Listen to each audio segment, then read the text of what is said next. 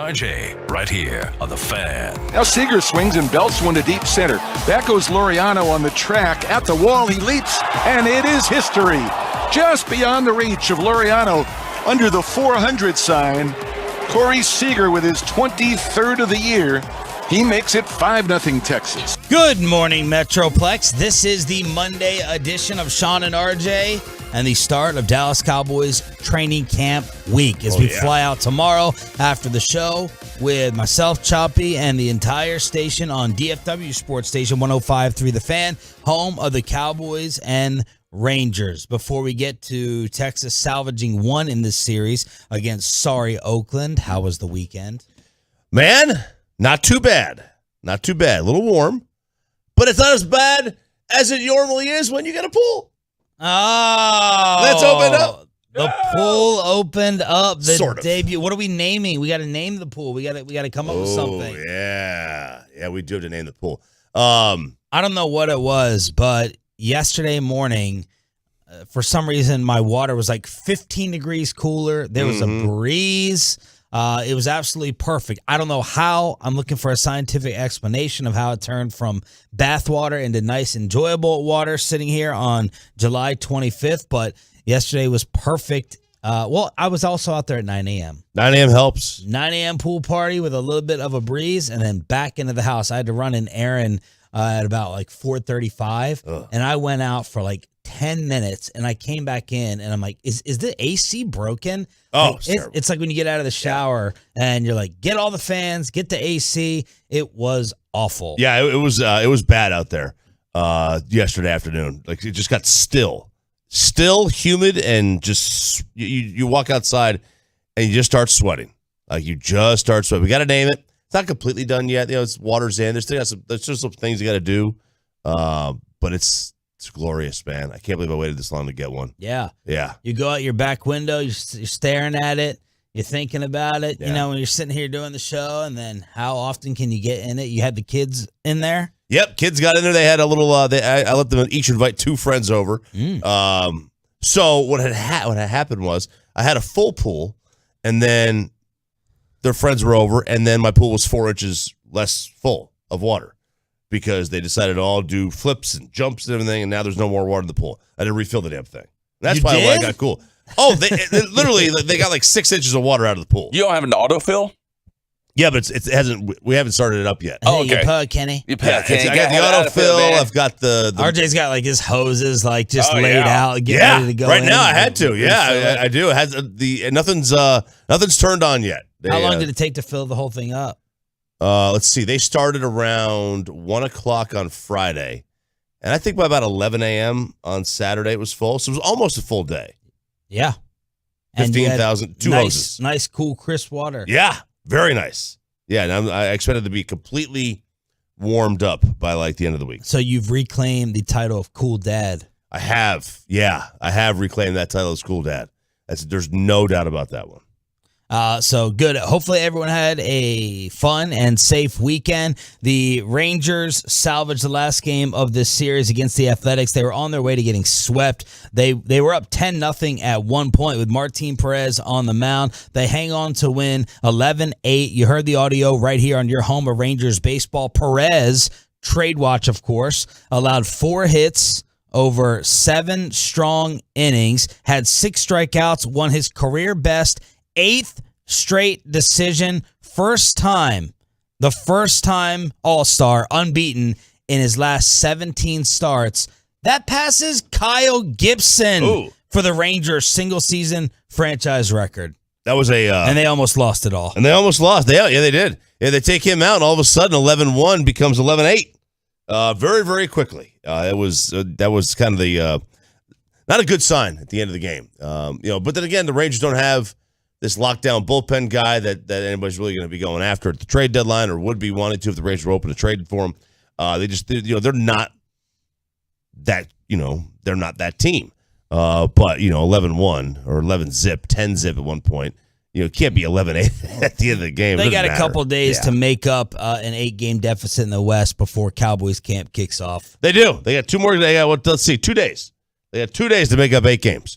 and capture the attention of the DFW Metro. And now they'll be in Seattle tonight to take on what was the hottest team in baseball. But the Mariners have lost 3 straight games. They're still second in the West. You know, have you ever, we've seen this in sports, at least in baseball, it happens most of the time, where you're a hot team coming into the All-Star break and all of a sudden you're given 4 days off that you didn't want. Yep. And all your momentum, everything just kind of goes away because baseball is the one sport you want to keep playing every day. These guys are creatures of habit. They want to play every day.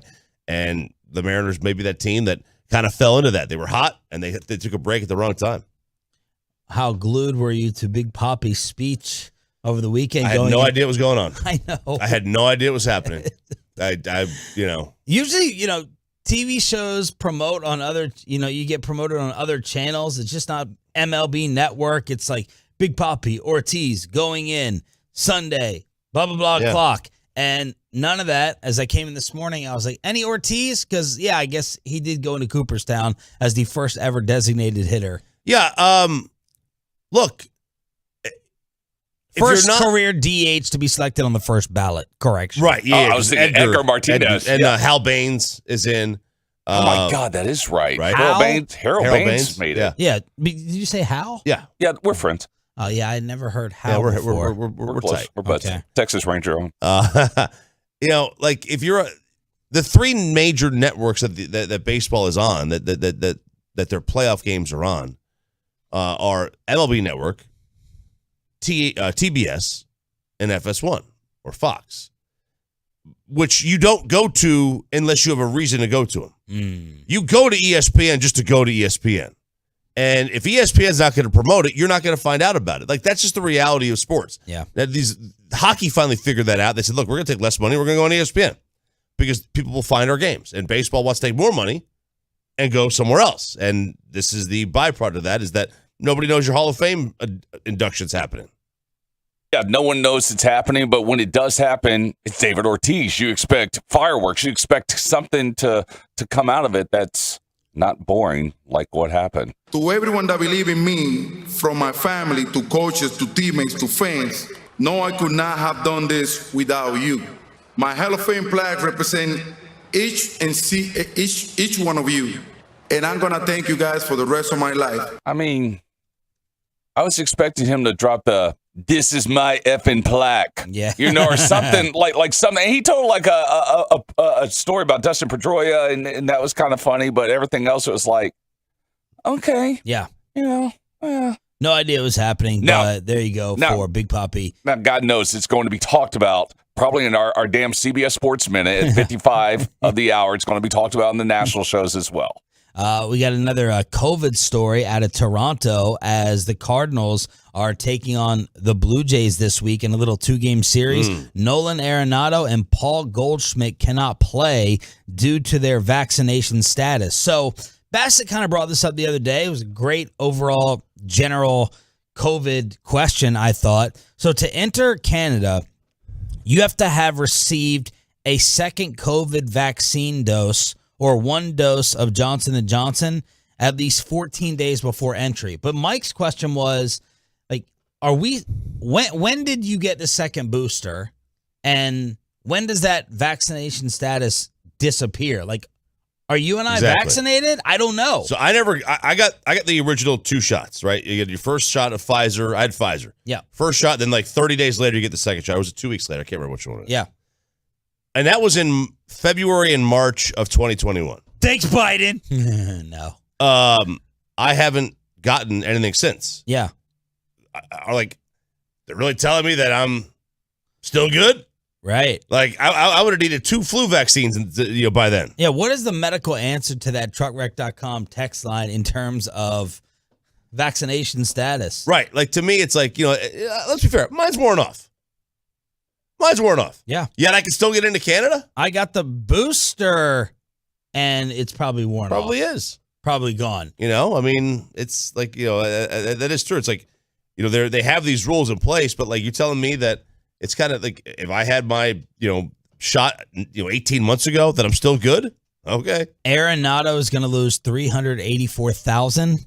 Goldschmidt is going to lose $241,000 for the 2 games missed. Yeah, and then they don't accrue service time, which for those guys doesn't matter. They've been in the league long enough.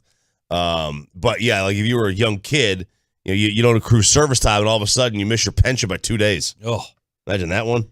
877-881-1053, truckwreck.com text line. We are live on the Fan Cam. We're live on Twitch and live on YouTube. You can find all of it at 1053thefan.com. We got a little UFC action over the weekend. Vince McMahon retires. Is it for real? Speaking of jabs, Amari took one at Kellen Moore, and a new team in the Kevin Durant sweepstakes. Absolutely loaded before we take off for Oxnard and Cowboys training camp. The Monday edition of Sean and RJ just getting started on the Fan.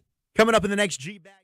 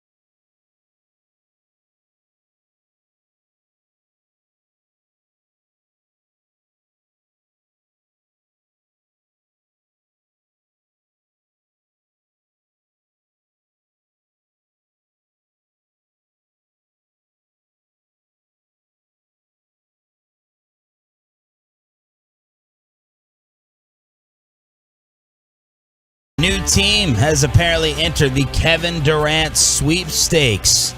We're approaching a 4th week since the big trade demand, and Adrian Wojnarowski came out with the Massholes, the Boston Celtics. Not a ton of traction, but the name being thrown around into possible trade talks is Jaylen Brown, my favorite from the NBA Finals. Jason Tatum, according to Woj, is considered off limits, but Jaylen Brown being used as a centerpiece to get the Nets' attention. Of course, we got Miami, Phoenix, and the Toronto Raptors already with interest, but there's Boston with Jaylen Brown thrown into the KD talks. All right. Okay.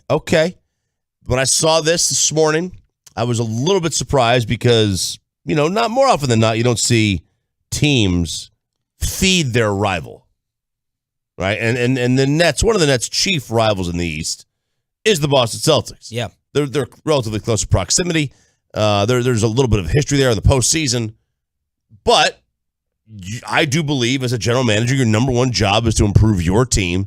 If you don't want the guy, let him go somewhere else. Now, KD is not a situation we don't want him. It's just, you don't want, he doesn't want you. Right? But Jaylen Brown, you can do worse than Jaylen Brown. You can do a lot worse. Jaylen Brown's 25. He'll be 26 in October. When you look at what the other teams can offer up, well, Booker isn't going anywhere. Right. They just re-signed Ayton. There's no other piece as attractive as Jaylen Brown on the Suns outside of those guys, and Ayton is not as attractive as Jaylen Brown. Toronto can't offer anyone up, and the Miami Heat cannot trade Bam Adebayo. So I'd have to look into all the picks that Boston has, but in terms of a win-now player who's young moving forward, Jaylen Brown probably leads the way. He probably, and he fits the mold of somebody who can thrive in a big market, which in New York they seem to love to make sure they have those guys, and Boston's like one of those tough media markets. So it makes a lot of sense if you were the Nets to do this, if this is in fact the road you want to go down, where you acquiesce to their demands and don't try to fix it. All right, the Celtics could include as many as 3 unprotected first-round picks. Again, Boston you think is going to be really good. Right. So how high are those picks going to be? 3 unprotected first-round picks, 25, 27, and 29. They got pick swaps that you could throw into it. Jaylen has 2 years and $56 million left on his current deal. So 3 unprotected firsts, swaps, 25-year-old, and if Boston, let's just say that they added and upgraded from Jaylen Brown to Kevin Durant, they the favorites to win the title? I would think so. Tatum and KD, who else you got to pick against them? That's the best 1-2 in the league. Am I wrong? Assuming AD never returns to his form, which is a top 5 player, and that LeBron is still a top 5 player. Yeah. I would have to put the Celtics already favored for most wins in the regular season, according to Vegas. Yeah, that's right. So there you go with Kevin Durant talks and the update from Woj. Troy, UFC over the weekend as you set up in the man cave? Oh, absolutely. It was, it's just so weird. This is 2 weekends in a row I've been able to watch a UFC on a Saturday afternoon. This past weekend was UFC London, which I'll get to, and the weekend before is UFC Long Island, which not only took place on Saturday afternoon, but it was on ABC. Oh, Long Island with the big major time difference. They got to broadcast. Oh, yeah, big time difference. But yeah, UFC London happened over the weekend. I was locked in. Unfortunately, the main event was not. Tom Aspinall, Curtis Blades, the 2 heavyweights, ended in 15 seconds after Tom Aspinall had this fluke knee injury, goes down to the canvas. It was really unfortunate to see that. Really cool afterwards because there was a photo of the 2 drinking a beer afterwards after he was treated. But without question, 2 of the hottest names in the UFC right now is Sugar Sean O'Malley and Paddy Pimblett. Paddy Pimblett, he gets the win at UFC in London. This guy has a following and a fan reaction around him that I haven't seen since Conor McGregor in 2015. Yeah. He is without question one of the hottest names in the UFC.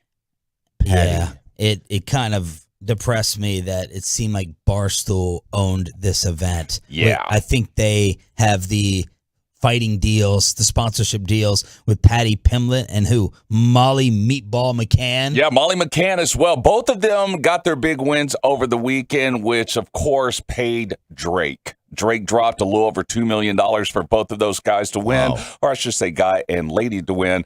He won just over 3. Do you have to be a fighter if your name is Paddy? Yes. Like you can't, otherwise you'd in an older era. Yeah. You get beat up for having a name like that. But nowadays nobody says anything anymore. But you have to be a fighter, right? Oh, Paddy would probably get beat up just by the way he looks. He has this shaggy kind of bowl haircut. Oh, yeah. He acts like an absolute fool in the ring, but it's hilarious. After his win over the weekend against Jordan Levitt, RJ, he dropped some tea on his opponent. Oh, yes, I did see that. Yeah, yes. Yeah, so he is without a question a fan favorite. And now we get ready for UFC 277 down the street at American Airlines Center on Saturday. Oh, and Pimblett had a mental health moment afterwards on the microphone. I saw that Drake won $1.5 million He won 1.5. He bet $2 million. He won 1.5. Okay. Oh, went for some favorites, huh? Yeah. So no mega millions, as I think we're in the sevens now in terms of mega millions. So Patty Pimblett can be what? Is he just like a Barstool Dave Portnoy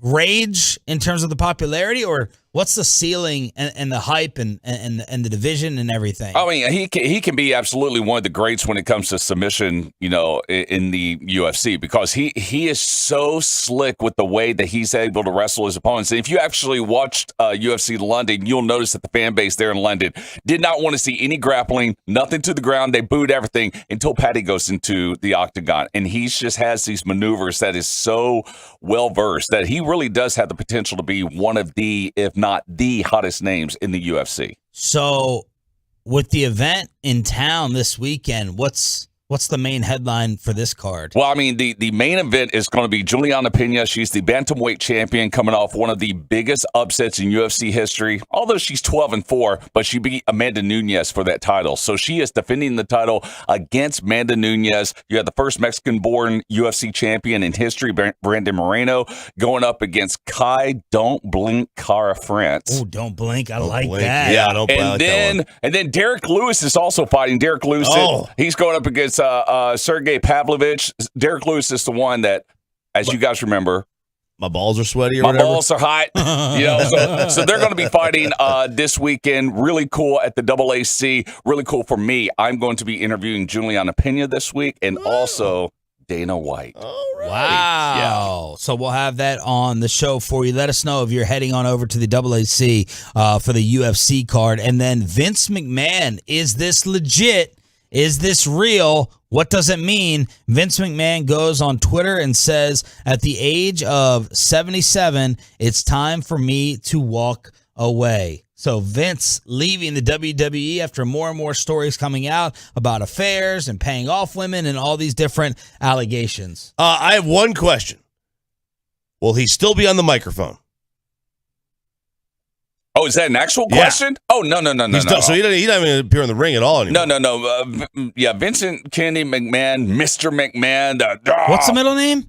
Kennedy. Kennedy. Okay. Yeah, of course it's Kennedy. He's accused of doing wrong things. Anyway, he will not be on the microphone again. Coincidentally, they make this announcement not only after the stock market closes on Friday, but also to bury the news on a Friday is when he makes this announcement. Yeah. So this is all a result, though, of the headlines. No, this is all a result of what he's been doing to the company in the last several years. I mean, of course, the headlines with the allegations he's made, but also his own stubbornness and his own need to control everything is the reason why there's All Elite Wrestling. There's the reason why AEW is doing so well. It's the reason why guys like me, who have been just hardcore supporters of the WWE for years, have turned it off because the storylines are bland. They get rid of these great, superstars and these characters, and now there is a shift.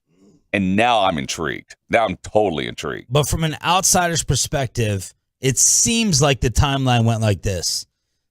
Sexual allegations. Vince, I'm going to step away.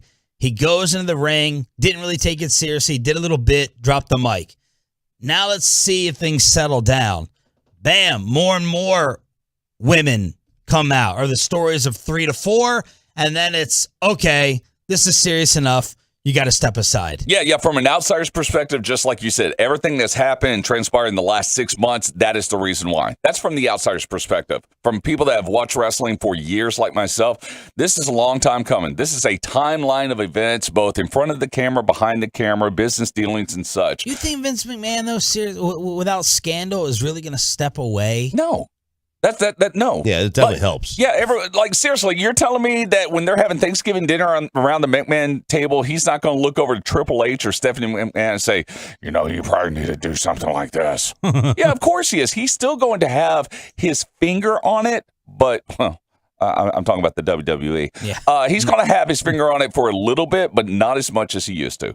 All right, so there's Troy with the fighting recap, real fighting and other fighting, as he's going to be previewing the UFC event with Dana White and more throughout this week as we head on out to Oxnard, California for Cowboys training camp. Amari Cooper with a little jab at Kellen Moore.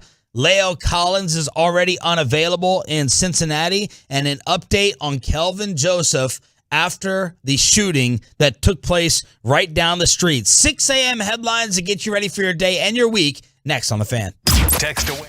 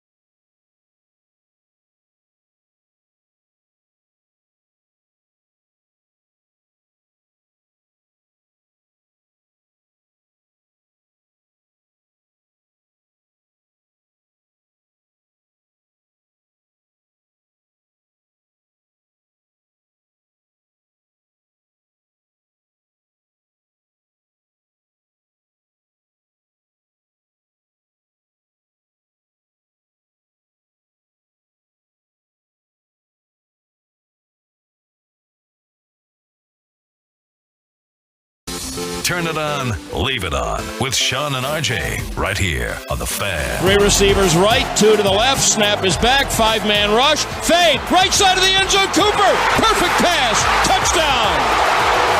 Prescott to Cooper for 20. Good morning, Metroplex. Thank you, Brad Sham, who will be joining us at 7:20 this morning, right before he steps on the charter to fly on out to California for Cowboys training camp. The entire radio station is heading out there, us, tomorrow after the show. So we'll be there on the tennis courts, waking up the players Wednesday morning on your home of America's team. Have you started packing? No. Me neither. I did my laundry. So laundry, I got that taken care of. Although, I need to do, I don't have as many pair of underwear as I used to. Okay. I've got to do the ones I'm wearing today. I thought you were not going underwear. Oh, no. I'm a big underwear guy. Big underwear guy. I don't like underwear on my girls. Okay, but on me, I like to wear underwear. Carry on or check in? Oh, well, since... Because this is the old Chris Arnold, Tim Collins debate. Although you and I have always checked. Well, we've always checked, and, you know... Since I broke the bank on Spirit Airlines flight to get my girlfriend out there later this week, I'm taking her bags with me. Oh. Yeah, I'm taking her clothes with me. We're definitely checking. We're checking. How many bags are you going to be checking? I'll be like Diana Ross out there. I got like 3 bags I'm bringing. Diana Ross. I got like 3 bags. Oh, my God. I'm like Gaga rolling in there at LAX with 3 bags. Okay, so we're definitely checking then. There's nothing worse than landing with people who aren't checking, and then you feel like you're just holding them up. Absolutely. But since we're all flying out at different times, it's just you and I. It's you and I. Now, did you fly her to the closer airport? I told you, I may have contributed to the cheapness of your travel booking. I said, you got to have her land and make the Pacific Coast Highway drive. You got to have her drive by and wave to Bassick and his daughter who are visiting Pepperdine up on the right. Oh, yeah. And checking out the ocean out there on the left. I have no idea. I don't remember. You don't know what airport she's landing at? I don't. I have to go check. I think the reason I did it this way and it was too expensive is because I landed her in Burbank and I'm flying her out of LAX. Okay. So how far is Burbank?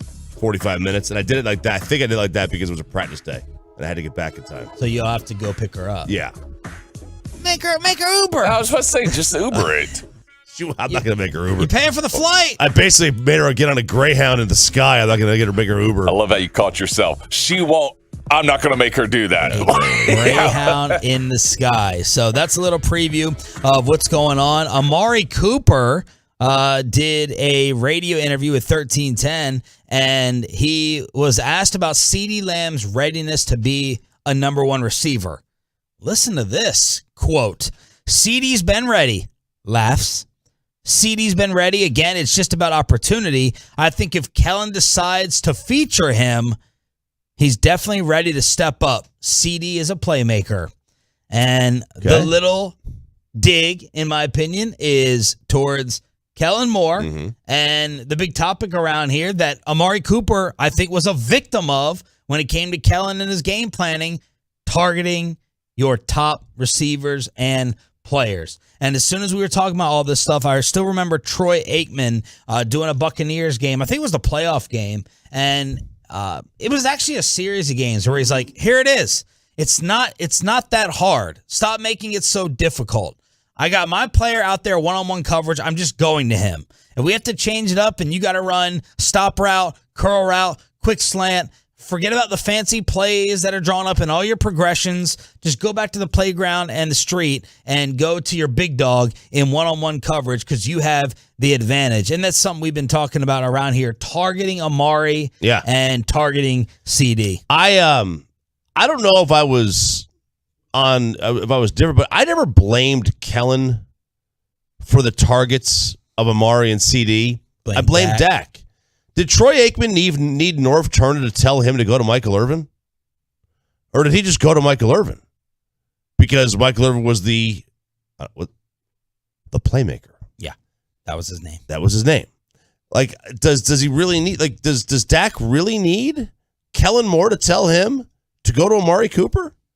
Shouldn't he just go to Amari Cooper on his own? Yeah, good So question. I always kind of looked at that as more of a Dak problem than a Kellen issue. Now, are there things that the OC can do to make life easier? 100%. You know, when the Patriots. But remember, Amari said that on G-Bag too. Like this is multiple times Amari has basically said, "I want to be featured more. I want to be focused on more." I don't remember if he was specifically calling out Kellen, but Amari Cooper has to think that part of the reason he's not here is because they didn't force feed him the football like he should have been featured with 36 in targets last year. He was targeted 104 times. Cooper Kupp led the way with 191 targets. You got names like Marquise Brown. Mark Andrews and Marquise Brown were 9 and 10. So before everyone says, oh, you had Lamb, you had Gallup taking away attention, there's 2 Ravens receivers, and they don't even throw the football at number 9 and 10. You got Brandon Cooks on this list, RJ. You got Jacoby Myers, Marvin Jones, and CeeDee Lamb, by the way, was 24th in targets with 120. So 24 and 36 for the Cowboy receivers. Yeah, I mean, look, by themselves, those are low numbers. When you factor in, you only have one of the top 24, but then you say, well, I have 2 of the top 36 in terms of touches. How many teams can say that? Amari being 36 means that... And Schultz was tied at 36 with Amari. So 3 in the top 36. 3 in the top 36. That's notable. That's notable. I agree. So you could say, well, he's not in the top 10. Would you rather have one guy in the top 10 or 3 in the top 36? Would you rather have one top 10 draft pick in the NFL draft or 3 top 36 draft picks? I suppose it depends on what position you're looking for. Kelvin Joseph, yesterday, the Cowboys corner, involved in the group that eventually shot and killed a man on Greenville Avenue. He tweeted yesterday, "Thank God you always have the last word." Well, Mickey Spagnola, DallasCowboys.com, is the one that wrote on the website, from what I've learned, Joseph, who was not involved in the shooting, has been cleared by Dallas County officials, being truthful and forthcoming during the investigation. And remember, he never was arrested or charged with anything. Now, as for the NFL, that's a different matter, and its movement is at glacier speeds when coming to incidents such as this. The Cowboys have stood firm on the issue that the 22-year-old is good to go from a legal standpoint. So, at least in terms of the team's perspective and the local police, the most important, Kelvin Joseph is good to go. Now let's see if Roger Goodell gets involved. Yep. Now it's a question of the personal conduct policy and all that stuff. I've always maintained that, if you've been cleared, what did you really do wrong? If you've been cleared by the courts, if the courts say you're okay, then to me you're okay to play. I understand the NFL has their own rules, so does baseball, which is Trevor Bauer suspended for 2 years, on top of the half a year he already missed. So we'll see what they do. What do you think Goodell will do with this? Which is, of course, an impossible question to answer. I'm going to lean towards nothing. Although that may just be me thinking and feeling like the Deshaun Watson story is, the biggest cloud over everything. Is Lisa Friel still running things? 6 games. If Lisa Friel's still running things. She's the Giants fan. Reality, though, is I think I'm with you. I would say no more than 2. By the way, side note, and this came out late last week from Florio. Did you see that Charles Robinson, Yahoo, said the NFL Players Association and Deshaun Watson are preparing to file a federal lawsuit if he's suspended for a full season? However, and this kind of got buried, the feeling from Florio says the feeling within the Watson camp and the union is it won't come to that. The final punishment won't likely be 1 year. The current expected range is 2 to 8 games. Woo, well, 2 to 8. If he gets 2 games, there will be riots outside of Cleveland, outside the Browns facility. Although not found guilty of anything. I not agree. Saying innocent, but I agree. Not found guilty. I 100% agree. By 2 Texas grand juries. Yep, I 1,000% agree. But we know how that's going to work. There are going to be groups out there that are upset with this ruling. Yeah. That he only got 2 games. Okay. That, he settled. He settled all these cases. It means he's guilty. So let's just say it comes out. Breaking news this morning. It's 4 games. I mean, they have to come out with something soon. They try to. This is the NFL strategy. Just wait. Try to simmer down the story. Let's just say it's 4 games. 4 games this morning. The news breaks. Will there be outrage? At what number? Will there be outrage over 8? The outrage over 8. Because I think we were all saying minimum 10 to a full season. You were thinking full season. Yeah. I was thinking full season. I don't think there's going to be outrage over 8. That's almost half the year. I don't think there'll be outrage. I don't know that you can be outraged over 8. It'd be backwards, that you get some guys that it's just very, very hypocritical, very random how the NFL decides their punishments. But yeah, I don't think you'd be outraged over 8. I wouldn't be outraged over 8. Troy, what do you think? Public outrage. 2, 4, 6, 8. Who do we appreciate? Which player are we talking about again? This would be for Watson. Okay, I have to ask you which player. I was are we doing Watson or Kelvin? 2, 4, 6. I think there's going to be outrage if he steps foot on an NFL field this year. Absolutely. Yeah, there will be outrage if he's out there. And by outrage, I mean people will be vehemently expressing their outrage, whether it's be social media or in front of the camera. But when he goes, especially if they're on the road somewhere, ooh, that's going to be an ugly scene. Oh, yeah. Trying to find out a little bit more about this, but La'el Collins was put on the non-football injury list for the Cincinnati Bengals. So he's out for the start of training camp, and he had a lot of Tolos hit me up over the weekend going, same old, same old. Same old, same old. Here we go. Man, what a great look for the Cowboys to start off Bengals camp with LC, for whatever reason it is, already not available. The non-football injury list. Does that mean conditioning? What does that mean when you're on the non-football injury list mostly? I think it could be. Is it a personal issue? Is he expecting a baby? Is there a COVID case? There's a separate COVID list. Well, for example, Roger Saffold, the Bills lineman, yeah, he got into a car accident, so he's on the non-football injury list. So I mean, the dog could have bit him. Could have been any number of things. That is an injury not related to football, skateboarding accident, whatever. So we'll see how long that is for La'el Collins. 877-881-1053 is the truckwreck.com text line to hit us up here on Sean and RJ. Apparently, The Rock feels that Texas is the mecca of football because yesterday, the 8 XFL cities were introduced. Wait, what did you say? The 8 XFL.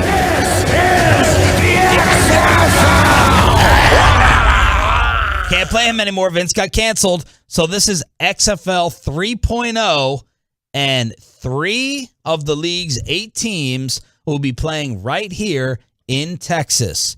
Arlington, Houston, and San Antonio. So we're getting 3 squads joined by Vegas, Orlando, St. Louis, Seattle, and D.C. Man, St. Louis keep trying to pretend they want football up there with the XFL.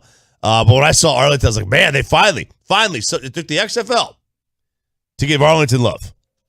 It used to be the Dallas. The previous XFL was Dallas. Yeah. Everything else, Dallas. I mean, they're still kind of calling it Dallas. Florio's Pro Football Talk says teams will be in Dallas/Arlington. Yeah. Parentheses Arlington. Yeah, they're going to do that because it's New England, not Foxborough. It's New England. That's kind of what you go with. And then, of course, the coach is Wade Phillips. Hey, everybody.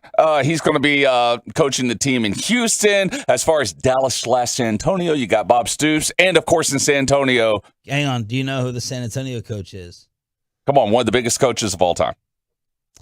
Todd Dodge. No. Former receiver. And I was being sarcastic. Former receiver. Yes. Championship receiver. Hines Ward. Yeah. How'd you guess it? Because I knew he was in coaching. I knew he was trying to get a head coaching job. But yeah, and then you said championship. There you go. Was Hines Ward the Deebo Samuel of his day? Oh, I always thought Antoine Randall was. like that guy. But yeah, Hines was. Well, he was Debo from the physical standpoint, but he wasn't sitting there. He couldn't run it like Debo. Randall would do reverses and he could throw, but no one could be a running back like Debo. Right? No, you're right. No, I think Debo's one of a kind almost. So there it is, 3 teams in Texas for your XFL viewing pleasure. We're live on the Fan Cam. We are live on Twitch and live on YouTube. It's Sean and RJ. Thanks for being a Tolo. That stands for Turn It On, Leave It On. The Rangers get the final game. They avoid being swept by the sorry Athletics. But let's get to the trade talk. What the Angels are going to do about Shohei Ohtani, Mike Trout, and we have the asking price for Juan Soto if the Rangers want to get involved in that. Plus, the Boston Celtics emerging in the Kevin Durant sweepstakes, rumors, gossip, trade talk, all next with Sean and RJ right here on The Fan. But first, let me get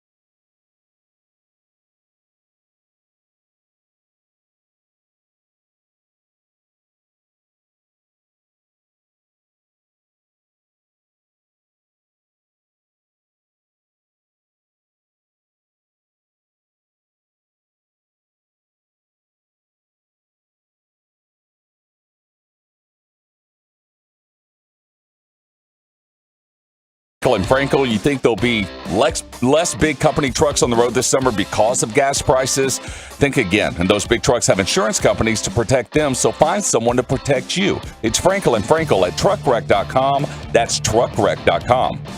Rangers hang on to beat the A's and avoid the 3-game sweep in Oakland. This is Sean and RJ on your home for Rangers baseball, 105.3 The Fan. They were up 10-0 in this game. Martin Perez on the mound. His consecutive win streak continues. They hang on to win 11-8. They're 8 games under 500, and they'll take on the team that was the hottest in baseball, the Seattle Mariners, starting tonight on this radio station. But the Mariners have lost 3 in a row. Let's get to the fun stuff, and that is the rumors and the updates. Ken Rosenthal on Juan Soto. Multiple clubs saying the Nationals' asking price for Soto is 4 to 5 top youngsters, combo of prospects and major leaguers with low service time. 10 days from the deadline, Nats are not negotiating, one executive says. A team either shows willingness to meet the price or the Nats move on. Man, ain't that something? That is big.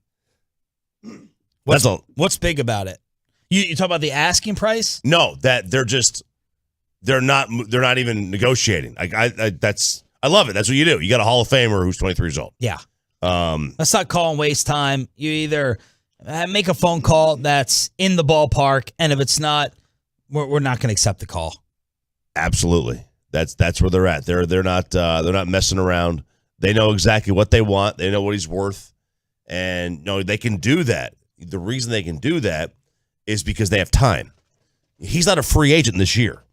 He's a free agent in 2.5 years. Mm-hmm. They can. Like Durant. That's why a lot of people say the Nets are waiting. They don't have to do anything. No, they don't have to do anything right now.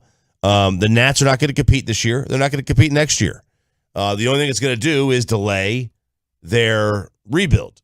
And as long as the general manager gets permission from the owner and a guarantee of some kind, whatever that may be, of, hey, look, you get a top return for him, and I'll be patient. I'll be patient with you because you're going to do that. If he gets that, great.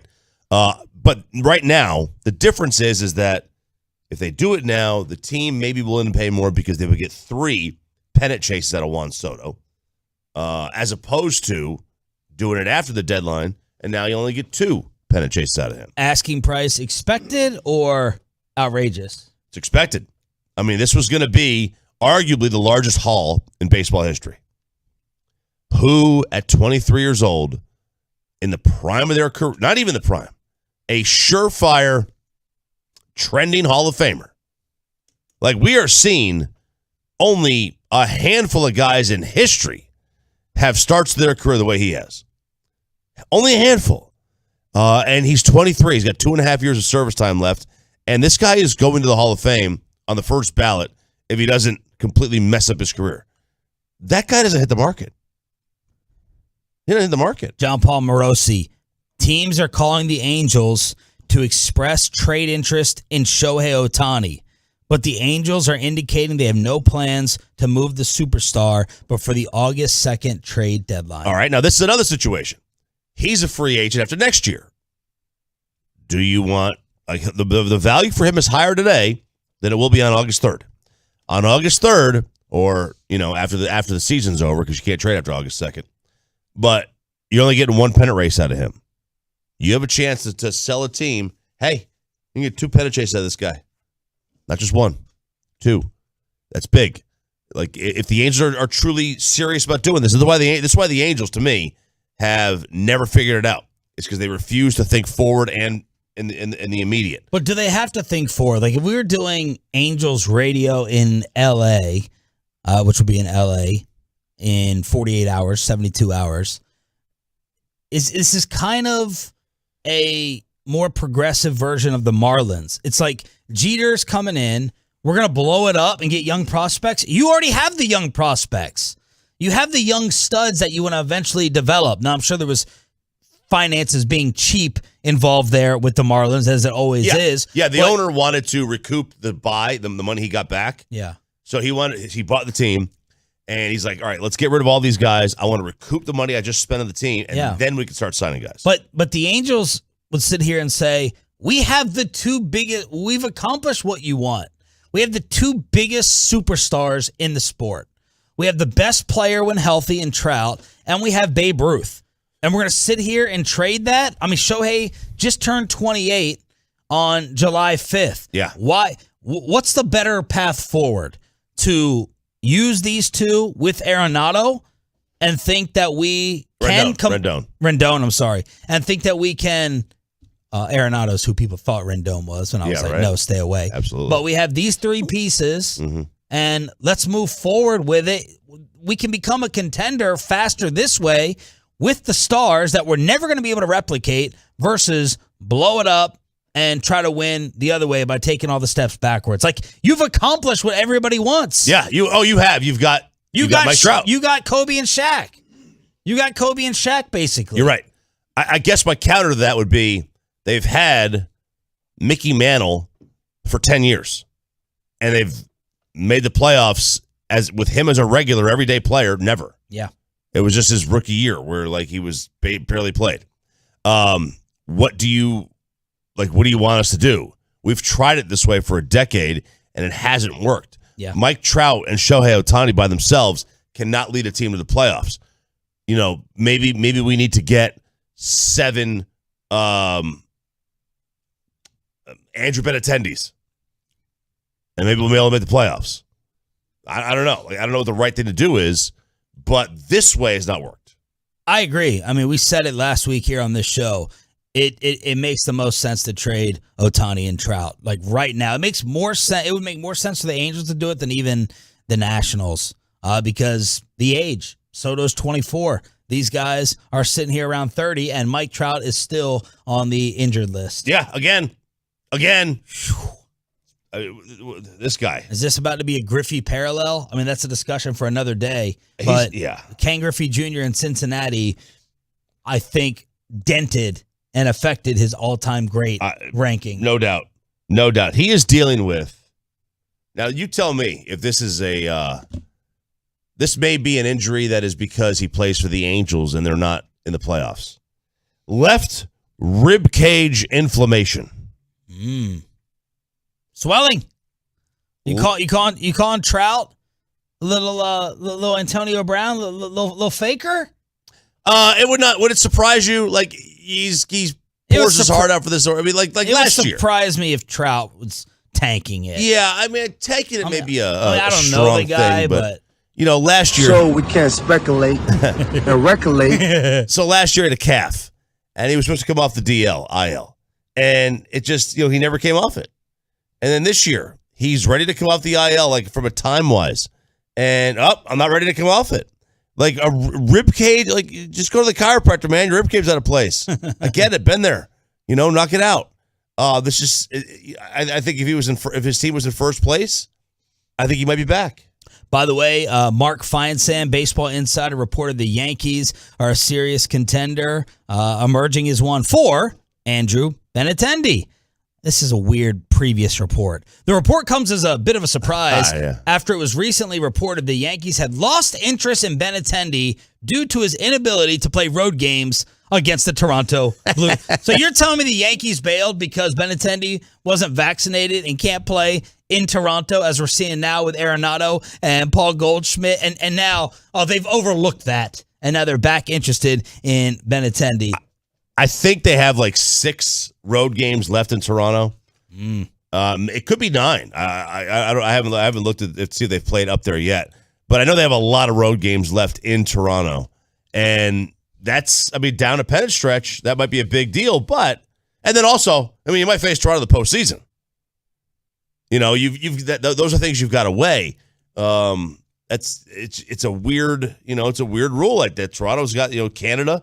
You cannot enter without being fully vaccinated, even though that vaccination may have taken place 18 months ago and completely worn off by now. Yanks are 12.5 up on Toronto, but as you talk about with the wild card, that would be a major factor, I guess. Yeah, Toronto's going to be in the postseason, most likely. Their wild card status is they're in good position. So that would be a factor. I take back my mocking of it. Yeah, I mean, and that's, man, it's really weird. This is one of the problems where you've got, sports in different countries that you have to follow those countries' rules.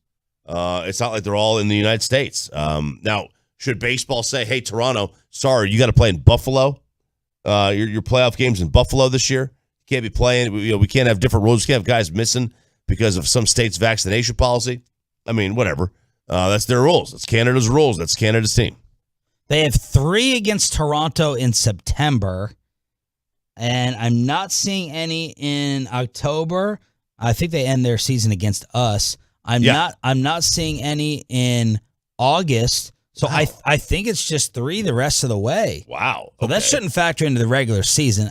So I reinstate my mocking of the sarcasm. So those are some of the baseball rumors. And then Woj has thrown the Boston Celtics into the mix for Kevin Durant. That a deal would center around Jaylen Brown. Tatum is untouchable, but it would be Jaylen Brown. They have a bunch of different first-round draft picks to play around with. Nothing is close. There's not a lot of traction, but the mass holes are added to the list with the Miami Heat, the Phoenix Suns, and the Toronto Raptors for KD. And now there's an update this morning. Shams Charania from The Athletic, he put this out this morning.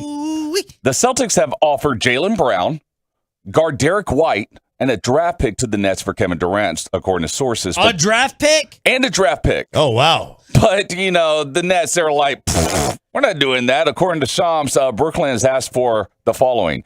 Jaylen Brown, Marcus Smart, defensive player of the year, by the way, draft picks, and potentially one more rotation player. So Shams reported that as the counter? That is the counter. So the offer was Jaylen Brown, Derek White, who we saw in the finals, draft pick.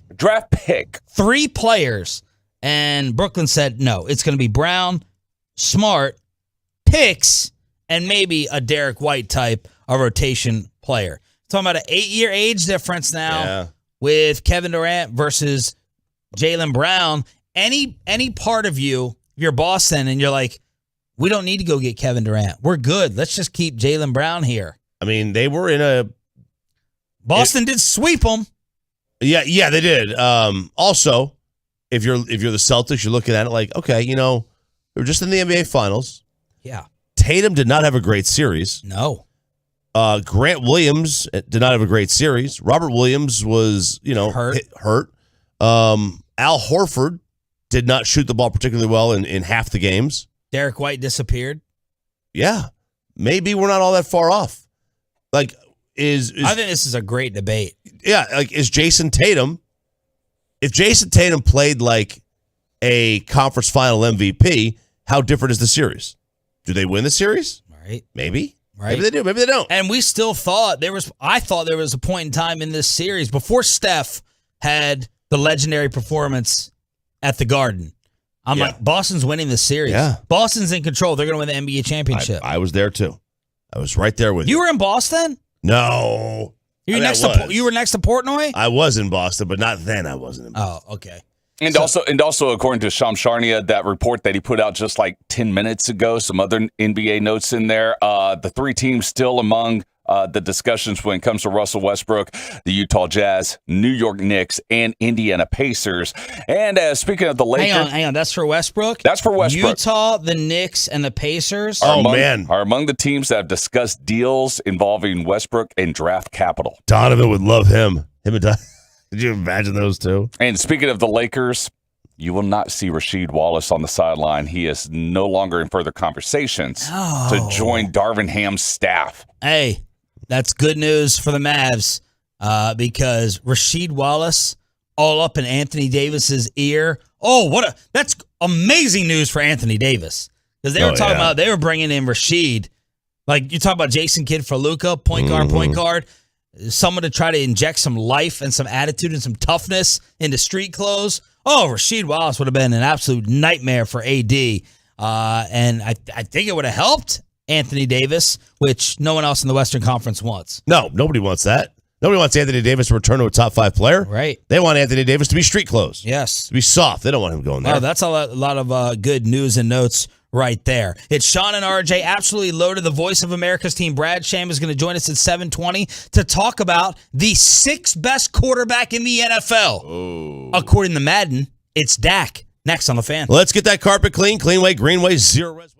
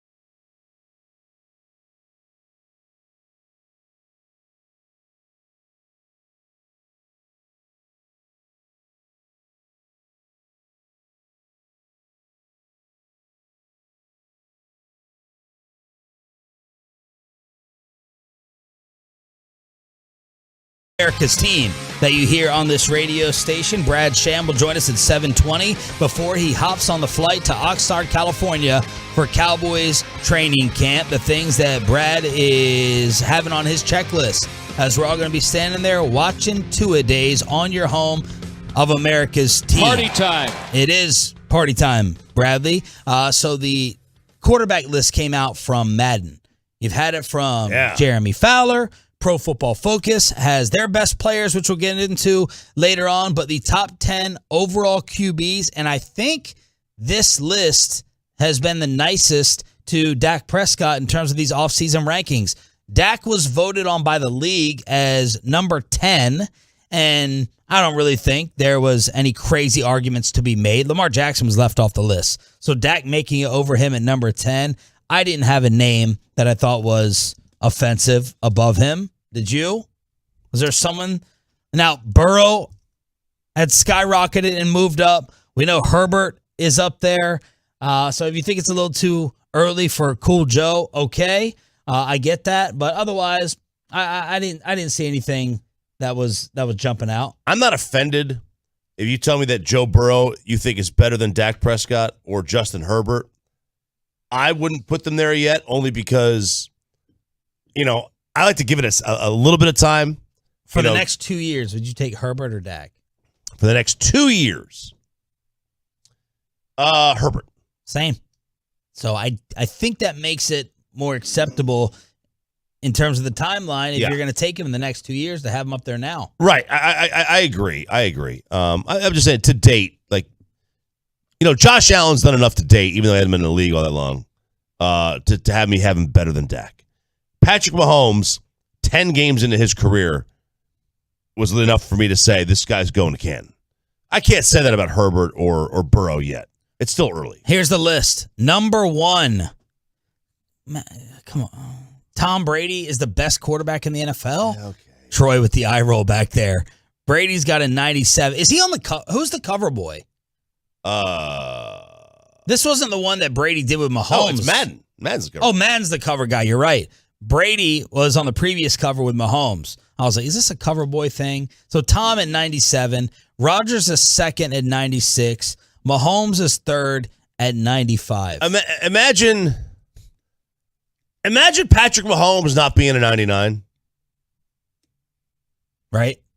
Who classifies as being a 99 if it's not Patrick Mahomes? Or Rodgers like a 97. 96 is too low.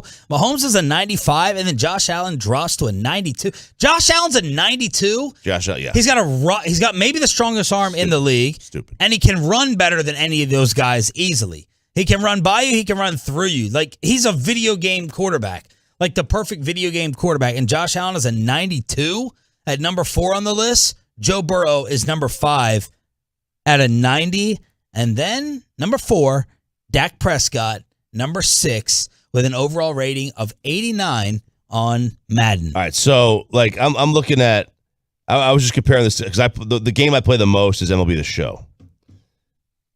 They had, I guess it's at the start of the year. Oh no, this is right now. You're gonna do like a greatness comparison of like where they had Trout or the best. Yeah, so they've got 1, 2, 3. They had 6 99s.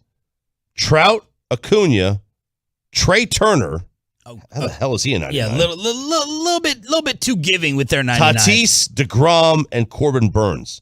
This is according to the show ratings. I guess these are just, I don't know how they do this. Yeah, that doesn't sound right. That's a little at the too start of the year. That's a little too Oprah-y.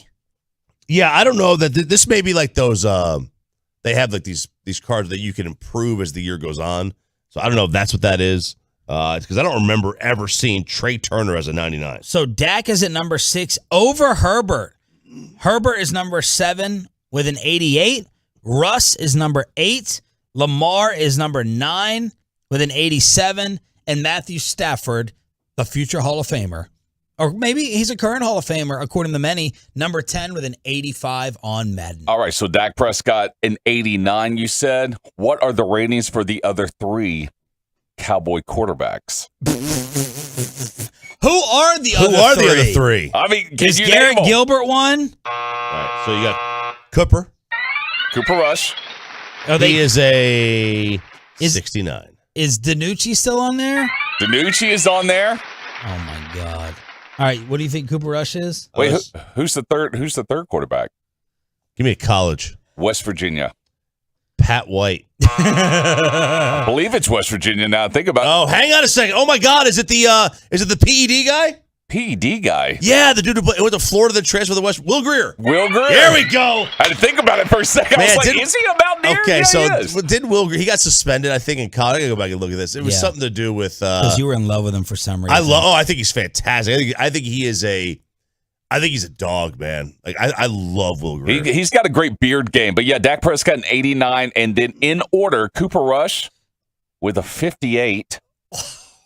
Will Greer with the 55, and the DiNucci with a 53.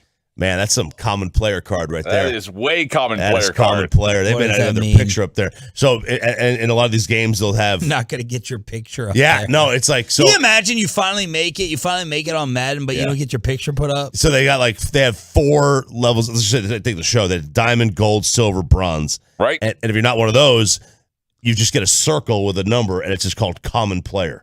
So basically, it's any player that isn't really worth rating. But you know what? To be fair, Jake DiNucci, or excuse me, Ben DiNucci, he is not the lowest rated Cowboy in Madden this year. That will go to the tight end, Jake McQuaid. Yeah, sure. He's a 34. A 34? A 34.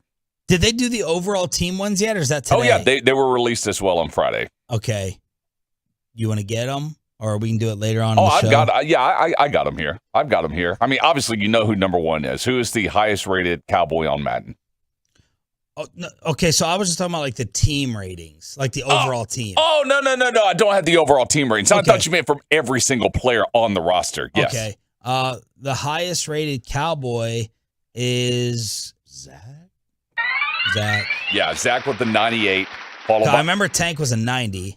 Yeah, Tank is a 90. In fact, there's only 3 Cowboy players with 90s. Zach Martin 98, Tyron Smith a 95. The respect for Tyron, and Tank is a 90. I thought it was Anger. It was in the 90s.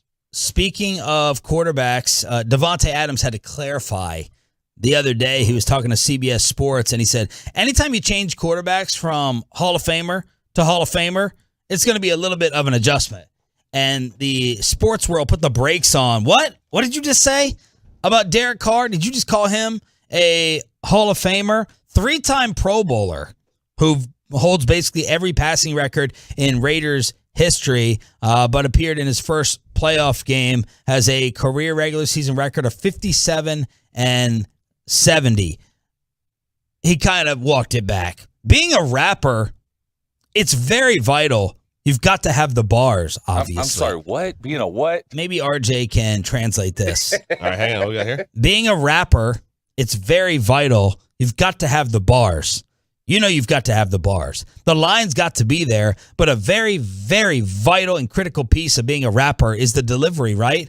I wasn't a great rapper the other day.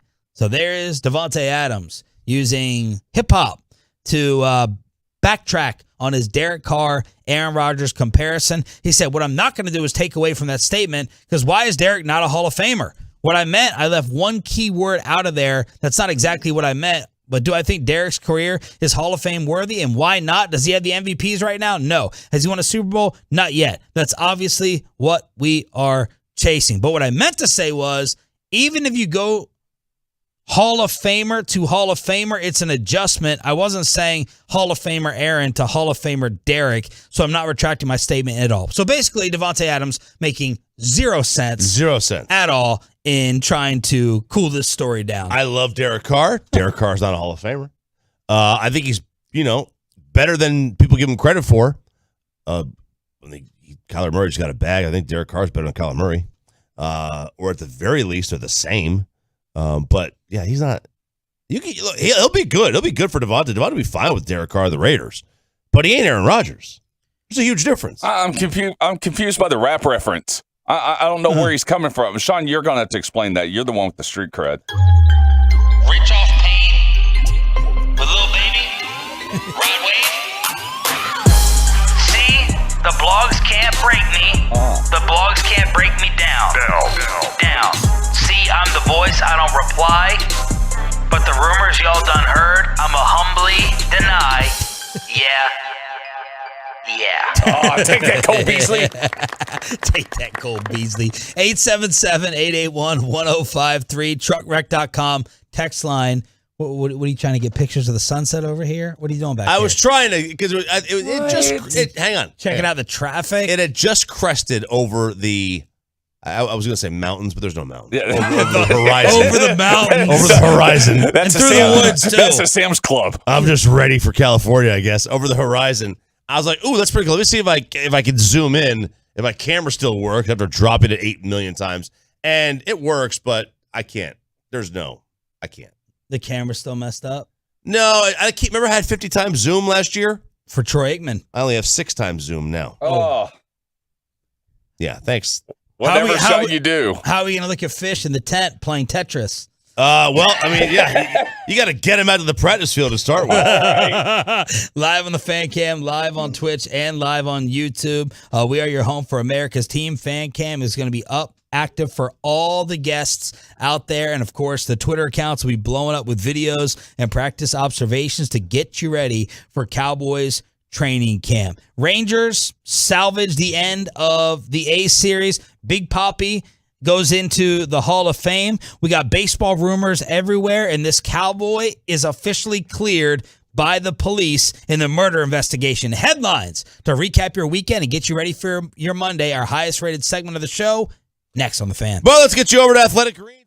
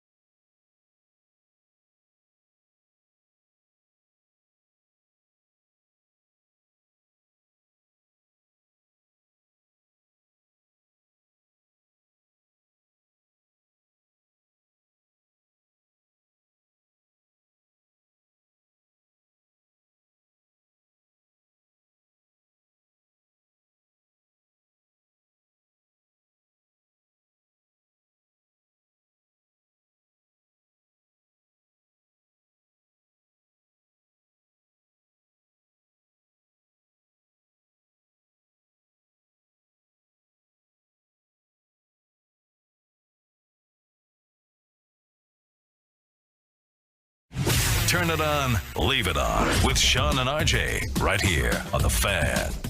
That is crushed, and that ball is history. A 2-run homer for Adolis Garcia on the first pitch of the at-bat. There was no auto take this time for Adolis. It's 3-0 Texas. He's been on fire over the last week. It's been 417. Power numbers for Adolis Garcia coming strong out of the break. It's Sean and RJ here with headlines. Eric Nadel had the call yesterday on your home for Rangers baseball. They lost the first 2 games, almost got swept, but they held on to beat Oakland yesterday. 43-51 is the Rangers' record. Martin Perez is the story, though. Allowed 4 hits over 7 innings to extend the undefeated streak. 6 Ks and won his career best 8th straight decision. He's unbeaten in his last 17 starts. That passes Kyle Gibson of all great Rangers. It's Kyle Gibson that had the single-season franchise record. So there you go for Martin Perez, who is 8-2 on the season. That is, it's been a great year. This is the career year for Martin Perez. It's not even close, and it would be surprising, even if he does. If this is not a fluke, it'd be surprising for him to ever match this kind of season again. This is one of those special years, and you love to see it because this guy is. He's been in the league for a while, and he's never put it together. He had so much promise early on in his career. It's great to see him actually do this. Seems like a good dude as well. Yeah, he does. I don't know that. I've dealt with him personally a lot, but I mean, he seems like an awesome guy. 2.59 ERA is the best in baseball. He's tied for 37th in strikeouts, 33rd in WHIP. So as we get more trade deadline rumors. Let's see what happens with Martin Perez. Those rumors are going to center, of course, around around Juan Soto. We'll get to Shohei in a second. Ken Rosenthal said the Nationals' asking price for Soto, 4 to 5 top youngsters, combo prospects, and major leaguers with low service time. The Nationals are not negotiating right now. One executive said a team either shows willingness to meet the price or the Nats move on. Love it. Love the way they're negotiating here, or not negotiating as it may be. They have a Hall of Famer at 23 years old that has 2.5 years of basically cheap labor left, relatively cheap compared to what his contract, his ability's worth, and then you got to pay him. This is going to be a guy that if you trade for him, you plan on signing him. This is going to be a guy that's going to dominate your organization and baseball for a decade. You give it up. You give it up. It's worth it. If you're a team. Let's say you are the Dodgers or the Yankees or the Red Sox or, the Blue Jays, somebody trying to win a title. Giving up all those prospects who will never amount to being Juan Soto, giving them up for 3 playoff runs of Juan Soto is 100% worth it. I think it's 100%. Even if you don't re-sign him, it's 100% worth it.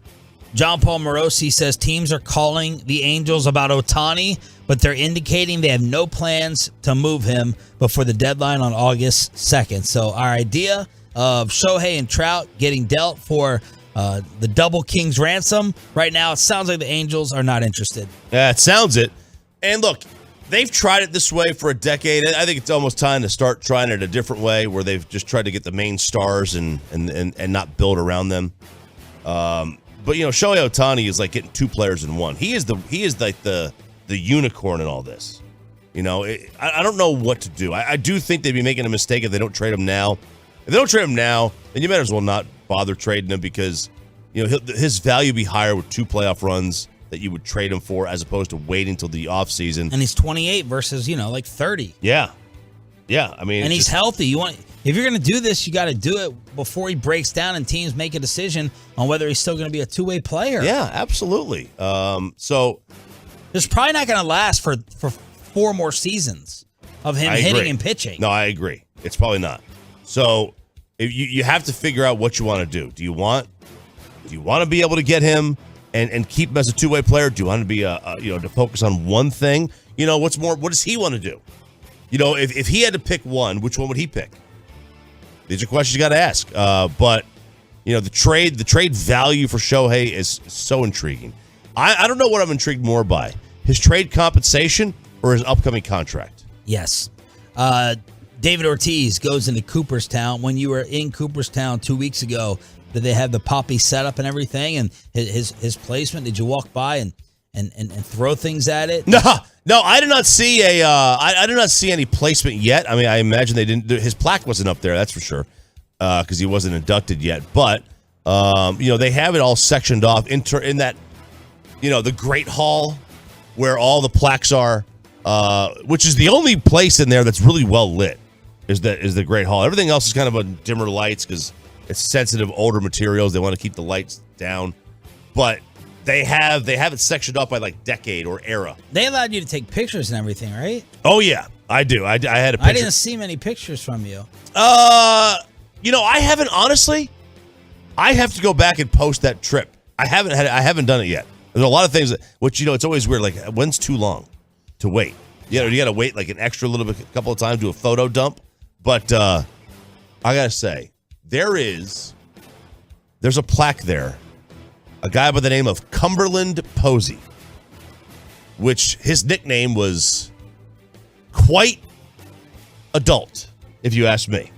And all the kids were going up to this thing and pointing at this and said, "Dad, take a picture with me next to this plaque." And I had looked at the plaque and I was like, "Oh, okay." So I took a picture of it. And then I got close and I said, "Whoa, that's his nickname?" What was the nickname? Well, his first name's Cumberland, so you could guess. Cumber? Just Cumber? Like timber? I mean, that's part of it. Like, that's, I think you doubled up his nickname. Cum? That's his nickname. His nickname is Cum, like C-O-M-E. No. Yes. No, it's not like C-O-M-E. So there you go. Inside the Baseball Hall of Fame as David Ortiz gets inducted. This is our city. By the way, did you see what happened to the Red Sox on Saturday? Oh, sorry, Friday night. It was 25-3 at one point. They lost to Toronto 28-5. Rangers territory was being approached for the runs record. Oh, yeah. 28-5 on inside the park grand slam. That was crazy. Yes. I think what was crazier is not that it was just an inside the park grand slam on Friday night. But I was like, man, when's the last time that's happened? 2017. Inside the park grand slam? Yeah, the last time it happened in 2017. I was like, really? The record, of course, is held by us. 30. Rangers against the Orioles. August 07. The all-time mark. Do you know who holds the all-time mark? I would have thought the modern record is the Rangers. All-time mark is 1897. The Cubs put up 36 against the Louisville Colonels. Oh, Louisville, yes. And then why would they not be named the Louisville Sluggers? Better than the Louisville Cummers. 8-4. Toronto beat Boston yesterday. So there you go. Headlines. Continuing on Sean and RJ, DFW Sports Station is 105.3 The Fan. Kelvin Joseph, according to Mickey Spagnola and Michael Gelkin, Kelvin Joseph, Cowboys corner, has been cleared by Dallas police for the shooting and the murder that took place on Greenville Avenue. But Mickey says we'll see what Roger Goodell and the NFL does with the personal conduct policy. But this is obviously great news for Kelvin, who tweeted about it yesterday. That is good news. That is good news to the Cowboys and for Kelvin. That he's been cleared. But the obvious is, what's going to happen with Roger Goodell. And to answer that, I say I have no idea. No. I don't think anybody ever knows what Roger Goodell and Lisa Friel and the rest of the dopes up there at the league office are going to do. I couldn't tell you what they're going to do to Deshaun Watson. Zeke got 6 games. And, we don't even know exactly what went down there. So I can't tell you what's going to happen here. Meanwhile, Amari Cooper told 96.7 about CeeDee Lamb. Yeah, he's ready to be a number one. If Kellen Moore decides to feature him, he's definitely ready to step up. CeeDee is a playmaker. So there's Amari with a little offensive coordinator shot at Kellen for the lack of targets. Yeah, it is. And I've always thought that I kind of blamed Dak more for the targets than the OC. Like, why does a quarterback need an OC to tell him who to throw to? Did Troy Aikman need Norv Turner to tell him to throw to Michael Irvin? Or did he just know to throw to his playmaker, or the playmaker, as it may be? That's a good question for Brad Sham. When we talk about lack of targets for Amari or Lamb, Does he put that more on the quarterback or the coordinator? Okay, yeah. I mean, we can ask that. It's because listen, if you're the quarterback, Aaron Rodgers, do you think that the Green Bay Packers told him you got to go to Devontae Adams? I think he just wanted to force it to his best guy. Although Rodgers said like 70% of our playbook was all for Devontae. I don't know whether that was exaggeration, but maybe it's weight of the playbook. Maybe. An amount of plays that should have been more directed towards your receivers. Although, if you go back and look, the Cowboys had 3 players in the top 36 in terms of targets. Yeah, that means that they're spreading it around pretty well. CD was 24, and then you had Amari and Schultz tied at 36 for targets. Yeah, and that's good distribution. That's very good distribution.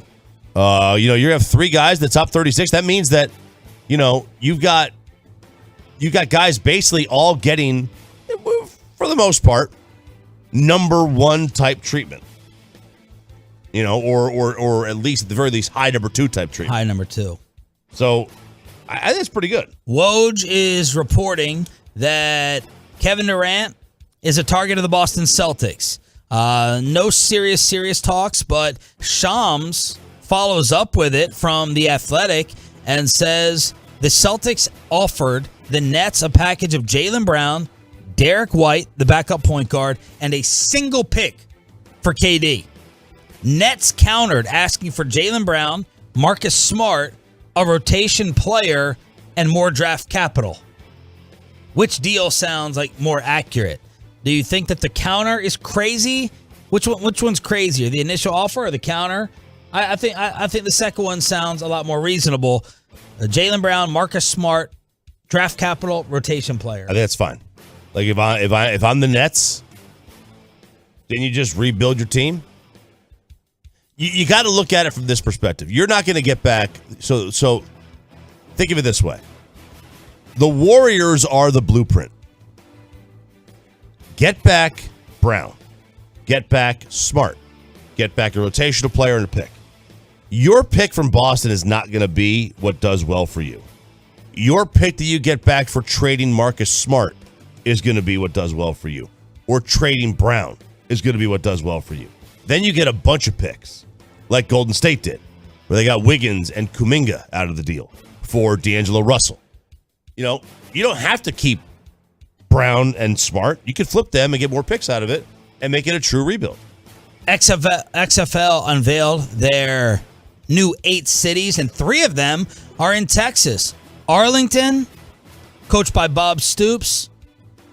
San Antonio, going to be coached by Hines Ward, and Houston is going to be coached by Wade Phillips. So The Rock putting 3 XFL teams right here in Texas. Call me when the Saudis buy it out, and that will be a true competitor to the National Football League. Charles Barkley, the sideline reporting. Yeah, right. Alongside Jason Garrett, yep. USFL, XFL action. So this will be XFL 3.0. Speaking of The Rock, Vince McMahon, his former boss, retired on Friday at the age of 77, and it was a UFC weekend. As Troy, I heard Brock Lesnar stormed out of Yes. Brock Lesnar stormed out of SmackDown here in the Vince news, saying if he's not here, I'm not here. And I guess they talked him into returning. Yeah, they talked him into returning mainly because SummerSlam is just around the corner, and he has a big match, and God knows the WWE universe doesn't want to see Goldberg thrown into that. But yeah, Vince McMahon steps away due to, quote-unquote, his age, so he will not be returning to the WWE, but I'm sure he'll still have some impact behind the scenes. And then, of course, over the weekend, another UFC event. UFC London took place. The main event didn't turn out into the main event everyone expected with the 2 heavyweights, Tom Aspinall against Curtis Blades. It ends in 15 seconds. Tom Aspinall had this weird, unusual knee injury that just happened. It was very fluky, so unfortunately that didn't take place. But what did take place, one of the 2 hottest names in the UFC. You have Sugar Sean O'Malley, and then you have Paddy Pimblett. This guy is without question Conor McGregor vibes when he comes into the octagon. The fan base, people love his look. He wins the fight over the weekend against Jordan Levitt, then drops some tea on the guy at the end of it. I mean, he is without question He one of the seems so likable. very likable. Early Connor. Yeah. Before Connor, became a D-bag. Right, and then he had this really heartfelt speech afterwards about mental health. One of his close friends had committed suicide after leaving the octagon on Saturday. He was crying. It was really emotional to see Patty do that. But now we get ready for UFC 277. That is this Saturday at the AAC down the street in downtown Dallas, and that will be a gigantic card, including Juliana Pena against Amanda Nunes, Brandon Moreno and Cara France, Derek Lewis against Pavlovich. Huge card on Saturday night. Can you guys, why do fighters so often use the nickname Sugar? That's probably, yeah. Shane Mosley. Mm-hmm. Sugar Ray Leonard, Sugar Ray Robinson. And Sean O'Malley, who looks like the crossbreed of Conor McGregor and Riff Raff. Why not? Why sugar? Why is sugar the most used condiment? Why does nobody use cinnamon? I don't know, but he loves to say it's the sugar show. So yeah, it's or good. Sea salt. Why is nobody saying Himalayan sea salt? Rock salt.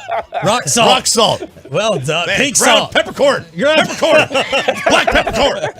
Why does nobody use other nicknames? Paprika. I'm gonna sprinkle this on if you fight, we'll call you Saffron Sean. Saffron Sean. Headlines on a Monday here on Sean and RJ. It's DFW Sports Station. It's our highest rated segment of the entire show. The voice of America's team. Ooh. He's getting ready to get on the plane to get a head start on Cowboys training camp. What is on Brad Sham's Cowboys training camp checklist? We'll ask the voice of the Cowboys next. But let's get that carpet clean white, green.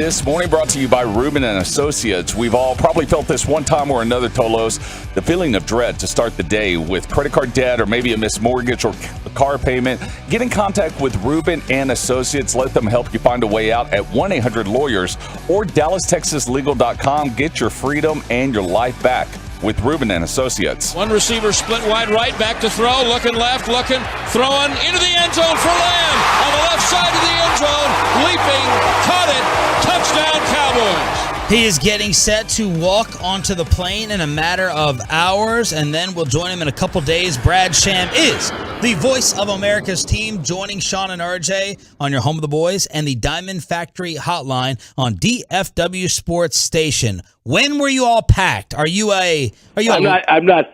still refining. I overpack every year, and I sent my biggest bag, which is not all clothes. There's some stuff, and some of it I use. But I sent that paraphernalia. I mean, what are we talking about? Stuff. Easy. Rolling papers. What? I have a. If it was rolling papers, could I get in trouble by admitting that publicly? No, you can not roll tobacco. Yeah, not in California. Homemade cigars. But we're not in California. That's true. That's true. Brad Sham's going to get like the police surge on the Cowboys plane today. I've got a big, a really big. It's not a mug. It's like a big Yeti that will hold the whole pot of coffee that I make in the morning. Pot? I'm sorry? It'll hold the whole pot? Yeah, easy of coffee that I make in the morning. Wow. And then I've got another one that will hold a full liter of water and keep it cold throughout practice and beyond. So I really don't use those besides when I'm out at practice, and it's stuff like that I would normally not take on a trip. And so I'm still right now saying, you know what, this bag is a little too full. I don't need this on the plane. I'm still doing it. Brad Sham taking us inside the suitcase here on 105.3 The Fan. Give us some things, players-wise, team-wise, coaching-wise, whatever is on the Brad Sham checklist for training camp. Well, I think one of the biggest things is really getting a personal relationship established with members of the coaching staff. If you think about it, we haven't been around those guys for 3 years. So, obviously I have one with McCarthy, and we've been in front of some of them. There's, for one reason or another, there are now some of the ones who were here before, Kellen Moore and Nussmeier and George Edwards I've known for a long time, but some of those other guys, we, and when I say we, none of us who follow them every day, we haven't had an opportunity like we, I think, are going to have now. It seems to be back to normal. Practice is over. You just walk up to the tight ends coach, Lunda Wells, and tell me about Ferguson and establish a personal relationship with him, not just for information to get today, but that you really begin to pay dividends throughout the year. They have to know you to be willing to tell you anything of substance. So we haven't had a chance to do that. And I think the same thing, Sean, with any third-year player. I don't think there's a handful of them, if not just third-year player. New play. Some of those new guys last year, there were some of them that were veterans that we were able to have on the Cowboy Hour, and so then I could establish that I'm not just every face that they see every day, so that I can walk up and talk to them. J. Ron Curse, I established a nice relationship with him last year, but most of those guys haven't had a chance to do that. So that's my first thing, is to get to know some of these guys a little more personally, and then. The first few days, they're not in pads, so the only thing that's really of interest to me is when they walk out there for their walkthroughs. It doesn't mean that whoever walks out with the ones on Wednesday for the first practice is the starter, but it means that they're the first ones out there today. Yeah. All right, well, we got to pay attention to that.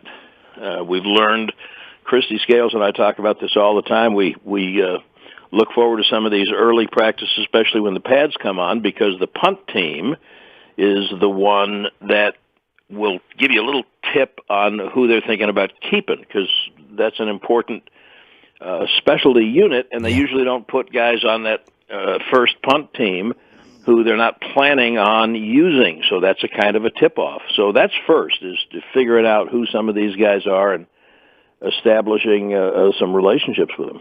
Brad Sham here on The Fan. How about some individual players or position battles that you're intrigued by? Yeah, obviously, all of the wide receivers who are not named C.D. Lamb, all of them, because we're not going to see Gallup, I'm sure, for quite a while. And, I think Tolbert will be ready to do some things. And I did have a chance to meet James Washington at a sponsor golf tournament during the spring, and I was impressed with him just as a person. But he's a guy who's got some experience in the league, so I'm watching him. But, you're watching all of those young wide receivers, including guys who none of us could name right now, to see if anybody jumps out and seems like they're ready to step in and help. And I think that, obviously Tyler Smith, but the other rookie tackle that they drafted, and I want to see Steele. Is Steele? I understand he's supposed to start, but is he more than a backup tackle? I don't know. Right. We have to watch him. We have to see. And I'm also really interested in all those young, like rookie last year defensive linemen who got a chance to play, and they looked like they flashed and did some stuff. And sometimes, as we all know, year two is when they take the biggest step. So Golston and Odigizua, can we see that out of them? Because that, I think, would be a big deal. And Sam Williams, I'm interested in seeing Sam Williams because I think he has a chance to be better than we think, sooner than we think. And if he is, then that would take a little bit of a chunk out of the loss of Gregory, possibly. Now, once they start putting pads on, I'm really interested to see Fowler and see what Dan Quinn's able to connect with him to get out of him. He's had a couple of productive years in the league and many more that were less than where Jacksonville drafted him. But I think if he were to be even a 9 or 10 sack guy with some consistency, that would make you look at things a lot differently. So there is, as the late great Spike Dykes used to say, there is more than a little bit to look at out there. Brad Sham, voice of the Cowboys, joins here 105 through the Fan. We talked about this earlier, and this is hearkening back, and I love to hearken, you know that, to last year. I do.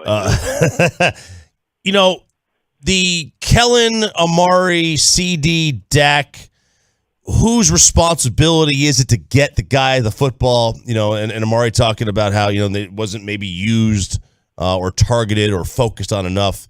Do you put it on Kellen or do you put it on the quarterback, to get him the ball? Did Troy Aikman need Norv Turner to tell him to throw to Michael Irvin? That's a great example, RJ, of why it's not that simple. Because it wasn't just all about Norv telling Troy to throw it to Michael. Because that all had to do with how they used Emmett and how everybody blocked.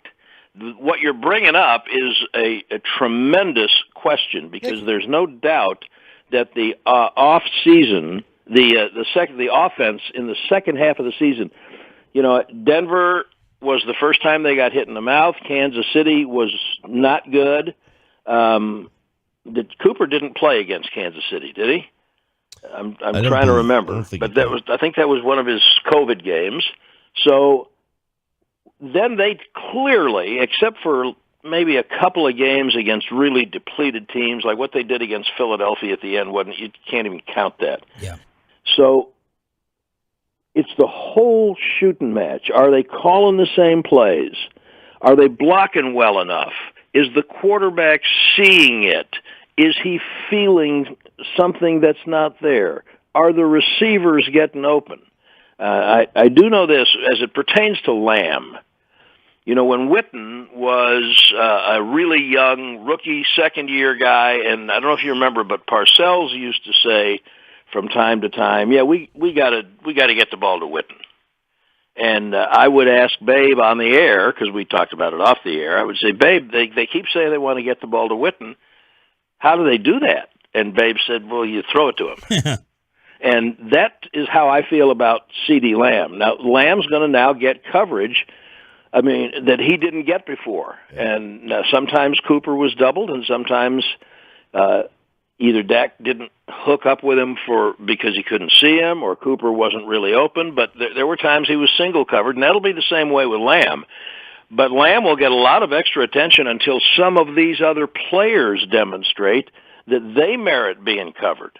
And by the way, part of all of this in the mix, which will not really be discernible in training camp, is how do they use Pollard?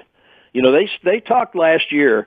I will not forget that early in camp, after pads went on, and they were talking about the diversity of the offense, and they were talking especially about Pollard and Jarwin, and McCarthy answered questions about it. And because of Jarwin's ability to run kind of Novacek-like routes, and Pollard having been a wide receiver, and we saw him work at wide receiver in camp and in the off season, I was envisioning that they would sometimes Pollard would line up at running back, but he wasn't going to be a running back on this play. Much the same way that Pittsburgh used Bell. Yeah, Le'Veon Bell. Before he kind of went south, they'd line him up at running back, but he's not a running back on this play. He's a wide receiver. But you don't know how to cover him. And I thought they were going to do that with both Pollard and Jarwin, and they didn't do it with either one. Now, the offense the first half of the year, none of us could complain about it. It was fine. Yeah. But they don't have the same personnel. So the question, RJ, that you're bringing up, was it Dak? Was it Cooper? Will it be Lamb? It's not just that. It's all of this stuff. Everything's got to work. That's why these other wide receivers are so important. The better those other guys are, the better Lamb has a chance to be, and then you've got to throw the tight ends in there too. All right, so your one absolutely mandatory hot spot. I know you usually hit up a Dodger game, which Klay Thompson was celebrating at yesterday, but what's the California go-to spot that we will run into you at or know that you're going to? I don't know if we'll get. I don't know what the Dodgers' schedule is. That's a good one because at this stage of my career, I'm a little less concerned about hotspot. I think I'd just be honored to be invited to hang out with you guys. Oh, wow. That sounds so genuine. Well, and bring legit. cash because we go to the Rudder Room. Yeah. Well, yeah, I know. The Rudder Room and I have a relationship now where I can just drive by and wave at it and get the same effect of that you guys Well, there's no get by smell. hanging. You don't get the smell when you just drive by. No, you don't. You have to go to the Rudder Room once. I wish everyone could experience the Rudder Room because it is an experience. And Sean, it's mostly there's a few restaurants that I like to get to, and I do think I might have a chance when we're in Denver. This is not exactly what you asked, but it's in the spirit. I think there's a chance that I might get to Red Rocks. And I think it's a pretty good concert where we have some time in the evening, one of the nights that we are in Denver, the week before they play the Broncos. So that might be the answer. Thank you, brother. Have a good flight, and we'll see you soon. All right, thank you. Voice of America's team, Brad Sham, still packing on the Diamond Factory Hotline. Ooh, there's a lot of juicy basketball stuff. Jerry West, the logo, absolutely unloads on J.J. Redick, and Draymond Green is calling out MJ's teams along with Scotty. Next on The Fan. Hey, what's going on, Tolos?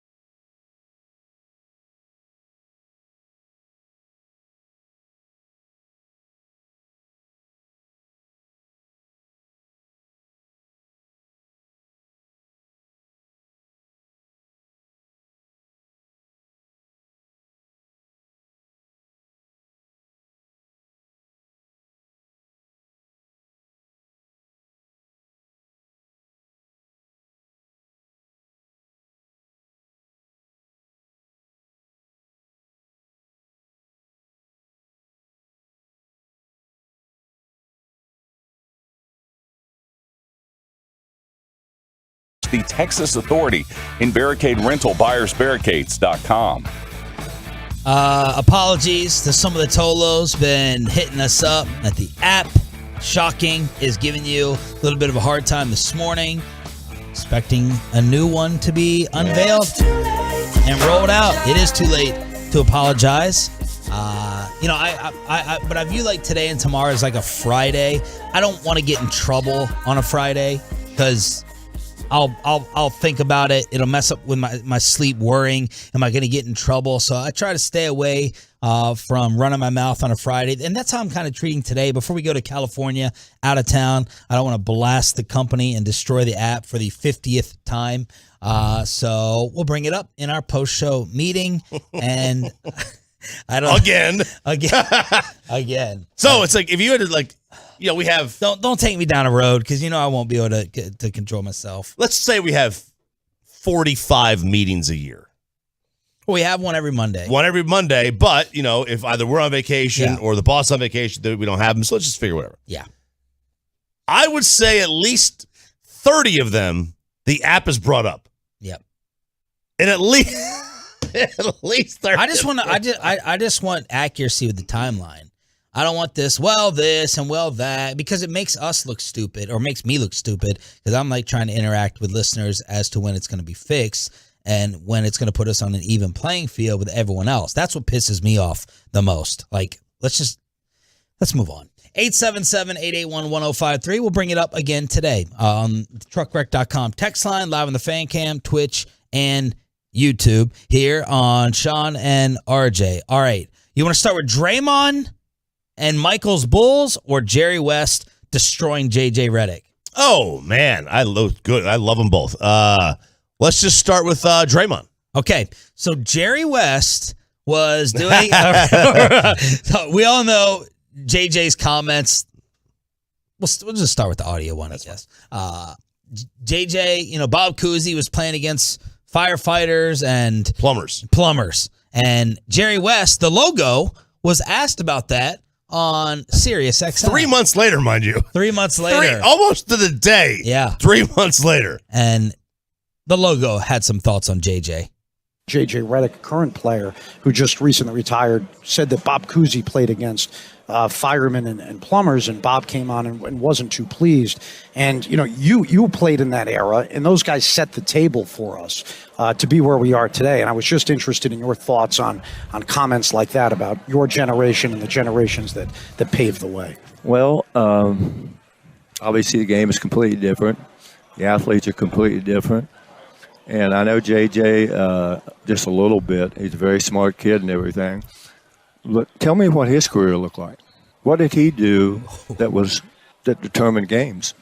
He averaged 12 points a game in the league? Somewhere along the way, numbers count. At that point in time, the players aren't what they used to be. JJ certainly wasn't going to guard the elite players. And so you can nitpick anyone. And I'm not, the only reason I'm talking about him is because he was not an elite player, but he was a very good player. But he had a place on a team because of his ability to shoot the ball. We didn't have the facilities to get better. We had to work in the summers to support our family. But AJ should be very thankful that he's made as much money as he's made. And Bob Cousy, who I played against a couple of years, not very long, I just think it's very disrespectful myself. All right, here are the things I wrote down. Quality of, and this isn't just from some old man before you text that. This is probably the greatest general manager in history who was vital in the building of the Clippers, the trading for Kawhi and Paul George. So he's not just sitting here, old man on the lawn. Like Jerry West is today's NBA still. He mentioned quality of player. He's not going to guard the best. Wasn't elite. Just a role guy because of shooting. Then he called him AJ, and then said at the end it was very disrespectful. Did you catch that? He goes, AJ should be very, very happy. So there is Jerry West defending the players of his era and back then towards JJ Redick's 3-month-old comments. Look, I mean, there's something to be said that JJ does, is he right?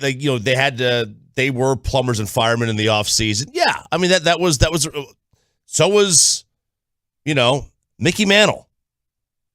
A lot of guys were things in the offseason that they didn't have, that they don't have to be anymore because of the money they made. Right. I think if I remember right, Drew Pearson had jobs in the offseason when he played for the Cowboys. AJ should be very thankful that he's made as much money as he's made. So they had jobs, and it was a different world. And yeah, JJ Redick does owe a bit of a debt of gratitude to Bob Cousy for paving the way, among other people, Jordan, all of them, for paving the way for the money that they make today. But I hate the argument that Jerry West made. JJ Redick's career points per game has nothing to do with the credibility of his comments. Now, you can disagree with his comments all you want, but his status as a player, Jerry West's ability as a player and as a Hall of Famer doesn't make his comments more credible than JJ Redick, who also played in the NBA, just because Jerry West happened to be a better player. That's like saying that a coach who never played in the NBA couldn't teach a player about the game. Like, that's just crazy. Yeah. What was Greg Popovich's NBA career like? Right. I have no idea. Did he even play? I don't even know. Did he play college? I don't even play high school, but I have no idea. I know Phil Jackson played. Yep. I know Pat Riley played, but Bill Belichick never played in the NFL. Does that mean that Bill Belichick can't teach Tom Brady about the quarterback position? I hate that argument. Yeah, I agree with that. I just love the comments. Oh, of course, they're great. It's awesome. Love it like that. Fantastic. And now you have, and I don't think JJ is a disrespectful guy. He was making he's very respectful, but that type of comment is going to get picked apart, especially with the old school. And then you have Draymond Green 10 hours ago tweeting. And the reason Welcome to the Draymond Green Show. It's not going anywhere. The reason I saved this one is because I know this is going to dominate all the first fake shows. So I was like, heck, we'll talk about it for 3 minutes. 10 hours ago, Draymond, I'm watching the 98 Bulls versus Utah in the finals. I can't help but notice our 2017 team would have beaten these Bulls by a dub and these Jazz by 40 if they're going to play these brands of basketball. And that's why it's dumb to compare eras. So in my nerdy rewatching of The Last Dance for the 5th time, you are sitting here looking at these games, 78-76. Oh, yeah. 82-80. Like low scoring affairs in the fourth quarter of these games. The Knicks and the Heat back in the day, or Chicago and Miami. So that's Draymond.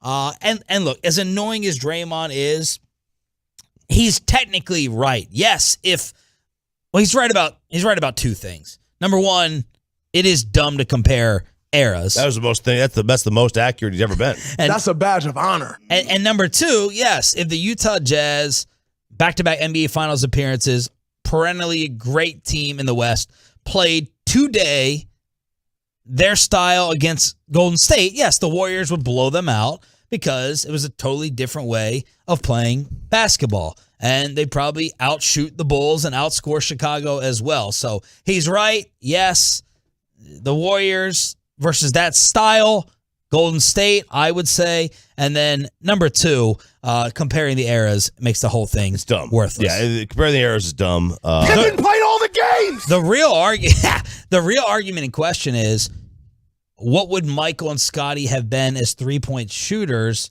and how lethal and more valuable would Steve Kerr and Paxson and B.J. Armstrong and Craig Hodges, how much more valuable would they have been in today's game with their three-point ability? But how would Michael's numbers in game look totally different as a three-point shooter having to adjust? And Kobe. I imagine Hodges and Kerr would get more playing time. Paxson, more playing time than they did. Of course. I imagine that Scottie and Michael would shoot threes a lot more. Yes. Michael Jordan, when he came in the NBA, was not a great shooter. When he left the NBA, he was arguably the greatest mid-range shooter of any guard ever. So, it would lead me to believe that if he could hone his craft to not be a good shooter and become a really good mid-range guy, yeah, I would assume that he could become a great three-point shooter if he really, like LeBron. Like LeBron has become a much better one. The book on LeBron, I don't think LeBron James anymore. I think there was a point where LeBron was afraid to shoot threes. And I don't think that's the case anymore because LeBron has improved so much. So if LeBron could improve his three-point shooting, his rookie year, he was 29%. And then he was 35%. And let's see the attempts. The attempts, 2.7 a game, then 4, and then 5. So he was shooting it, over 4 threes a game. Well, now in today's NBA, you're shooting it 6 times a game. At least LeBron is. Yeah. Over his last 4 seasons, he's shooting it 6 times a game at 34, 35, 36, 36. So he improved his shooting. Yeah, so, there's a good chance that Michael would have done the same thing. Would if they played in the rules of the mid-'90s, Draymond might not get 3 rebounds with Rodman in the game. Right. Well, Rodman was trending because of this, and then I'm here for all the Draymond insults. You'd foul out by halftime. That from Tolo Ryan wrote that back to Draymond. I was dying laughing off of that. So people are like, why are you pretending like you would be an impact player no matter what? You did nothing in the finals. So the insults towards Draymond on this are hilarious. I love it. Let's see. Mike would have been in trucker.com text line. Mike would have been insane if he worked on threes and shot them. Let's see. The hand checking rules were different. Yep. These athletes can adapt. They would have adapted with the times. Golden State. Overrated. Draymond and all these players would have been beat up during the 90s games. Fouls and toughness was completely different back then. He also wrote, Rodman was insane and Stockton had a tough time with these dudes. Hornacek had no answer for Pippen. Black Cat, Michael, Reggie Miller's nickname, Black Cat was always dominating with footwork. Let's see, 96 Bulls, 98 Bulls. I stand on it. This game is being played from the free throw line and in, occasionally stepping out to the 3. Yeah, and he's right about all that. And his overall point is that's why it's dumb to compare. And he's right. It's fun. It's fun. But it's fun. It can be dumb. The only sport I think you can compare eras to is baseball. That's the only one. Nothing's ever changed. You still are. It's basically an individual sport. And the numbers translate era to era. And they have adjusted numbers for those eras, and they're easy to figure out. That's it. All right. Zeke says we shouldn't pay attention to this. He says this list is going to be pretty dumb. PFF with their top 50 players heading into training camp. How many Cowboys are on it? That's next with Sean and RJ as we get you ready for Oxnard right here on The Fan. But let's get you over to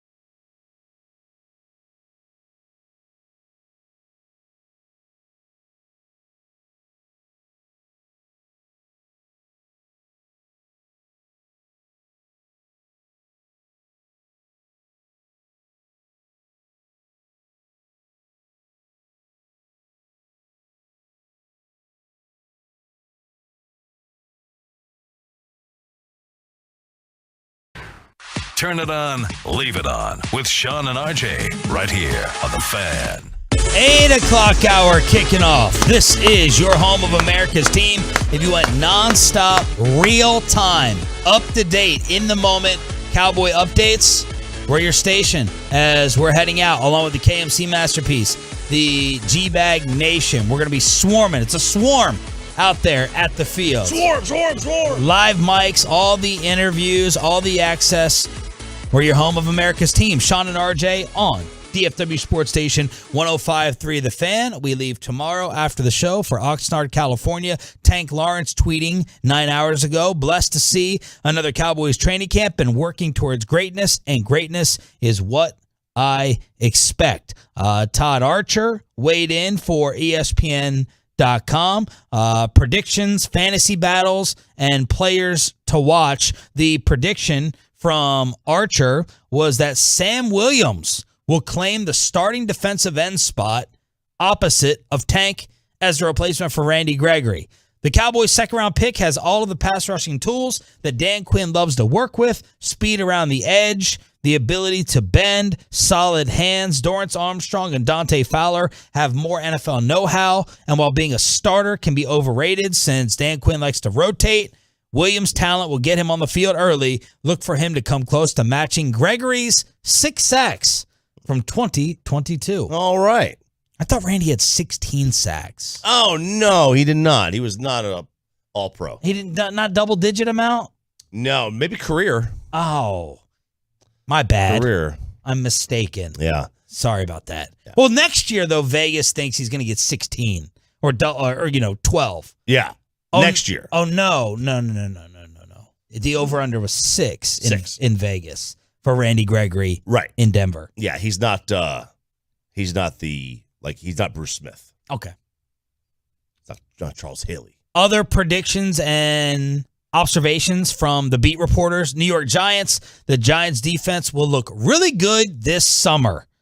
Yep, a unit with major questions at 3 of the 5 starting spots in the secondary is going to dominate training camp. Oh. Well, that's Wink Martindale with some rushers now, with Kayvon Thibodeau being drafted. Wink Martindale going over from Baltimore to the Giants. Eagles. Let's say the Eagles for last. Washington. Antonio Gibson emerges as the most talked about offensive player in camp. There will be a lot of attention on Carson Wentz, but it will be Antonio Gibson lowering the body fat from 18% to less than 12%. And then the Eagles. Britton Covey makes the team.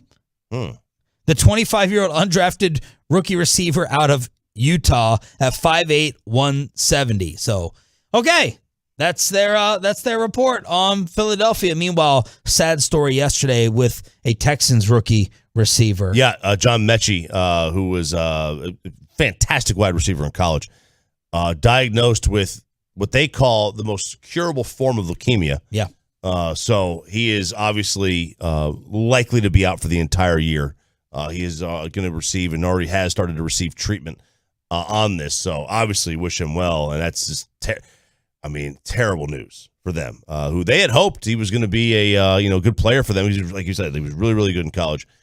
So speedy recovery, but they do say it is the most curable form of leukemia. Okay, everyone's coming out with their rankings lists, and Madden with the quarterbacks and Jeremy Fowler a couple weeks ago. Now it's Pro Football Focus. Yeah. Okay, PFF, RJ, big fan. Zeke Elliott is not. Neither is Trayvon Diggs. They're top 50. PFF is what they say we are. We quantify hundreds of data points on any given play in an effort to identify the best players and use that info to create useful insights. This is a list of the best 50. No single number or grade dictates the list, but the grading along with our wins above replacement WAR has been used as a foundation for the upcoming season. So this is just the best at what they do, not value, RJ. Right. The best. Have you looked at the list? I have not. Good. Who is number 1? The best player in the National Football League? I think the conventional wisdom is going to say Aaron Donald. So I'll just go with that. It is Aaron Donald. Number 1. Donald is the best player in football. and is increasing his all-time legacy with each passing season. Mean Joe Green, Alan Page, Reggie White, Lawrence Taylor, he's being thrown into these discussions. Nonetheless, the gap between the best to ever do it and Donald is negligible at this point. He led all defenders in PFF grade last year with a 93.5, took over the Super Bowl in the final drive to secure the title. Aaron Donald, number 1. All right. You don't have an issue with that. The best at what he does. No, I don't have an issue with that at all. Is like, who's the quarterback comparison? Is it Mahomes to you? For me, yeah, I would think so. Is Mahomes as good at what he does as Donald? I believe so. Okay. But, like, you got to compare it to, like, anything, right? What is the drop-off from him to the next person? Yes. And that's where I could not name you. Now, listen, it's because of the position he plays. Yeah. I have no idea who the second best defensive tackle in the NFL is. I don't know. Sue? Is he even still playing? Vita Vea? Yeah, it's not right? Sue. It's like you got a handful of guys. The second best quarterback, there's a list of 10 guys you could argue about. Yep. And that's the difference, right? That's why there's no other defensive tackle. I'm just going down this list. There's no other D tackle in the top 30. Yeah, and that's why, like, having an elite Vita Vea is the next one. Yeah. So, like, having an elite wide receiver is great. But would you rather have the best wide receiver in the NFL? So you have a couple things, right? You have the best wide receiver or the 5th best wide receiver. Or you have the best tight end, Travis Kelce, or the 5th best. The drop-off between Travis Kelce and the 5th best tight end is much bigger than it is between the top wide receiver and the 5th best. Right. And that's why having that elite tight end, like the Chiefs do, is so advantageous because the drop-off for not having him is huge. The drop-off for not having Devontae Adams, but instead you have Justin Jefferson. Okay. All right. I mean, sure. I'm not going to cry. All right. Number 2 is also a player up front on a line. On a line? Yes. Not necessarily the D line. Is it Quentin Nelson? No. Go further outside. Is it Trent Williams? Trent Williams. Okay. Had a season for the ages, finishing with a 97.8 overall Pro Football Focus grade. The scale goes to 100. As a pass blocker, he allowed 16 pressures in 15 games. 16 pressures in 15 games. Trent Williams is number 2. All right, number 3. Number 3, let's go with Devontae Adams. Devontae's 4. Okay. Is it a quarterback? Yes. Patrick Mahomes? No. Rodgers. Mahomes is 5. Rodgers is 3. Okay. All right, so Rodgers is 3. Devontae is 4, who he called Derek Carr a Hall of Famer the other day, comparing him to Rodgers. Later backtracked a little bit. But Devontae gained the most yards per route run. Let's see, PFF receiving grade. I'm not going to get into that. It's real nerdy. Mahomes, 5. In a down year, threw for over 4,800 yards with 37 touchdowns and 13 interceptions. Would you like to guess number 6? So just in order, top 5. Donald, Trent Williams, Rodgers, Devontae, Mahomes. Can you give me a side of the ball? Offense. All right. Is it Kelce? No. Quarterback. All right. Josh Allen. Josh Allen is number 6. I'll kind of just go through the rest of the list. Right. Number 7 is TJ. Okay. Number 8 is Brady. Now, Madden had Brady number 1 amongst the quarterbacks. I think that's incorrect.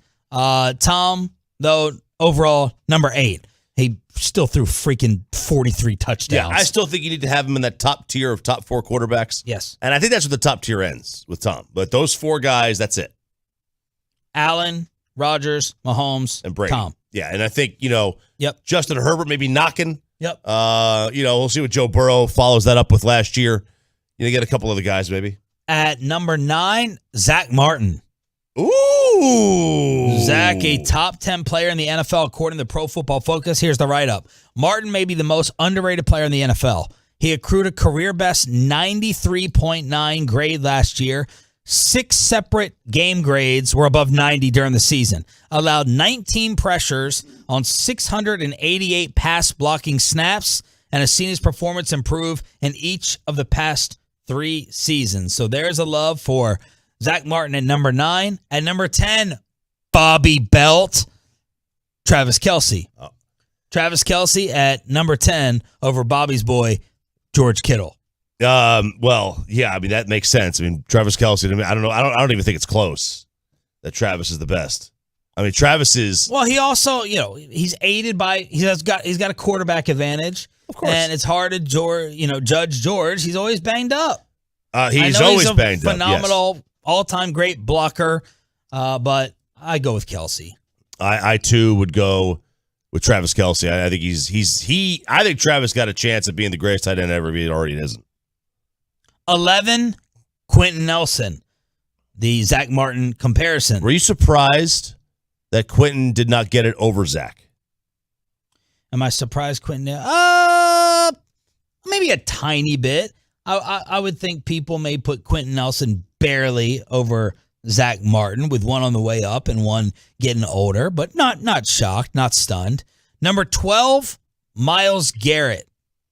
Number 13, by the way, Myles has the best pass rush win rate among edge rushers, barely over TJ Watt, 22%. Leads the league in pass rush wins that never developed into pressure because the quarterback got rid of the ball beforehand. You got to love that stat. Yeah. They got a stat of pressure, but the quarterback got rid of it in a certain amount of time, so it doesn't necessarily count. Cooper Kupp is 13. Jalen Ramsey is 14. And Chris Jones, who wrecked us. The punter. In Kansas City. Not that Chris Jones. Chris Jones off the Kansas City Chiefs is number 15 on this list. So wait, he was the second D tackle. I said it was Vita Vea, but Chris Jones. Okay. All right. That makes sense. I could see that. But still, it's a bigger drop off from D tackle to receiver. To your point, yeah, it is. You're just thinking that, like, there's a couple tight ends and a couple guards in that thing and that top 10. But if you're gonna do it not based on value, just based on performance or ability or talent, it's a fair list. All right, nothing jumps out to me as like, wow. Yeah, there was nothing eye popping. Number 16, Derrick Henry. Number 17, Justin Jefferson, the CD draft, has more receiving yards than any other player in history after their first 2 seasons. Catching it from Kirk Cousins. So there you go. Whose coach hates him, or hated him, I should say. Number 18, offensive lineman from the Browns, whatever, Cameron Hayward, Pittsburgh. George Kittle at number 20. And then just to round out the top 25, Jonathan Taylor is at 21. Jair Alexander, number 22. Bakhtiari, he's always on these lists at 23 over Tyron. Tyreek Hill, number 24, and Joey Bosa, 25. So one Cowboy in the top 10, one Cowboy in the top 25, according to PFF's top 50. We'll finish off this list around 9 o'clock this morning. Good? I think it's a good list. I'm partial to PFF. I like them. I think they do a good job. I think there's some flaws to them, especially defensively, because they don't know the coverages. They have no way of knowing that. But I think they do as good of a job as you possibly can. And until somebody else decides they're going to rate every single player on every single play in the NFL, they're the ones you got to go to. All right, the Tolos are asking me if it's safe to take their kids to the movies. Uh-oh. And if you go to the movies, you may hear the voice of Troy Hughes on the big screen. That and some surprising numbers in baseball after the Rangers finally won one against the A's. That's all next on Sean and RJ, 105.3 The Fan.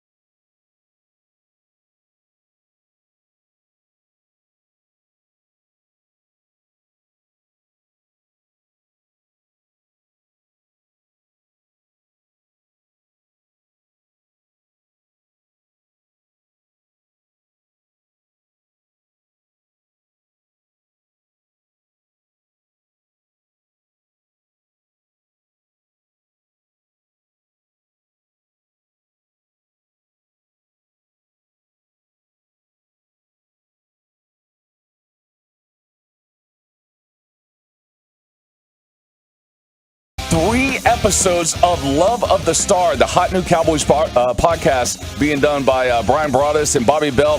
They are doing it live from Oxnard this week, so make sure you check that out. Love of the Star podcast on the Odyssey app or wherever you get your podcast information. This segment of The Fan, by the way, brought to you by Frankel & Frankel. 214-333-3333 or truckwreck.com in case you've been involved in an accident and it's not your fault. Principal office, Dallas, Texas. Now Seager swings and belts one to deep center. Back goes Laureano on the track. At the wall, he leaps, and it is history. Just beyond the reach of Laureano under the 400 sign. Corey Seager with his 23rd of the year. He makes it 5-0 Texas. Orioles get one against the Athletics. They win 11-8. They lose 2 of 3 in the series, and they'll take on the previously scorching hot Seattle Mariners tonight right here on The Fan. The Rangers are 8 games under 500. Sean and RJ on your home of Rangers baseball. Thanks for being a Tolo. That stands for Turn It On, Leave It On. You got some surprising baseball numbers that are out there before we get to On This Day? Let's see if they're surprising or not. This was posted on the Facebooks, which I guess people still use. Lowest batting averages in Major League Baseball since July 28th of last year. Okay. That was when the Rangers traded Joey Gallo. There's some big names on this list. The lowest batting average is Joey Gallo, 162. The next lowest is Rugi Odor, 186. Wow. The next lowest, Max Muncy, local, 188. Dang. The next lowest, Cody Bellinger, former MVP, 195. Carlos Santana at 199. Trent Grisham, another good player, 202. The one-time phenom, Gary Sanchez, 204. Matt Chapman, 214. Wow. And former Ranger spring training superstar who I loved because he had one of the most chiseled jaws I've ever seen. Patrick Wisdom, 215. Big names down Those there. are some big names on that list of the lowest batting averages since the Joey Gallo trade of last year. The strikeout, no longer embarrassing. The out, apparently, is no longer embarrassing because these guys are getting out 8, 9 out of 10 times. And they're still like, let's throw them out there. Bat them wherever. It doesn't matter. It doesn't matter. Play them any time you want. Meanwhile, baseball is the centerpiece for today's version of On This Day. Sean and RJ take a look back on this day with Troy Hughes on 105.3 The Fan. Thank you very much, Random Voice Guy. Yes, Sean, on this day, we'll get to one of the ugliest moments in MLB history that happened on this day, and it didn't even happen during a game. So we'll get to that in 1 second. But normally when I go back on this day around this time of the year, Sean, the only thing that pops up all the time are the Olympics.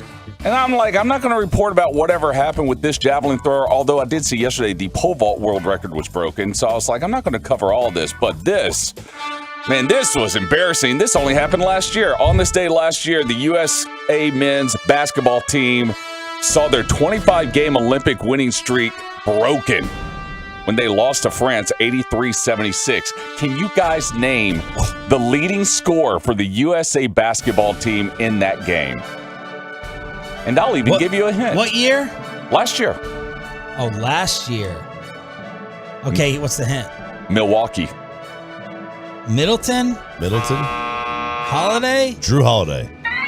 Wow. Chris Middleton had 0 points in 5 minutes. Drew Holiday, he had 18 points in 27 minutes. Second was Bam Adebayo. He had 12 points. And then Kevin Durant, possibly a future Boston Celtic, he played 20 minutes in that game, scored 10 points. As Popovich was being a sarcastic ass. Oh, who cares? Well, what are y'all making a big deal of this? Yeah. We're not struggling. We're team building. When did we stop caring about Team USA men's basketball after the Dream Team? Once it became unfair. How many Dream Teams later? I mean, we knew it was unfair during the original Dream Team, but we didn't care. We didn't care because it had been, they weren't, I guess they won in 84, Jordan, but. Well, like, how many Dream Teams after did we stop caring? You're the Olympic lover. Yeah. team sports of the Olympics, I'm not really into. I like the individual events for the most part. Okay. Now, sometimes you get like a team event, like I like biathlon, a big biathlon. So you get like the team biathlon, but that's not really a team event to me. Like this would be like a team sport. So I know everybody loves the hockey and the basketball. That's like more my least favorite. Because I care nothing about it. I haven't cared about it in a long time. The Olympics in general. No, Team USA. Team USA. Yeah, no, I don't really care much about it. Yeah, I'm probably with you. And also on this day, I care when they lose to make fun of it. Oh yeah, of course. But that's it. On this day, the year was 1990. A beautiful afternoon as the Cincinnati Reds got ready to face the San Diego Padres in a great baseball game, but it was ruined before it even started because on this day, Roseanne Barr sang the national anthem. Yeah.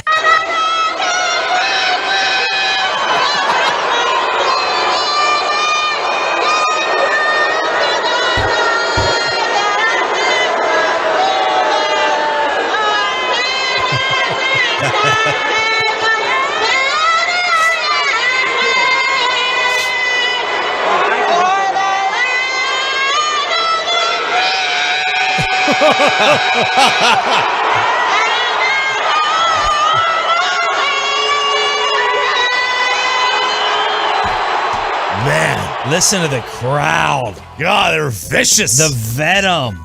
Vicious. Dude, has anyone heard anything from Roseanne after she got canceled? After she got killed off her own show? Yeah. Not much. I think she's just living in Hawaii growing pistachios, if I'm not mistaken. She's in Hawaii? I believe that's where she's living right now. But when that happened, if you're a young Tolo, you don't know, that was like news for like 2 weeks. Yeah. Was because like President Bush came out, called it disgraceful. People wanted her show canceled immediately. She finished the national anthem, then grabbed her crotch and spit on the ground. She did? Yeah. Oh, yeah. People, like, she was the most hated person for like a 2-week period in 1990. That may have been the original troll moment. Like, just like to do that and then like have more people come and tune into your show.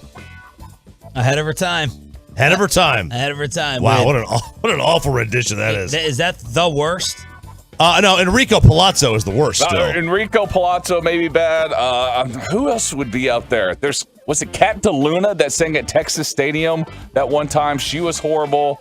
God, who am I? Fergie at the regular All-Star game. Oh, how can I forget? Carl Lewis. And the Rockets.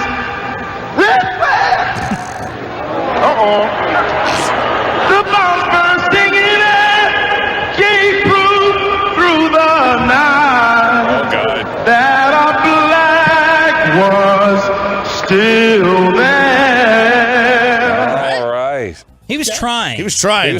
Roseanne was like going in. Yeah, by the way, Carl Lewis, new head coach of the track and field team at the University of Houston. Oh, really? Yes. Shout out Robert Tolo. Roseanne did stand-up recently and did very well. Joe Rogan said she is moving to Austin or already moved there. Everybody's moving to Austin. Yes, they are. Everyone is. 877-881-1053, truckwreck.com text line for a little on this day. Some Tolos asking me for the movie theater review as I decided to take our 2-year-old to the movies for his very first time. About a 50-50 response beforehand on whether this was going to be enjoyable or an absolute disaster like flying on a plane with him is. And I'm happy to report he made it all the way through. Fantastic performance from my little man. 10:15 a.m. AMC Theater in Mesquite. The mistake early on was, and I don't go to the movies. I haven't been for a long time. So if I ask you guys, and there is an exact answer to this, how long do the previews run? Do you know the answer? 16 minutes? 15 on the dot. 15, 16 minutes on the dot. Perfect. So if I could do it again, I would have walked in there about 10:20 or 10:25. Instead, we get there at 10. I didn't know. There's like more people reserving seats than I thought for like 10 a.m., but the place was empty. Not good for my stock. But I'm like, all right, let's get there. We'll get in line, see if we can get him a drink, be prepared. Let him run around up and down the hall. But we were in the seats at 10:15, and you're sitting there, right? And you're like, show the damn yellow minions. Put the minions on the screen. Yes. Before we lose the attention span. He's sitting there. He's in awe. He's looking at the screen, and I'm like, please come on. It doesn't come on until 10:30. And he had one period of maybe a little bit of rest. This is another mistake. I got 3 seats. I'm like, get 3 seats just in case. Well. Yeah. Well. Early bird. I think they were just $10 a piece. We were talking about movie theater prices the other day. Yeah. Matinee or early bird, and then paying for a 2-year-old. So it was like $30 total, $33. But no, he wanted to sit with Dad. So I held him, and he was good to go. The MVP, Skittles. Little bag of Skittles. As he good knows, for their teeth. That's perfect. He knows his, hey, to shut him up, I don't care. Hey, look, here's the screen time. I won't care about that. Video games until they get older. But hey, anything to shut him up and keep him in the seat and not ruin everyone else's experience. And he was glued. He loves the Minions. We were almost the old people in the restaurant as we were like, can we ask someone to turn this down? It is so... Wait, turn down the movie? Turn down the movie. Dude, it was so loud. I mean, oh my God. Crazy loud. The movie. I was. What a boomer. No. Not for us, you jackasses. For him.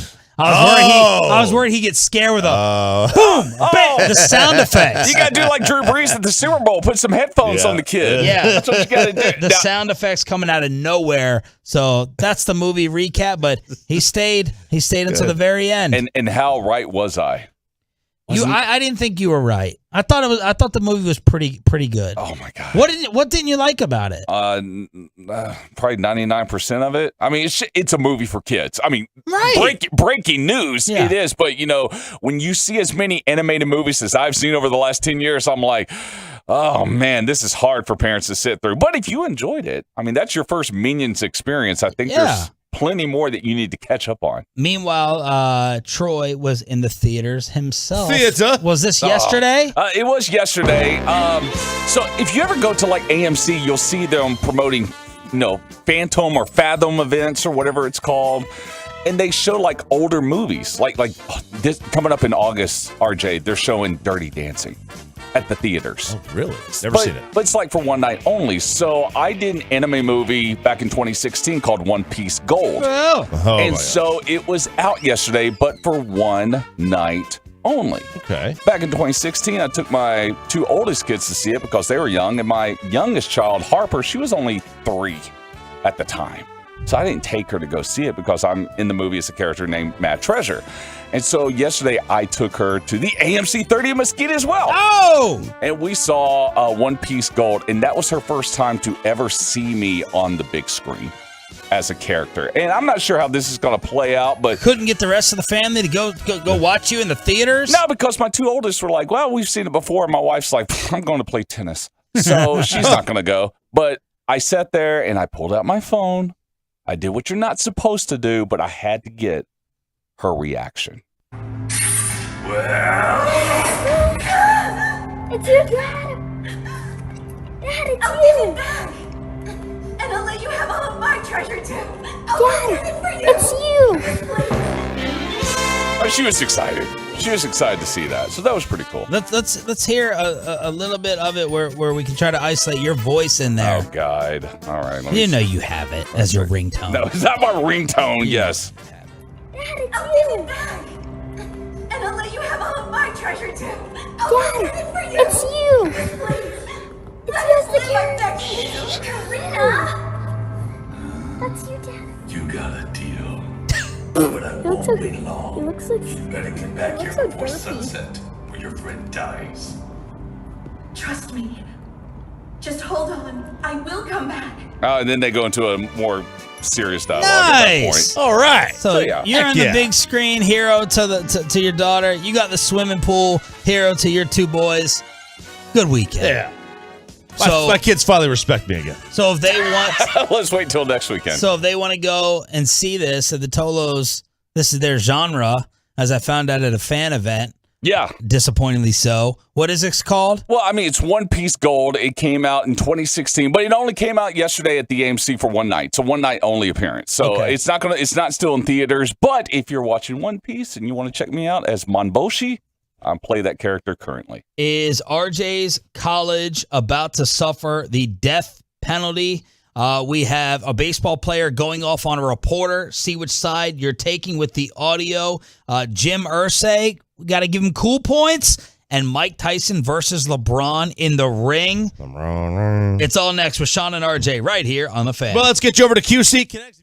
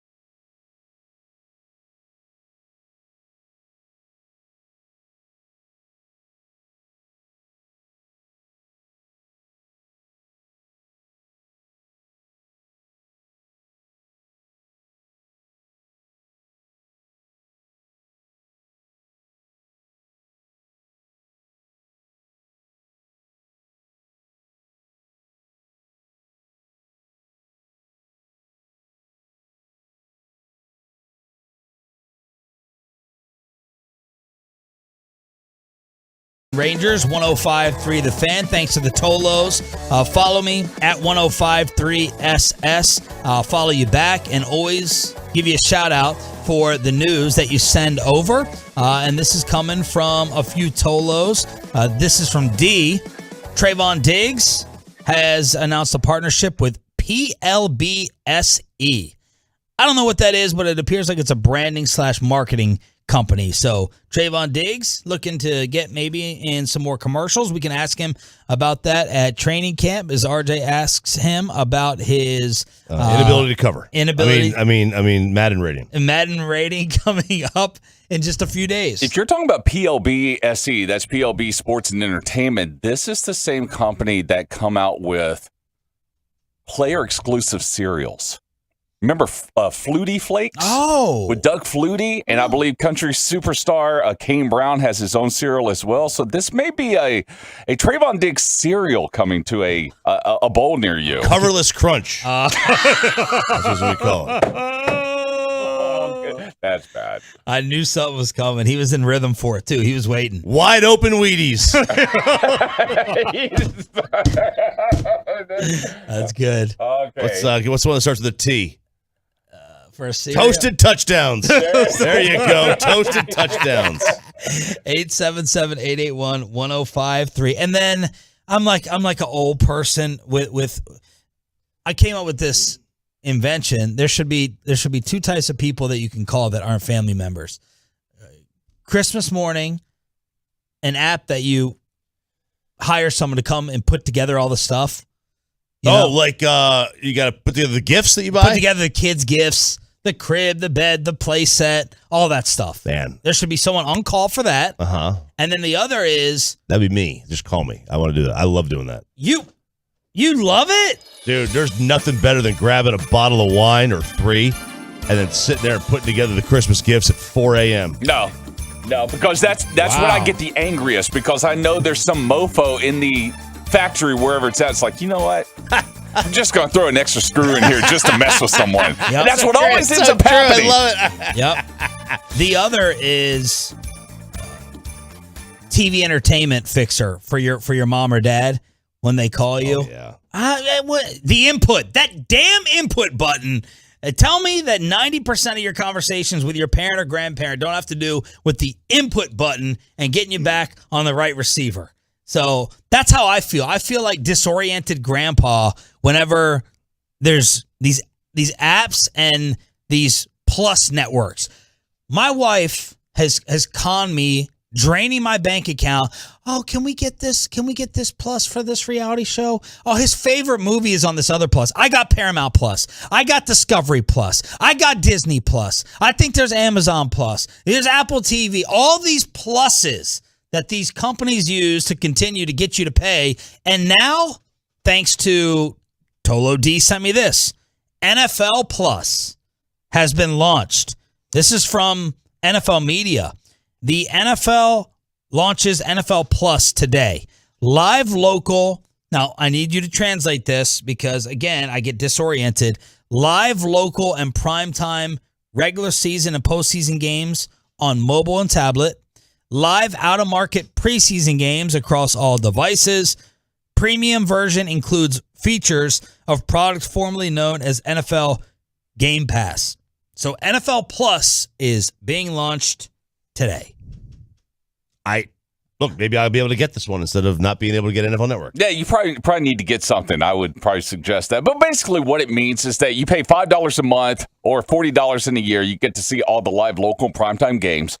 And then if you want to get the premium package, like you mentioned, pay a little bit more, $10 a month, $80 a year. You get the full replays, ad-free replays. And like you mentioned, Sean, coaches film, that's basically the All-22. All-22. That's the All-22. That's why a lot of guys are calling them out right now. A lot of people on social media are like, you're just rebranding your pass, your NFL pass that you had last year that was collapsing and crashing and not working. Now you're just rebranding it.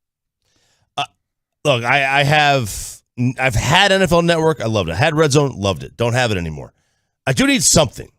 I think this is good because the NFL Network is not available on every cable package. Yeah. I think this is tremendous and something that's long overdue. They've had the league pass, but you're right, Troy.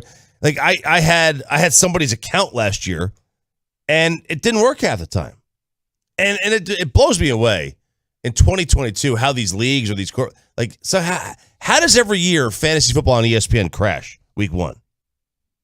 Does it crash? It does. It does crash. I mean, and like every year. And like I said, people are calling them out. A friend of the show, Katie Drummond, who of course writes for Cowboys over at the Cowboys Wire. NFL Plus is just Game Pass rebranded. Marcus Mosher, another friend of the station who covers the Cowboys over on the Locked On Cowboys podcast.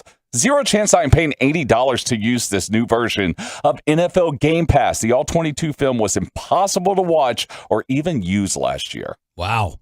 All right, so there's NFL Plus. Thanks to the Tolos for that. I'll just wait for y'all to tell me how it works because I can't figure it out. Now, look, this guy gets made fun of all the time. I think we got to give Colts owner Jim Irsay some props. All right.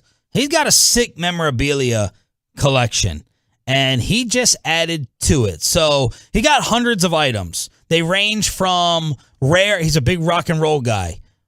So he has Troy, help me. The famous black Stratocaster guitar. The Stratocaster. From Pink Floyd. Yep. Oh. That was $4 million. Oh. He's got Ringo Starr's drum kit, $2.2 million. He's got documents written by the founding fathers. And he just purchased Muhammad Ali's championship belt from the Rumble in the Jungle.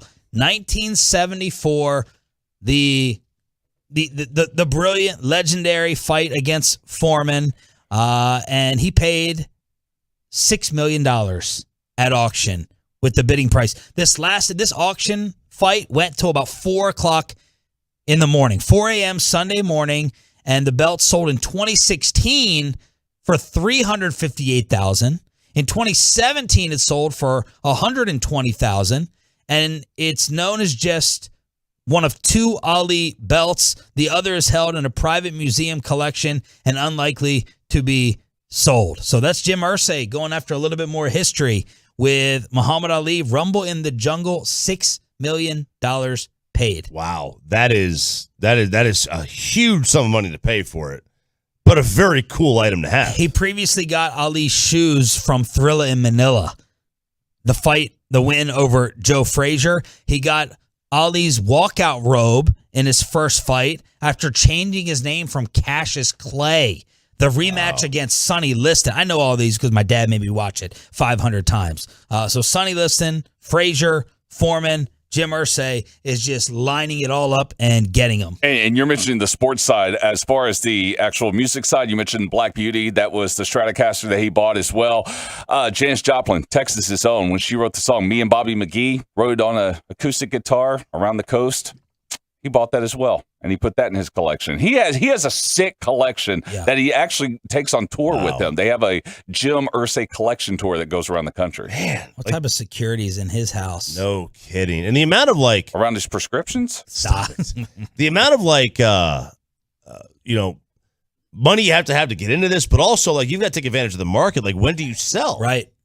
Yeah. If you have something, when do you sell at? If you buy something for $100, do you sell it $1,000? Do you sell it $2,000? Do you wait till it's life changing? And then speaking of boxing, I don't know what dummy started this over the weekend, but here's the tweet. This would be a good fight, but honestly, I'm taking LeBron. He's just built different. It's got LeBron in boxing shorts against Tyson. And, everyone's going 6'8", 250 versus Tyson, the size advantage, the disadvantage. And I tweeted back to this. I said, for anyone that thinks that LeBron James would have a prayer in this fight, just go look up Logan Paul against the Gronkowskis. That's it. I made it new, relevant. The hottest YouTuber, Logan Paul, and what he did against guys that were humongous against him, and he toyed with them in the ring. It really is the art of boxing, and Mike Tyson would destroy LeBron James. For anyone that got involved in this over the past 48 hours, It's laughable. It's laughable. Now, if you gave LeBron years of training, sure. We all saw the Tyson-Lewis fight. Tyson could not get anywhere close to Lennox Lewis because of the size.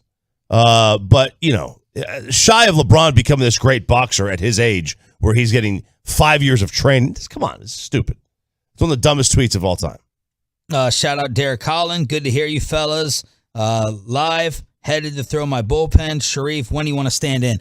Derek Collin. Oh, yeah. Derek Collin has been trying to, he's taunting me, really. He's been trying to get me to go out there and stand in for one of his bullpen sessions. I did that once. And? Was it terrifying? Look at it. He goes, I won't hit you. I said, how do you know? Yeah, he won't hit you. No, but out of how many pitches a major league pitcher loses control? Every hitter plunked in a major league game is not intentional. They lose control here and there. Now, maybe he would take off and throw 87 against me. No, he'll throw 93. But he'll try to paint the outside corner. Can Derek get up to 93 anymore? That's good. I think his velo's back. I don't think he's got a choice. He's got to throw 87. Yeah, right. No. So when I stood in against him, and I'm a lefty, so it was lefty on lefty. I was kind of petrified. But he worked away. He kept working away, and if he tried to bust it inside on me, now there's a chance that he misses. But if he's trying to throw away, he would have to really miss. Yeah, to hit you, and that these professionals they don't miss. And Derek, he's unemployed right now. He's technically unemployed. I guess he's not a professional. So he's not a professional. No. These teams are not trusting his accuracy, and I'm supposed to. No, the reason he's unemployed is because he's 2 in the strike zone. Oh, right. And that's 3. He doesn't, like he said in the text. The only thing he doesn't miss is bats, and that's fair. But he's not going to hit you. He wouldn't hit me. And you're a righty, right? You're about righty. So you got even less of a chance of hitting you. I would not worry. I love how you guys are throwing all this stuff out like 2 days before you're gone for 2 weeks. Like before you go to Oxnard. I can't do it today. We got a big meeting after the show, Derek. Big meeting. Big production meeting. Yep, I got the sprinkler guy I got to meet when the show's over. I was talking about with the bosses. So many things to do. So many things. All right, final hour of Sean and RJ. I was trying to save this for tomorrow. I don't know if we can. Someone is named Michael Jordan, the 3rd best player of all time. And how many of this year's Cowboys are in Pro Football Focus's top 50? Final hour of Sean and RJ, Monday edition, coming up next. But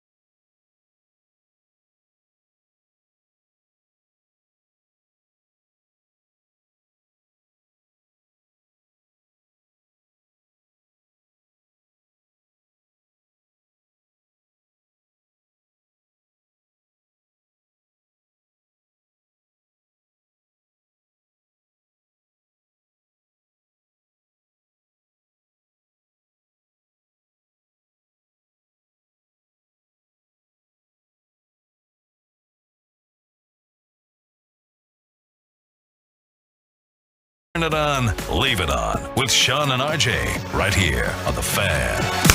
Final hour fist pump time on the Fan Cam on Twitch and on YouTube. Sean Sharif, RJ Choppy, and Troy Hughes behind the glass running things as always. Thanks for being a Tolo that stands for Turn It On, Leave It On. Did you pull something? Fist pumping? No, it's I got my shoulder's locked up. Just making sure it's still locked. Okay. So no, but maybe I did pull something physical. I'm old. 42. Things happen. Inside the NFL, as we get ready for Cowboys training camp, Brad Sham joined us in the 7 o'clock hour. He's getting on the flight today to Cali, and we're flying out tomorrow after the show for Cowboys training camp. Madden released their quarterback ratings for Madden 23, and they got Dak Prescott number 6 on the list. That's higher up than a lot of these other offseason lists that have come out. Jeremy Fowler had NFL people rank Dak at number 10, and here is Dak at number 6 behind Tom Brady, number 1. Would disagree with that, Madden. Brady at a 97, Aaron Rodgers, number 2 with a 96, Mahomes 3 with a 95, Josh Allen, 92, Joe Burrow, 5th best quarterback in the league with a 90, Dak, number 6 with an 89. He's over Herbert, Russ, Lamar, and Matthew Stafford. So that's Madden's quarterback ratings. I do wonder what goes into, like why do they think Burrow is better than Herbert? Right. Or Dak is better than Herbert? Why do they think they're all better than Russ or Lamar? Like, have we forgotten about those guys? Most people have Stafford higher. I'm glad they didn't look at just last year. But Matt's always been a top 10 guy. I would have thought he would have been higher in this list. Not necessarily because I think he is, but I'm surprised they don't have him higher after the last year. And, it's just like, are they using last year as the main point? Because if they are, Stafford should be higher. And you would think, so would Herbert. They just used last year. Very surprising. Pro Football Focus came out with their top 50, the 50 best players heading into this 2022-23 season. There was one Cowboy in the top 10. That was Zach Martin at number 9. There was one Cowboy, Zach Martin, in the top 25. Just to recap the top 10, this is not value, the best at what they do. Aaron Donald 1, Trent Williams 2. I told you Trent Williams leaving Washington. Tell him that was going to be a storyline.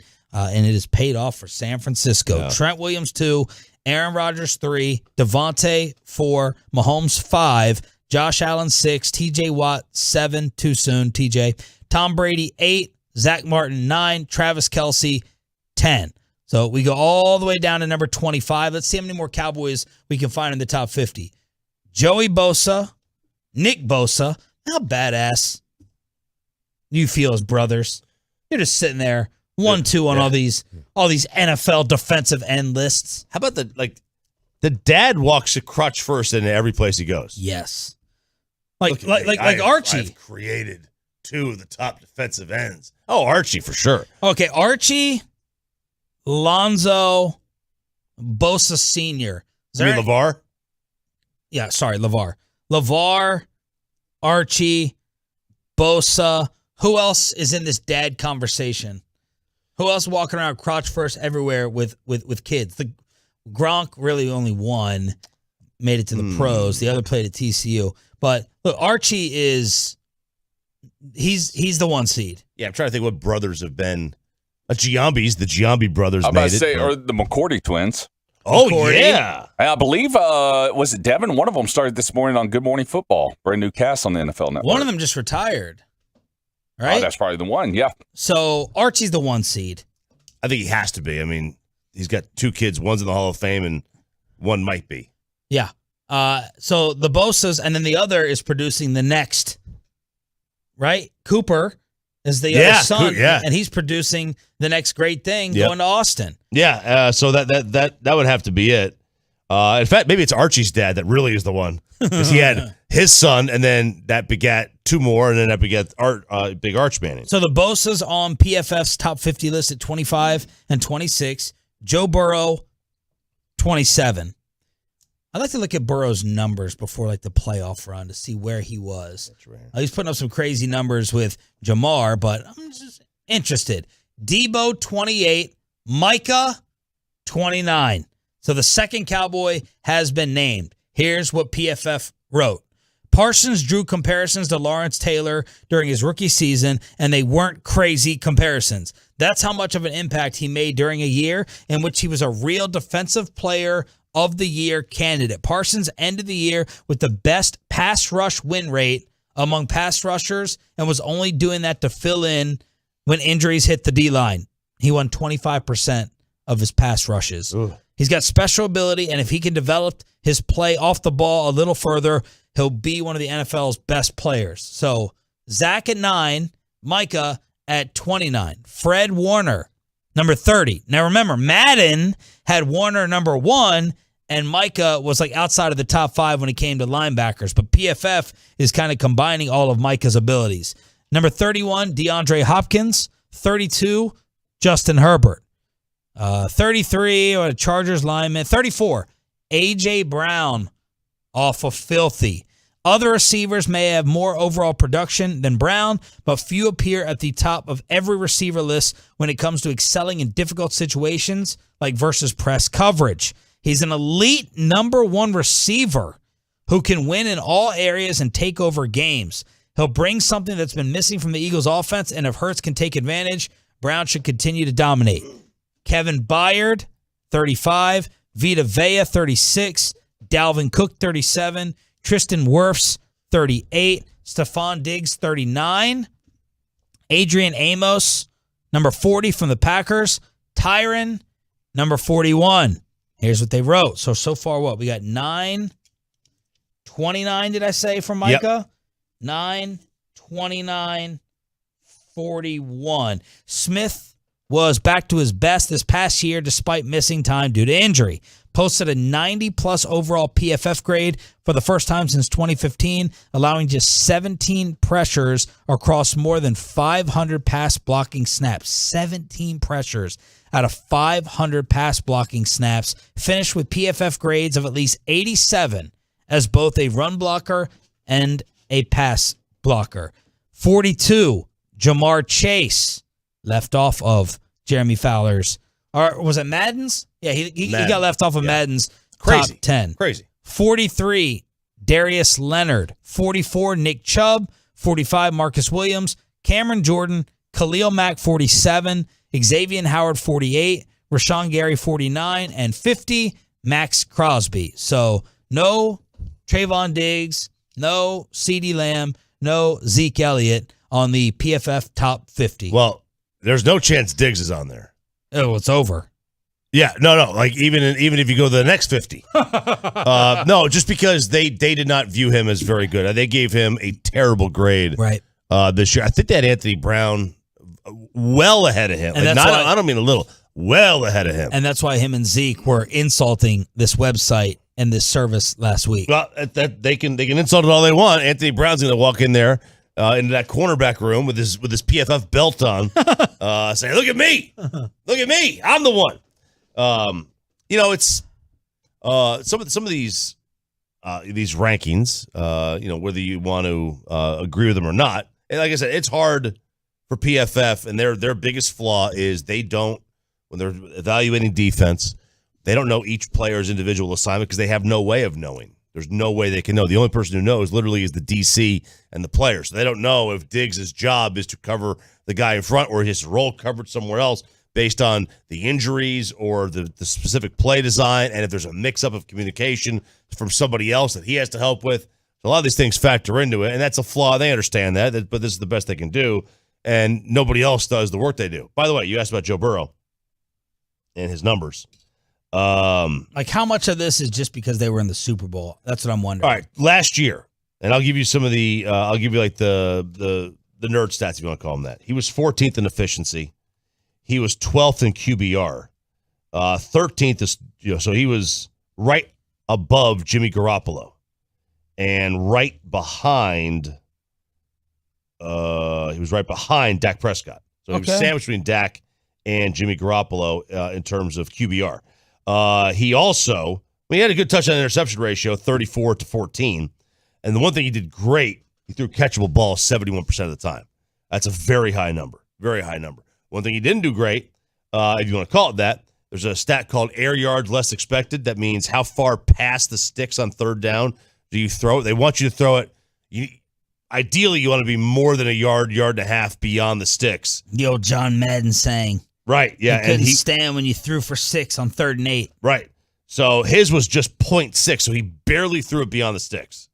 And that's a predictive stat that's not very good for Joe, but that's some of the numbers. Meanwhile, Amari Cooper taking a little shot at Kellen Moore, I thought. He was asked about CeeDee Lamb being ready to be a number 1. He said, CeeDee's been ready. He laughs.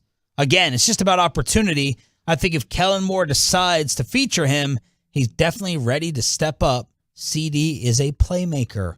So, a little dig right there at Kellen Moore. As Amari last year, as he told G-Bag, weekly radio show right here on The Fan, he said, I want to be involved more, and I need to be featured in the red zone more. And now he is passing that on to CeeDee Lamb with a common Kellen Moore criticism around here. Yeah, and look, we talked about this with Brad Sham. Is it fair to give the blame to Kellen, who's not making the decision on, like, Dak makes the ultimate decision on who to throw to?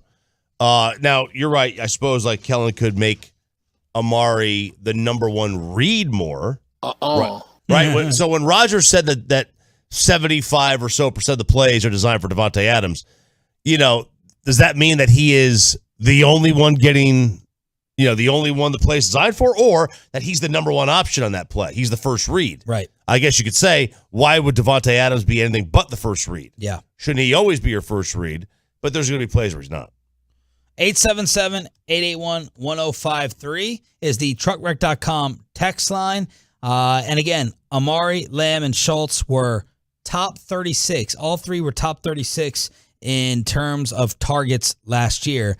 But the targets for Lamb to close out the year, final 4 games, did not have a double-digit amount of targets. Had 9 against the Giants, 5 against Washington, 4 against Arizona, 2 against Philly, finishing with 120 targets on the season. That was good for 24th. Schultz and Amari were tied for 36. So let's see. Tony Pollard and CeeDee Lamb involvement. It's going to be a major focus as we get ready for training camp. Our first morning show will be Wednesday in Oxnard, California, as we fly out after tomorrow's show right here on The Fan. 877-881-1053 to hit us up on the truckwreck.com text line. Thanks for being a Tolo. That stands for turn it on, leave it on. All right, we got a new team entering the Kevin Durant sweepstakes. Whose side are you taking? The great Nick Castellanos or this reporter? We have the audio for you to judge. And someone on national TV just said that MJ was the 3rd best of all time after this. Let's get you some athletic greens in your life.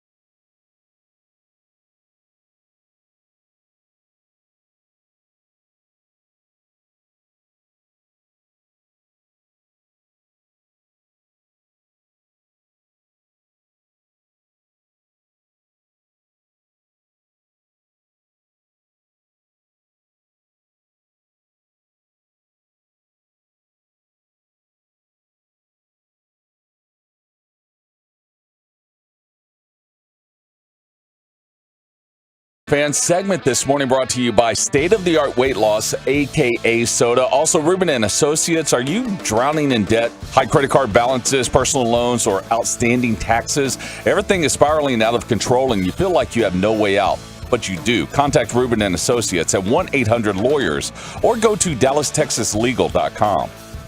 I don't think it's a crazy question. Would you trade for Kevin Durant if you're the Boston Celtics?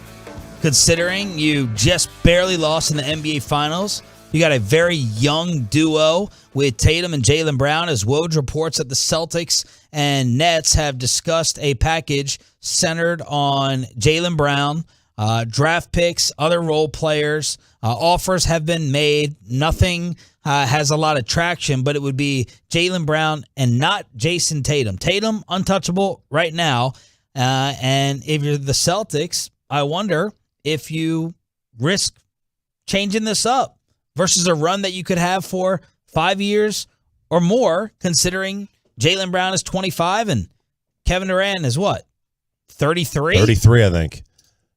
I don't think it's crazy because you did reach it. And if Tatum had a better series against Golden State, maybe you win it. You've got some young players on the team, like the Williams kids, Robert and Grant, that maybe they get better. Perhaps, was it Derek White? Didn't disappear. Al Horford, who is getting up there in age, a lot up there in age, did he have the best shooting, series of his life? Jaylen Brown has averaged 24 points a game in the past 2 seasons. He's slowly getting better. He's been in the league for 6 years. He averaged 4 years ago 13, then got it up to 20, then 24.7, and then 23.6. This guy's a stud.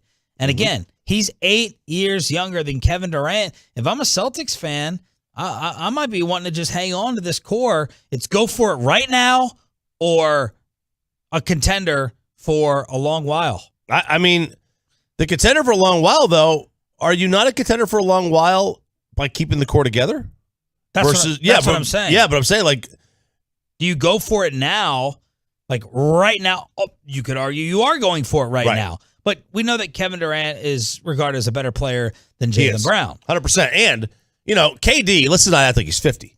He's going to keep you in the hunt for a very long time. The problem is that his very long time might be 2 years until he gets sick of everybody around him. Yeah. And he wants out. This guy wants to change the scenery all the time. So what's your answer? It's the same thing I have with Kyrie. If I have a chance to get Kevin Durant, I'm getting Kevin Durant. Oh, man. I will deal with the problems later. But forget about the problems, the window.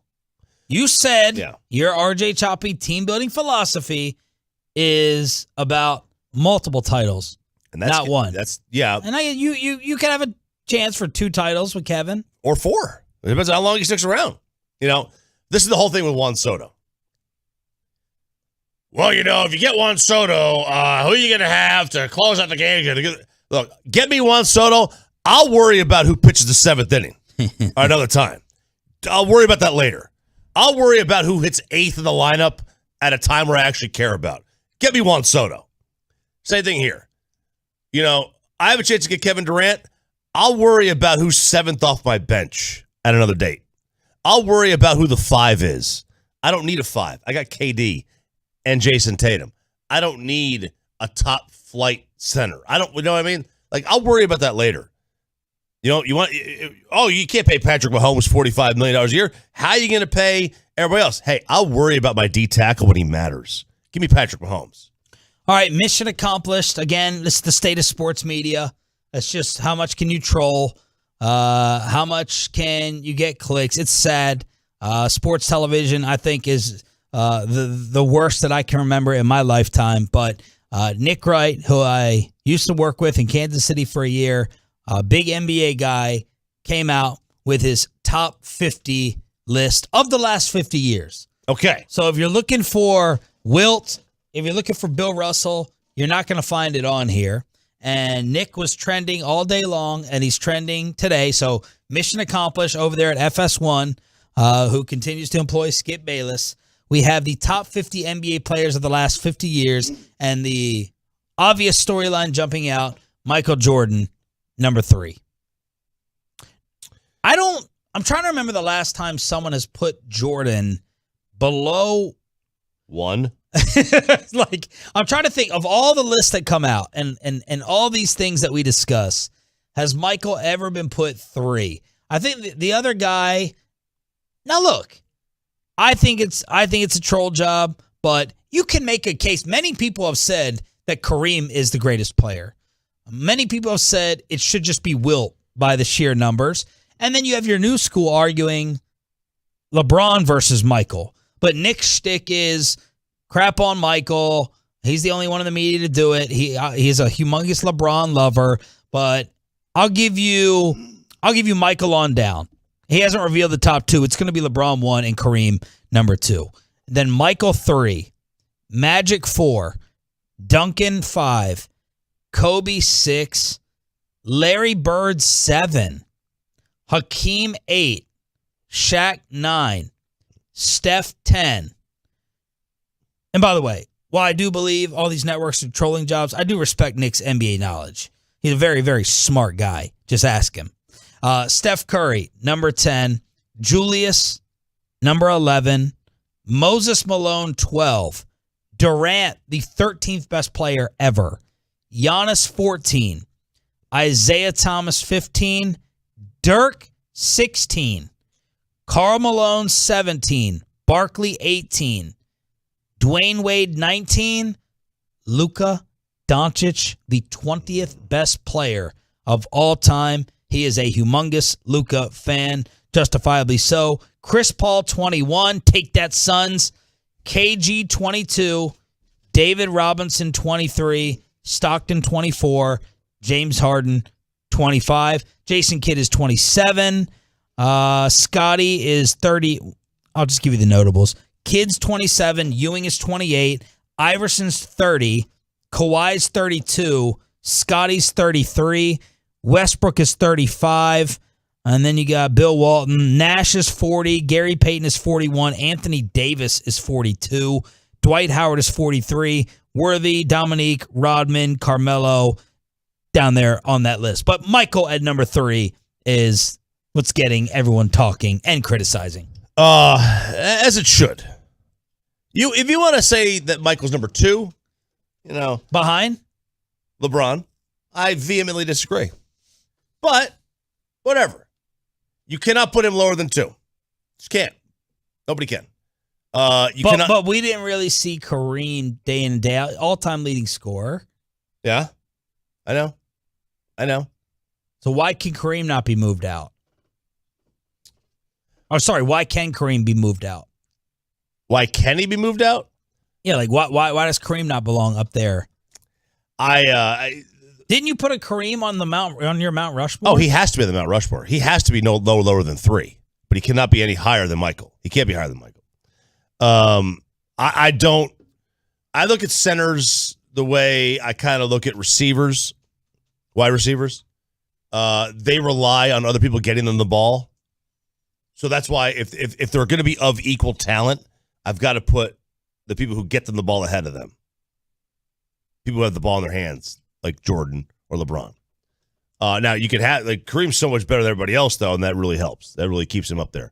So I think it's crazy to have Jordan any lower than 2. And to me, it's crazy to have Kareem any lower than 3. But if you want to put LeBron ahead of Jordan, I'm not going to fight you on it. I disagree with it. I'm not going to fight you on it. Yeah. So that's the list as the top 50 players of the last 50 years being put out on FS1. 877-881-1053. What about these other guys? Is there anything else to argue or something that's offensive on here? Well, it's offensive that Nick thinks basketball started in 2005. I mean, I'm sorry. Last 50 years. Yeah. So that's what? Going back to 1962. 50 of the last 72. 50. 72. Oh, God, I'm old. So go back to 72. I don't think Steph is a top 10 player. I have a problem feeling that he is going to be viewed as better than, Durant or Giannis.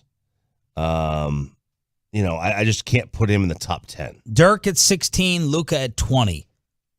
Much of the internet is freaking out that Luka was put up here too fast, too quick. Well, they can freak out all they want, but that's where he belongs. Chris Paul, I'm sorry, he's not number 21. Chris Paul ain't better than John Stockton. Jason Kidd? Or Jason Kidd. He's just not. Iverson? Scotty or Kawhi? I don't think Chris Paul is better than Scotty. I don't think he's better than Kawhi. Iverson, I don't think he's better than Nash. I think Nash is better than Chris Paul. I think Gary Payton's better than Chris Paul. I don't like Chris Paul. Yeah, I think that came through. Rodman, number 47. Too low? Too high. Who has Dennis Rodman as a top 50 player? I think a lot of people might. He had to have made the NBA 75 team. All time, right? Double check that. With the All-Star game that happened, I guarantee Rodman is a all-time top 75 player. Guaranteed. I think he might have made the All-75, but remember that remember that 50, the NBA 50? Yeah, I was there. MCI Center, D.C. Whoa! Oh, yeah? Yeah, he definitely didn't make that. He did not? I think you might be wrong. I think we're going to have to look. Top 75 and top 50. All right, he made the top, let's see. Had to have made the top 75. He made the top 75. Yeah. Is Draymond Rodman a fair comparison? I mean, it's pretty fair. Looking at Rodman, he started his career in '86, ended it in 2000, and only one time in his career did he average double digit in points. He was not. He was a singles guy. I mean, he did not make anything for his career. He averaged 7 points. Yeah, he's the Ozzie Smith of the NBA. Stop. He did not make the 50. He did not. No. Which is, I didn't think he was. I mean, he's like you said, the Ozzie Smith, and I'm not a defensive guy. Rodman once put up these 3 stat lines in under a month. 0 points, 28 boards. That's so crazy. 0 points, 25 boards. 0 points, 24 boards. How is none of them an offensive dunk putback? How are none of them an offensive rebound right at the rim to go back off the glass or just tip it back in? Because all of his rebounds were tip it 3 times to get it away from everybody, and all of a sudden I'm 19 feet away from the basket. Yes. I mean, he got more rebounds chasing balls down into the corner than anything else. All right. Check out this audio. This is my baseball audio of the day. The great Nick Castellanos, who homers during any single broadcasting moment. He was in the clubhouse, and he was asked by this reporter about the crowd booing Castellanos, getting on him recently about his performance. Did you hear the blues there when he struck out in the game there? No, man, I lost my hearing. All right, stop it. The guy's kind of mumbling a little bit, so just... He's got a face mask on. Does he? Yeah. He's basically asking, did you hear the crowd booing you during the game? Did you hear the blues there when he struck out in the game there? No, man, I lost my hearing. So you didn't hear him? Come on, man, that's a stupid question. Why is that a stupid question? Can anybody else answer that for him? Anybody? Yeah, man, that's a stupid question. It's not a stupid question. If it's a stupid question, you should be equipped to answer it. All right, I did answer it. All right. The answer we got to handle a stupid question. We got the answer. That doesn't mean that I can't say that it's a stupid question. It wasn't a stupid question. It's a legit question. If I heard the booze, is that's a rhetorical question. Of course, it's a stupid question. Did you hear the booze? That's a stupid question. We got the answer. We're good. Thanks, guys. Then you should be able to handle a stupid question. I did. So this reporter, Jim Salisbury, NBC Sports Philly, starts going at Castellanos even more, starts getting hype. The PR guy has to jump in and intervene over whether it was a stupid question. So, fellas, was it a stupid question? Did you hear the boos? I think my question may have been, if they were loud boos, then I think you say, what's your reaction to the boos? What do you have to say to the fans versus did you hear it? Or maybe he didn't hear it. I don't know how loud it was. Whose side are you on? If they weren't loud boos, here's the thing. I say it's a stupid question, yes, because it's obvious. If they were loud boos, of course he heard them. The question should be, what is your reaction to the boos? Right. If you had to ask him, did you hear the boos, meaning they weren't loud, that tells me the reporter had an agenda going in, listening for the boos, and that meant that he was trying to stir up trouble. Yeah. So that's It was yes. I think it was a stupid question. I don't think it was a stupid question because if you ask, it depends on the delivery.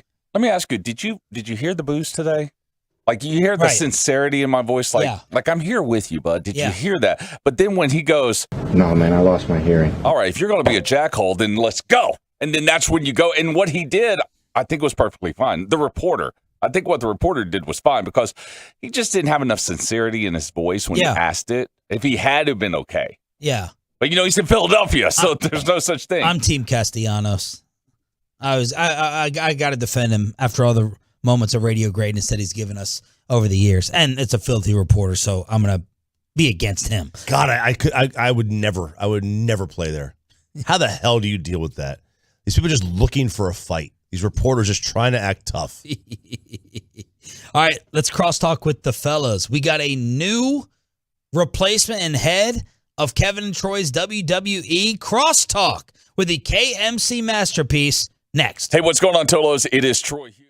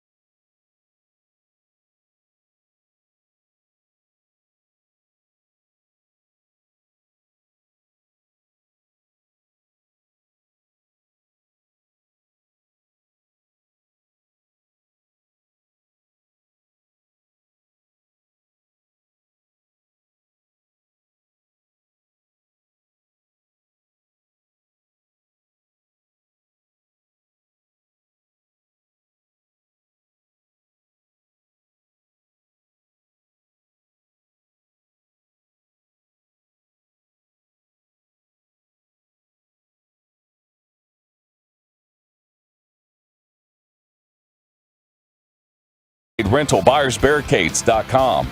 Let's crosstalk with the KMC masterpiece, Kevin Hagman, Mike Bassett. Good morning, Corey Majors. What's coming up on the show? Right out of the gate, our famous new segment, What Do You Care About Today? This is one of my favorite segments. What do you care about today? Yeah, what do you care about today? Okay, yeah, how are you saying it?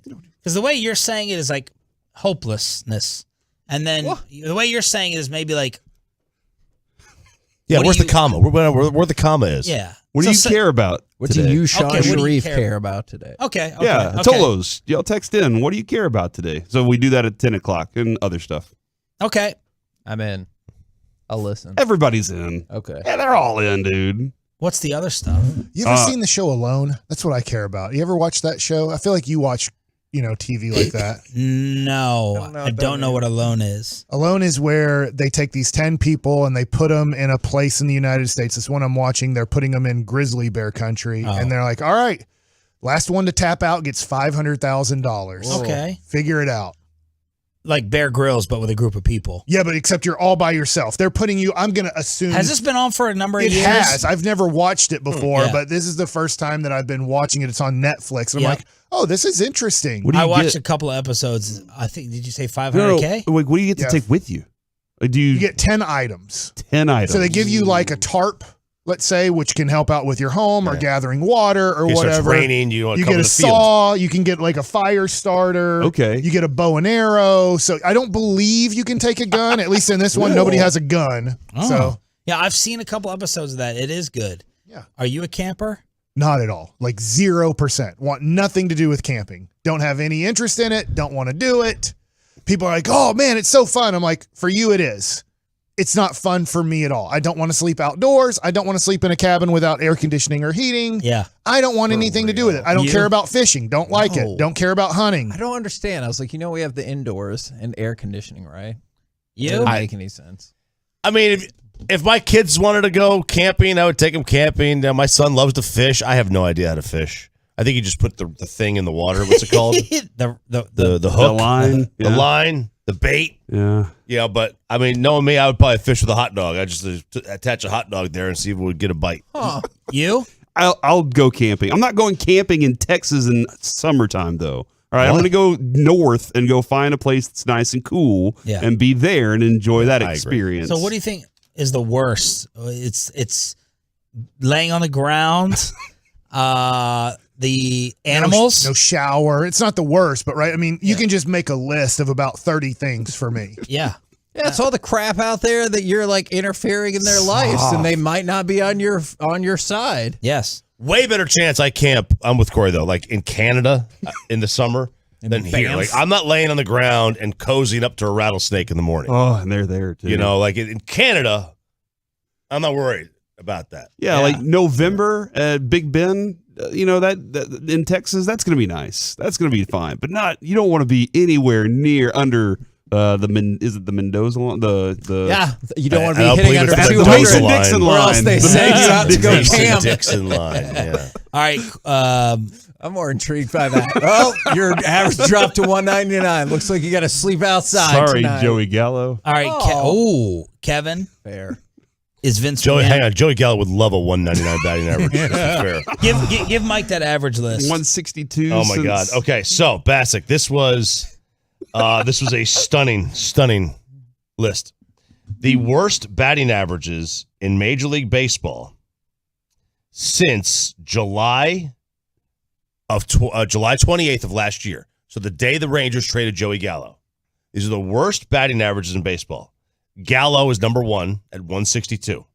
Odor is number 2 at 186. Oh, wow. Max Muncy is 3 at 188. From here. Cody Bellinger is 4 at 195.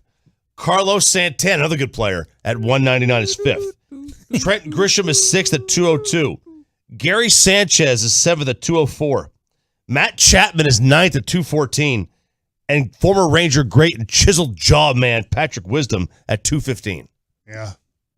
There's some names on that list. You know what's interesting is my son asked me this last week, and he said, Dad, you know how you're saying Bobby Witt Jr. is going to get better? And I'm like, yeah, I mean, he's just 21 years old. He might have just turned 22. I'm like, yeah, he's going to keep getting better. And he's like, but how come Cody Bellinger has gotten worse as he's gotten into what you say is his prime years? And I'm like, it's a good question. I don't know. I don't know why some guys, Joey Gallo has gotten worse. I think what we know there is he cannot handle the pressure.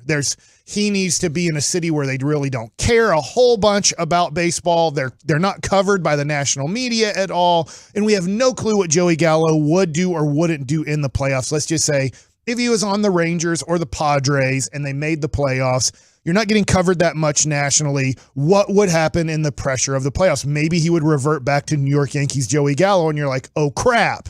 But we know that the reason he's batting 162 instead of, and I know this doesn't sound great, instead of 192 is because of New York. But here's my question.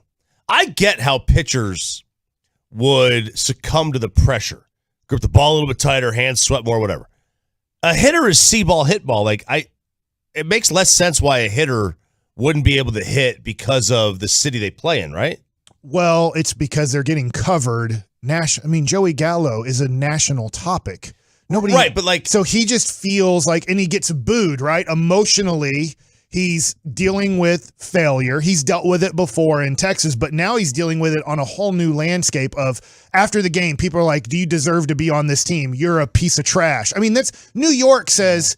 New York media is way different even than Cowboys media. I don't think Cowboys media after a game goes, do you deserve to be on this team? Right. Are you embarrassed to be getting paid this much? That's New York questions. You grew up, Choppy, in that area. Those are the questions you get. So then you go home feeling like a piece of crap. And so Joey's never felt like, okay, I did bad. Evan Grant and T.R. Sullivan and Emily Jones aren't asking those questions. And no matter how hard we think the Dallas media is on the Cowboys, we're not asking questions like that. We're not going to training camp tomorrow and asking Kelvin Joseph. Yeah. Joseph, right? Yeah. I got his name right? Yeah. Hey, you just got acquitted of murder, but your friends did do it, right? That's what New York media is going to do if he's on the Giants or the Jets. Right. All right, Kevin, is the Vince McMahon retirement for real?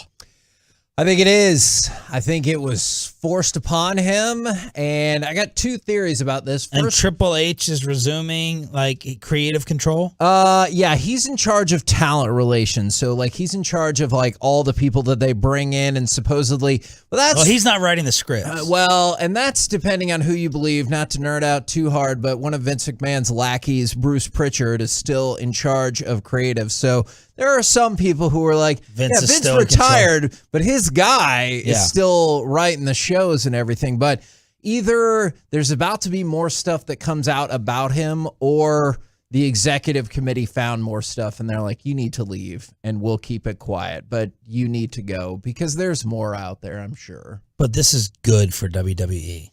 I think so. It was a weird bit, too, that Stephanie went out there and was like, hey, let's all chant thank you, Vince. Hey, why did he step down? Don't worry about that. But yeah, I think so, because he's out of step with popular culture. He's been out of step with popular culture for a really long time, and they needed something different. So we'll see if this works for him. And the fact that he never actually worked for Publishers Clearinghouse is still a big That's deal Ed now. McMahon. Oh, okay. All right. Oh, wow. Who thinks the Celtics should not trade Jaylen Brown for Kevin Durant? That's in our first topic. Mike today. and Kevin raising their hands. They should not do it. And now Corey was peer pressured. Let me throw this at you.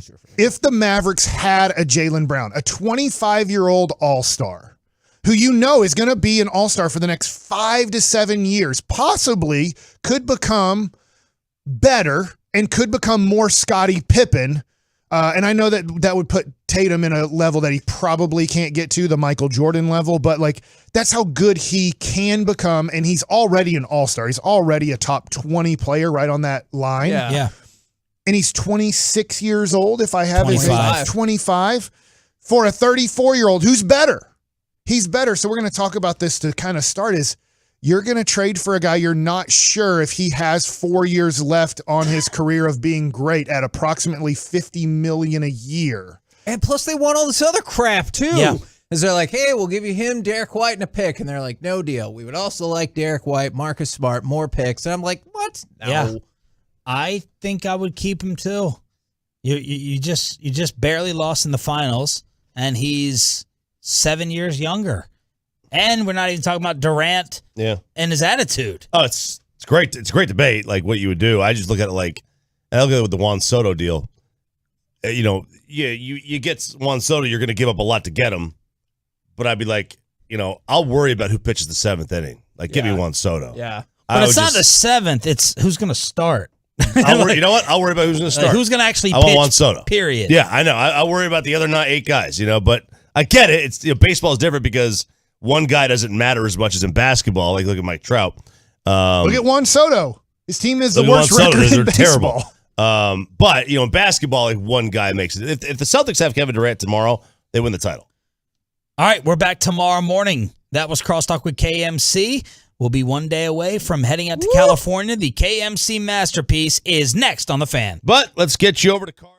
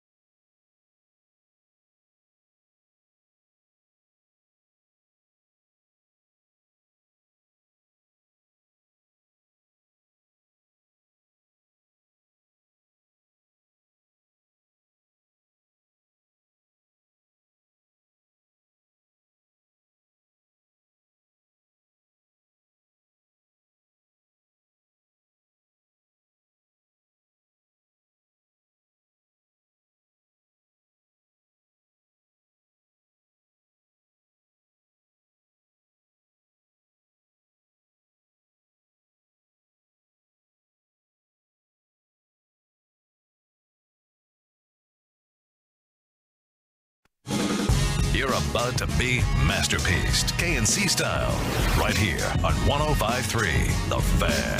KNC Masterpiece right here on 105.3 The Fan. Kicking off the show with what do you care about today? 877-881-1053. What do you care about today? I know Mike and Corey care about potentially changing their seats in their flight. I don't know if that's actually going to happen. So, here's what we're caring about right now. It costs $161 tomorrow to upgrade to first class. Uh-huh. I've rarely There's flown a lot of seats first too. class. By the way, this is what I care about first class. This does pertain to sports. You know the whole thing about the All-Star break and like Juan Soto commercial flight and all that stuff? That's not people are making a big deal out of that. That's happened forever. You have to fly first class. It's in the Major League Baseball collective bargaining agreement. If you are a major leaguer, they can fly you commercial, but it has to be first class. Right. And we're not flying private jets everywhere. Like first class is really nice. So I don't get how people are like, I can't believe it. I can't believe they're flying Juan Soto first class to the All-Star game, but he had to ride with the other team. That happens a lot. I was talking to John Radigan yesterday, and he can remember going to the All-Star game in Arizona where I think the Rangers sent 6 or 7 players and their coaching staff because that's how good they were back then in 2011 or 2012. And Gio Gonzalez, who was on the Oakland A's at the time, had a first-class ticket on a commercial flight to fly to Arizona. But instead of having to go to DFW Airport and wait for that flight and to fly first class, the Rangers, who were taking a private plane there because of how many people they were sending to the All-Star game, said, hey, Gio, if you'd like, you can fly with us instead of flying first class on a commercial flight. He said, that's great. I'd love to do that. So this has happened all of the time. That being said, first class is pretty cool. Should I spend the $161 to go first class? I think you should. That's really low. I would have thought that upgrading to first class would be like far more expensive. It's $161 per person. I'm really surprised. I don't know. I guess I just had the ideal that like first class would be far, far more expensive. But I said, Mike, do you want to get a seat next to me? And he said, if you fly first class, I'm flying second class. I don't understand that. It doesn't make any sense. What is second class? How much? Because you do get nervous flying. And your first class is alcohol free in first class? I'm gonna be fine. I'm gonna be fine. This is a very different trip this year. So I don't know. Help me out. I haven't flown first class in forever. They do give you a drink. Yes, it's one free drink. Yeah, and actually, every time I've been on American, they always, because I have an American credit card, they always give me a free drink anyway. So I don't know like what the deal is there, but yeah, I think I always 3 years ago I got 2 free drinks. Look at you, buddy. You were old enough to drink 3 years ago? You from Highland Park? Yeah. No, but yeah, 2 free drinks. He was about, oh my gosh, 2 free drinks. That's awesome, dude. Peyton's flying first class and he's running the board. This is amazing. Man, we got some family money. Must be going on. I got 2 things I care about today. All right. One's good, one's bad. Which one do you want first, Kevin? Ooh, let's get the bad one out of the way. Bad one.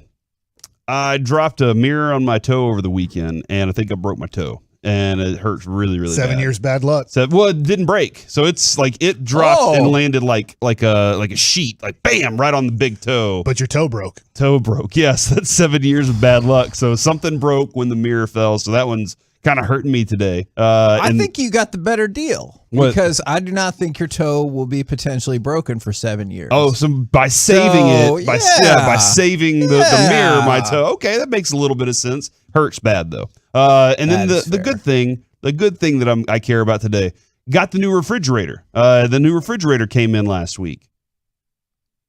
Craft ice balls. It makes ball ice like for drinks. Oh man. Yeah, are you trying to up Peyton in terms of who's the fanciest Don't on those this have show? to go in like silicone things? They're actually, I think it's underneath some of that other stuff. But they make 6 balls of ice at a time, and they're about that big. Yeah, about that big around. So golf ball size. Yeah, golf ball size ice balls, maybe a little bit bigger. But yeah, man, it's really cool. I don't care that much about everything else, but that thing is really cool to me. So that's Do what you I care like about that today. ice better than like Sonic Ice? I know love that's Sonic called Ice. something different, but Ooh, I call yeah. it Sonic But Ice. I can put like 4 of those balls in there, and then like I don't have to worry about it all day long. It's cold all day long. So there you go. Man. I didn't think I was going to care about that, but it's pretty But cool. you do. It's cool. Well, I might have more for you guys to care about. All right. Apparently, we have a really fancy fan base. All right. They're listening and they're like, no, you guys need to get with the times. From the 817, all the alcohol is free in first class. Come on now. All right. From the 903, I literally had 10 glasses of champagne. From the 972, it's free and unlimited. And Bobby Belt's driving. Yeah. So he can't upgrade. Well, he could. He just can't drink in first class. But you guys knock yourselves out. well, It's a tough decision. no, man. I'm going to be. I have things I got to accomplish. Corey's a man of the people. Yeah, I gotta. What do you have to accomplish? I got stuff to do, man. I got. He wants to things- watch You don't have anything to accomplish. Oh, yo, come on, Mike. He You don't know? He would know. He would be specific on what I'm going to accomplish is when the game was ours, the book of Larry Bird and Magic Johnson. I'm going to finish that book on the plane. I already know what is happening on the plane. You're limited in what you can do on a plane. You said you have a lot of things to accomplish, so you should already have those planned Okay. I out. promised my kids I'd stop drinking. So Oh, Okay, man. well that's good. so that's why That's a good I have thing. a lot to accomplish. Let's see if I can make you break that promise. Oh my God! Don't sit in first class with him because he's gonna be like, "You want to drink now, don't you? Hey, Did you look, feel he's that all wobble free." in the plane? We could be going down. You better take a drink." Like he's gonna do that. All right, Kevin, we did tease this. I don't think that the Boston Celtics should give up Jaylen Brown for Kevin Durant. Okay, and so when I first heard the Woj thing last night, I was like, oh yeah, I guess that kind of makes sense. Boston has a lot of assets that they could figure out to deal. But then when I saw what Sham said this morning is that the Celtics offered Jaylen Brown, Derek White, and a draft pick. And I was like, that seems like a fair offer. The Nets said, no deal. And this is why I wonder how long it's going to take to get this done. Because their counter offer was Jaylen Brown, the reigning defensive player of the year, Marcus Smart, multiple draft picks, and potentially one more rotational player. No thanks. If I'm the Celtics, no thanks. The Celtics were just a few games away from winning it all. And I get that Jaylen Brown and Jason Tatum, for the longest time after Kyrie Irving decided to ruin that team, they started looking like they weren't going to fit together. Even at the All-Star break at this time last year, you're like, this Boston thing just isn't working. But then it did work in the second half. And you do have those guys both under somewhat long-term contracts, both entering their prime right now. And I'm just not crazy about breaking that up. If I were the Dallas Mavericks and I had Jaylen Brown on this team, who is a bona fide all-star and going to be an all-star for the next 5+ years, I just don't know if I would trade him for don't get me wrong here, Kevin Durant is better than Jaylen Brown. Sure. Kevin Durant, when healthy, completely healthy, might be the best player still in the NBA. I don't think he is, but he's in the conversation. Yeah. So I get the upgrade that you're getting, but Kevin Durant, that's it for your team. Like there's really nothing else you can do because he is making approximately $50 million a year, a little bit less than that over the next 4 years. He is a guy who's injury prone now in his career for the last few years. I get he's better. I get that maybe he gives you a better chance of winning it all if he's completely healthy come playoff time. But I feel like I have a 5 to possibly 8-year window if I can keep Tatum and Brown together and they're both getting along, it seems like now. Their games are starting to mix a little bit better. The thing that I thought about a lot in terms of this, and you've mentioned this before, is if you're the Nets, I get why you're asking this, especially looking at the trade that the Timberwolves did. The Gobert trade messed up the market because if I'm sitting there and I'm like, hold on, you got how many first-round picks for Rudy Gobert? Yeah. Yes, I would like your perpetual young all-star. I would like the defensive player of the year. I would like multiple draft. I get it. But if I'm the Celtics, I'm like, I'm not overpaying because they made a poor deal. And the other thing, too, you have to look at is who am I beating here in this offer? And I think that if you have Jaylen Brown, and let's just say you add one more first-round pick. Right. I'm not even crazy about that, but let's just say you're like, all right, here's what we'll do. We'll add one more pick. to it.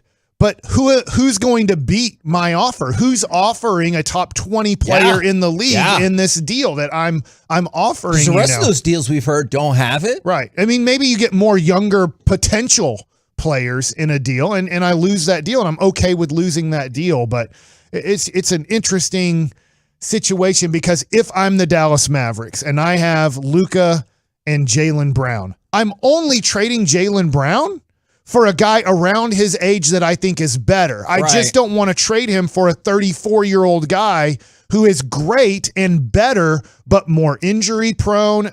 There's been a little bit of chemistry issue with him, and it could be all Kyrie Irving. But he wasn't happy in Oklahoma City. He wasn't happy in Golden State, winning 2 championships in 3 years. He's like, I don't want to be here anymore. So if I put him in Boston and I don't win it all with Tatum, or I do win it all, does he all of a sudden become unhappy with the city because that city does have, some racist situations going on there? Like, does he go, I don't want to be in Boston anymore. I've decided this isn't the town for me. Or they don't win it all. And he's like, you know what? Tatum isn't the guy I want to play with. I want to play with an older guy. There's just too many, to me, risk taking on Kevin Durant versus just keeping what I have. Yeah. When I look at that, though, it's, if you're that guy, don't you see the warts on your own team, and you start to question yourself a little bit sometimes? So that I would listen to the conversation for sure. Yeah. But that is way too much. Yeah. But if I'm looking at them and going, they didn't win this, was it because we didn't have enough talent to compete with Golden State? Or this is as far as this team can actually go? I think that it can go further, because I like Jaylen Brown a lot, but I do question whether or not, like, whenever you're looking at your own picture, are you looking at it the same as everybody else? Help me out. Didn't they get Malcolm Brogdon? Yes. So their major issue was Marcus Smart's not a true point guard. Sure. He cannot lead an offense, especially the last 3 to 5 minutes. Jason Tatum's not a point guard, and Jaylen Brown's not a point guard. So they went and got a point guard. So to me, I would want to say, hey, we're pretty much bringing back the same team with the point guard. Let's try it this way with our 25 and 26-year-old guys.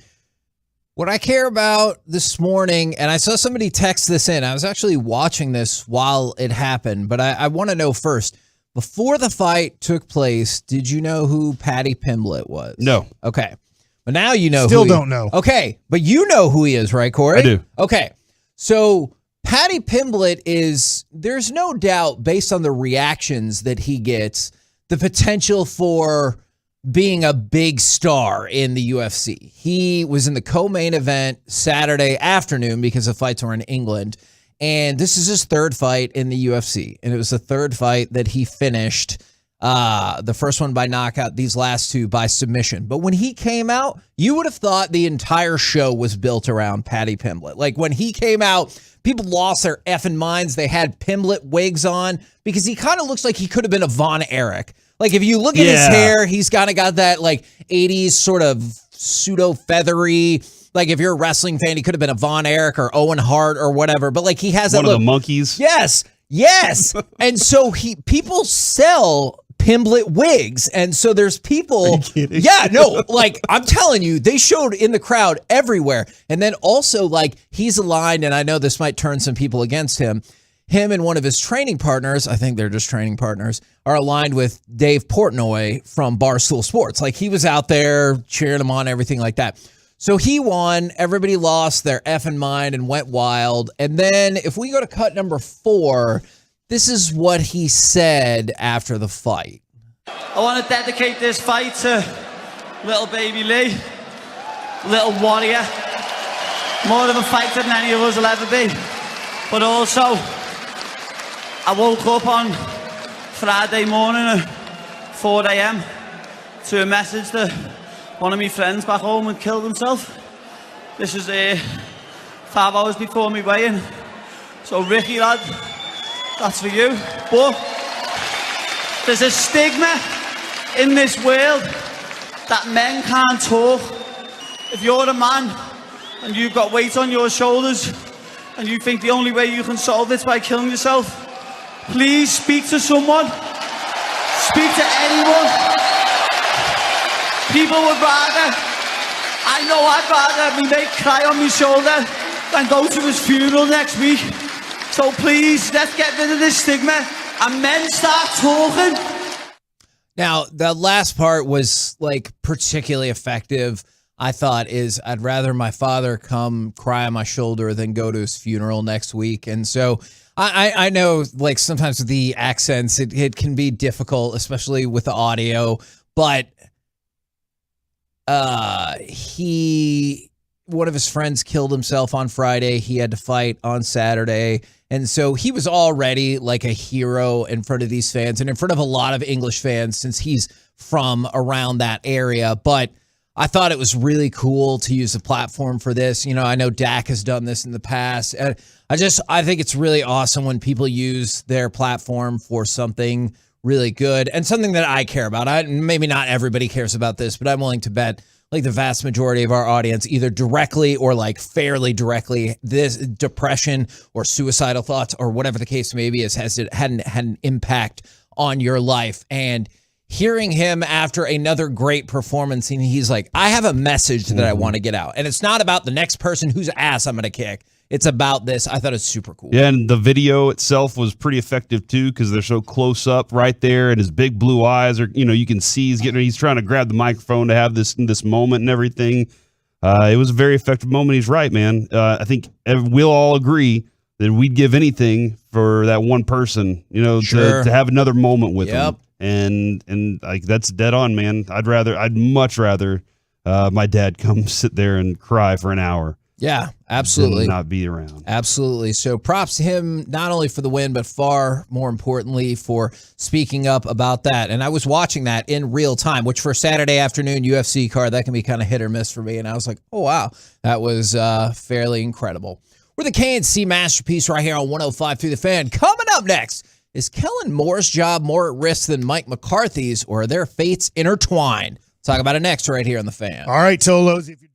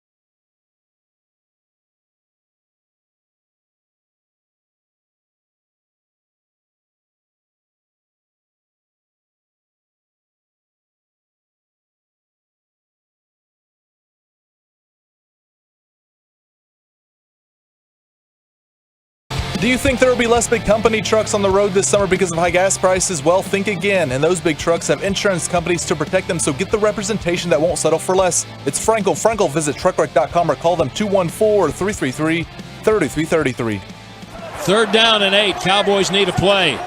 Prescott in the gun. They blitz him. Prescott throws it down the right side for Lamb. Caught it! 10, 5, dancing in.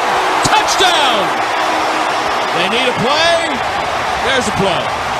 Just want to point out that's Peyton making an editorial decision. I said either pick a Cowboys offensive highlight or low light to go into this segment. He has chosen. He is pro Kellen Moore. Proud of you. You got me positive today. That is what I made. Positive Monday. By the way, you know what? That's a great slogan. I really like that. On a positive Monday, I do want to thank everybody. I know we didn't read all of these on air because we were kind of crunched by time right there, but I want to say there was a lot of people who texted in their own personal experiences about life, about people either taking their life or thinking about taking their life, like directly related to them, and they shared their story. And so I just want to say thank you. Every time people will say, oh, you guys are such a big part of our life, I know you might not feel the same. Like, this is what we do every single day. So y'all are definitely a humongous, I'll just speak for myself, but I feel like everyone is the same. Y'all are a huge part of my life as well. So I appreciate everybody who is sharing their story in the Twitch, on the fan text. Thank y'all very much. Yes, you're part of my life. Back to you. Absolutely. All right. Now, my question was, every article that comes up about the Cowboys is like burning Cowboys questions. Like, you can just go ahead and mark it down. Like an article that will get written in 3 weeks. I guarantee we'll have this in there. Is Mike McCarthy's job on the line this season? All right. Coming up in the C block today. Yeah. Oh, yes. No, 1 actually, o'clock. it's not. Looking forward to it. My question was, but is Kellen Moore in the exact same spot as Mike McCarthy, or will those things be judged independently because Jerry just kind of does whatever the hell he wants sometimes? So the thing that stands out the most to me is that Jerry basically said, I got 3 people in mind that could take Mike McCarthy's job. Dan Quinn, Sean Payton, and Kellen Moore. All the guys that I think are here could potentially be the head coach of this team. Okay. He said it out loud. Right. Like, you can say that quietly maybe and never Is just that say good in for your Mike mind. McCarthy? No. Okay. Unless it's genius. Great. Think about how good his coordinators are. Unless it's genius. Head coaches. And we're going to, you know what? That's the motivation that this team needs. If they really love Mike McCarthy, then they're going to go out there and they're going to fight every inch for that guy. Or it's like he's getting set up, basically. But I don't think that Kellen's in the same boat, though, because I think Kellen is one of those chosen ones by Jerry. They kind of look at him and they're like, the future could be him. He could be our head coach, that young face that's with the team for the next 10 years that could be that guy. But a lot of people have questions about, well, dude, you shot up this ladder so quick. You went from backup quarterback who broke his ankle to some people asking if you could even see while you're playing on the football field to a quarterback's coach to offensive. You jumped very fast through this game at a very young age. And so it feels like he's safe no matter what in most instances. Now, if Sean Payton was to come in, then maybe. Because I would presume that Sean Payton would tell Jerry, that nope, he's gone.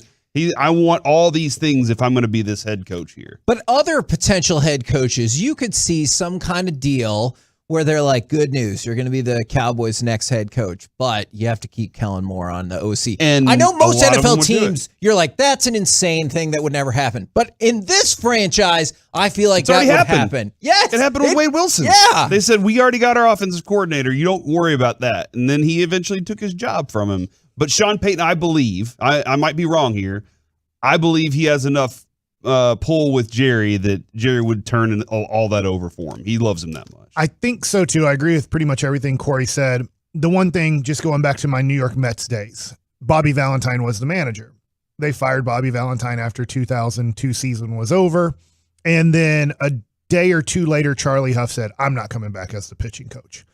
Kellen Moore has no allegiance to Mike McCarthy at all. Yeah. Right. And and kind of Dan Quinn doesn't either, right? So I think the thing is, I know you're talking about Kellen Moore and Mike McCarthy, this is the thing about the coaching staffs that the Dallas Cowboys put together for the most part, right? Bill Parcells got to pick his coordinators and his coaches, right? Because What did Jerry need? He needed a new stadium. He needed a vote to go through to get his AT&T Stadium. Right. So he sacrificed for a few years and said, I'll sacrifice for a few years and let the coach be the coach. But now that we're back into this place, I don't think Mike McCarthy and Kellen Moore are connected at all. If this goes bad and Mike McCarthy is fired, I think Jerry would like to have Kellen Moore back. And you know who else would like to have Kellen Moore back? Dak Prescott. They're good buddies. Okay. So I think when the quarterback is saying, hey, I want him, I think he's a great coordinator, I think Jerry will tell whoever, Sean Payton, hey, run the offense. Just keep Kellen Moore around as the offensive coordinator. This might be a weird question then, but if you take those like 4 primary components of this team, Mike McCarthy, Kellen Moore, Dan Quinn, and Dak Prescott, Mike McCarthy has the most tenuous hold on his job then, right? Tenuous. Like, yes, he's the most likely to lose his in-house. job. Yeah. Yeah, in-house, yes. I wasn't sure if you just liked the word or you did not know what the word meant. I was like, I think where you're going, but I'm not sure the definition of that word. Okay. Magnitude. I guess in this instance, the loosest grip on their job, the shakiest, because Dak's not going anywhere. Y'all are making it sound like you think you could see, unless Sean Payton comes in, I get all things changed then, that maybe Moore will stay here. I think we're all of the opinion that unless he leaves to take another NFL head coaching job, Dan Quinn's not going anywhere. So that means that Mike McCarthy has the most, again, tenuous grasp on his job. And who's connected with Mike McCarthy on this staff? Does he still have the Green Bay Packers secondary coach? Joe Witt. I'm sorry. I'm forgetting his name, but isn't he a former? Yeah, Al Harris, right? I mean, I'm pretty sure that's his guy. Because, but that's not going to save his job. No. But I'm just saying, if Mike McCarthy gets fired, Al Harris is gone. Sure, because Al Harris will be like, no, I'm not. Mike McCarthy's my guy. I'm not staying here. I have loyalty, just the way Charlie Huff was like, I have loyalty to Bobby V. I'm not staying here for the next manager. This is my guy, and I'm not. Sometimes you feel like stabbing in the back. Buck Showalter, watching the Derek Jeter thing, for example, he did not get fired as the manager of the New York Yankees after they lost to the Mariners when Ken Griffey Jr. scored that run. What Steinbrenner said is, I'm letting go of 4 of your coaches on your staff. And he said, well, I'm not sticking around for this then. And so when you throw together a whole bunch of coaches, this is the tough thing about sometimes wanting to pay the best coaches all the money, which no owner will ever do. But if you throw a group together and there's no loyalty in the room, then how much are they fighting each other for the ultimate prize, the head coach of the team, and not just doing their job as the coordinator because they feel loyalty to the head coach? This might sound like a weird question then, because I get it. Like, everybody wants the season to be a success, but do you feel like there's like a kind of a shadow competition then between Kellen Moore and Dan Quinn, just in case, to be like, hey, if you are getting a new head coach, maybe it should be me. Maybe it should be me. Like, I get it. The idea is if they're running a competition, then maybe this team is going to be unbelievable because Dan Quinn's like, I have the best defense. Kellen Moore's like, I have the best offense. And Mike McCarthy's like, well, I'm not going to lose my job. But if he did. Yeah, Corey, I'll ask you this question based off of what Kevin just said. I think the Cowboys are likely to go 0-2 to start the season. I think they can win one of the games. I'd be shocked if they go 2-0 against Tampa and Cincinnati. They go 0-2. And they start the year because of a little bit of lack of continuity on the offensive line and youth. And then your wide receiver core is probably at best average to start the year. And you lose those games where you are struggling to score 20 points. Let's say you score 20 points in week 1 and 17 points in week 2. Do you think at all Mike McCarthy will go into the room after 2 weeks and go, I got to start calling the plays, or I have to have a major influence on this offense, or I'm going to lose my job? I don't think he looks at it that way anymore. I think that he's done calling plays, done drawing all those up, and he's like, these guys are hired for this job. My job is to motivate and to make sure that we're organized. These guys, their job is to make sure that this offense is ready to go or this defense is ready to go. He's not calling the defense, but I think he's far past that now, where he says, I don't have to do that anymore. That's why I became the head coach. I wanted to be able to do these things. So, but doing it his way might be a little bit different than just adhering to what Jerry and all of them want all the time. Maybe he goes out on a couple of different limbs that you wouldn't expect if he realizes. That's why I asked last week if you thought will he be coaching with that manner, with that kind of pressure he's making decisions with this extra pressure, and whether or not it's the good or bad decision, he is making it with that weighing on him. I really loved that question too, because I don't necessarily know if that's what I thought beforehand, but when you phrase it like that, I was like, man, if that was me, or I think if that was most people, they would be like, oh man, if I'm going to get fired, I'm going to get fired because of my own incompetence, which sounds like a weird sentence, but like, you don't want somebody else's incompetence being the reason you got fired. You're like, I want to make it or not make it based on my own ideas. And if my own ideas don't work, well, they didn't work, but at least they were mine. And the Joneses basically told him, we're not getting you any help. We're not changing anything. We're taking away 4 of your better players from last year, and we're not adding anything to it. Go coach him up. Yeah. Mike McCarthy has called plays for 15 years in the NFL? Yeah. Something like that. I wonder how many times, he'd never say this, we'll never get this answer, but I wonder how many times after a play is over, he goes, were we calling there? Why did he, when you have that much experience calling plays, I just wonder when you're watching the game as the head coach and you're used to calling plays as a head coach, you're used to calling plays as an offensive coordinator for the majority of your career.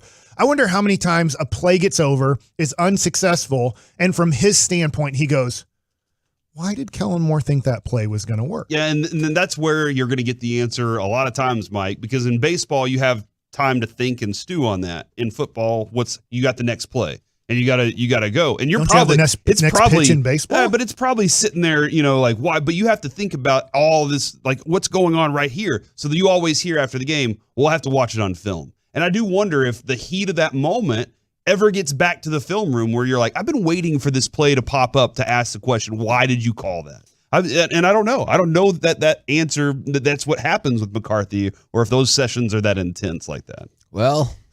Too bad you guys won't be around to be able to find that out in person. What do you mean? You'll be there tomorrow. Oh, I thought you were around. I thought you were saying we were. I was giving you the opportunity to hype training camp, Corey. We're going to be out there tomorrow, and I can't wait, man. I'm really excited to go to California. Off your first-class flight. 75-degree weather, off of a first-class flight in my own hotel room. Oh, my God. You're the fanciest. And something's always awesome in training camp. Without kids. No matter what happens, either the defense was awesome or the offense was awesome.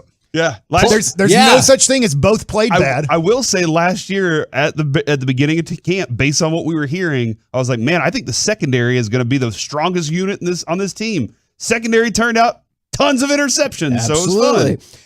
We're the KNC Masterpiece right here on 105 through the Fan. Coming up next, how about a little baseball nuggets with Mike Basak? Hey, did you know that this guy was drafted right after Josh Young? Next on the Fan. Hey, you got some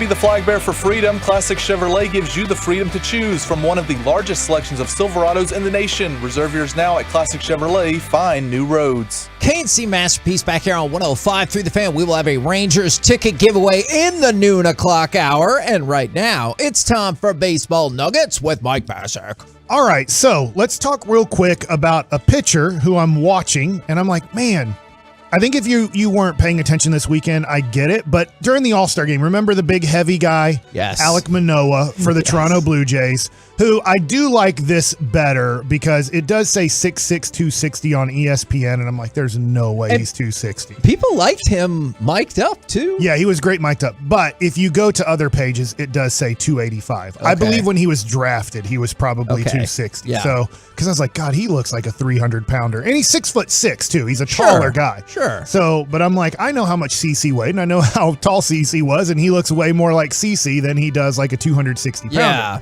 So, anyways, over the weekend, he had a really good game against the Red Sox, not the game where they scored 25 runs in the first 5 innings, which was freaking amazing. Through that first 5 innings, every player on Toronto had at least 2 hits, that's insane. Yeah, that was freaking crazy. So anyways, I'm like, man, I don't remember this Alek Manoah. I don't remember him. Like, you gotta watch this Alek Manoah guy. He's unbelievable. He's a top prospect, and maybe he was. So I go and look him up after he pitched well against the Red Sox this weekend, and I said, where did he come from? Okay. Well, he came from the 2019 draft. And he was drafted 11th overall. I don't like it. And this is where the draft is such an inexact science. Yeah. We don't even know what Josh Young is going to be. But Josh Young at the time, going into the draft, if you guys remember this, a lot of mock drafts had him somewhere between 10 and 20. Mm-hmm. I thought at the time, I'm sorry, Mike, I thought at the time he was an overdraft for signability reasons. Yes, and I think that's the case. I think that's why they took him maybe a little bit higher. I think the other reasons too is his attitude, his work ethic, right? We got to know all that in 2020 in spring training. Do you remember that interview where he was late to an interview we were going to do, and as soon as he showed up, he wasn't like ready to talk, and he goes, "Hey guys, I'm really sorry I was late. I was just out there on the field and you just get carried away." And like, so his first thought was, I need to apologize because I was doing extra work. And I was like, working too hard. Oh yeah, no problem, dude. And right then I was like, I hope this guy's awesome. Now, that being said, I think if you redid the draft, Alek Manoah still isn't going number 1. It would probably be Bobby Witt Jr. who went number 2, and Adley Rutschman, who ever since he's been called up, I'm not saying he's the reason, but he is definitely having a Buster Posey effect in Baltimore, where all of a sudden that team who couldn't win games gets Adley Rutschman. He starts off slow, and as he's picked up, the really Orioles are winning a lot of games with him as their everyday catcher. Well, Alek Manoah, what are his numbers after being drafted 11th overall out of West Virginia? He is 20-6 with a 2.71 ERA and a 1.01 WHIP for his 2 years in the major leagues. This year, he's 11-4 with a 2.24 ERA. He honestly, I don't think he's going to do it, but he has an outside chance of winning the Cy Young. Now, he doesn't strike out tons of guys. He has 120 innings pitched this year and 110 strikeouts, but in 120 innings, he has 25 walks. So, I mean, this dude has great stuff and is a strike thrower, doesn't K a lot of people at 24 years old, but I just looking at that going, son of a gun, you know, like he was right there. And who knows the MLB draft, we don't know what Josh Young's going to be. But right now, make that deal now. Right, there is an all-star pitcher who in his 2 years is 20-6 with a 2.71 ERA. It's just so tough to know exactly how things are going to turn out in the MLB draft. Before him was Nick Lodolo, who pitches for the Reds. He has a 5.81 ERA right now. Doesn't seem like a guy I want too much. 26 innings though. This is his rookie year. 26 innings, 38 strikeouts. Oh, I want him now. He strikes. What? He just said you didn't want him. You know, it's interesting. I had a little bit of a conversation with Jared Sandler. I called in Saturday after the game was over and the Rangers had lost 2 in a row to Oakland. Luckily, they won yesterday. It looked like an easy win. Luckily, they held on. Holy crap. That bullpen, I was like, if you blow this game, then just cut everybody out of the bullpen. I was like, we were sitting there on set. I was doing the post game for Bally's, and I was like, if the Rangers blow this game, I might get in trouble for what I say after this one. So it would be bad. It would not be positive. But luckily they held on. And where I was going, what was I just talking about? Oakland. And Cole Irvin. Yeah. I love Cole Irvin, and I had this conversation with Jared Sandler, and this just popped into my head because of the strikeout thing. Jared Sandler's not a very big fan of Cole Irvin, but he has pitched he's averaging 1 walk per 5 innings. He's 28 years old. He has a 3.08 ERA this year and a 1.07 whip. Now, I think that people like Jared Sandler, and I love Jared. And Jared, right, this is where opinions can be different on the same guy. And he doesn't dislike Cole Irvin, but I thought about this. We're looking for the Rangers to trade for guys that have control. And I said, why not trade for Cole Irvin? And he said, well, his strikeout numbers aren't the best. Do you believe it'll carry over? Philadelphia Phillies designated him for assignment after 2020. And then since being picked up by Oakland, last year he went 10-15 with a 4.24 ERA. And this year he's 5-7 with a 3.08. Remember, he's on the worst team in the American League. So it's not going to be easy to pick up W's.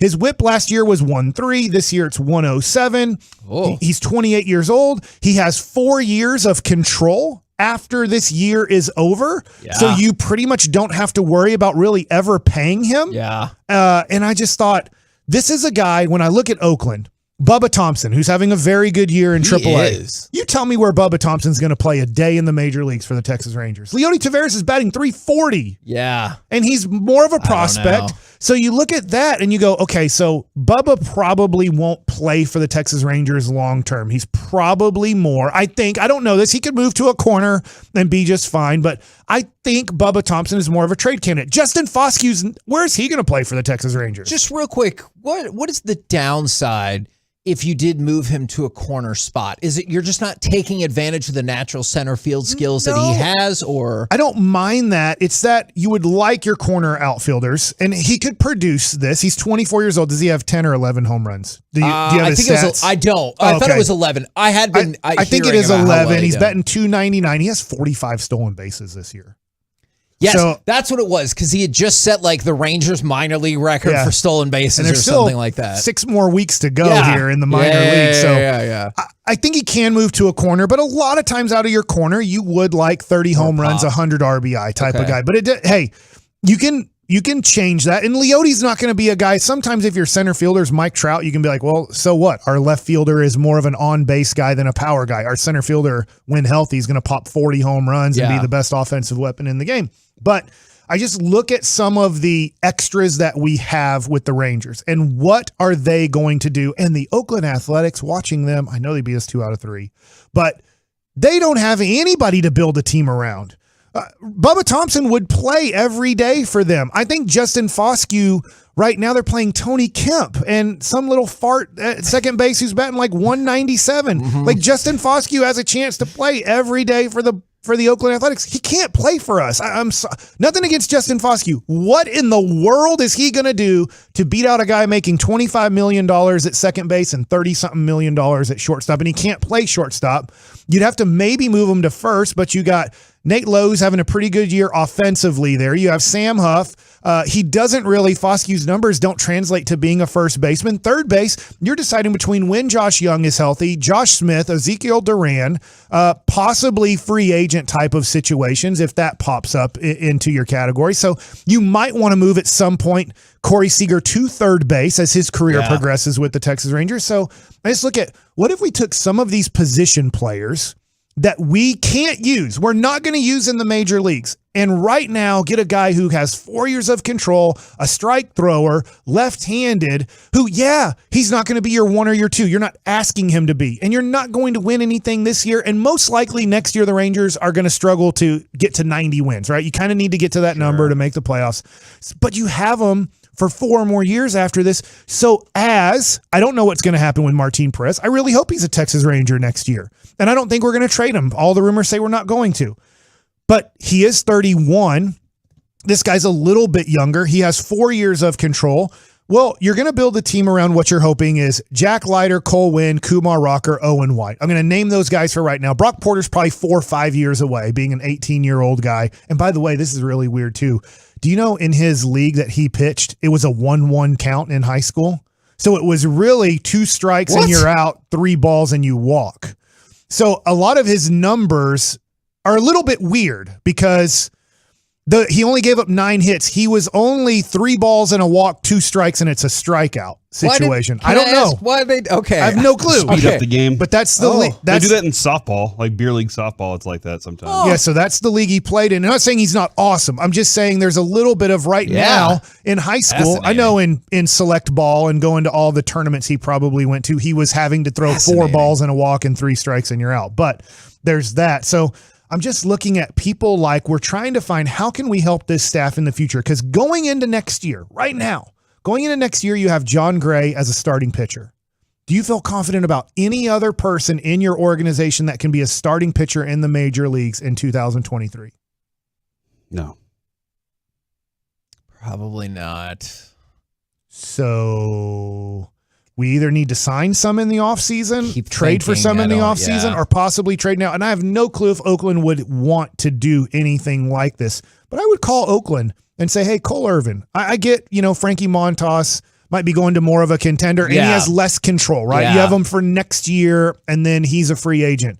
But I would maybe call up Oakland and say, hey, we can help you with some of your lack of prospects in the position player situation. Right. And you don't have to, I don't think you have to give up Josh Young to go get Cole Irvin. Maybe they might ask for him in the first time, and maybe you go, hey, I don't think he's ever going to be healthy, so go ahead and let's do it. I'd be nervous about doing something like that. But if I'm trading Justin Foscue and or Bubba Thompson, well, I mean, those guys are probably more trade bait players than they are going to help the Texas Ranger players. We're the KNC Masterpiece right here on 105.3 The Fan. Coming up next, a segment that I hope will intrigue folks, especially if you've not heard of this specific prospect. Could a one-armed player make it in the NBA? We'll talk about it next right here on The Fan.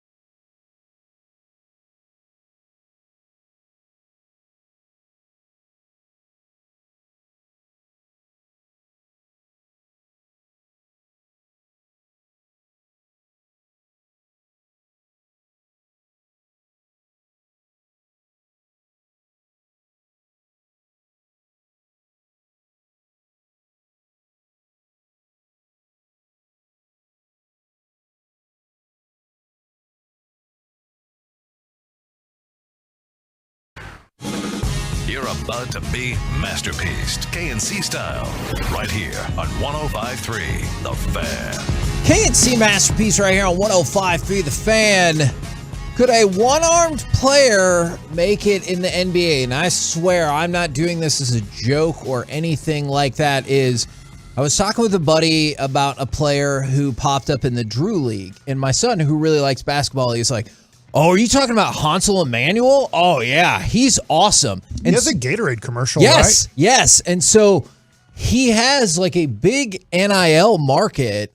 And so I was curious. I know it's probably not fair, but in this thought process, immediately Jim Abbott jumped to mind. I know different sports, different skill sets necessary and everything like that, but I thought you said Greg Abbott for some reason, and I was like, that's not even a sport, but I guess like he is the governor. So. All right. So Hansel Emmanuel is going to go to Northwestern State. Like, he made that announcement over the weekend. But what kind of interested me about this is he's a 3-star prospect, and he was offered by Memphis, which means he probably would have got suspended early in the season and everything like that, because that's just how it goes sometimes there. But he has a humongous social media following. He has 1.5 million followers on Instagram, more than 2.5 million followers on TikTok.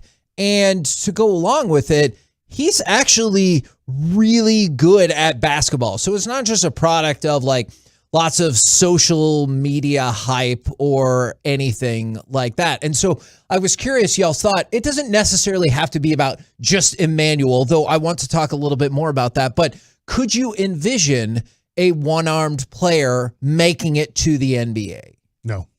Okay. Simple as that. My opinion would be playing Major League Baseball. The competition's so high and so great that NBA-wise, he only has one arm. Yeah. And the thing is, it's one arm. Like, he doesn't have, for Jim Abbott, he was missing pretty much his hand. Okay. Pretty much. I think, I just think that it's defensively, your ball handling. I've seen the videos of him, obviously the commercial of him. It is an amazing story. Great story. I just don't think at the highest level in the world you could play with having only one arm. His stat line, his junior year, I believe, when Central Florida Christian won their state title, he had 26 points a game, 11 rebounds a game, and 7 assists. And he has no fear going to the basket. He's aggressive. Being a very aggressive offensive player. And he plays some interesting defense too, man. Really. It is kind of curious because you're going his left side, right? If you're attacking him defensively. Sure. I've only seen him shoot a couple of times, and the shot's different. Not saying that it couldn't work, but it's very different for sure. A lot of his work is in and around the basket, though, or on fast breaks and stuff like that. I did see he used.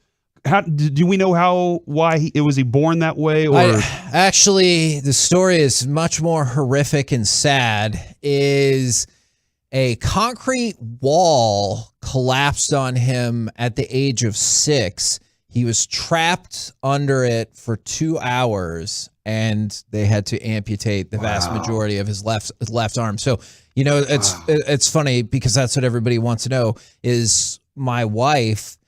She, you see the human interest perspective of this immediately. She was like, oh, no, was he born like that? And I told her the story, and she was like, oh, my God. And so, he's a really easy kid to root for. But, yeah, that is how he lost his arm. Yeah, no, I just saw him use that, the not completely functioning arm. To kind of transition the ball sometimes. Yeah, but I saw him use it. So I agree with Mike in that I'm trying to figure out what one thing he does so exceptionally well that you can't stop it. But I'm looking at it going, okay, if I'm a defense, I'm always guarding this. Sure. I think you're always saying, well, you've taken away. If you know a guy can't go left or a guy can't go right, you're always forcing him to go away from what he's comfortable with. Or you're anticipating that he's going to the way that he likes to go. It's tough because you said, what does he do really well?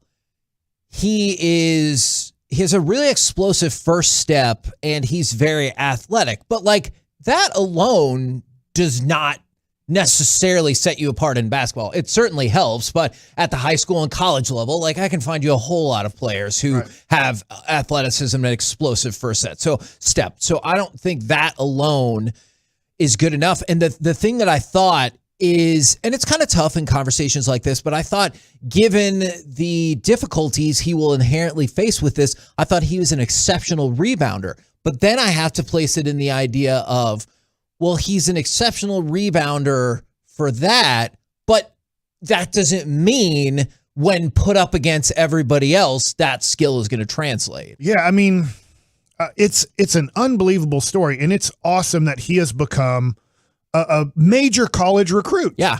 I just think when you start whittling it down to literally half of the guys taken in the second round will get released in training camp. Right. And in your first round, yes, everybody somewhat makes the team, but within 2 years, we've seen it, right? Some guys are even out of the NBA 2 years after being drafted. The things that he has to deal with, he would play most likely off the ball in the NBA. Well, if let's just say he's standing in the corner for Luka, right? I mean, at times Luka does get you the most open, but how quick can he catch the ball with one hand and shoot it with one hand? Because the closing in the NBA of defenses is like nothing you'll ever see in college basketball. They just can't do it like they do in the NBA with the length and everything. And then to Corey's point, when you get a guy like if Mikal Bridges was guarding him, because they're about the same size, right? Isn't this kid 6'7"? Mm-hmm. I thought he was 6'5" or 6, but all right, I get your point. All of a sudden, Mikal Bridges with his great hands, right? He's reaching in for the ball, and he can't switch hands. He literally has to dribble with that hand, and then he has to pick up that dribble. And he kind of, I've seen, the highlights. He does pick it up, but remember, there's not another hand if the guy swipes at it to really protect the ball. And he's able to do it and do it tremendously well. But against the top 1% of basketball players in the world, I just think it's too much to overcome. I'll even put it at this. If in a horrific accident, Luka lost his left arm, I don't think Luka could play in the NBA anymore. As great as Luka is, I don't think if he lost his whole left arm and now next year, Luka, and I know it would be a learning curve as this young man has learned how to play with his one arm situation for most of his life. As a high school player, he's excellent. Right. But if you asked a player in the NBA, whoever you want it to be, the Greek Freak, Nikola Jokic, Kevin Durant, if you had to say you guys are losing your left arm, your non-dominant arm, and you're playing basketball in the NBA, I don't know if they could do it. Now, he had a quote, and I know that this segment kind of flies in the face of this quote, and I don't mean it to be, but this is going to be part of the conversation. He said, quote, Hansel Emmanuel, quote, I wish that they only see me as a great player who will go as far as many, that I'm a good player. So he's like, I wish that I wasn't viewed as that, but I'm sure he also understands the why and how behind it. And I mean, God bless that kid. I'm not inside his head, but I can't help but wonder how often he's like, I'm this good now. And he has 3 to 4 years to figure out and scouts to figure out if maybe people like me are wrong. But your confidence out of high school when you dominate, I remember Jim Stevenson, who we had on last week. I remember telling him when I signed my contract, I said this, and I truly believed it at 18 years old because I had a 0.6 ERA my senior year in high school. I mean, pretty much never lost my sophomore through senior year playing at the time, 5A, which was the highest level. I said, hey, if I was on the Indians last year, you guys wouldn't have lost the World Series. I totally believe that. I wasn't goofing off. I totally believe that I was as good as Major League Baseball players at 18 years old. Who was going to tell me any different? Nobody could compete with me for the most part in high school, except for when I would go to the top 100 players in the country stuff, and I would go off to Cincinnati, Ohio and stuff and play with, hey, these are the top 100 players in the country. And I would still be better than most of those guys. Yeah. So you have a confidence level, and I'm sure he has a confidence level playing against other 16 to 18-year-olds that is like, I don't know why you guys don't think I can do this or can't do this. Do you know how much I dominate? I could do it right now if given the opportunity. And hopefully I'm proven wrong, because it would be an amazing story for this to happen. But I just look at it, and all the things that you'd have to do to compete against the top 1% in the world would be tough. What do you think the furthest he can get up is? Like, can he get to college? Can he get to the college level? Well, he is right now. Like, will he, like, be when successful? he's competing there? That I actually think that was part of the strategic decision here. So he was offered by Memphis, and he ended up committing over the weekend to Northwestern State. Is that close to his home? I think no, because he was in Florida. Okay. But I think that will give him, so maybe Northwestern State's in Louisiana. Yeah. Right. So maybe not much. Yeah, not discernibly. It's not closer. like you can drive home in an hour and a half or something. My thought would be this would give him the opportunity to play more, because just on the surface, like you don't feel like you're hearing frequently about how that team is about to go to the NCAA tournament versus like Memphis. Like I'm much more familiar with Memphis versus Northwestern State in terms of perpetually trying to make a run at the NCAA tournament. So to your question, Corey, my thought would be is he would get more opportunity to play and or to work on his craft. Exactly. Yeah, for sure. Yeah. And to see exactly what he has. And maybe that will build up his confidence. Maybe he will transfer to a school like Memphis, because I'm sure if he does well at Northwestern State, Memphis would still be interested if he wanted to say, hey, now I've shown you I can play at the college level. And some people are like, well, I want to see you play it against a better college level. I don't know. But I thought that was actually a pretty savvy move. And sometimes I think players underrate going to a school. Like we talked about this in the past. There was a quarterback who played here in the Metroplex. He was a starting quarterback for a very big program, and he was committed to Wake Forest. And I was like, yeah, no, that sounds right. I think that's a good selection. But eventually, Nick Saban came a-calling, and he decommitted from Wake Forest and went to Alabama. And I just thought, man, you're good. I just don't know if Alabama is the place I would have chosen for you. And he ended up playing, maybe one like cleanup snap there. And so I thought that was a poor decision, although I get it. If Alabama came to me to play football, that would be really hard to turn down. But I just thought Wake Forest is a place where you can play. Mm-hmm. Northwestern State feels like a place where like he will get more of an opportunity to play as opposed to potentially maybe Memphis. From the 702, y'all always made fun of Jalen Smith. Y'all would roast this guy. I'm not sure I'm going to roast him, but that's really true. We did discuss Jalen Smith's body would not allow him to do what he knew he could do mentally. Like he knew I did this before. I know that I can play this game, but he physically was incapable of doing it. He did have both legs, and they were hoping that it would heal, and it never really did. It healed enough that he could limp around and play. And the issue I had with Jalen Smith, I think, was a franchise issue as well, because when he would struggle, I feel like the franchise would tell me, do you know how amazing it is that he's playing football after all this? You should really take note of that. And I was like, what?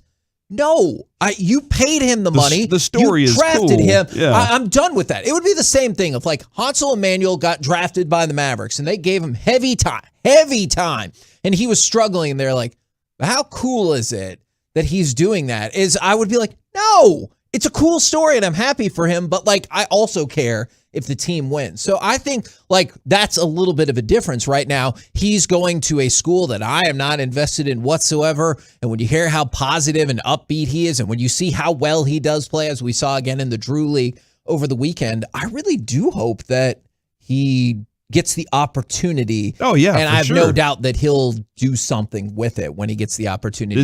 Are we gonna claim his Northwestern State career? Are we gonna keep an eye on it and sure follow it the same way? Like I told you, I knew it was a big deal when I was just kind of reading about it, the Drew League and everything. And when it got brought up, the social media aspect was huge because my son goes, "Oh, are you talking about Hansel?"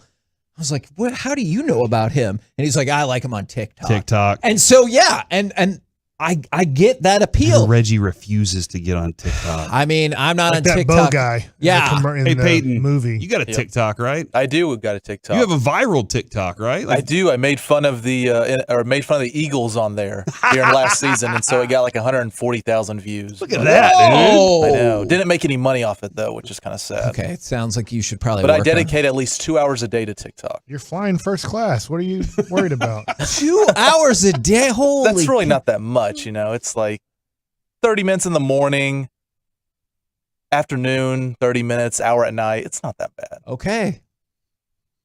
But you're looking at me like, hey, How that much time sounds is like that really insane? It's a good amount of time. No. How long are you on Twitter? No. Oh, Actually, in your face. He's throwing it right in your face actually, right now. just say wrestling. or No, something. you made a wrestling. huge tactical error. You should have said, how much time do you spend watching old wrestling pay-per-views? And I was like, well, you've got me there. So Yeah, no, I could understand say- your point. Instead of watching a TV show, I could spend 30 minutes on TikTok and be as entertained as Sure. I was watching some random boring TV show that TV's trying to make me watch now. Absolutely.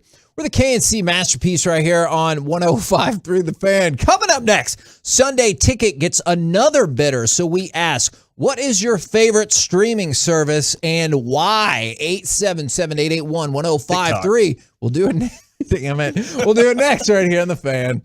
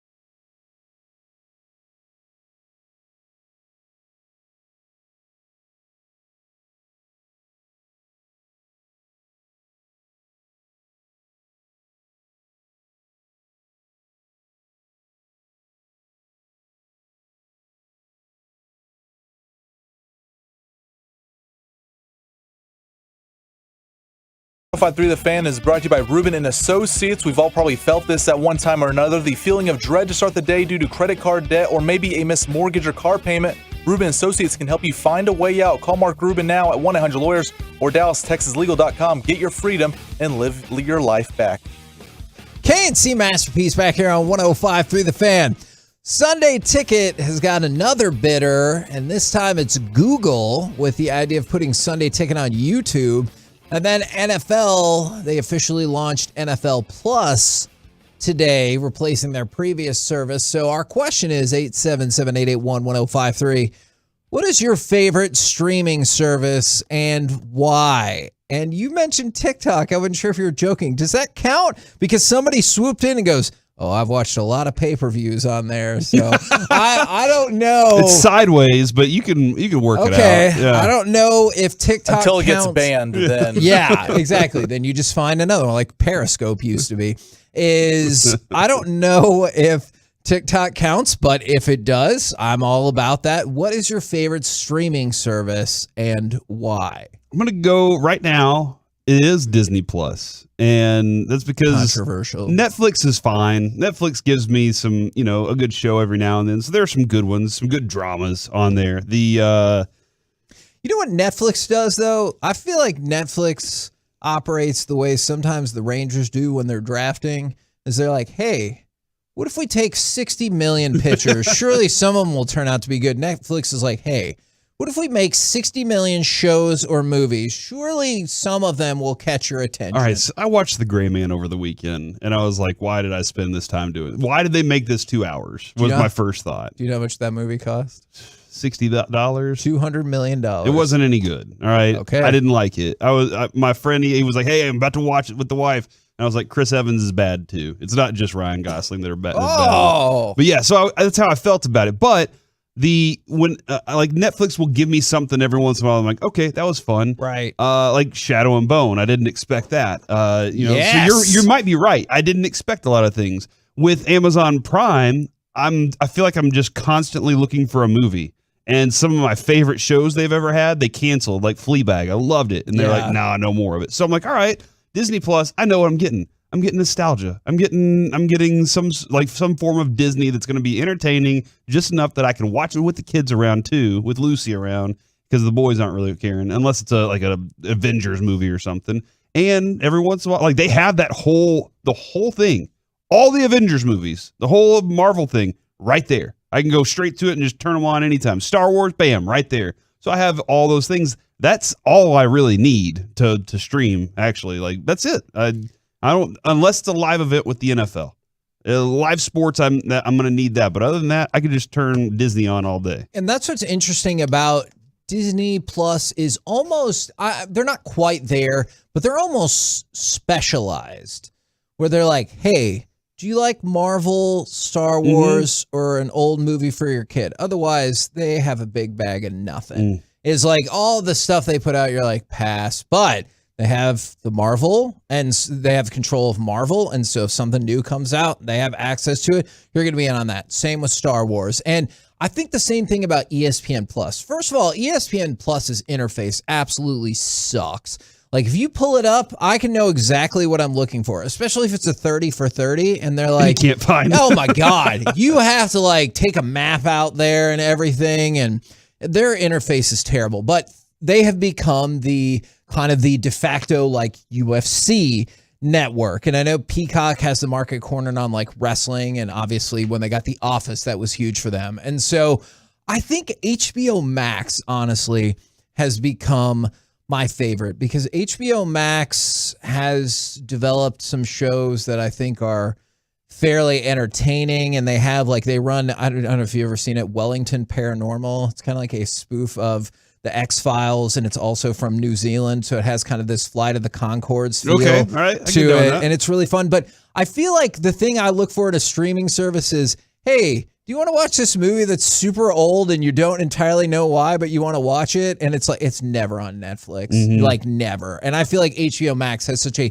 massive library of movies that really comes through for me as well. I did Mike recently, and I don't know what channel it's on, but I recently found Ariel America. I don't know if you've seen this show or not, but it is like It's about a mermaid. No, it's not Ariel America. It's Ariel. So they just fly over different states, and they just tell you the awesome parts about that state in America. And I'm just like, I'll watch this all day long. It is. Do they just have 50 episodes? You need to explain it better. Like, okay, damn, they fly over Nebraska, and they're like, look at all this corn. And then there's like 4 minutes of just floating over Nebraska. You still haven't sold me on this. I love it. You're going to just look at cornfields from the top of the plane? Yeah. We're about to do that for 3 hours and 15 minutes tomorrow. And I'll do it. I'll stare out the window the whole time. And then on top of that, they explain like all the cool stuff about, the state, like what was cool that was going on there. Like Tom Osborne didn't care about grades, and so he was able to get Nebraska to put in all these people that didn't have to go to class and didn't have to pass, but it led to national championships. Okay, that probably didn't come up in Florida. All right, they talk about the swamps of Florida. Tom Osborne waving to the drone up there, and then they move on to next. Tom Osborne doesn't know what a drone is. Like, you guys probably don't know about Greg Buckner, but he did play for the Mavericks. See, so he understands the show just fine. He just doesn't want to watch it. Like,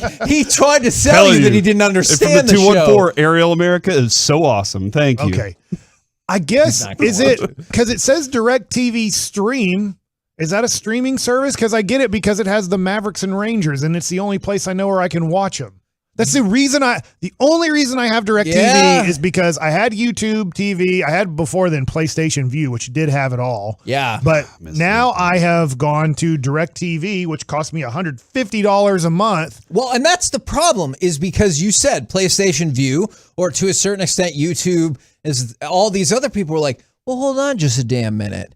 How come they're charging $65 and they have everything that everyone wants? How are we supposed to make money off of this? And they're like, sorry, YouTube, you can't have these things. Sorry, PlayStation, we have to dissolve you. Or the Vista, or at least. We have to get rid of that because not enough people were making money on it. So I guess that's the one that I like the most because of watching Mavericks and Ranger games. I know the Stars are on there too. So if you're a big Stars fan, I mean, that's it. You have...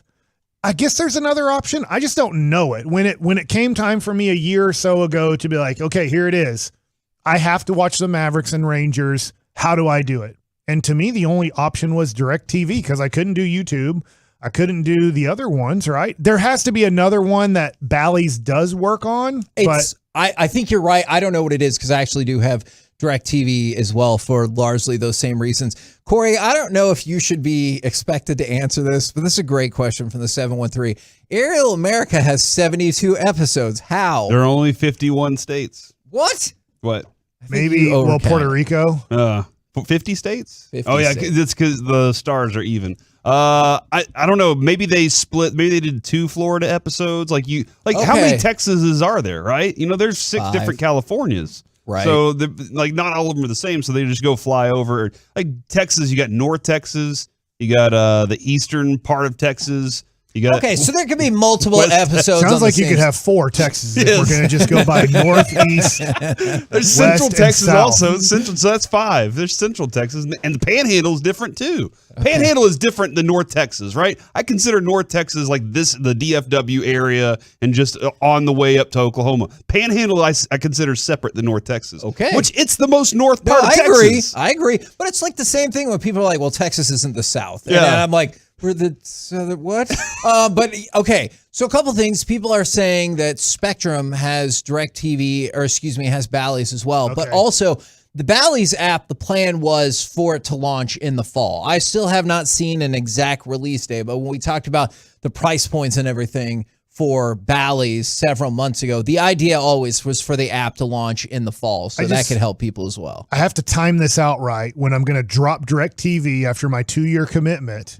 Right. And then, because I'm going to call them up and I'm going to say, hey, my 2-year commitment's over. I'd like it to drop back to that 1-year commitment plan that you guys have for hey, the first year's $60, and then we jack it up times 2.5. Okay. So, and you have to do it, or here's what you have to do, Mike. Okay. You have to go, because I went through this exact thing. is the first time I tried to cancel, I wasn't all the way ready to cancel. I was just hoping they would offer me a deal. But the second time I called, I was ready to be done with it. And they'll tell you, if you're prepared to cancel, you'll get an awesome deal. Because when I was like, no, I think I'm going to cancel, they're like, oh, we're so sorry to see you go. Let me go ahead and get your cancellation started. And I go, okay. And they're like, let me transfer you. And they transfer you to somebody else. And they're like, oh, are you sure you want to cancel? Yep. Well, hold on. And then all of a sudden they magically discover all these other deals. So if you're like locked in, ready to cancel, they can feel it. I always like when I have to cancel, whether it's, I go back and forth between DirecTV and what's the other one? Not Spectrum, but Dish Network. And then they're like, well, I don't know, we can cut $10 off. And I'm like, no. I can go to DirecTV right now and get it for $60 a month for a year. And then I do have to pay a lot the next year. And they're like, well, we can knock you down to $90. I'm like, wait, do you not understand? They're doing 60, and right now you don't want to go through the inconvenience. 140, and then I'm like, I'm leaving. Literally 2 weeks later, every time I do this, DirecTV or Dish Network send me 75 things in the mail every day, telling me switch over. We'll give you the best deal in the world, and I'm like, hey Nimrod, I was on the phone with you guys. And I was trying to tell you, I'll stay with you. Just give me the entry deal again. Mm-hmm. I'm going to say nope. Right. Because they don't know.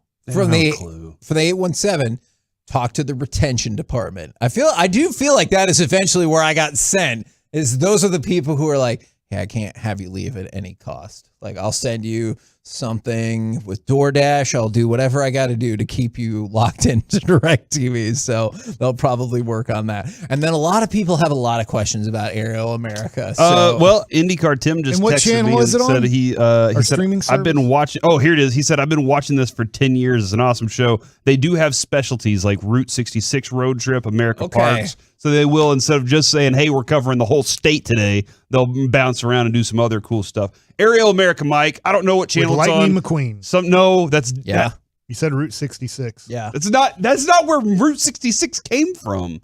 That's not the original. That's not. How do you figure? Because it was in the movie after Route 66 was already a big deal. So episode 72 is Dallas-Fort Worth. Wow. Feels like we got there too fast. Look, I like Dallas-Fort Worth a lot, but I feel like we got there too fast. The last episode it says was Outdoor Adventures. They stopped during COVID. They couldn't fly above places or they were going to get series COVID, finale of Aerial America. They're like, we can't afford the planes anymore. Smithsonian Channel.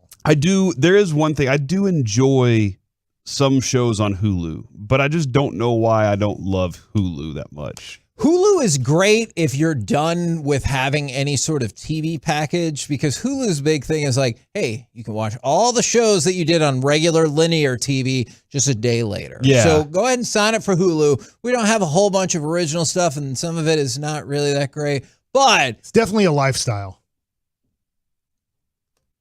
You know, Hulu doesn't just have live sports. It's a lifestyle. Take it from Dame Dalla. Was that your Damian Lillard impersonation? Yeah. Was it good? No. What if I would have dribbled? Yeah, I think. And then taken a 37-foot jumper. Jeez, Mike. We're the KNC masterpiece. And I stayed in Portland forever. Right Baker here. Mayfield, too, for a bit. So on 105.3 The Fan. Mike, have you ever played charades? Yeah, I like calling it charades. How good are you at it? Not the best. Yeah, that seems about right. I start calling people names. Hey, Nimrod, it was a door. Yeah, except we're not on radio, so I can cuss at him. Coming up next, it's time for Gridiron Gravy. Are these the 4 best players in the NFL? We'll do it next right here on The Fan. Okay, so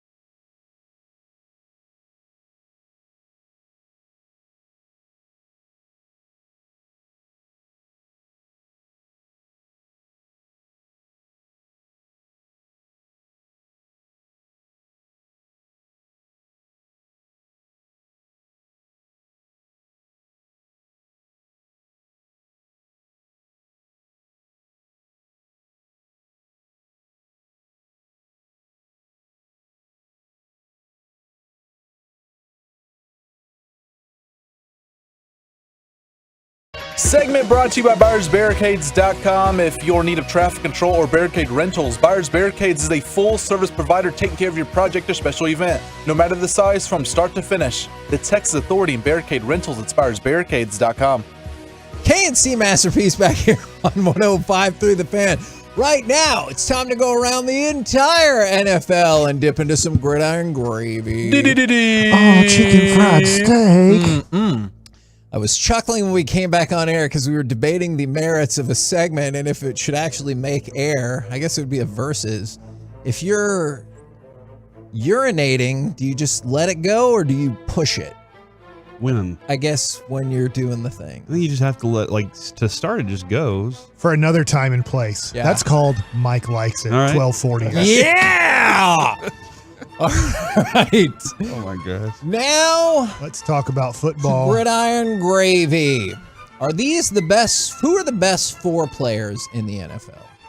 Well, according to Tyreek Hill, Tua is definitely one of them. What is he doing, by the way? He's Why? the most accurate quarterback in the NFL. Why is Tyreek Hill like? I know y'all saw that video where it looked like I had to stop and turn around. Don't worry about what that. Really happened. Should we all say this? In the media, we all make a pact. We're all together, right? And we say, we don't blame Tua for anything next year. We just blame the wide receivers. We go, Waddle and Tyreek Hill are horrible. Then after every game, not every game, but after games where Tyreek Hill has 3 catches for 36 yards, we go, you're pathetic. And then he's like, what are you talking about? And we're like, well, we never saw you this crappy in Kansas City. You're horrible. And you kept talking about how awesome your quarterback was. So yeah, what did Tua do wrong? He threw you the ball 7 times. Your dumb butt dropped it 4. Yeah. And he's like, he didn't even get the to ball me. there. It's like, well, too bad. It's not his fault. He's the best ever. It's a good bit. I think it's a good bit that I would support. Aaron Donald's one of the 4 best players in the NFL. Okay. I would say Mahomes is one of the 4 best. I feel like that too. Okay. I will lean towards, because I don't want to do all quarterbacks. I will lean towards Jonathan Taylor is one of the 4. But I know that's running backs get, not the. So probably I'll take it back. Nope. I'm not going to put him in the top 4. Let's do wide receiver. Who do you feel like the best wide receiver in the game is today? Man, it's hard to argue that it's not Kupp. Okay, that's a good. Why do I always forget him? Yes. I have 4 in and they're all real. Like Devontae Adams, I could say. I could say Jefferson is like almost there. Jamar Chase is on the rise, but hey, let's see him do it again.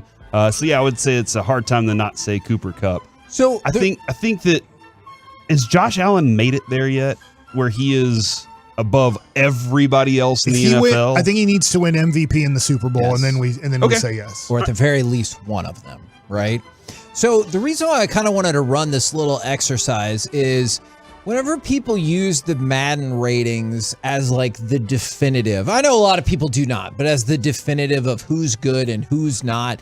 And I know it came up with Dak, and we'll talk about that again a little bit more in just a minute. But there's only 4 members of the 99 Club for Madden: Aaron Donald, Devontae Adams, Myles Garrett, and Trent Williams. And that is not like Aaron Donald, I get. Devontae Adams, I might be willing to listen to, but like that does not feel like the best 4 players in the NFL. Remember when there was only like 1 player a year got put in that category, and then now they're like, no, we need to give it to 4. Did you see what they get when they're in the 99 Club? I know they get do they get one of those golden YouTube buttons? Yeah, and they get like a pendant, and they get like a little statue. And Bruce Matthews showed up at Trent Williams' house, and he was like, hello, I'm Bruce Matthews, Hall of Famer. I don't know if that's actually what he said. And he presents him with this like amazing Madden 99 kit, and it comes with all this super cool stuff, which I imagine, like, if you get up to 99, you get like a little, like, it looks like a paperweight. It's supposed to be like an award,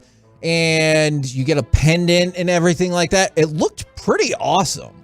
I want to be in the 99 Club. Okay, well, time to get training. Mm-hmm. All right, we got to go. Is what I would say. All right, do you or do you not want to talk about the XFL? I don't really care about it at all, but if you're bringing it up, I don't mind if there's like a good story out of it. It doesn't mean I'm ever going to watch a second of it. Well, I don't know if I have a very good story. Okay, well, the you're not selling this. is back. That's a good. You know, I'm a USFL You're not guy. Jerry Jones. Jerry Jones could sell the USFL. The XFL is back, and they decided let's mostly do the exact same thing, but we'll switch out a couple of things. So they're going to be back in Arlington at Choctaw Stadium. Bob Stoops is going to be the head coach, but The Rock also said Arlington is going to be their main hub for all things XFL. What? So The Super Bowl's going to be there? The Rock is going to be hanging out in Arlington all the time? I do not believe that. What do you mean? He just said that it's going to be the hub, the headquarters for everything XFL. So maybe they'll have their version of the Super Bowl, whatever they decide to call it. Supper Bowl. Supper Bowl, yeah. They'll have that or the Superb Owl, one of those two. Superb Owl. And or the big game. They'll probably have to go with the big game, more likely. But it sounds like he's going to be in Arlington all the time. All right, well, the teams are in Arlington, Houston, Hanging Orlando. out at Hurtado. This is always a bad sign. They're going to be in Las Vegas. Where are they going to play? Don't know yet. San Antonio, Seattle, St. Louis, Washington. Yeah, they don't know where they're going to play. Who cares? Play at a high school. Nobody cares. Wade Phillips is going to coach the team in Houston. Do you care now? No, not at all. Okay. Remember how hard we played for him when we went 1-7? I love how everybody's like, I love that guy. Like, you listen to Jesse Hawley or something. Well, you surely laid down for him when he needed you the most. Not just Jesse Hawley, the whole team in general. It's like, yeah, we're not going to try. Whenever we were talking about how much money teams make in the NFL, do you consider Green Bay like a big NFL team? Notoriety-wise, historically, yes, but in a very small market. So last year, they brought in $579 million in revenue and made $78 million in profit. The Green Bay Packers. Like, my mind, I was trying to figure this out if I now think that the Cowboys make $150 or $200 million in profit per year. Oh, I think they make more than that. Profit. That's amazing. Yeah. No, I think I would bet. Think about how many things Jerry sells on his own. Yeah. He's not part of the beer. Like, he's like, yeah, I'll take the NFL beer money and I'm going to have my own beer that I'm selling. I'm going to do this with this company and that with that company. So he gets all the NFL money, then cuts his own deals with others. I really do believe this. I think that he takes home $100 million and he gives each child $100 million to be part of the organization. Wow. So I would guess it's around $400 million. Now, this person said I did not do a good job of selling the Madden 99. That's fair. I'm sorry, Kevin. Did you just say the prizes were amazing and told us it's a paperweight and a pendant? Okay, but it's like a really fancy looking, like, I wanted to paperweight? No, I wanted to say. Let's see if they're on eBay right now. It looks like a column to hold up the roof or whatever, but it's really nice looking. And it's not just like a pendant, like, oh, hey, we've been friends for 5 years. It's like a diamond encrusted pendant chain. It looks really sweet. So I definitely undersold that. It does look cool. Yeah. If you flip it upside down, it's the 66 Club. Okay, which is almost awesome. All right, let's go from that because, Corey, I know you're going to be shocked. Be prepared to be shocked. Did you know that Lyle Collins had to be put on the PUP list? Because what's wrong? He refused to pee. He had he was put on the non-football injury PUP list. You think he showed up out of shape? His kidneys are messed up from holding his pee in so long. He refused. They brought more people to test his pee, and he's like, I refuse to do it. I'm holding it forever. Yeah, but I care so much about winning. That was always a weird bit when he's like, I would do anything for Dak. What about taking those drug tests? Nah, I didn't worry about that so much. Yeah. Do you think how much do you think he's going to help out Cincinnati? Some, maybe a little.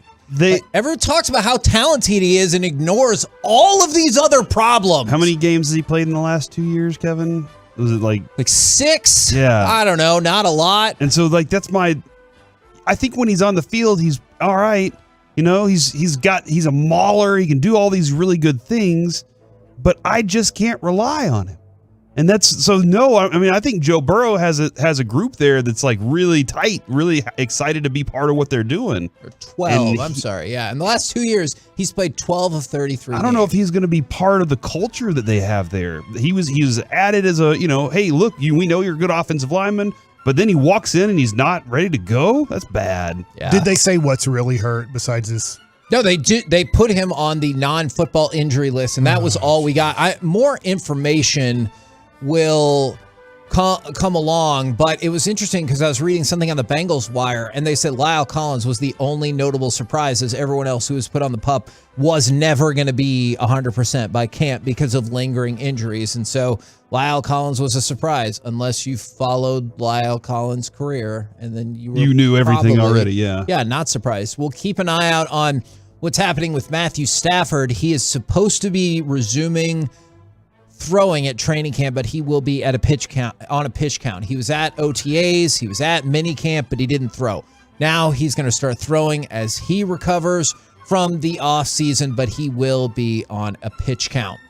Let's go from that to, well, finally they're admitting that there was a problem with Leonard Fournette. You know, there was all this back and forth on social media, and Leonard Fournette even put a Photoshop of him on a bigger person. He's like, I'll see y'all in training camp. Because they say he was like 260? Yeah, which I thought was kind of funny, and even his trainer admitted the thing about Lenny is he gains weight fast. He's a big human in general. He has a big frame. He's not a small guy by any means. Just real quick.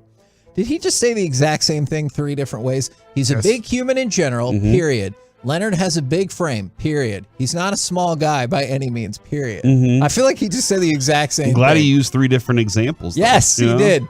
His legs are huge, not in a bad way. He's learning his body and how he works. We understand what it takes. If he needed to lose 5 pounds, what he needs to do. It's triple-digit temperatures every day out here. Said he'll be ready. Is it just metabolism? Is that the main thing, that either your slow metabolism, so you hold on weight, your fast metabolism, so you can eat with a friend. Like, I think all 3 of us in here, if we eat a 2,500 or 3,000 calorie diet, we're going to put on weight. Yeah. But you could be with a buddy of yours that's like 6 foot and weighs 160 pounds, and he could eat 4,000 calories a day, do the same exercises, not to be doing anything more than you, and he can't put on a pound to save his life. There's definitely something to be said about that. Makes me mad. I know. Corey, this is going to make you mad. Actually, it might just make you sad. I know you've been waiting for this for a while. But the Social Gloves 2 card featuring the long-awaited, especially by Corey, boxing match between Le'Veon Bell and Adrian Peterson, it is now off for the time being. Why? Because the main event between 2 YouTube stars, Anson Jib, and Austin McBroom, that can't be his real name, are in... What are you reading right now? They were in the headline bout. That had to be delayed. And so the Le'Veon Bell, Adrian Peterson bout is now temporarily been delayed as well. Are you sad? You're laughing, but I can tell it's to cover your sadness. Austin McBroom. I'm sorry. I'm not familiar sure that's his real name. with Austin McBroom. Perhaps, hold on. Peyton, do you know Austin the YouTuber McBroom or Ann Eson Jib? No, I don't. Okay. Well, hold on. Carter, Might need to cite him? your sources here. Okay. All right. Well, my sources is NFL.com. Right. So Okay, it's well. weird. That's the story on NFL.com. It is. Listen, man. It's a sad day. It is This a sad day. This fight isn't going to go down the way we wanted it to. Corey, we'll work on a replacement. Okay. We're the KNC Masterpiece right here on 105.3 The Fan. Coming up next, countdown to camp. Who is the quarterback you get mad about when people say they're better than Dak? And vice versa. 877-881-1053. Want to get involved in the conversation. Plus, we'll be doing a giveaway. We'll do it all next right here on The Fan. But before we get to any of that,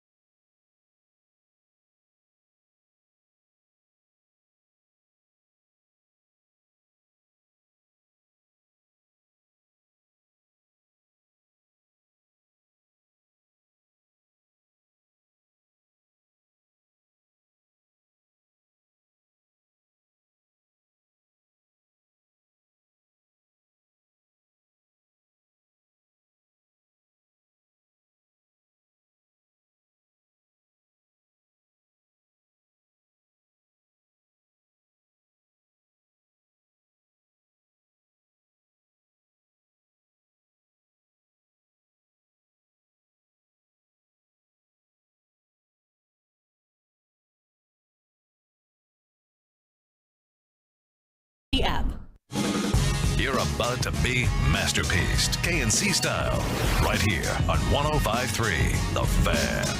KNC Masterpiece right here on 105.3 The Fan. We talked at the beginning of the show about the potential of Jaylen Brown being part of the deal with Kevin Durant. He tweeted out SMH, and that's it. So shaking my head. I don't know if he's like, because y'all are wrong, or because he was offered up in a trade. Have no freaking clue. It was sturdy man hair, that could be because he has a nice beard. Okay. I do not want to rule that idea out. Now, let's talk You're right. You're looking at me. I'm like, you're right. Let's talk some countdown to camp. Is the Cowboys report to training camp today? Yes. We'll have the welcome to Oxnard press conference tomorrow at noon right here on 105.3 The Fan. Jerry. And the whole crew will be heading out there tomorrow. Not you. To go out to Oxnard, with the exception of me, because y'all care. I don't care enough, I guess, is the problem. Facts. Right? Yep. No, it's because the baby is on the way. You said it first. You're scared to meet Jerry. Yes. Or to talk to him. The baby. That is true, because Noah could be on the way at any point, so we're waiting that out. But my question for y'all here is it because of the way I phrased that? Yeah, no, I was just thinking, like, we get back on August 5th, and let's just say Jess doesn't have Noah yet, and It's you're going just to like, be bad look. Screwed that one up. I could have gone. When the doctor said, don't go, I was like, you know what? I'm going to trust the doctor on this one. All right, so The Athletic has their tier of quarterbacks that they've put out, as well as rankings. What I was curious about, and then I can kind of go down the list as we talk, is there a quarterback that when people are like, that quarterback is better than Dak, it drives you crazy? Or vice versa? Because the one quarterback has emerged in this discussion early on. From the 972, the Dak over Herbert take is stupid. So this is a person saying if you don't think Herbert is better than Dak, that's dumb. And then immediately followed by Herbert over Dak because it's all based on potential. He's done nothing. So then we have one person who's mad when people say Herbert is not better than Dak, immediately followed by a person who gets mad when you say Herbert is better than Dak. So I don't know if Herbert will emerge as kind of the flashpoint for this, but is there a quarterback that you get mad when you hear somebody say either Dak is better than that quarterback or is not? Romo. A current quarterback. But I'm still going to go Romo, though. Because people still think Romo could come back and be better right now. He can't, and he couldn't in 2016 either. I'm sorry. We need to kind of accept that. Yeah, I get mad when people throw Kirk Cousins in that mix. Ooh, okay. I'm not a huge fan of his, and I'm very curious as to why Mike Zimmer wasn't a huge fan of his either, because everybody's saying that he hated his quarterback. Well, yeah. Maybe he saw that guy, like, he's not the leader I need him to be at the quarterback position, which I've always said. So that dude's name and Garoppolo. So those are the two for me, is him and Garoppolo. Because if you say Derek Carr, I can't get mad about that because I feel like they're the same quarterback. Like there's a lot of similarities there. So Garoppolo and Kirk Cousins. This is amazing. We already got, so Herbert is one candidate from the 972. I can't stand when people say Dak is better than Lamar. Lamar has an MVP, awful weapons compared to Dak. The very next text, anyone that says Lamar is better than Dak, that drives me crazy. So once again, another alternate viewpoint. All right, but real quick question about Herbert. That person saying they get mad when they hear Herbert's better than Dak. Right. Would anybody right now, and take the contract out. Yeah. If they said, hey, the Cowboys just traded for Justin Herbert and they gave up Dak Prescott to do that. Let's run that experiment. 877-881-1053. If you're a Cowboys fan, would you make that deal straight up? Yes or no? Taking out all outside forces out of the equation in terms of contract, everything like that. Would you trade Dak for Justin Herbert? Yes or no? We'll get an answer to that in just a second. Mine would be yes. I would too. And I couldn't say yes fast enough, and I would think I was getting pranked. Now, Dak I won that deal. Yes, for sure. Dak is wedged right between Derek Carr and Lamar Jackson, which will give you an idea of where the Athletic kind of has him slotted. So Aaron Rodgers is at the top. He's in tier 1 along with Patrick Mahomes, Tom Brady, Josh Allen, Justin Herbert, and Joe Burrow. Those are the tier 1 quarterbacks. So those are your top 6 quarterbacks per The Athletic. That's your tier 1. Do you have an issue with, when we were talking about that, do you have an issue with any of those quarterbacks being ranked ahead of Dak? No. I don't either. By the way, early vote, yes, in a heartbeat. I would probably trade much more than that. I only have one no so far. Yes, I'm making that trade all day, every day. Yes. Hell effing yeah. 100%. Yes. I'll throw in draft picks. Absolutely. I'll throw in Zeke. I knew the Tolos were smart. Yeah. So I'm seriously counting these as we go along. I see 2 that have said no, but I knew most of our listeners were smart. The vast majority not only say yes, they add something with it, within a heartbeat, or I would give up more, or whatever the case might be. So wow, there you go. We leave to go to camp tomorrow, and most of the fans would rather not have Dak as their quarterback. Just compared to Justin Herbert. Oh, okay. I will say this. I know this is a weird one because we were like, yeah, no, duh. You know what? When people were trying to tell us Andy Dalton is as good as Dak and there won't be any drop-off when he broke his leg, I was like, guys, I am not an Andy Dalton hater. I think Andy Dalton has had a pretty decent career as a guy that made the playoffs somewhat pretty consistently. Never won in the playoffs. Couldn't probably push you into the category of championship game or Super Bowl or anything like that. But when Dak got hurt and everybody's like, we'll be fine, Andy Dalton's as good. And I was like, guys, I know this is a few years ago now, but I was just like, that was one where I'm like, look, I'm not the biggest Dak lover. I think he's a good quarterback. But I was like, guys, Andy Dalton and Dak Prescott, there's a pretty major difference here. Yeah. But that's one where, it's extreme because I think a lot of the people that are bringing up, whether it's Lamar Jackson, whether it's Derek Carr, obviously I think Justin Herbert is that tier 1 guy. There's probably like 7 guys in the NFL, maybe even up to 10, where I think you can have a real conversation on who's better, and there's no winner or loser in it. It's just tough. But there are those tier of guys that you just named where like I can't have a conversation about Dak Prescott and those guys. Yes. Okay. So for it feels like we're all on board with those first 6. And then we move into tier 2. Matthew Stafford, number 7. Russell Wilson, 8. Deshaun Watson, 9.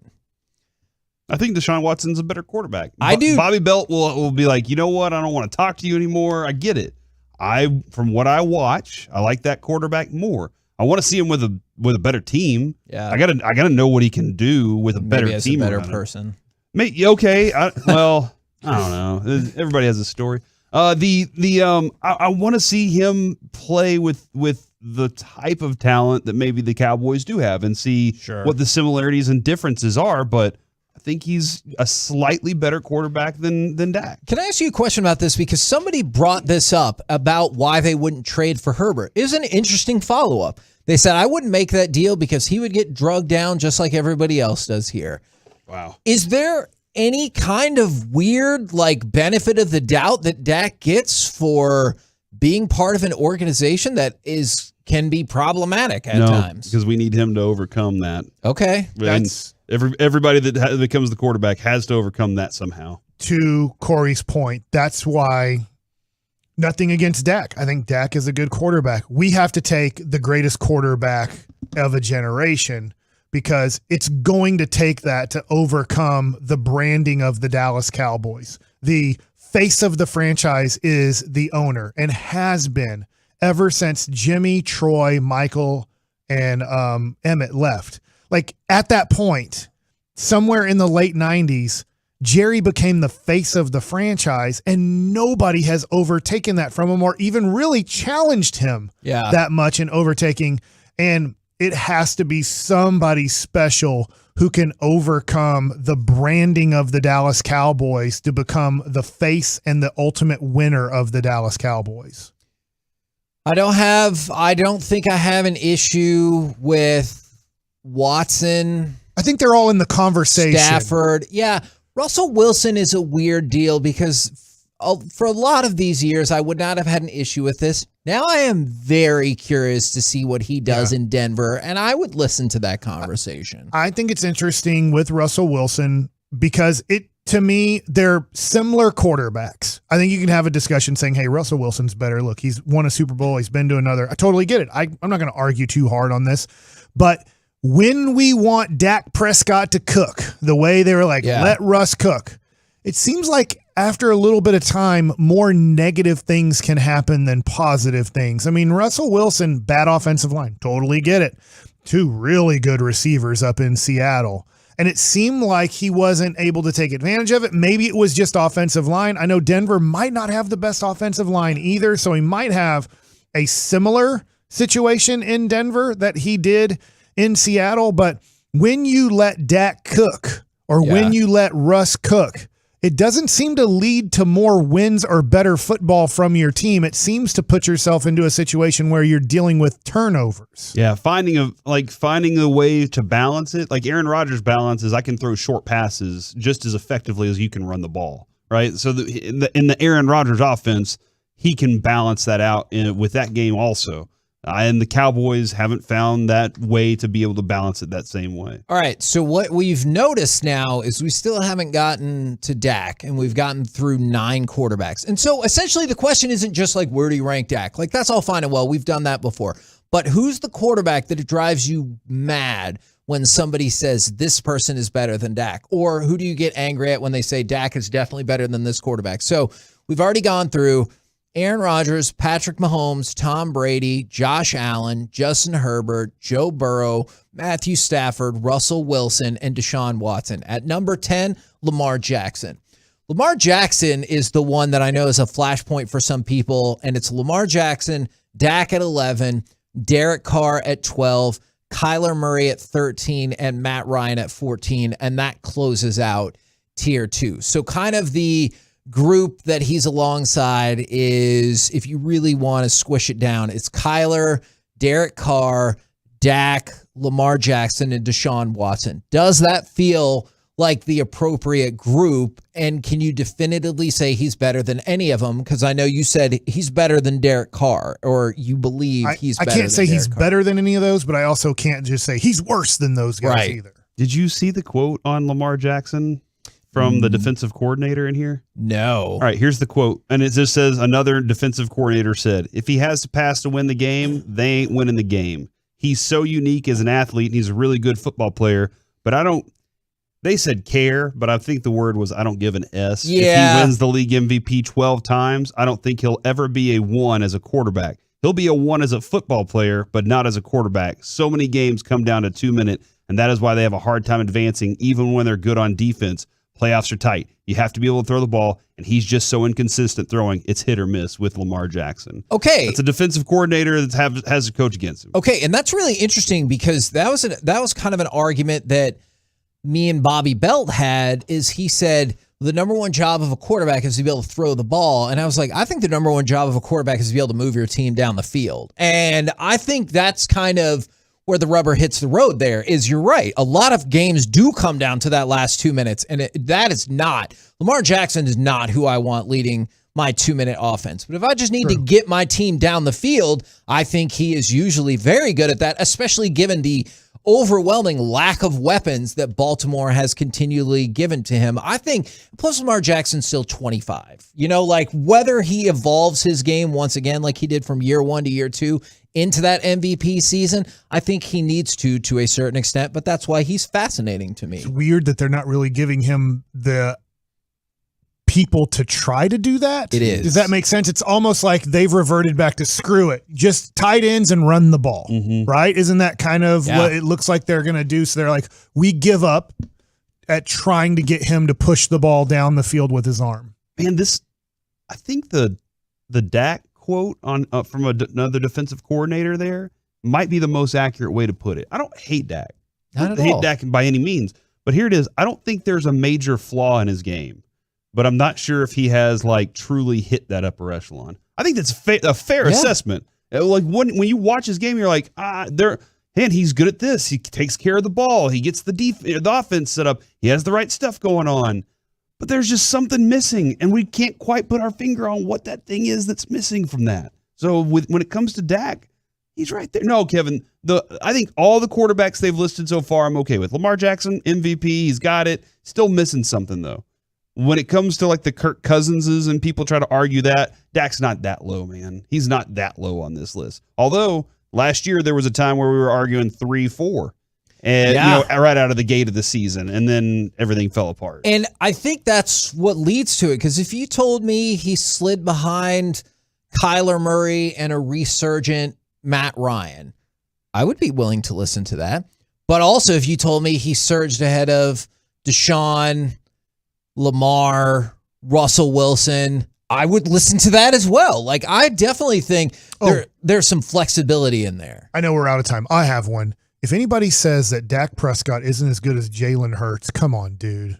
Jalen Hurts has not proven he can throw a football in the NFL. If you don't think Lamar Jackson can throw a football, go back and watch Jalen Hurts try to complete passes in the NFL. By the way, they have Jalen Hurts tied for 20th with Carson Wentz, which I think is just kind of hilarious that they have lumped those two together. So well done right there. For the KNC Masterpiece right here on 105.3 The Fan. Coming up next, the biggest storyline, are the Rangers now at the forefront of the MLB in young pitching depth. Plus, let's talk about the Luka and Shaq friendship, because there's something there. We'll do it all next right here on The Fan.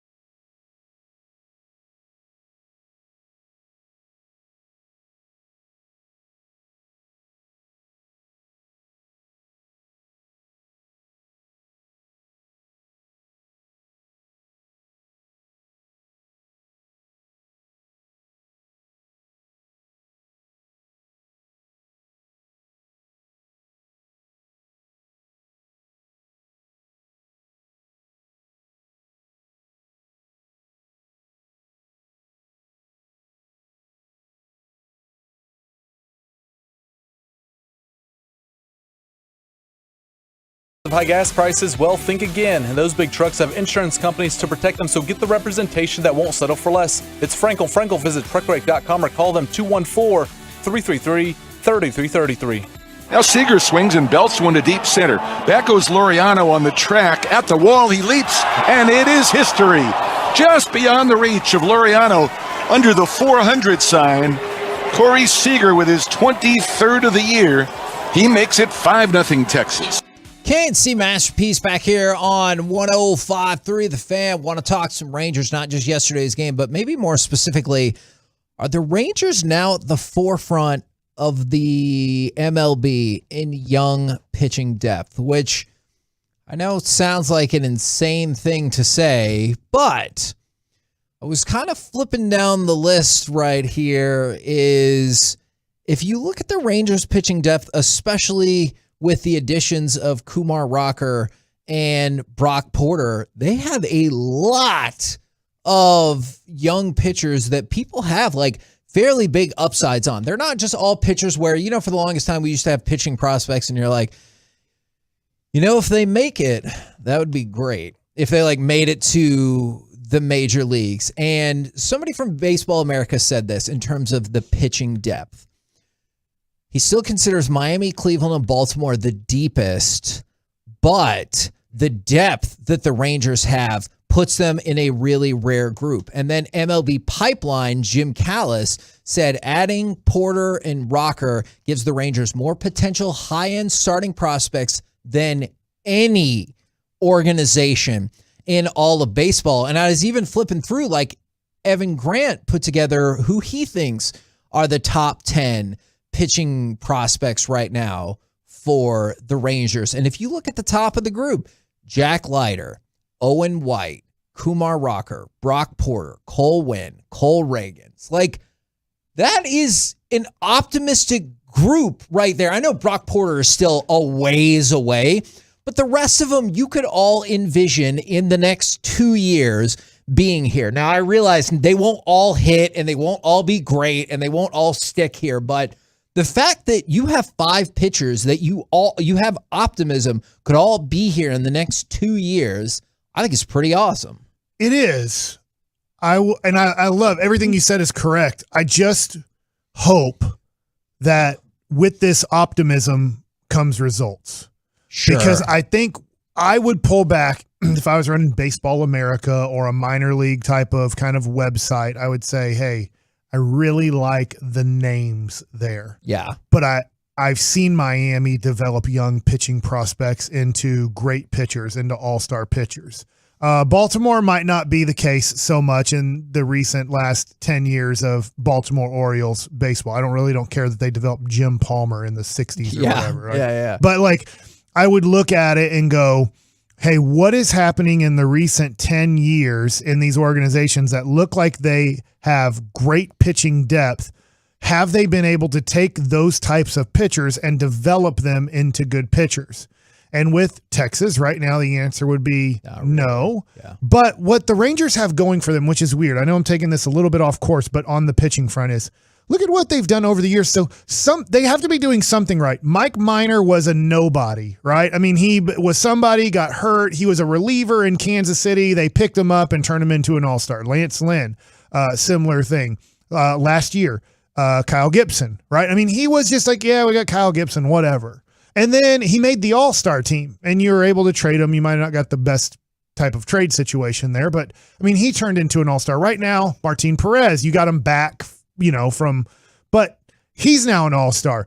John Gray's looking really good. So it's like they have this eye for the average pitcher around Major League Baseball, and then turn him into above average veteran starter. Now, I know it doesn't work out all the time. When they took the 3 Tommy John guys, it didn't work out type of deal in one off season. But so they're doing that. It's, can we develop these young guys? And I'll throw it to Corey here because I am a little bit worried, not a lot, that Jack Leiter has a 6.24 ERA for this season because it looks like, give him time.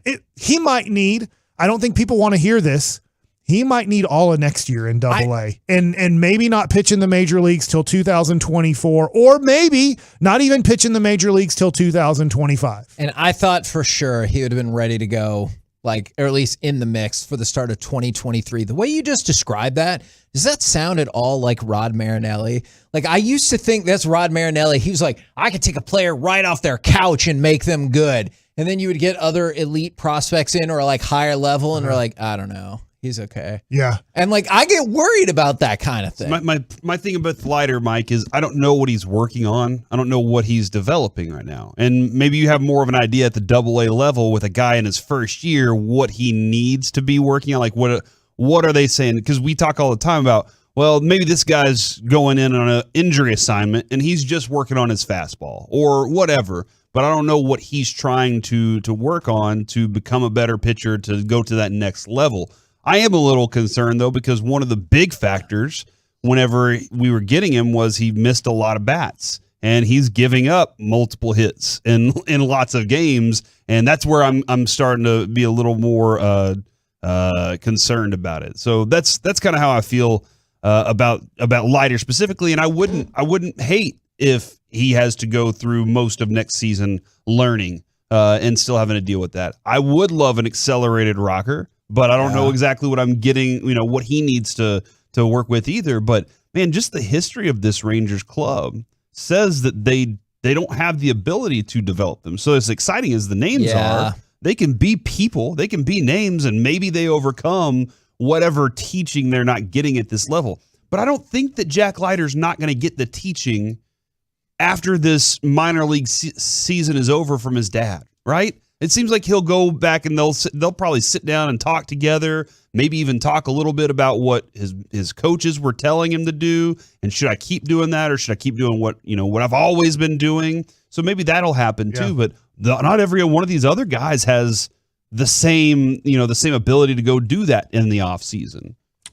I like this team. I think that they can develop these guys. I'm pulling up Cole Winn, has a 5.93 ERA. And that's somebody who I thought would be here now. And I don't think that's a fringe opinion. And he's only 22. We have to remember this because we forget this because he was drafted in 2018. He's a year younger than Kumar Rocker. Wow. Kumar Rocker's 23. So I don't know their exact birth dates, but if you just look at age right now, 22 and 23, Cole Winn is still developing. He's 22 years old. And I look at this Ranger team and I go, I hear a lot of Ranger fans tell me this. Can you believe how good we're going to be next year with all of these guys? And I think if you really start looking into what they're accomplishing in the minor leagues rather than how much money we gave them and where they were drafted, they're not ready to pitch in the major leagues in 2023. There's no indications right now that Jack Leiter and Cole Winn can pitch in the major leagues in 2023. That can change. They can have an unbelievable August. They can have a great April or May in AA, AAA next year in 2023. And then you're looking in June, July going, hey, these guys are ready. They're accomplishing their goals. And part of it, Corey brings up a good point. Sometimes they're working on, hey, can you command a 3-1 breaking ball? And they can't. And they walk a guy in the minor leagues. They're like, look, this is going to end up being a bad stat because you just walked a guy, but we got to be able to throw a secondary pitch for a strike when you're behind in the count, or you're not going to be able to pitch in the major leagues, which can lead to some bad stats. At the same time, they are also throwing their best stuff and not getting the results we'd want. Because I don't want to hear pitching in the minor leagues for freaking almost my entire career for 13 years it is also result oriented. It is not just developmental. There's two parts of it. But if you're not getting the results, it doesn't matter what you're working on, because at some point you go, I don't care. You have a 6 ERA. We can't just keep making the excuse, well, he's working on this. At some point, is it going to work, or do we need to go to another plan?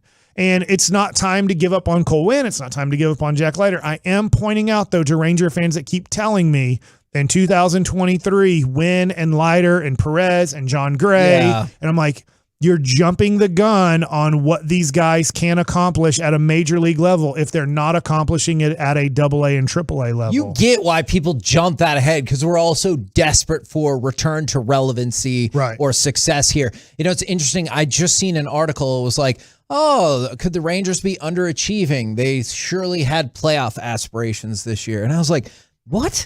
Like putting aside the fact that it was a national writer, and like putting aside the fact that sure, it would be nice to make the playoffs. Like I get that as a concept, but like who went into the season thinking the Rangers are legitimately going to make the playoffs? And I think that's what's led to like this disconnect for some Rangers fans is they're like, why are we so bad? We were supposed to make the playoffs. Nobody. They shouldn't have been. No. Yes. And like Las Vegas picked them at 73.5. Wasn't that their over under? Yeah. We had gotten Seager, Simeon, and then Gray. And it was like, okay, now we're going to have to pause all this. Yeah.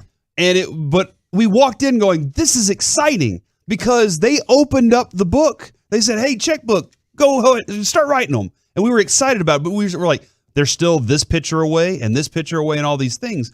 All this other stuff wasn't going to come together this year. Like, I'm excited that they've done what they've done so far. I'm not let down by this. I'm frustrated because I'm like, you're almost there. You're really almost there. You're this away, you're that away, but it's still too much for this one season. I didn't expect a playoff. And I do get this level of not wanting to be burned as well from the 972. Heard the same stuff when DVD was in the minors. All right. If you're not familiar...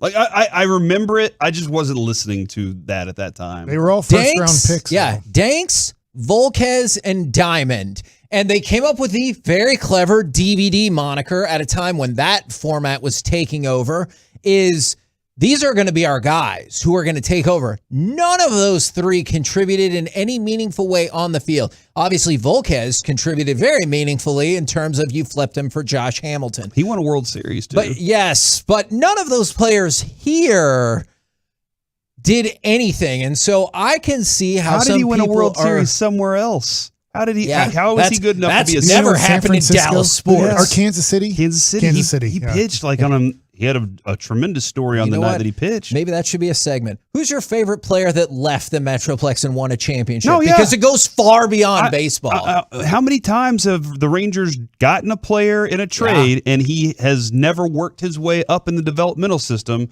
But how many times have they moved on from a pitcher that went on to be something else later on down the road? I don't have that number, but I'd like to see it. We're the KNC Masterpiece right here on 105.3 The Fan. You know, we got Mike Likes It coming up in just a second, but let's give something away! 877-881. Now! Caller number 10 will win a 4-pack of tickets to go see the Rangers play the White Sox on Sunday, August the 7th. Be one of the first 15,000 fans there to get that 50th anniversary t-shirt presented by Great American Medical Response. You can buy tickets at TexasRangers.com, or you can win them for free right now. 4-pack of tickets, 877-881-1053. Then some Mike Likes It. Why does Kevin have to force it? Next. All right, let's talk about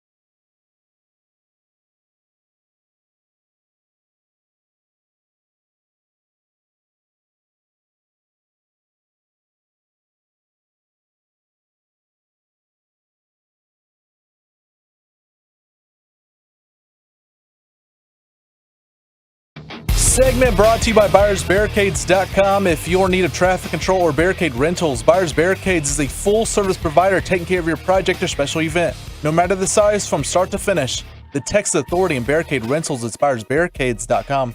KNC Masterpiece right here on 105.3 The Fan, and it's time for perhaps a more serious edition than usual of Mike Likes It. Let's throw it right back to you as there's somewhat breaking news in our Metroplex. So a ground stop was issued at Love Field today, and this is, I mean, it's horrifying anyway, but then I immediately thought about the fact that all of y'all are flying out tomorrow to go out to Oxnard, but according to Police Chief Eddie Garcia, a 37-year-old woman was at the airport at about 11 a.m. She went inside the bathroom, came out of the bathroom wearing a hoodie, then pulled out a gun, aimed it at the ceiling, and fired several shots. The police, an officer then shot the woman in her lower extremities, and she was taken to the hospital. I did not see an update on her condition. Our boss was saying that she was alive as of now. But yeah, so there were shots fired at DFW Airport and Love Field. Or excuse me, Love Field. Thank you. At Love Field, and I have all kinds of questions in terms of the purpose of shooting up into was it to get everyone's attention and then we'll see? Was it just she was wanting? I have lots of questions. I guess if she stays alive. Yeah, you can ask her those questions. That is true. I know from a couple different accounts there was like stampede-like panic going on, obviously, as people were getting down and trying to run and everything. And then I see this from TSA Southwest. Travel alert update reports that shooting occurred at ticket counter non-secure area of the airport. TSA will have to evacuate all travelers from terminals and rescreen all, no exceptions. Be patient and know that safety travelers and staff is key. Yeah, they're pausing all departures and arrivals right now. Somebody took a picture of themselves like waiting in the boarding tunnel, I guess. You know, when you've cleared through, they scanned your ticket, and there's people like they had to stop it immediately, which makes sense. Like I can imagine you're like, hey, there's just a shooting in here, shut it down. Like I don't imagine you're just like, well, that's a different plane. You can get on this plane. I demand to get in. I'm gonna miss my flight. Yeah, like your flight's not going anywhere. Right? Yeah, exactly.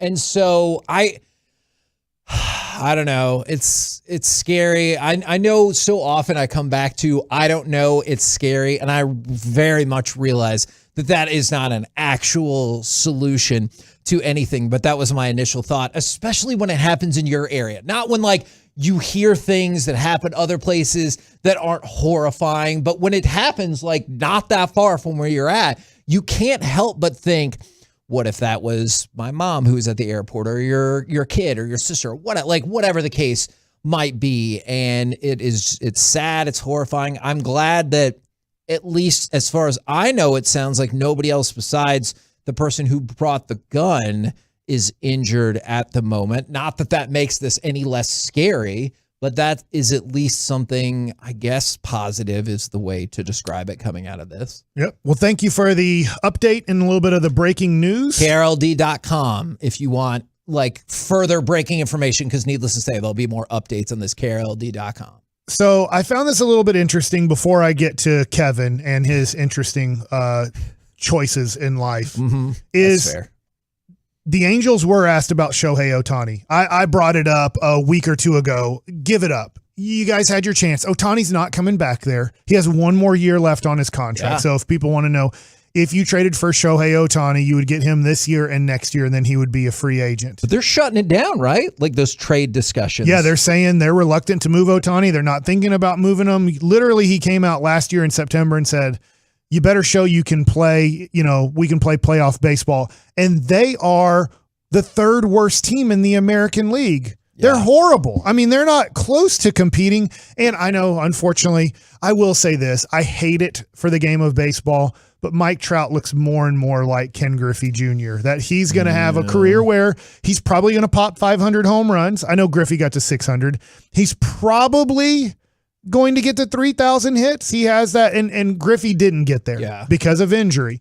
Griffey was going to be arguably the greatest player in baseball history, and then he went to Cincinnati and got hurt. A lot of people will say, look, the wear and tear on that field, the Kingdom. Yeah. That it just, the old AstroTurf just crushed his body. So even though when he went to Cincinnati and for the most part got to play on all grass field, I think they had changed it by that point in Cincinnati. And then he went to the new ballpark a little bit later in his career. Is that 10 years or so in the Kingdom crushed his body. And he wasn't able to put up the numbers and the MVPs and everything that we saw Ken Griffey Jr. doing from age pretty much 19 to 30 years old. At that point, right around 30 years old, he just could never really stay healthy enough to do everything that he was on pace to do. It looks like Mike Trout is doing the exact same thing as he's on the injured list again with some sort of rib cage situation. I guess it's good that it's not a leg situation or a back situation, but I just look at Mike Trout and Shohei Ohtani and go, you're wasting your time, Angels. You got to reset the whole thing. You can't win with them. You're never going to win with them. Ohtani's not even going to be there anymore. Move on, you dummies. Does that at least give you some respect for the Nationals in terms of as soon as that happened, they're like, all right, time to look for a trade? With Soto, when he's like, I'm not doing that deal either. It kind of felt like that was their take it or leave it deal. Even though they are saying this, it makes me wonder about Soto in the next week. Is they said, look, you're going to have to give us 5 premium prospects and take on Patrick Corbin. You want to do it? He's yours. You don't want to do it? He's staying here because we have more time to trade him. We can trade him in the offseason. Yeah. If you don't want to give us. So but they're going to trade him. They are going to trade him.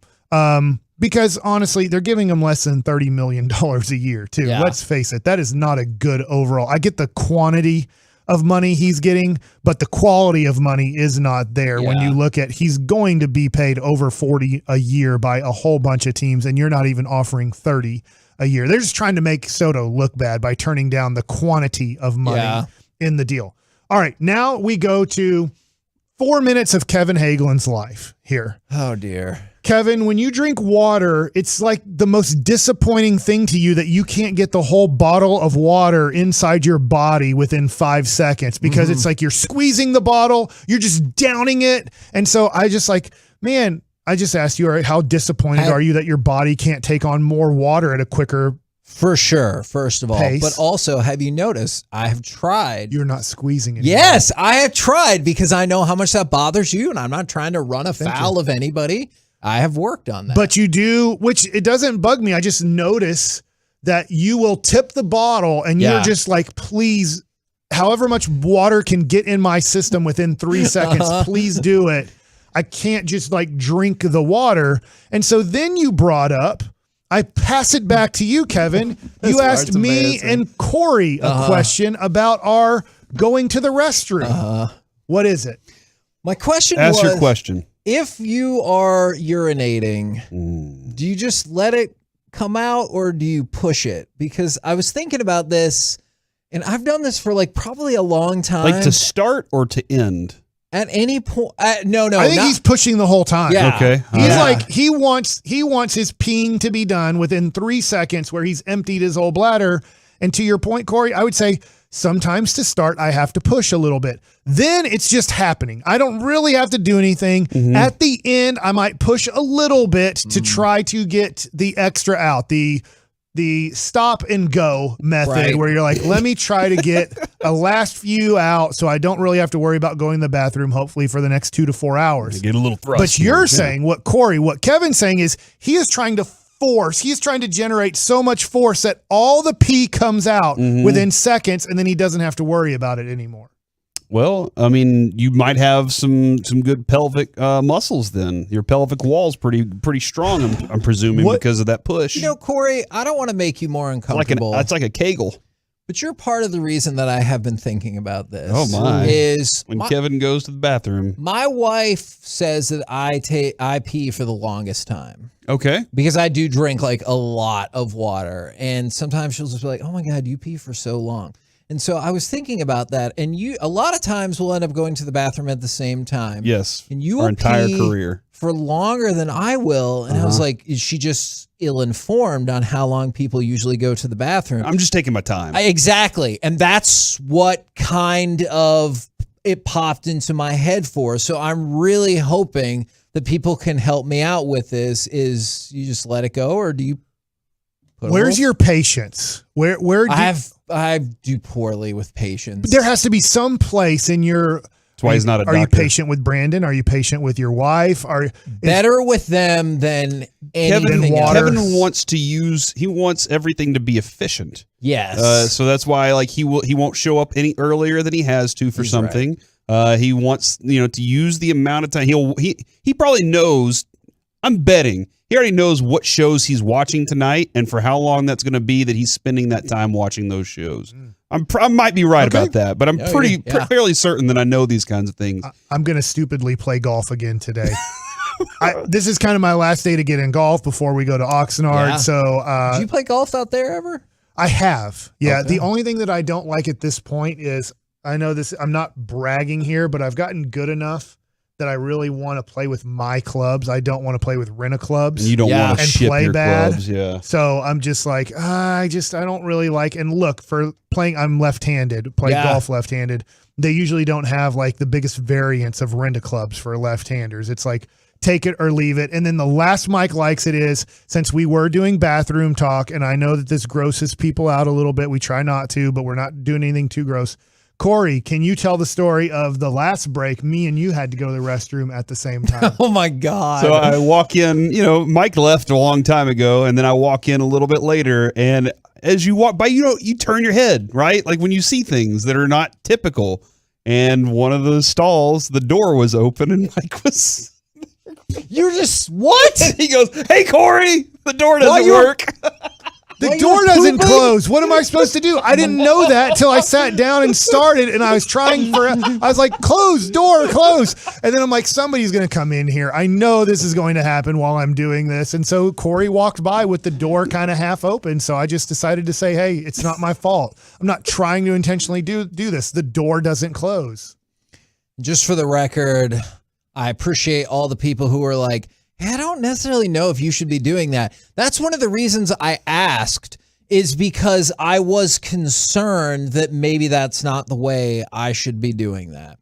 We're the KNC Masterpiece right here on 105 Through the Fan. Coming up next, in case you missed it on Friday, it is time for our brand new Cowboys segment, the C Block. Oh, yeah, let's do that next. On the Fan.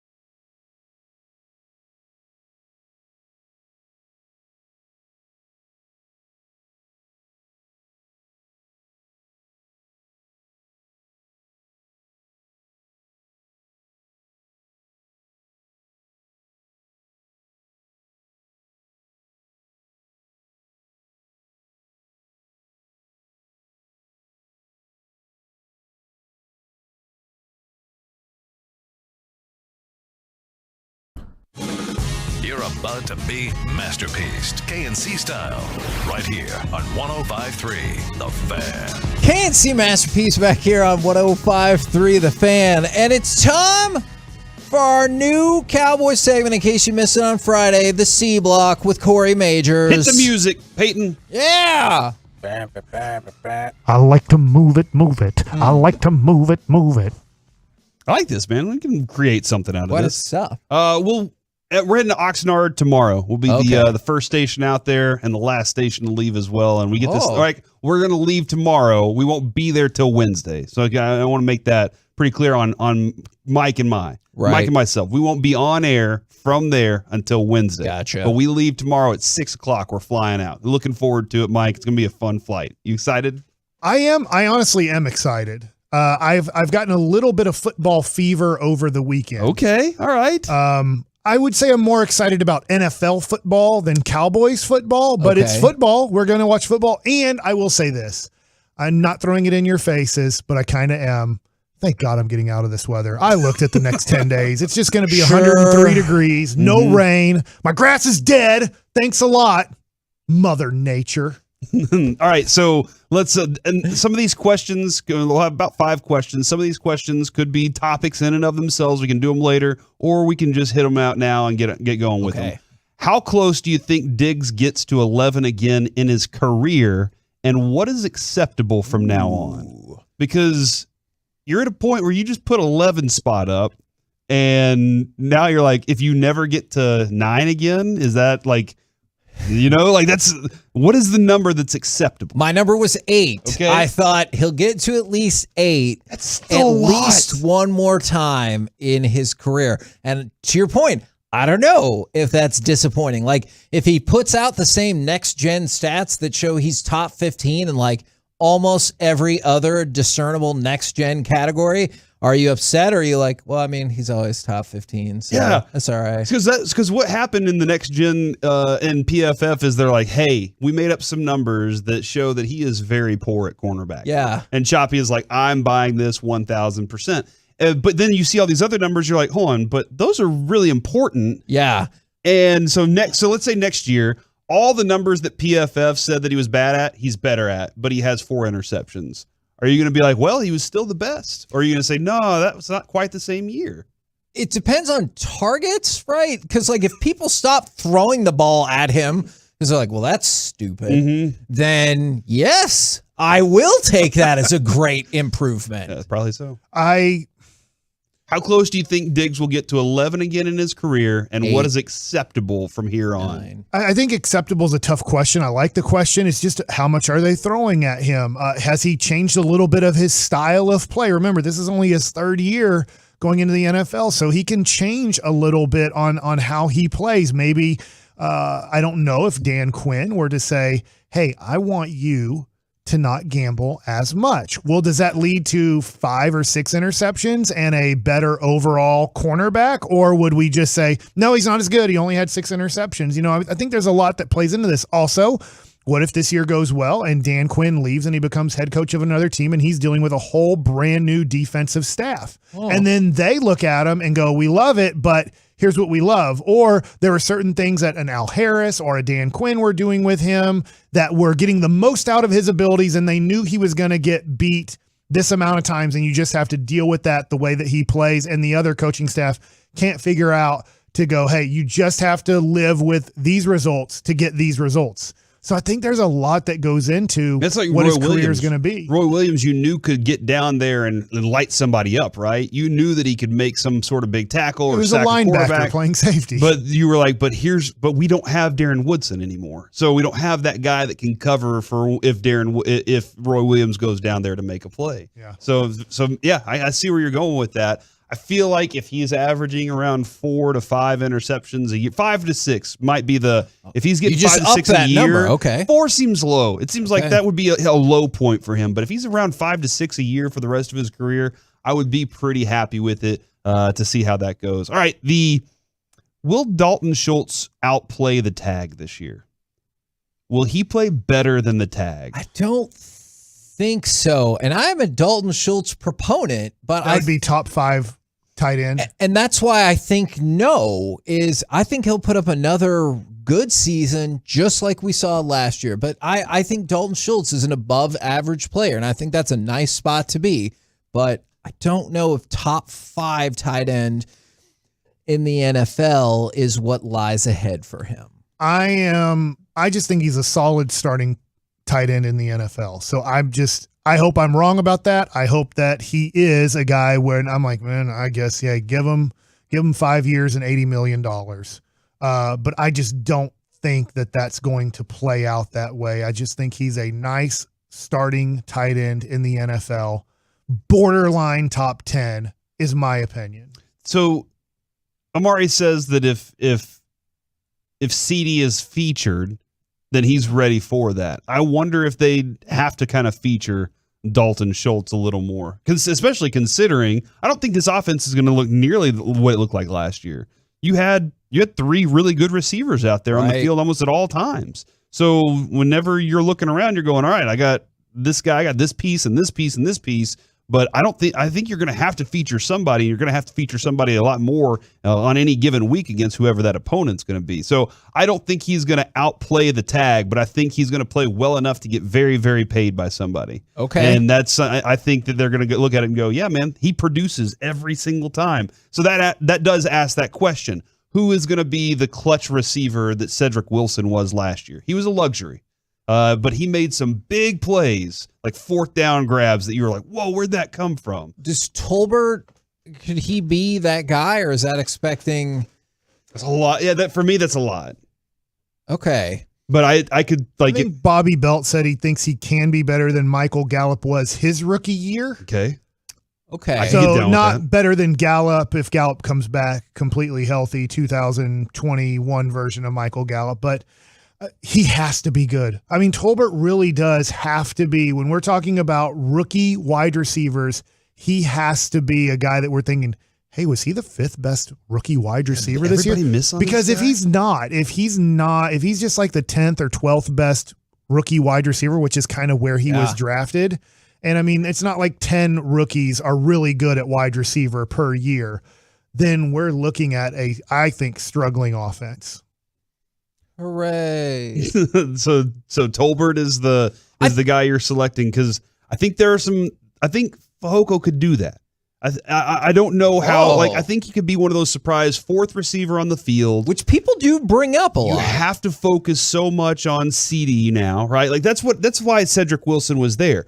The fact that he jumped up into the sky and caught one off of a cloud that weighs 1 million pounds allegedly. That's right. Like by the way, over the weekend, told my family that they didn't believe me. They thought I was insane. It's science, man. So, I didn't invent that. Mike, I think that we are in the right by not believing Kevin initially on that, and I know still we're going to questioning fly through a cloud tomorrow. Yeah. Are you going to tell everyone on the airline, like when we fly through? I think you should be like, yeah, cloud. If you were there, I'd be like, man, can you believe we're flying through this 1 billion pound cloud right now? From the 469, Corey, take a minute to look at James Washington. His background and the way that he was used in Pittsburgh. James Washington will be a standout. And when it comes to James Washington, I liked him when he was at Oklahoma State. I thought there were a lot of good qualities about his game. Everybody wanted to compare him to Dez Bryant. I thought he was more of a burner than Dez Bryant. I thought he could do some really good things, though, on the sideline fade. He did a really good job with a lot of those things, but by the end of Ben's career here, Roethlisberger's career here,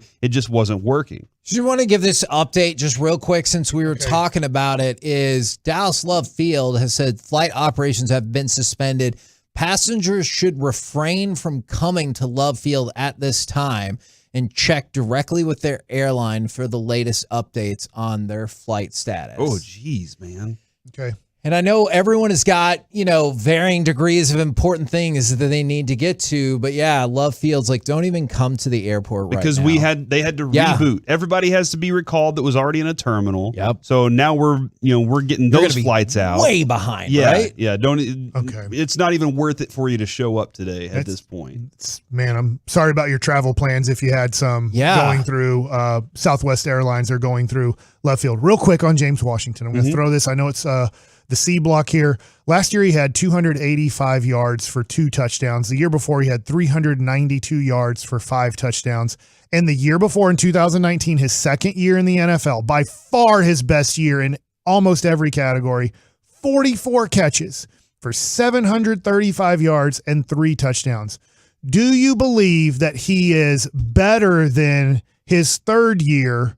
Because his second year, his third and fourth year, if he does that, last year 24 catches for 285 yards and 2 touchdowns. And people are trying, that person, it might be the same person. It might be like Kajana Carter dude who kept pumping the Bengals. It was just one dude, and he ended up being right. And hopefully this dude ends up being right. I mean, the dude had 24 catches for 285 yards, and you're telling me he's a top 100 receiver in the NFL. I will argue that they have a stacked group of receivers there, but the fact that he couldn't crack into that group does concern me, right? Like you have Claypool, you have Deontay Johnson, a bunch of different receivers there, and James Washington was kind of the third, fourth, fifth option a lot of different times. It does concern me that he couldn't break out there. Now, how's Dak different than Roethlisberger at the end of his career? Can Dak get the ball further down the field than Roethlisberger could? I think he can. And so I think they're going to try and take advantage of that. But I'm not expecting him to come in and replace Amari. You know, like that's no. So and whatever competition comes out of this, man, that's what camp is about to be about.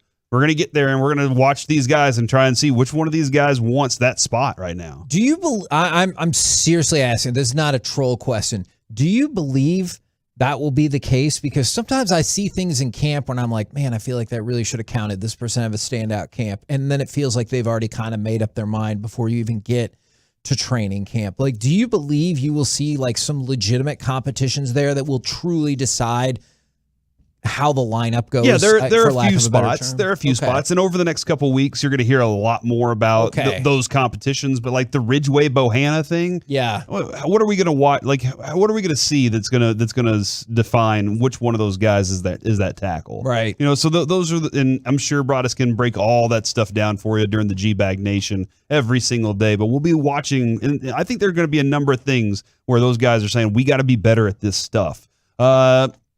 Trying to look at my time here, Kevin. Will the Tech kicker win it all? Will the Tech kicker win it all? And you can decide what all is. Okay, I was about to say, I'm assuming by all you mean the kicking competition. If we have to go beyond that, I'm not prepared to say yes for any of that.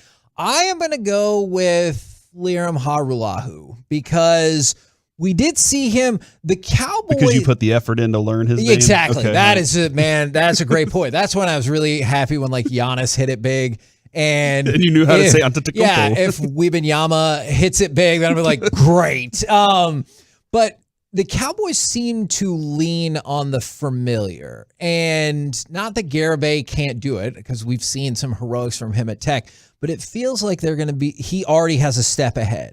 Like, it feels like they're not going in on an equal footing because people in the building are going to be like, we already saw Harulahu. Mm-hmm. Like, we know what he does well. We know what he does not do. We know X, Y, and Z. I kind of wonder if, like, that is already stilted heavily in his favor and he would have to kind of fall apart, or Garibay would have to just be out of this freaking world to win the spot. So I'm inclined to say no, he does not win it all. I don't have an opinion on it. Oh my! He's Tech! I am rooting for this kicker to win, actually. I'm all in on Garibay. Here's why.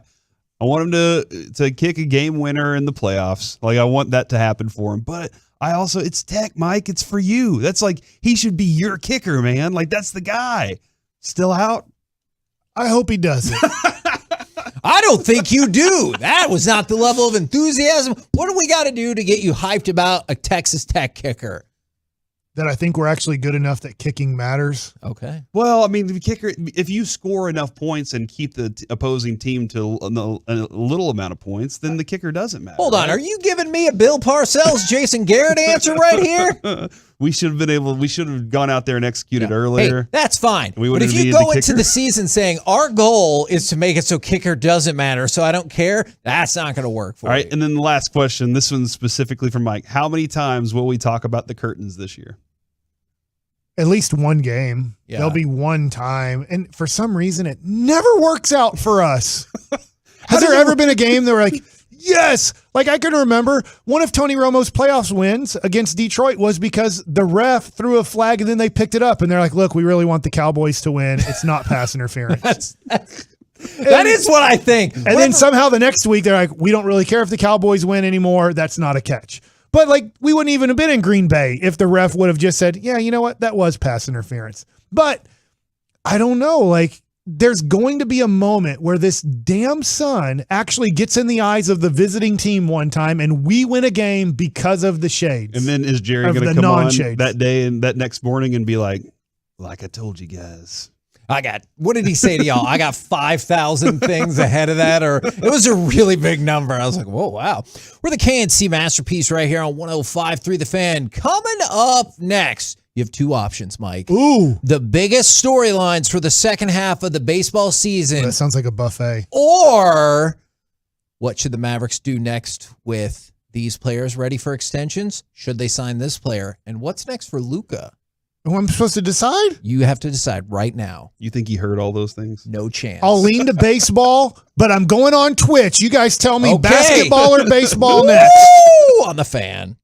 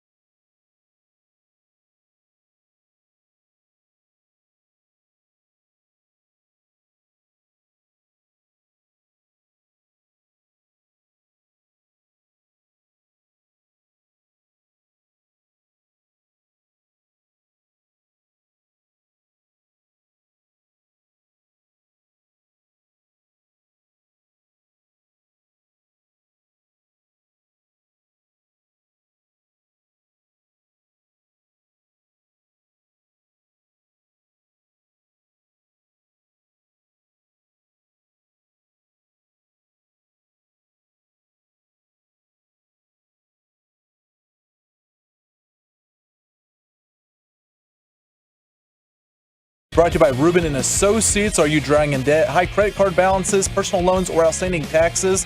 Everything is spiraling out of control and you feel like you have no way out, but you do.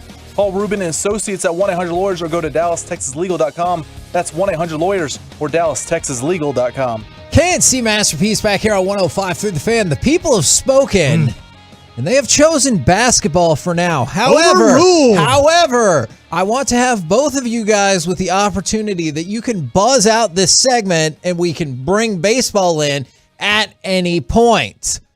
My first Mavericks question for you comes from. We didn't even get the question. Well, I'm just trying to figure out where my buzzer is. You have to make the buzzing noise all right. and hit the table. Okay, that's all I was doing. Texas Roadshow in Mansfield. We text with each other now. Oh, yeah. That's a good shot, by the way. If you want to go out and check out a sports card shop, Absolutely. Yeah, go to Mansfield.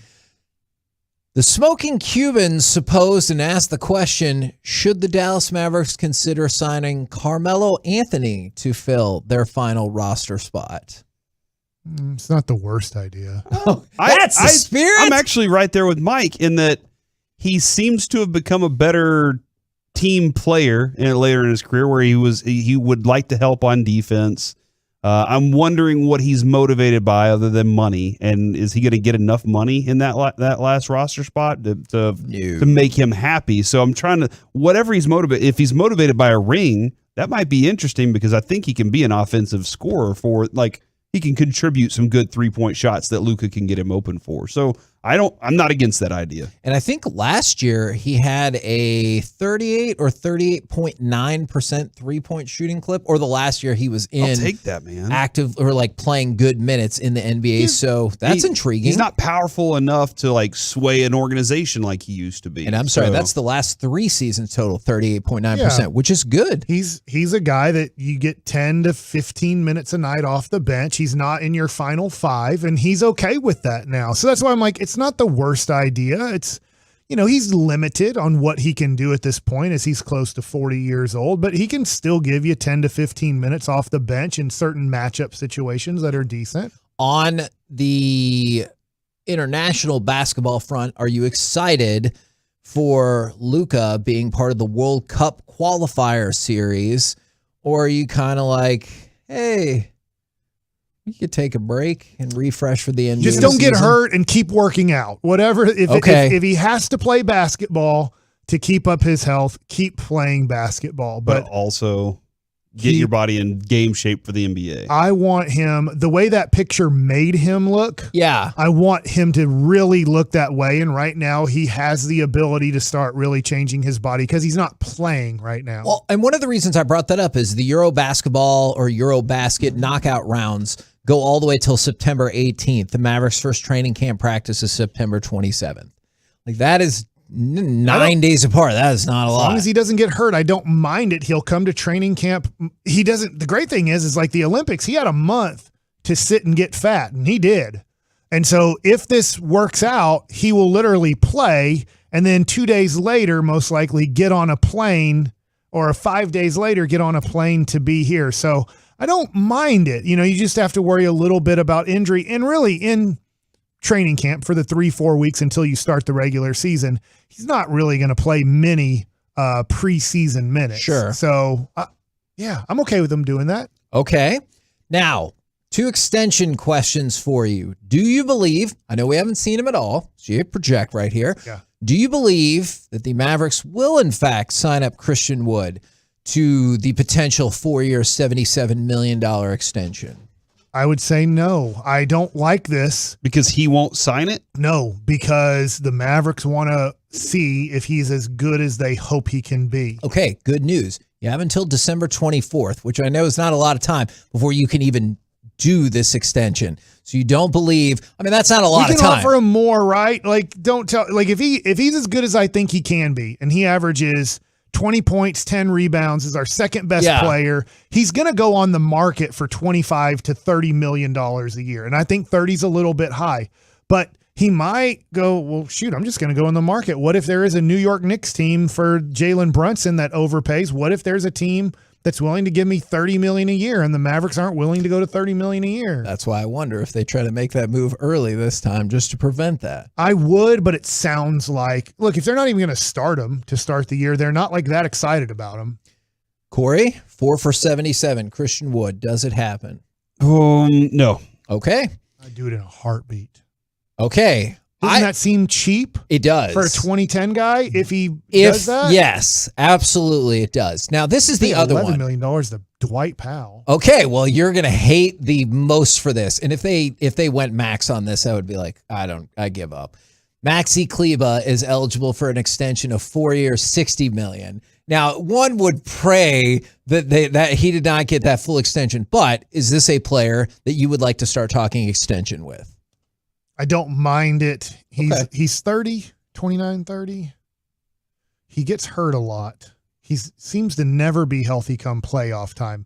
I'm just giving you, those are the negatives. The positive are he plays defense against almost anybody on the court. Like he gives it his best. Some guys he does great against, other guys he gives it his best, and he gives you great effort. But, I would like to upgrade behind JaVale McGee and Christian Wood. And here's also the facts. JaVale McGee has like 1 to 3 more years left in the NBA with his age. By the way, Kleber's 30 years old. So I don't feel like a guy that gets hurt that much is a guy that I'm excited about giving a 4-year extension to. And then, Corey, are you I just need him to get back to hitting 42% of his threes or whatever. Was it 41 like 1 year? That would be incredible. And last year it was weird. For like a 2-month period, he couldn't hit anything. Yeah. And the playoffs hit, and he was like, I'm back, baby. Remember there's the Lent joke. He gave up making 3-pointers. Yes, I did. So, like, I think that shooter is still there. And it's fun. And like Mike said, with the defensive part of it. But I don't know if that seems, I'm all right with that money. Fine. Yeah. It's not my money. Are you more excited about that or the fact that Luka is protecting Shaq? Because I know that this is a Mavericks-esque story that is near and dear to your heart. Do you want to give the setup before we get to the audio? Shaq is talking about being he's on the big podcast, and he's talking about when he had a DJing gig in Slovenia. And so he gets there, and this is how things go. Hey, shout out to Luka. When I arrived in Luka's town, some people picked me up. They drove me to a mansion that Luka had set out for me. I had the pizza there, I had the hookah there, I had the fruit. What? They escorted me to the show. They said, Luka said, Shaq, ain't nothing going to happen to you while you're in my town, Mr. O'Nilovich. Because that's what they call me. Wow. They called you Mr. O'Nilovich the whole time? Yeah, so shout out to Luka and Goran Dragic because their people really set it out for me. Okay, Luka really rolled out the red carpet for you. Like, I didn't know that. That's amazing. I got there and they said, Luka said, we know you're staying in a hotel, but he wants you to stay at some place that he had for you. It was right there on the water, 4-bedroom villa. He had that thing. So he had that Blue Mist hookah with him. All right, I'm fascinated by this. Why did he do that for Shaq? Because he wants to be in good with. Why did he do this for Shaq? Shaq's still cool, right? In that world, maybe in all worlds, Okay. I still feel like Shaq carries a certain level of cool factor with him. Yeah, he probably watched Shazam when he was a kid.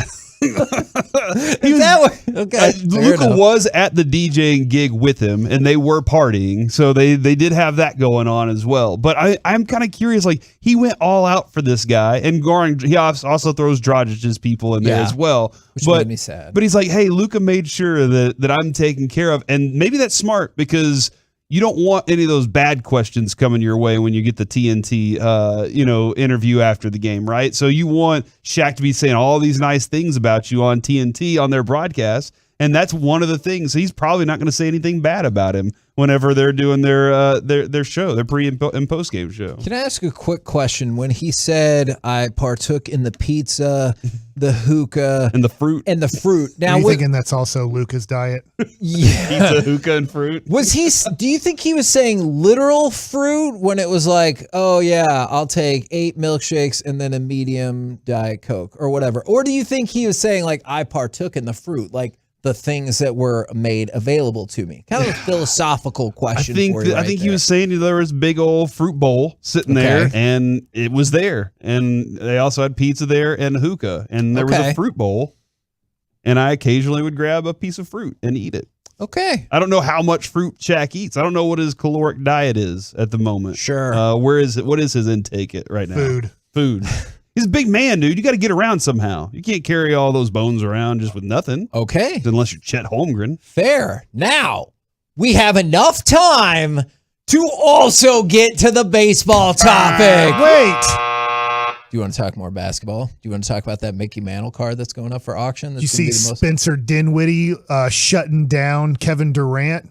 No. What did he do? They were playing like 3-on-3, 4-on-4. It might have been 5-on-5, but it didn't look like 5-on-5. There were workouts of Spencer Dinwiddie playing pickup basketball where he was having to guard Kevin Durant, and then some Spencer Dinwiddie videos of him kind of creating his own shot, making his own shot. And I wonder this, watching that, just throwing out one more Dallas Maverick topic. Am I underrating how good Spencer Dinwiddie can be another year away from his major injury, knee injury, and then a whole offseason knowing what the Dallas Mavericks are going to ask of him, and they're going to ask more of him this year than they even did last year. Can he be 20 points, 5 rebounds, 5 assists? Can he be that good? I think, would you settle for 16, 4, and 4? Yes. Okay. On decent percentages. Oh, yeah. I think that's like, more realistic. Okay. Especially if Wood does what you think and Luka's still going to do what we have gotten used to. I guess this 4 is a little low on the assist thing. Okay. 16, 5, and 4? 16, 6, and 4. I like that. Okay. It's really in your face again, Kevin. I mean, I support that. I am a you were fan way off on the 4 because maybe his best season he was 20-7 was his best season with Brooklyn. He was a 20-7. That's when he was their best player, right? Yeah. That's when he kind of got to run the show. Which is why I don't know if I think 25 and 5 is realistic. A couple of years before that, he was 12-6, and then the year in between there, he was 16-4. So that 6-4 area, I think 6 would be a great area if he's not scoring 20. 16, 5, and 4. I like that. Okay. 6 would be awesome. 6 would be great. But I guess 16 because if he's averaging 20, then what is Christian Wood doing? What is Tim Hardaway Jr. can really only score a basketball on a team. He can't contribute any way else. Right. So if you look at if Hardaway comes back and we're expecting good things from him, I need 15 or more points from him. And if you start just doing the points, I would like, honestly, Luka to be under 30, and I'd like him to be more near 25 and more near 10 or 11 assists per game. I just think that would be the best Dallas Maverick basketball. Yeah. Because we know he can go off for 40 when he needs to. But, yeah. So, anyway, Dinwiddie, I'm wanting to get more excited about what he maybe can be, but I'm like, am I just getting overly optimistic? And he did foul Kevin Durant tremendously on a baseline jumper, and they're like, look at that defense, and he just still barely missed it. I'm like, that's a foul if there's a referee. And then my quick question for y'all, you'll just have to give your vote. What is your biggest storyline, like major storyline of the second half of the baseball season? Not just the Rangers. Oh, not the Rangers. Yeah. Is it Soto trade? Is it the Yankees trying to set their own levels of history? Is it maybe if Ohtani gets traded? Do you realize that the Mariners have the longest playoff-less streak in baseball at now 21 years? I feel like you're throwing all this out and we could do it for tomorrow. I will lean towards this. Will Aaron Judge be the first player, non-steroids, to break Roger Maris's home run record? Okay. And will Major League Baseball promote it that way? Okay. Because if he hits 62, big deal. Yeah. Like, hey, look at Barry Bonds, look at Mark McGwire, look at three-time not Juan Gonzalez, Sammy Sosa. Yeah. But if you're like, hey, right now he's on pace to hit 60. Yeah. He has a chance to be the first, what you'd consider non-steroid guy to break the record. And would we consider that the real home run record if he hit 62? I might, actually. I kind of think I might. You know what? Maybe we'll bring back some of that tomorrow. We got a lot happening. Now we're going to have Bob Stoops on the show tomorrow as well. Oh my God. No, I don't know if anybody's ever called him that, honestly. I've never heard a single person call him I'm going to call him Stoopy tomorrow. Hey, Stoopy, how's it going? I am really intrigued to see what transpires from I there. I won't say that. He'll hang up, and I'm just making a nickname up. Coming up next, let's chit chat with those fellas from the G-Vag Nation right here on 105.3 The Fan. RJ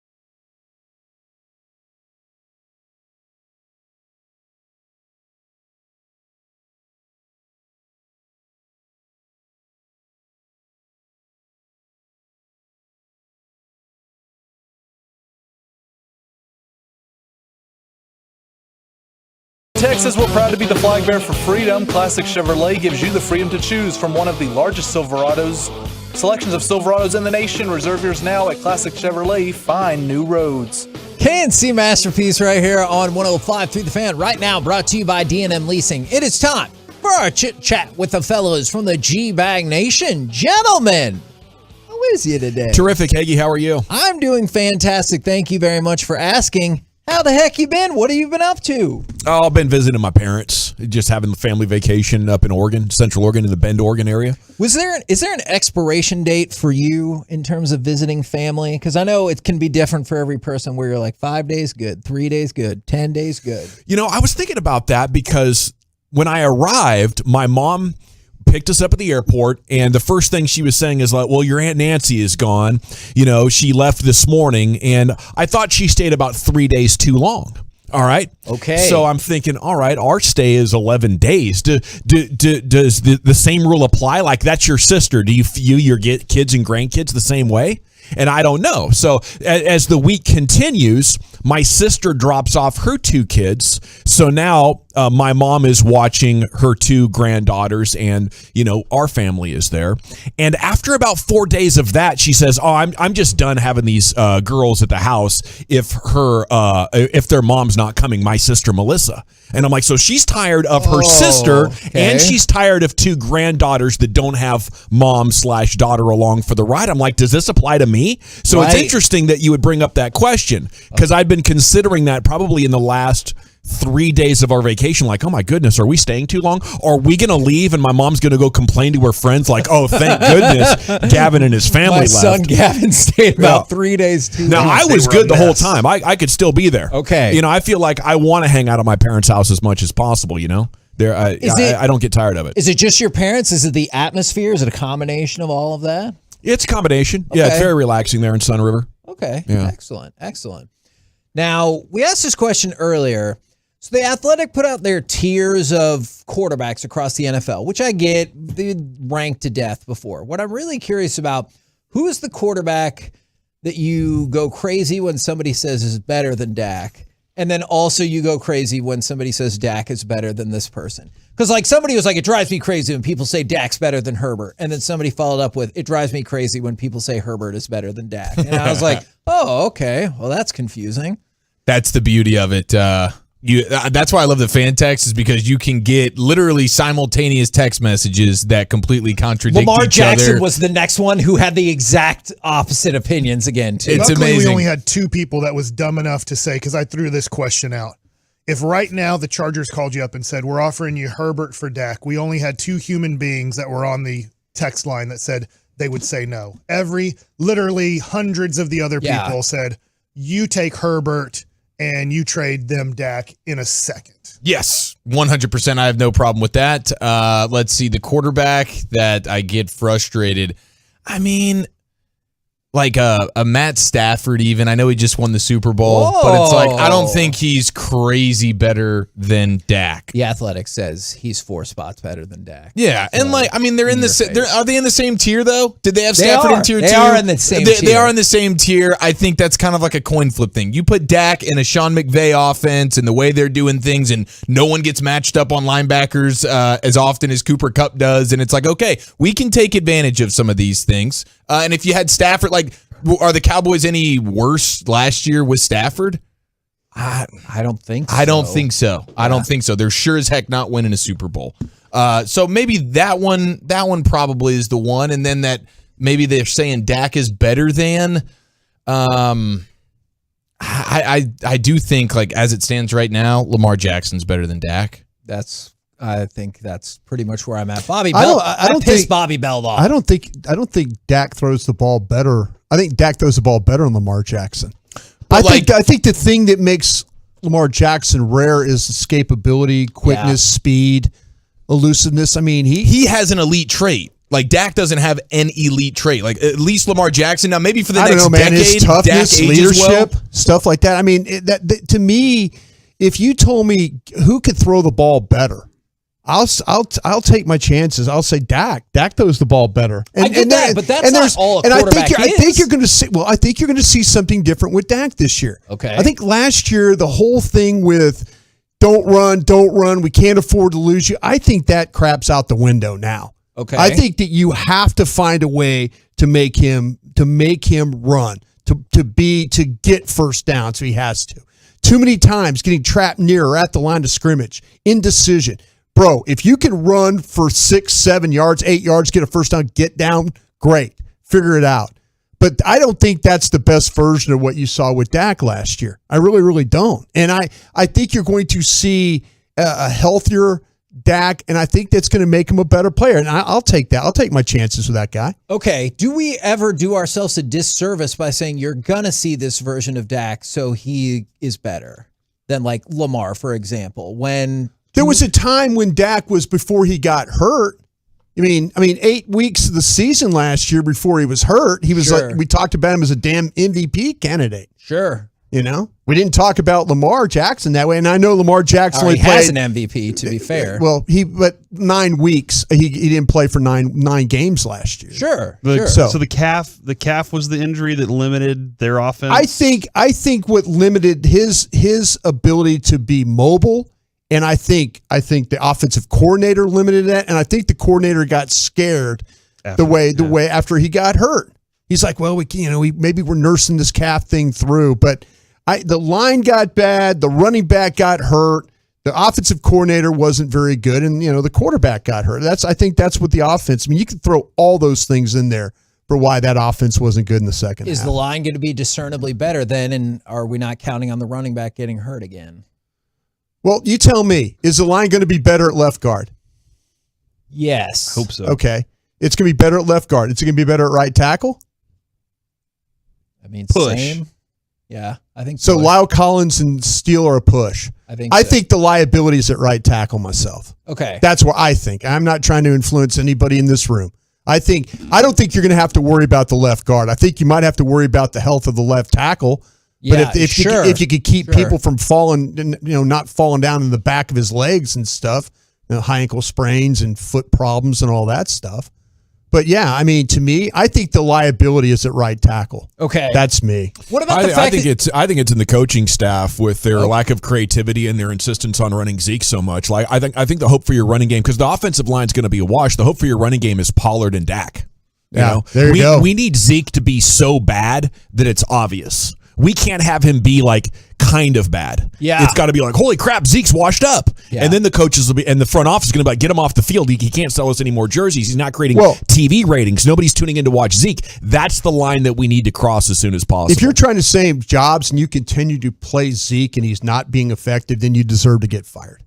That's just, I mean, if you're a coach and if you're Kellen Moore and you just continue to ride Zeke when the eye test tells you it's not working, then you deserve to get fired. Yeah, unless he bounces back and he's like this incredible version and it was all injury related. No, that's what I'm saying. If the eye test tells you that he's not playing well or he's there's no more tread left on the tires, then you and Mike McCarthy deserve to get fired because that defensive coach, that defensive coordinator figured out how to take players that nobody else wanted and have like a top 10 defense. Yeah, but you got to say goodbye to people. You got to say goodbye. That's what I'm saying. He says he took Jalen Smith. He said, listen, you can't get it done for me anymore. Bye. Yeah. Move on. Man, I like that level of ruthlessness. Well, you're going to keep your job or you're going to I'm legitimately saying do a bunch of bad shows in a row, Hagee, and see what happens to you.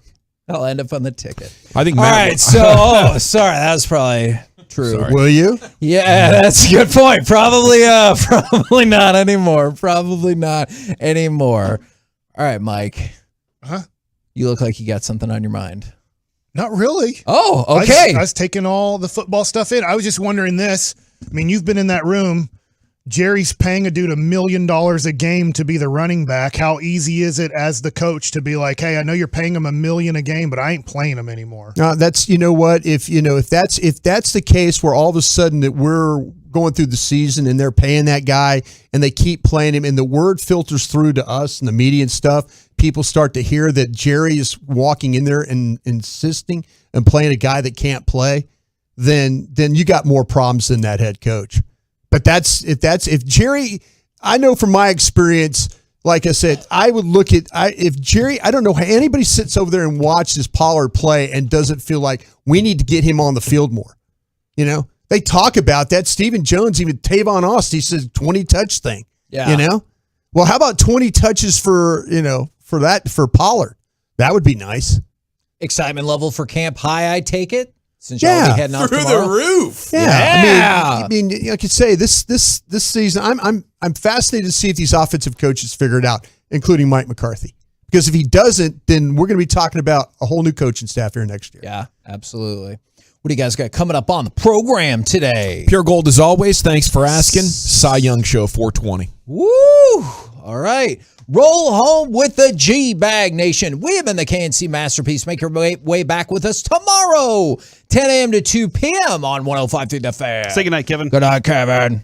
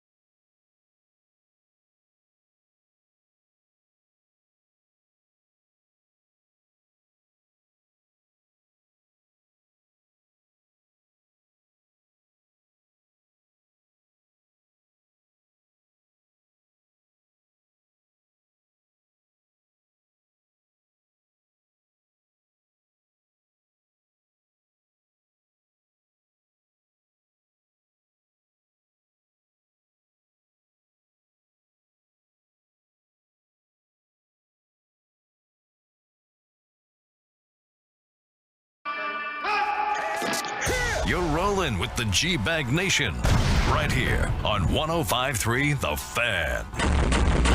It is hour number one of the G-Bag Nation here on 105.3 The Fan. Welcome in to the broadcast here. We have a full five for you today, going to full five. Rangers out west, so there will be no pregame until 8:30. General at your service. There's Brian Broaddus. Lucius Alexander is in the Pimp Cup. Eric Chiafalo is here. Carter Freeman's coordinating your video. And along with you, we are the G-Bag Nation here on 105.3 The Fan. Yeah, I got a lot of great baseball questions for Chris Young coming up at 4:20. There's a little NBA chatter to be had. It is a training camp eve show. But a lot's happened in the last couple of weeks. Guys, how we doing? Oh, fantastic. One more sleep, boys. One more sleep.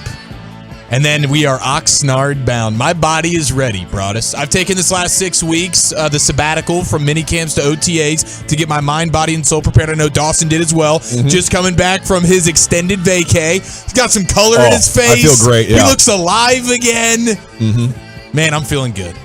Feeling good.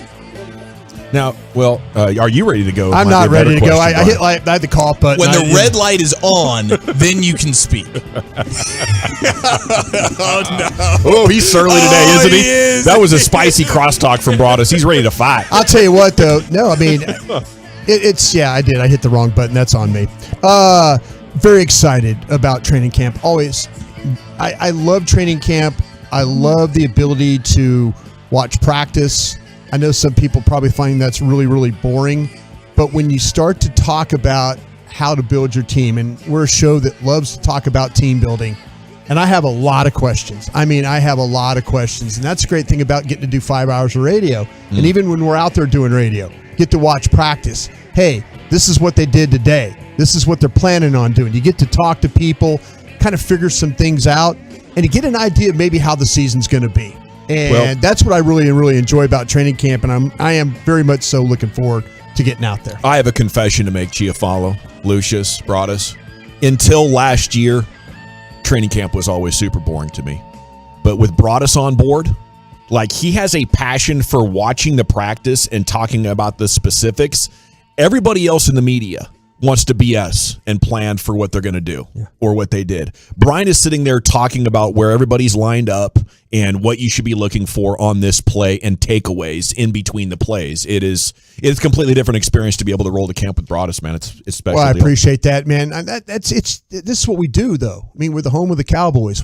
People are looking to us every single day. And I know our show takes that responsibility. For sure. I mean, when you start to talk about things we're going to do out there, videos, 4 live mics, all that stuff, interviewing people, talking to Jerry, booking guests, all these things that you can do out there. I think it's important. I mean, there's a lot of people around the world that have a passion for this football team. Yeah. And I feel responsible to help fuel their passion. That's a special deal. Yeah. It is. OTA's minicamp, sitting next to Broaddus during the practices, and he's pointing out things that I'm like, okay, this is like scouting 101 here. I'm like learning things in real time that I would have never considered. And so the idea that we get 10 days of standing next to Broaddus during practices and soaking all this in and understand, like, that's going to be a dream come true. We're looking forward to it. I know I am. I just, like I said, it's a passion that I have, and I love being a part of radio, love being a part of this show, and thanks to everybody out there that makes us a part of their day. We love it, man. We really do. Yeah. Well, Chiafalo said it's one more sleep. I have another confession to make, okay? What's up? You were on 2 weeks. What are all these confessions coming up? Here we go. It's 2 more sleeps for me, guys. Oh, 2 more sleeps. I'm feeling a little guilty about this because I know Brian takes great pride in getting you the best airplane seat possible because of his preferred status. Yes. They give him like the logins. He just goes in and changes your seat to the best seat that you want. So Wednesday is Abby's birthday. And tomorrow night was supposed to be our flight, but I checked in on vacation with Gavin Spittle and Tim Callens, our management up here on the 11th floor, and I said, is there any possible way I could delay my flight for 24 hours so I could spend a little bit of time on Abby's birthday with her on Wednesday? And they greenlit it. Okay. So, it's not a decision I took lightly. I enjoy being your teammates. I'm not afraid to travel with you. It's just that I saw the look in her eyes. Yeah. I did. I saw the look in her eyes when I told her I'm not going to be there. We got to go the day before. And I was like, okay, I'll get on the horn here and see if I can make something happen. So I want to thank you guys for allowing me to do that. I did notice your exit row seat was gone. Yeah. When I went back, I'll pay the price in the middle seat. I will. I will say this. None of the sacrifice is the dad life. Since we're admitting to things. Okay. I thought I lost your itinerary when it happened. He was scared, man. I got in the car with Broadus. He was like, I think I might have completely effed this whole thing up. I deleted Dawson. I don't see Dawson on our plane anymore. I honestly got up every morning. It's like, if you, people that follow TikTok, it's funny, like they always have like the video of the dad who takes care of everybody's tickets. Yeah. Like dad has everybody's boarding pass. Dad has. That's strong in your algorithm? Yeah, that's very strong in mine. And so I felt like the dad on the trip. And so I'm always moving the seats, always going further, getting in exit rows, trying to upgrade, maybe 2 fly first class going out, 2 fly first class coming back, working on stuff like he's that. He's hooking it up. If I miss first class, I'm going to be jammed. You're going to be sitting next to the bathroom. You're going to be wedged between. That's what you deserve. Brian's going to move me back there after this. I got Chiafalo the seat in the exit row where there's not a seat in front of him. Ooh. So he's going to go stretch out. But, the knees are grateful. But honestly, I was messing around with the seats, checking on him, and your itinerary was completely gone. Oh, man. Completely gone. I should have given you the heads up. It was completely gone. I called the day before, and you check that every morning. Every morning. See, now I know if I got to change something with my travel plans, I got to run it through Spittle, Collins, and Broadus. No, I just wanted to make sure we have the best seats going there and too. And so anyway, but this thing, and so I immediately got on the phone, tried to find my gal at American Airlines, and tried to run that down. And Autumn didn't get back in touch with me quickly enough, so I called Tim. Tim tells me, he's like, yeah, I'll talk to you when you get in. Oh, and you thought I might have got capped right there. I'm thinking, 3-man show. Nah, we're back to 4 wide in the nation. Like you should have seen the conversation that Chiafalo and I had driving in when I told him the story, and I go, "What do you think, man? Should we call Dawson, see if everything's okay?" and Chief goes, "Man, you know him better than me." Yeah. And I go, "Well, I've worked with him a while, yeah." And he goes, "Well, just call, man, call." So we caught you in the San Francisco airport. And you said, "No, man, all good, all good." And then we learned that your daughter. But hey, good for you. Get to celebrate a birthday like that. That's means a lot. See, I thought you were giving me the guilt trip rhetorical. Is everything okay? Oh, what? I thought changing the seats not good enough for you. You're lucky that it's daughter's birthday because you're about to be bleep hole of the week for like consecutive weeks. I think. I thought I lost your whole itinerary, and I called Tim. And I was thinking, well, I'm just going to have to pay for Dawson's ticket that I jacked up. But yeah, no, glad everything worked out though. Yeah, everything did work out, man. And I look forward to being in Oxnard with you guys on Wednesday night. Our travel to and from Oregon went exceedingly awesome. I know there's a lot of news out there about flights being canceled and all that. Short staffs. Yeah, we didn't experience that. My only minor beef, if you're not a petite person, please try just a little bit harder to avoid shoulders when you're walking up and down the aisle. Yeah. You know what I'm saying? And if you do hit somebody's shoulder, I understand, a little my bad goes a long way. Yeah. Just the charge through and the boom. It's like, whoa, what's going on here? It just seems, I guess. Let me tell you another thing. Yeah. Your bag does not roll down the middle of that aisle. I'm sorry. It just does not roll. You pick it up and you turn it where it's narrow. Yeah, and you carry it through a lot easier. You carry it through, and that way you don't bump into people and all that. And people feel like they can pull their bags through the center of that aisle. Yeah. Does not work. No, and we got the newborns, so they let us on first. Yeah, I can tell you, from recent experience, the only way to pull that off is with an empty plane. You got to put it in front of you. Got to put it in front of you. If you try to put it behind you, you can't see where it's going. You're going to get it snagged on all the little brackets under the chairs and stuff like that. But no, that's good travel advice, Brian.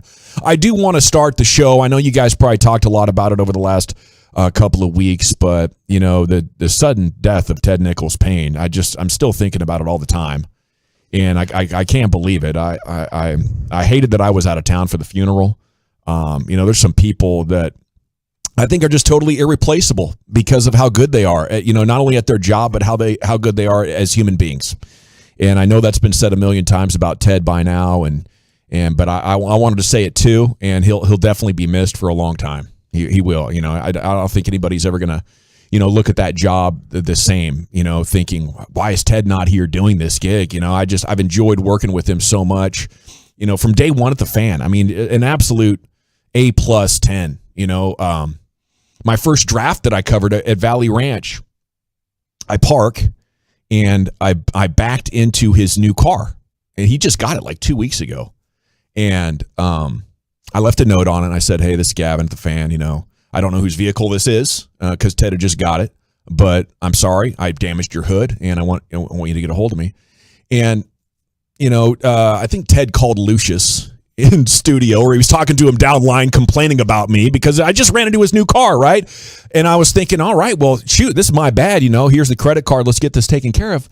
And he goes, didn't you just tell me that your girlfriend's pregnant? I said, yeah. He said, well, I can't take this money from you if you got a baby on the way. And man, that really struck me as just salt of the earth, kind of the nicest guy in the world. Always family first, wasn't he? Like he was always. The last time I saw him 3 weeks ago up here, we ran into each other, just said hi and what's up. You want to know how the baby was doing and how Abby was doing. I asked him how his 3 daughters were doing. So we were always vibing off being girl dads. But man, that's a tough one, and I struggle with stuff like this. So let's go ahead and move on. But you can know for sure I'm gonna be thinking a lot about TNP here in the next couple weeks. All right, brother. It is a training camp eve edition. I'm sorry, that surprised me. Of the G-Bag Nation. Press conference is tomorrow at noon. We're going to have Jerry, Steven, Big Mike on the podium. Live on the tennis courts there, the Ted Nichols Payne tennis courts maybe. I'm hoping to be pleasantly surprised by this team. I guess that's where I'm at right now. Maybe the defense can lead them. Maybe they get Pollard involved in the running game like we were talking about in crosstalk and change the dynamics of the offense. But right now I'm going into it saying I'm going to enjoy this because it's Cowboys football, because there's fun storylines, there's guys that are easy to pull for, there's drama, and maybe they're building for the future. But I don't expect to go into this training camp, be blown away, and after the first couple of weeks of the season be thinking Super Bowl. I think that you're onto something where my hope is the things that I could see with my own eyes as we work through training camp, as we work through preseason games, as you start to talk to more people.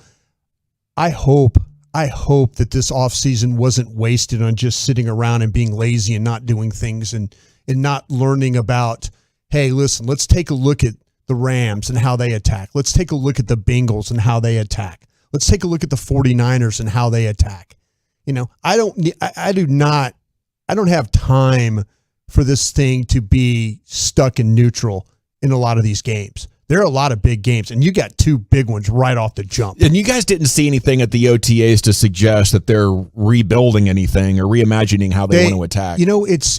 To me, it was a little bit more of trying to get CD involved in movement. And I'm not talking about motion, but slot stuff to where it's option routes and things like that. Yeah. Take advantage of his quickness and the ability for him to catch the ball and get up the field. That's what, I need to go to these practices and not feel like that. And it's probably going to look bad for a little bit, because you don't have it's only going to be CD. We'll see what happens with Washington. We'll see what happens with Tolbert. I guarantee you there's going to be days where Dan Quinn's defense is going to kick the offense's ass. Yeah. And that's going to be the theme coming out of practice. Did you see what happened? They couldn't block. They couldn't, they got a 9-on-7 period. They couldn't run the ball. It's the same damn stuff. If it's the same damn stuff, but it's the same damn stuff because the player's not on the field, I'll give them a pass. But if it's the same damn stuff because it's just not very creative or very, or it's something like, oh, okay, that makes a little sense. I see what they're doing here. Yeah, a little wrinkle here, wrinkle there. If it's not some of that, then I'm not going to be as optimistic about the season. Yeah. Because you might have the easiest schedule, but there are games that you have to try and find a way. You're going to have to beat a Tampa, a Cincinnati, an Indianapolis, a Tennessee. You're going to have to beat a Green Bay, Because I think Philadelphia, I think this division is going to be better. I think it's going to be better. And I don't think you're going to be able to have a 3-4 game margin to win this. So any victory, I think, will be huge for this team. But it better come with some creativity to it. I agree. I mean, one of the big things for me is, hey, Kellen Moore, I'm looking right at him to see how stubborn are you? How stubborn are you to not tweak the offense and change some things. And I don't know how much they're willing to do traditionally, and you guys can kind of shed some light on this for me, but like how open they are with adding new things and showing it during training camp. But I'm hopeful to see a lot of new stuff with the way they run the offense. I hope they're not just beating a dead horse with, hey, no, this is what we do. This is our bread and butter. This is kind of our system. This is our offense. This is how we do it. I'd like to see some evolution to the way that Kellen Moore's offense looks, with pre-snap movement and all these different things. Dawson, you asked a question about what did you see different in OTAs, and I don't know if this is a product of we just don't have enough bodies, so Tony Pollard get out there. Yeah. But Broadus, didn't we see quite a bit of, hey, there's Pollard playing wide receiver, there's Pollard playing in the slot, Zeke still at the running back. Okay, there's both of them in the backfield together. We saw a little bit of that, and it was encouraging. I hope we see that more, and it's not just, okay, now Washington's back and healthy, and so we can go ahead and just pigeonhole Pollard to being the backup running back like always. I hate the let's look at something and then never do it. Right. Yeah. And then all of a sudden everybody's going, well, he averages a yard more a carry. He averages this many more yards per a reception. You know, he's the more explosive player. Mike asked an interesting question about the whole thing about Jerry and the finance. I don't think that's, if Mike McCarthy is like, if all of a sudden they're playing Zeke because they're just playing Zeke because of the money, then Mike deserves to get fired. He's in a bad spot. If we start to learn that Jerry Jones is in there telling, no, you got to play Zeke because we pay him X amount of dollars, then Mike McCarthy needs to leave. And that's never been confirmed to have actually happened. That's never, in all the years, I don't ever remember in all the years, and I worked for the Joneses for 6 years in scouting and then the others, 14 years total. But I never, ever, ever remember it being like, you have to play this guy because we pay him. Yeah. So that's why Mike's question kind of threw me as a, wait a minute, you hearing something I didn't know here? But yeah, if in fact if they're setting Mike up to fail, then just fail. Maverick signed guard Tyler Dorsey. He's been in Europe the last couple of years. We'll have more on him coming up a little bit later on. He's a shooter. Yeah, I've Pretty got good leadership. Yeah, exactly. You got that right. I reached out to some guys over there about him. And, they really like the fact that, for a two-way player, they're really happy about that. He's a guard. They feel like you could put him in the lineup when needed. And he's improved his shooting, like you said, Journal. That's something. And he's a really, really good kid. And that's a little bit of a thumbnail scouting report I got there on Tyler Dorsey. All righty. Celtics are talking to the Nets now about Kevin Durant, and they've emerged as a strong contender along with Miami, Phoenix, Toronto interested, but now Boston with Brown and Tatum and picks. Maybe they have the ammo to get something like that done. There you go, G-Bag Nation. We're off and running. Great to be back with you. Lucius has your G-Bag of the day coming up at 2:30. Why The Rock was in town to talk DFW sports coming up next, the Nation. Blasting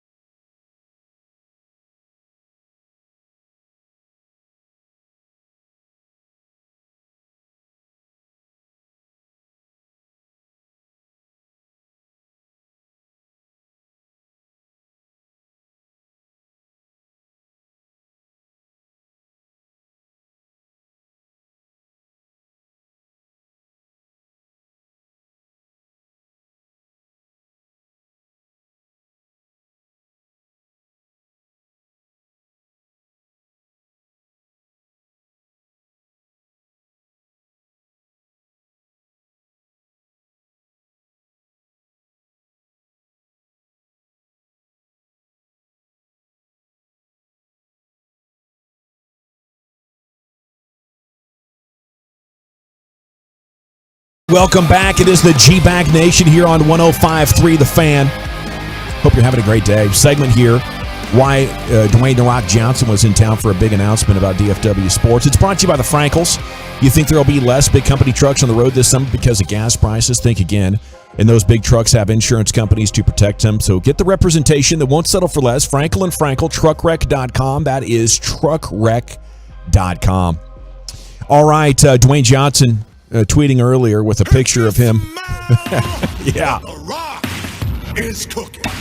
Back in the days when WWE was amazing and he was the big star. You know, I'll never forget that time in wrestling. But, yeah, he is promoting XFL.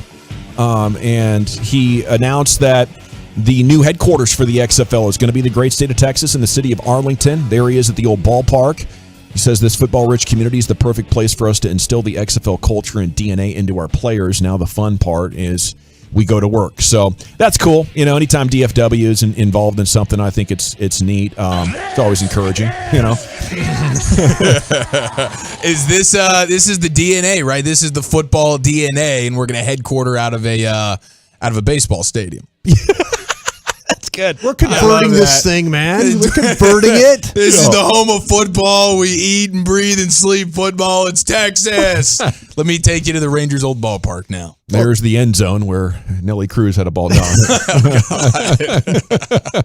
It is unmistakable if you look at that from any angle. You're like, yeah, all you can see is the ballpark with this football field stretched out across it. Pretty amazing. But you got 3 teams in Texas, right? We got Dallas, Houston, San Antonio. Yeah. Out of those. So, yeah, that's the whole key for these spring leagues is to try and get to the second season.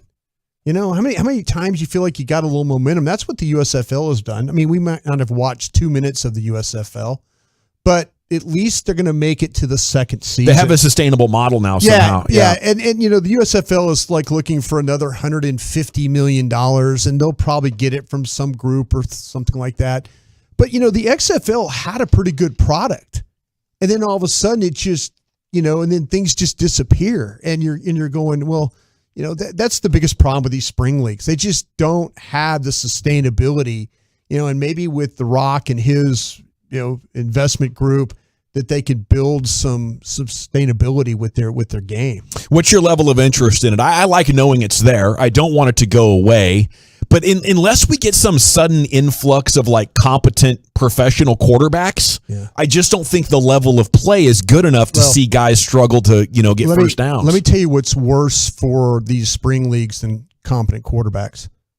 Competent offensive linemen. There you go. Yeah. See, because true. What happens is there's not enough to go around. Yeah. And then, you know, we're going to get in at 240 today in Krusty's Corner. I'm going to try and break down this team, this Cowboy roster at 53.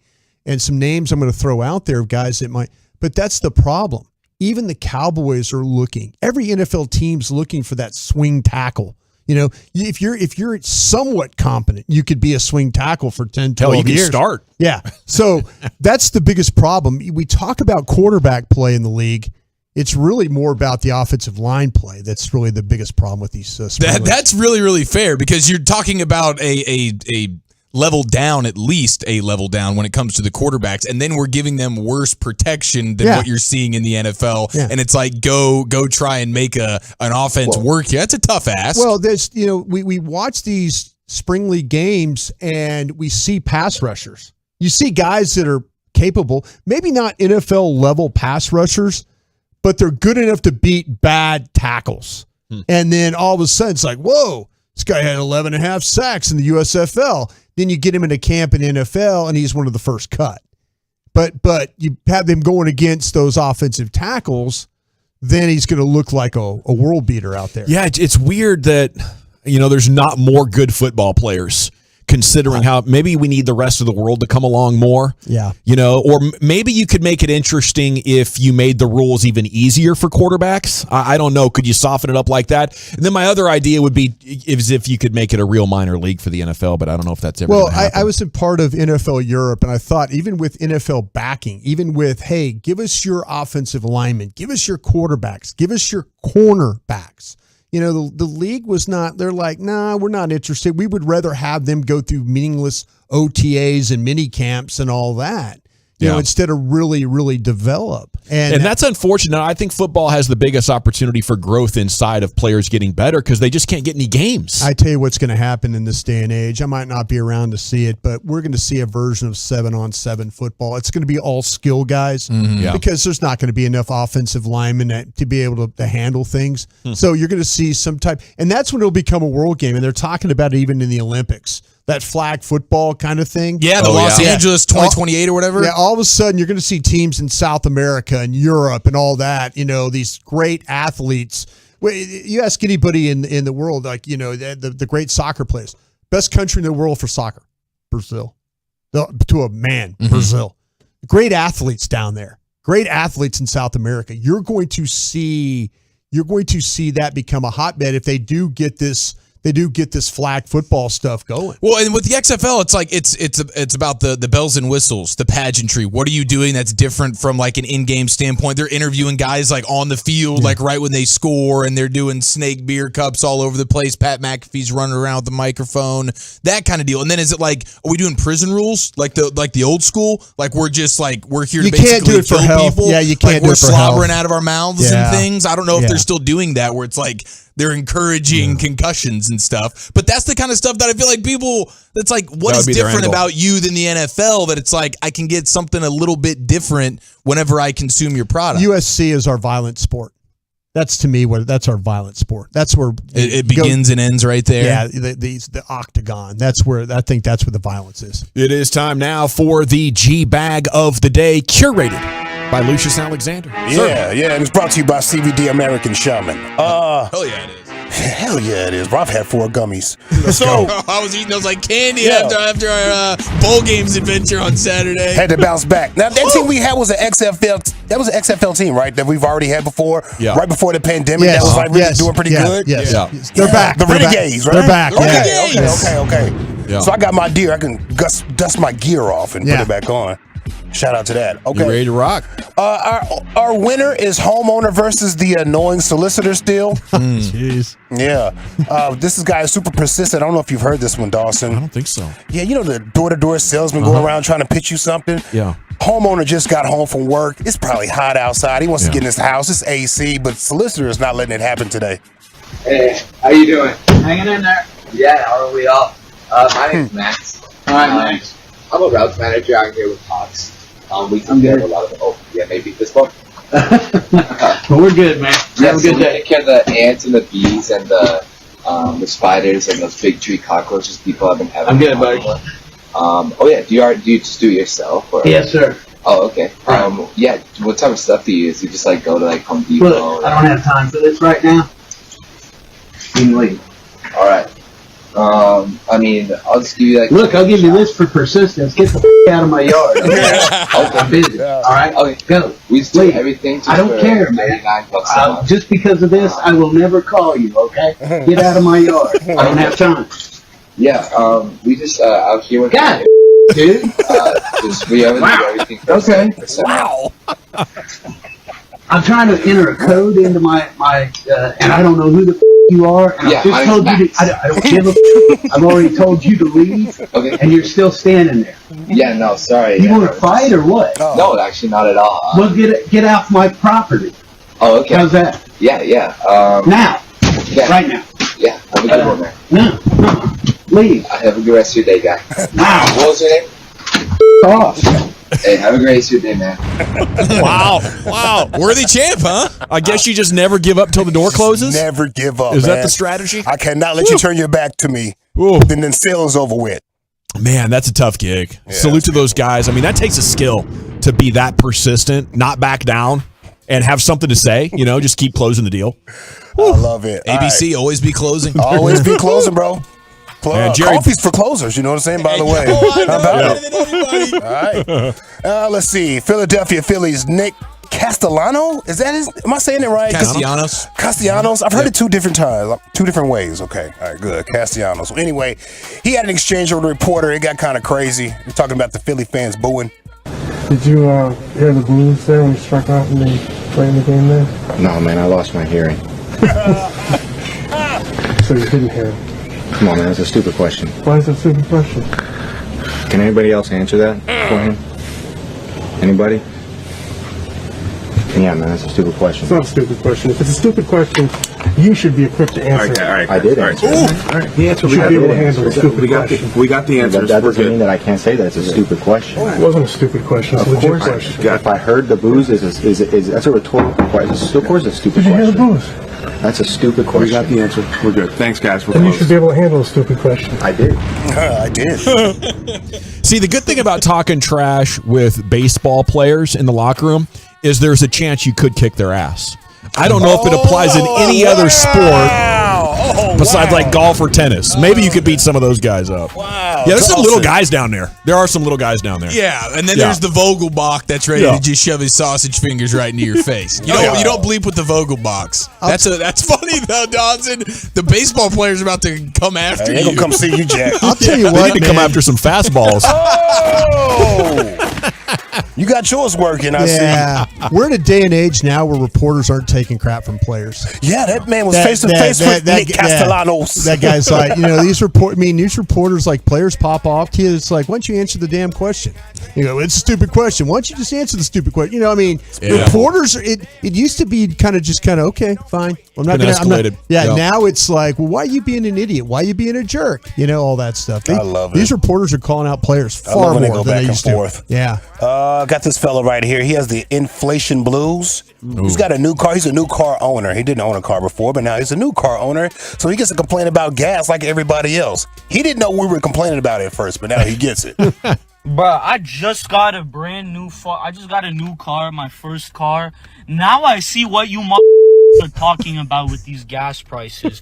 My was on empty. I put $20 in the tank. Look at this. What the This is what $20 gets me? Are you kidding me? I only had $50 left in my bank account, and I have to put $20 for gas, and it's not even enough. What the Yeah, $20 used to get you filled up. $20 used to be something, bro. Yeah. Man, if you get somebody $5 back in the day, hey, man, I don't even need all of this. It wasn't that long ago. It was like January. It wasn't that long ago. They'll look at you funny when you hand them 20 and 20 on pump 12. They're like okay. You trying to just go, bro, you just going down the street. Okay, just gonna squirt it on the ground there? What do you mean? That's broke boy action right there. Yeah, dude. Let's see. Should I do one more? Should we do Mets manager or Adrian Bronner? Because I'm going to do it because I like it. He's back. All right. Adrian Bronner, he goes back and forth with a reporter right here. So he's fighting Omar Figueroa coming up soon. They're about the same age. But everybody's asking Adrian about, hey, you going to retire after this? And Adrian's had enough.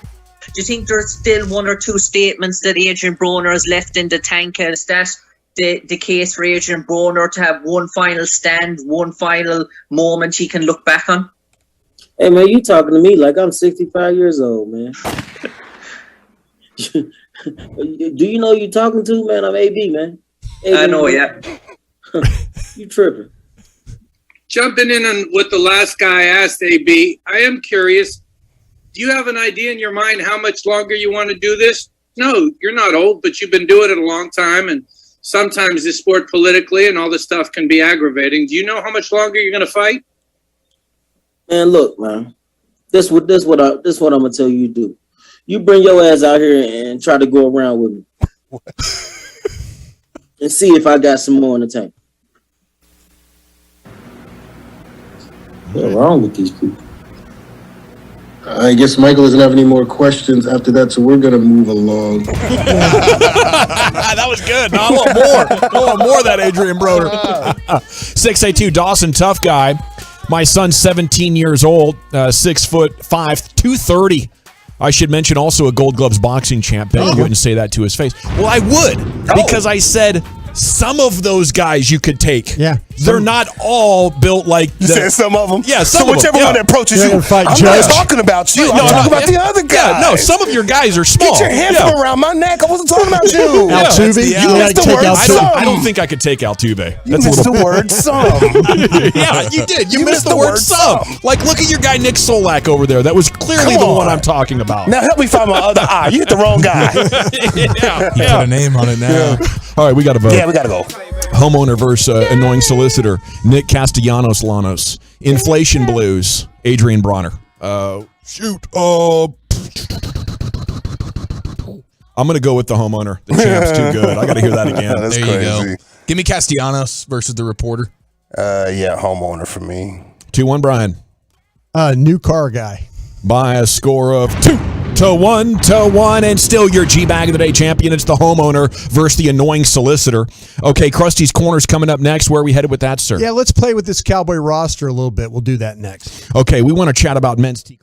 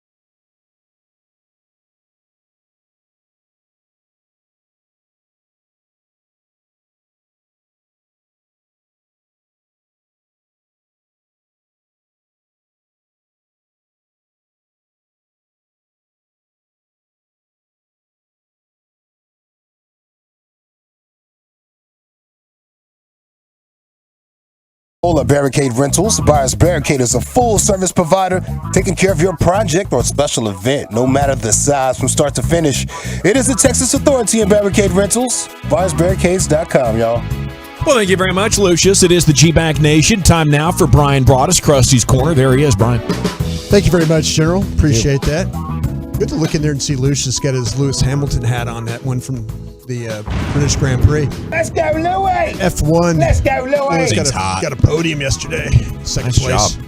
That hat was a hot commodity at the bowl games, man. It was. Everybody was loving that thing. That was. Love me some Formula One. All right. I told you, getting ready to go to training camp, and I'm going to start really honing in on this roster. I got to figure this thing out. So, Bobby Belt and I, we do this podcast we'll do twice a week. And then when we get to training camp, 3 times a week. And then during the season, 3 times a week. So Love of the Star. Love of the Star. Appreciate everybody out there that's been hitting the Love of the Star. And we'd love to answer your questions. If you see us tweet about that, please feel free to submit questions. You never know when Bobby's going to pull your question or I'm going to pull your question, and then we'll go to it. But thanks to everybody out there that's enjoying that podcast. We really appreciate it. That was better than a read, I think. Yeah. Yeah, I think it should count. Thank you. I appreciate that. Yeah, there it is. I try my best. All right. I'm looking at this Cowboys roster, and okay. You getting queasy? I'm looking at it because I'm trying to figure out 53. And every year when you go to camp, you have your personnel tags up on the wall, and you can kind of look at your team and you have an idea of maybe 40, 45 guys. Now, do you do back there at the hotel room at the Holiday Inn? Yeah. Well, no, I don't. I keep it on my computer that how I want to move guys around. But when I was in personnel, I would go in and we'd have all our tags up on the wall. And I used to sit there and look at those tags, and you tilt them, like, okay, this guy. And then you take them off and put them back on, and you kind of try and manipulate your roster a little bit. It's like a beautiful mind, man. I'd love to see Broaddus on the whiteboard. I try, man. Everything's connecting, yarn. You're terrified because you don't want to let somebody go, and then all of a sudden they turn into, like the Cowboys just got rid of Jimmy Smith, and Jimmy Smith was a great player in Jacksonville. And how often do you get movement on this board? Every practice? Yeah. I look at this thing. What have you done for me lately? Well, Dak? that's what third string. Yeah. Take that, Will Greer. Had a nice day today. No, you don't want to just. I overthink it, but guys are always trying to talk me out of. Okay, Brian, you need to think about it this way or that way, and I've gotten a little bit better about it. But just going into this season, what I'm noticing, because I'm trying to think about what I have to get maybe off the waiver wire at the final cuts. And I know they haven't practiced or anything like that, but I have a list, like I say, I have 20 offensive guys and I have 22 defensive guys, so that's 42 guys right there. And then you got the 3 specialists. So that's 45 guys. So I've got 45 guys that I think are going to make this football team, that I think are locks in this football team. Now, what I'm trying to figure out here is, and I'm just going to throw some names out there for you guys. And let's just start on the defensive side of the ball. Is that cool, General? Yeah. You start on defense? Because I feel like the players that I'm thinking about moving on from, I think are better quality than what the offensive players are. So this scares me a little bit that I might be getting rid of somebody that I might want to keep. Like you have an overload of talent on the defensive side. They can't all make the team. Right. And it's like this defensive player is better than this offensive player, but numbers tell me I need this offensive player. Yeah, these are the guys I'm going to be talking about. These are the guys I'm going to be watching closely because these are the guys I feel like that are having to fight for roster spots. Okay? Mm-hmm. So the other ones I feel like they're going to be on my team, but these other ones that I'm looking at now, I don't feel like that. So how about Israel Mukuamu, the safety who was drafted here, a couple of years ago. He's a second-year guy to South Carolina. Okay, I'm thinking about him because I really haven't seen very much of him. I know they like his length. I know they like some of the ball skills and things like that he presents, but I haven't seen that translate from where he was at South Carolina to this current roster. Keeping an eye on him for sure. He's got that J-Ron Curse kind of build, man. Yeah, I know. You'd I know, love that's to be what able scares to. me. Could he be my next J-Ron Curse? And if Dan Quinn can't get that out of him, and having J-Ron Curse to model yourself after, if you're McQuamu, that's kind of a bummer because he's got that same build. Yeah, he does, and that's what scares me a little bit about him. Okay, next one is the cornerback Nashawn Wright. Oh, that's sad. And here's another one. He's a second-year guy. Now, Dan Quinn, that's a guy that Dan Quinn went to Corvallis, Oregon to work out. Second-year guy, Oregon State, third-round pick. Man, so you don't think he's a lock, huh? I don't think he's a lock. I don't think he's a lock at all. Big swing and a miss. Nobody's perfect. I'm really worried about him. Another guy I'm keeping an eye on is another corner, Isaac Taylor Smith. He's a undrafted free agent out of USC. You know, he's a rookie. I think he's got a lot of ability here. He's probably got more ability than Nashawn Wright does. Yeah, he was a guy that you and Bobby Belt were kind of like, hey, this dude is a guy to watch. Yeah, absolutely. Difference of a player in traits. Yeah, it's just to me, there seems to be when you watch him play, when you watch Taylor Stewart play over Wright, and they both were in the Pac-12. One was an aggressive, knocking passes down, making tackles, tight coverage. You know, and like you say, Wright was picked in the third round. And this other kid wasn't drafted at all, but I think he's a more talented player. DQ had a lot of success with the Seahawks. Brandon Browner. Yep. Richard Sherman. Yep. But those were day 3 picks. You don't do that on day 2, Brian. Nope. Now they're paying for it. They are paying for it. We'll see. Okay, Marquise Bell is a safety. He's 6'2". He's 212 pounds. He's a guy from Florida A&M. I am interested to see where he is as far as can he play. He's got the size to be that linebacker type of guy. I'm interested to see if he could do that, but also play. I'm looking for really maybe more of a true free. And so keeping an eye on Bell. Luke Gifford is a linebacker that's been here for a while. He's actually a 4-year guy from Nebraska. They're having some depth problems at linebacker. I don't know if Luke Gifford is a guy that I feel like can make this team. He can't just do it on special teams. I think he's going to have to show more than he has. There's been times where he's played very well in practice and stuff, played well in preseason games.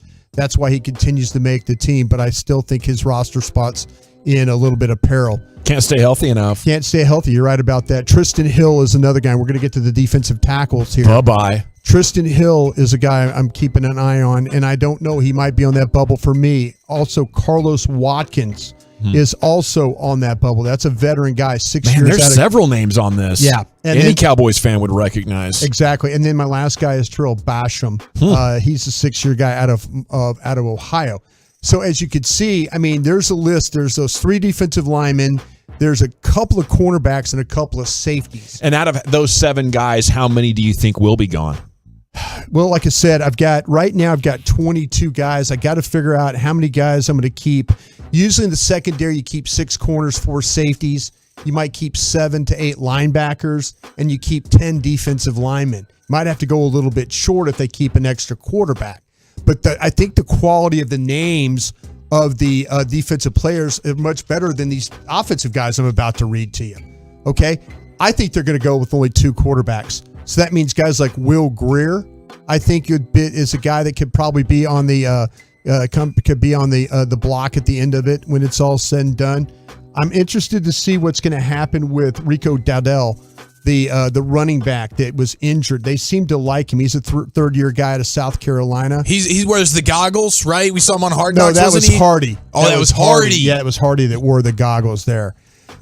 I'm looking at 2. Like Eric Dickerson type of vibes? Yeah, what are you talking about? He had really bad eyes. Oh. He had really, really bad eyes, and he couldn't see, and so they were trying to help him and all. So he went with the goggles, and that didn't. They had one of those playbooks where it was like brittle or whatever. What do they call it? Braille. Yeah, they had a special playbook for him and everything. It's kind of brittle too. Braille. Yeah, whatever. Tomato. It's all right. Ryan Nall. I've got both the fullbacks on the list. So I got Ryan Nall on this list. I've also got Nick Ralston on this list as well. I don't know if they're going to carry a true fullback, but I also put Sprinkle on this list too. Now, do they carry the true fullback? If they carry a true fullback, that's going to be one of those guys I think is going to get the opportunity. If not, Maybe we'll go back to McGovern as being that fullback guy. Kind of liked him there, man. Yeah. He's a better fullback than he is a guard. Absolutely. I'm looking right now at these. I'm looking at the James Impey, the center from Brigham Young. He's a little bit of an older guy, but he was an undrafted guy. Alec Lindstrom is another guy who's a rookie out of Boston College. Maybe those guys are practice squad type of players. Josh Ball is one who they drafted. Out of Marshall. He was a 4th round pick in 21. This guy's got some busty on him, and I think busty as like not the good kind of busty. Not the good kind of busty at all. Wolchuk? Yeah, no, right, yeah, not that. He's getting better at that guy. But yeah, he might not make the thing. Avante Collins is another guy who's a tackle, maybe a swing tackle, but I don't know if he'll get enough opportunity. Here's another name you keep an eye on: Noah Brown. Oh yeah, Noah Brown. Even been helpful. Yeah, I kind good of camp player. I kind of have. He's going to tear it up out there in Oxnard. Well, I have a feeling what's going to happen is if they carry the 6 wide receiver, it might be somebody from off a waiver wire, or maybe that's the guy you trade for right there. I have him as a bubble guy for sure. There he is, Brian Broaddus, Krusty's Corner every afternoon at 2:40. It'll continue all week long, including in Oxnard, starting on Wednesday. Okay, when we come back, we'll catch up with a couple former Cowboys. How much do these stories with Amari and Lyle change how you look at the Cowboys offseason? That's coming up next. I want to talk about the Frankels, though, because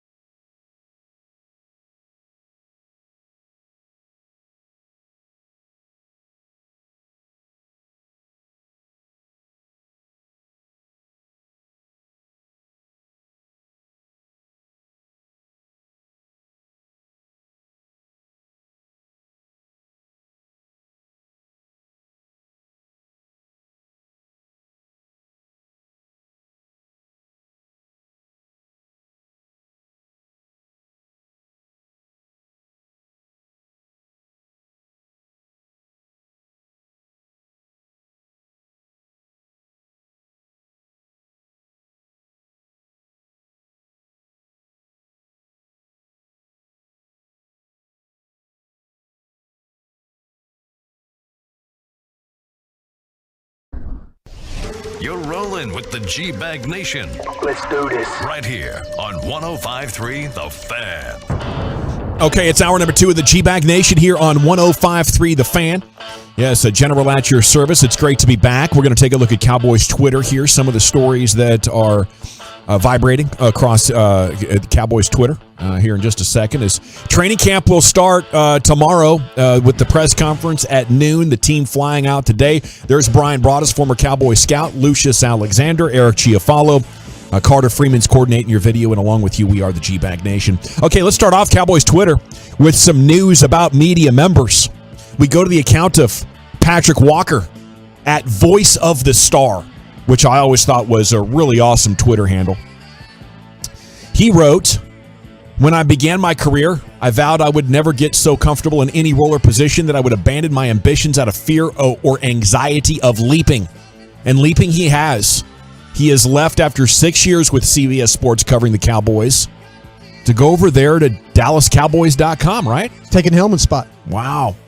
So that's quite a development here with Hellman going over to Fox. You got Patrick Walker coming in there.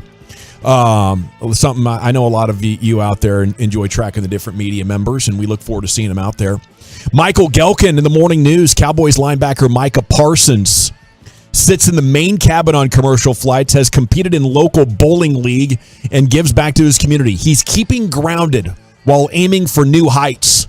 His quote, "We're no different than one another, just different job titles." He's got a story about Micah Parsons going into year 2, and that's exciting right there. How much better could year 2 be for him? I love how humble he is. I mean, flying commercial when you could be in first class quite easily at that size, that's massive. I bet his financial advisor is very proud of him.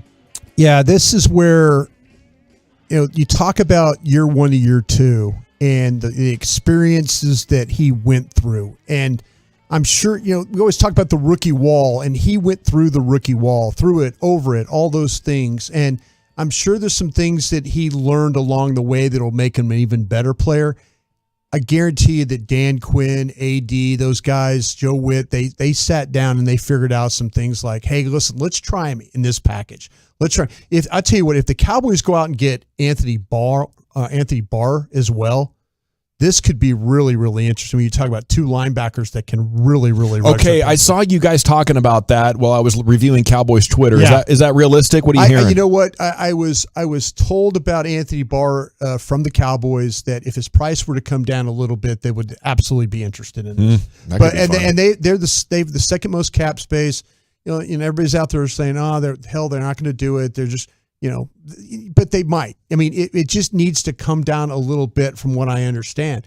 But they want to be in that game if they can. Is he still good? I'll tell you what, when everybody's talking to me, when I asked the Gang of 7, it was like those 8 to 10 games that you could get him in could be a huge difference maker for you. He's not as healthy as he once was. He's 30 years old.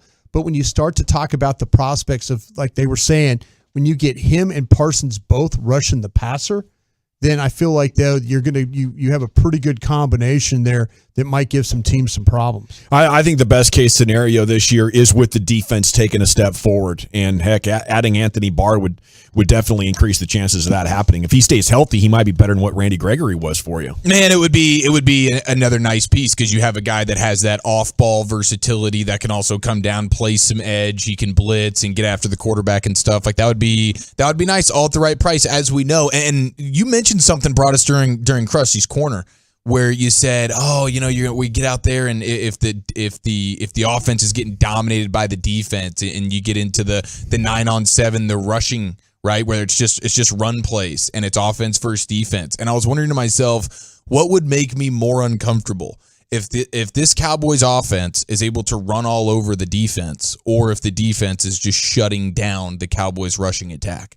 And I'm curious what your thoughts are on this, because I think that's the big hole defensively, right, for the Cowboys of like, man, hopefully they can get the rushing defense to climb up a few notches here, because that was one of the areas where they could stand to improve defensively. But then on the other side, it's like, man, we better be able to see that they can run the ball. And it's like, man, if they can't run on this Cowboys defense right now that we know that's kind of the weak spot of them. I don't know. That's the weird part about training camp when you see so-and-so did something well then that means who got beat on the play or what side of the ball is getting dominated here, and you start to wonder. So in my mind, I'm like, man, if we get to these rushing drills and the defense is dominating, we know the defense isn't really great at stopping the run. So what does that say about the offensive rushing attack? But we know how important it is for the offense to be able to run the ball because they pooped the bed when it comes to that the second half of the season last year. Ideally, you would like to see the offense kick the defense's ass the first day and then alternate from that day on. You know what I'm saying? Like, when you absolutely everything you just said, Chief, about when you're watching tape, you're going, man, our run defense is really bad here. But wait a minute, Zach Martin looks really good here. Tyron Smith looks really good. Hey, look, the young guy, Terrence Steele, is getting a block there at the point of attack. See, those are encouraging signs to me. I would be more encouraged if I saw the offense having success running the ball. We need that. You need that for the quarterback. You definitely need that for the quarterback. Because, I mean, the run defense probably isn't going to be that much better than last year. If it's improved, it'll be a little bit. If this team can't run against that will be, more reason for pessimism for me. Okay, we go to what was the crown jewel of Cowboys Twitter here, maybe over the last 48 hours or so. Amari Cooper quotes going viral talking about CeeDee Lamb and is he going to be a number one wide receiver. I think if Kellen decides to feature him, he's definitely ready to step up, and that's kind of shots fired at Kellen Moore, and it should be. I'm ready for Kellen to be front and center with being held accountable for this pathetic Jason Garrett offspring of an offense that he has imposed upon us for the last 3 years, Brian. I'm sick of it. No, I think you're absolutely right about that. He needs to. There's people that say, "Listen, he's still a young guy. He's still a young play caller." No, I don't have time anymore for young play caller. Young play caller guy going to get me fired if we don't change things around here. Young play caller guy not going to take advantage. The one thing I was always critical about the Jason Garrett administration was how much talent they wasted doing stuff. Yeah. Please don't waste some of the offensive talent you have not being creative and not figuring out ways to make it work. Mm-hmm. That's all I ask. Please, if you can make this thing work, the great example is that of what we saw on defense last year. We were all praying at this time this would be a top 15 defense. It was much better than that. It's tough. When you're young, I feel like it's hard to trust yourself, but I think that's what Kellen Moore needs. And I think instead of taking the league by storm, he has thought, I don't want to take too many risks. I got to trust the older guys. I got to go with what they tell me. And back then it was Jason Garrett saying, don't forget you got 21. And it was Scott Linehan, and so much of it has pretty much been a replication of what they did with occasional more wrinkles.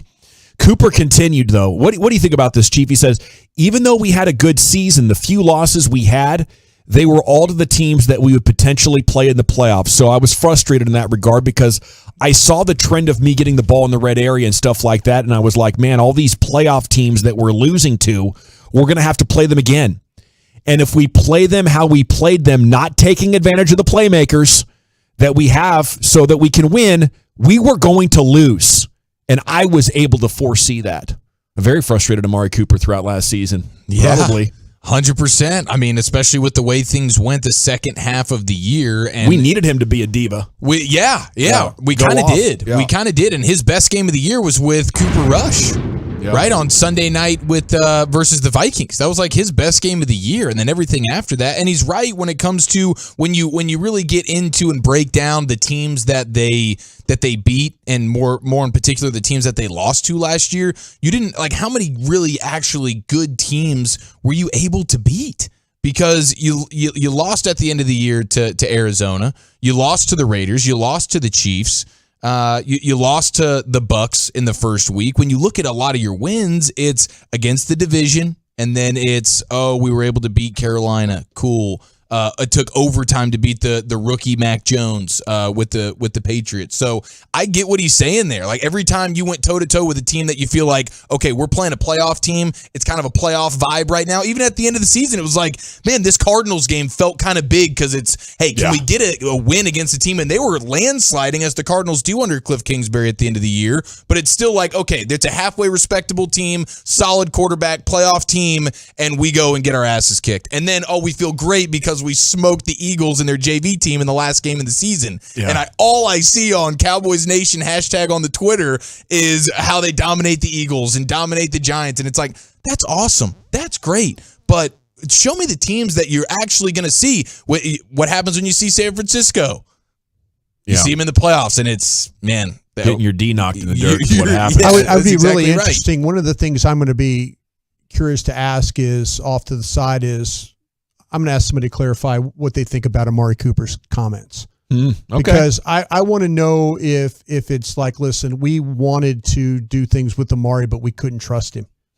All we knew is Amari would play, but he wouldn't practice or do anything else. The disappointment was two-way. Yeah, I wonder. You know, sometimes what happens is you get people to admit that, listen, Amari should be frustrated because of this. You know, this is something we needed to work on. But I'm also interested. It's the whole thing with like the Von Miller thing. Von Miller came out and was talking the other day about how the Cowboys didn't make an offer. But you talk to the people, the Cowboys, it's like, we called about the numbers. We never made an offer. How could we lowball him? Yeah. We never made him an offer.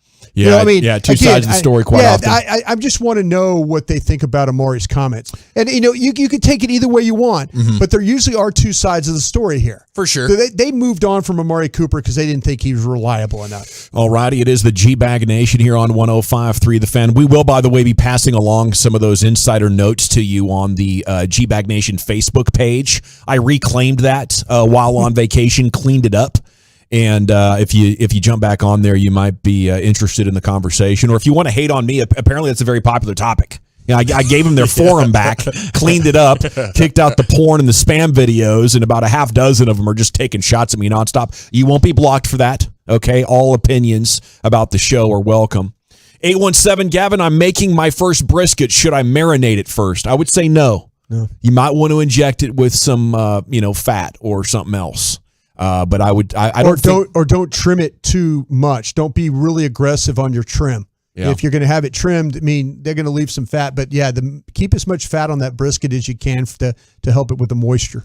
Also on CeeDee Lamb, Amari Cooper said, he talked quite a bit about the fade route against the Vikings, and he said, we've all seen what he can do when you throw those. And we're reading into the veiled shot on Kellen Moore. Is that a veiled shot further about Dak's ability to throw that ball? Is Dak good at that throw now, 7 years into his career? Can we get more of that going to CeeDee Lamb?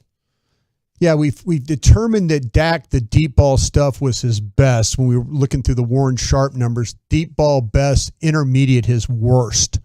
So that's where, if I'm Dak, I focus my attention on, okay, how do I make more of those in-cut, those in-breaking routes? How do I let it fly? How do I put the ball out in front so my guys don't have to reach back, or maybe the ball gets knocked in the air? But specifically, this is about the fade. Yeah. Can he do that? Because that's where CeeDee could really excel, and we might be thinking differently about his career if he had a great quarterback fade thrower. Yeah, I mean, to me, if you're a really good fade thrower, man, it's a tough question, because to me, I would rather – the fade is it really is a 50-50 shot. It really is. But if you have I don't want to throw that to short guys, really. No, that's what I'm saying. I mean, guys like Dez and that others that, that can extend the way, we saw CeeDee Lamb being able to extend and go and get the football. To me, it's such a, Dak, his touch isn't always the best, but there's also, to me, like he understands the back shoulder stuff and things like that down there, because we see him throw it to the pylon and, be able to be okay. It's the fade stuff that he doesn't have that feel for where to put the ball so his guy can go up and get it.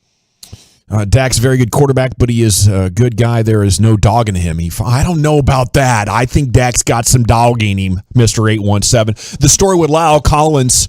Does this make it easier to stomach the reality that the Cowboys let him go? He's in Cincinnati now. He's starting camp on the NFI list, which is a non-football injury. In 2020, it was a car accident. The inability to stay in shape during COVID derailed his season. Now it's kind of a mystery in Cincinnati. It's back. It's back again? It's back. He's having back problems, yeah. So those aren't good problems to have. No, he's always had hip and back problems. That's been the things that have been a struggle for him. Gosh, he's going to be like Mike Pouncey. Remember the Pouncey twins? Mike Pouncey's walking around, and he was a really good center for a long time, but that poor dude's using a cane at like 37 years old. Yeah. That might be the future of La'el Collins here. Well, I'm sure there's some people over the Cowboys feeling a little bit vindicated, like, hey, we like him. He's talented, but he's been undependable for whatever reason.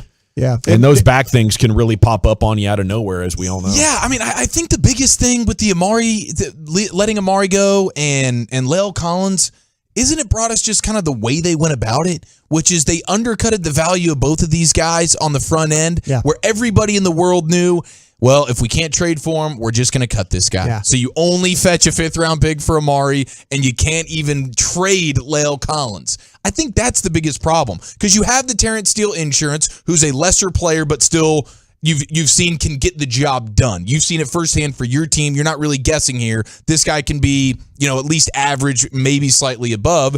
And then with the Amari stuff, you say, okay, we feel good about Michael Gallup. We know we got CeeDee Lamb. Here we go. But it's like just the way you went about it, where you get nothing in return for these guys. They made a culture change on 2 players and didn't get anything back for them. And I guess that was enough for them. That was fine. They thought it was more important to make the culture change to get rid of 2 guys that they really didn't feel like they bought into what they were trying to do. So all of a sudden you make the change, but you don't replace the players. Mm-hmm. And I don't mind that at all. If you want to take a half step back or downgrade your roster because guys are undependable or they don't match your culture, but I better see some payoff with it. If that much talent's walking out the door. Biggest questions for each NFL team going into camp. What's your top Cowboys question? As the press conference will hit tomorrow at noon right here on 105.3 The Fan.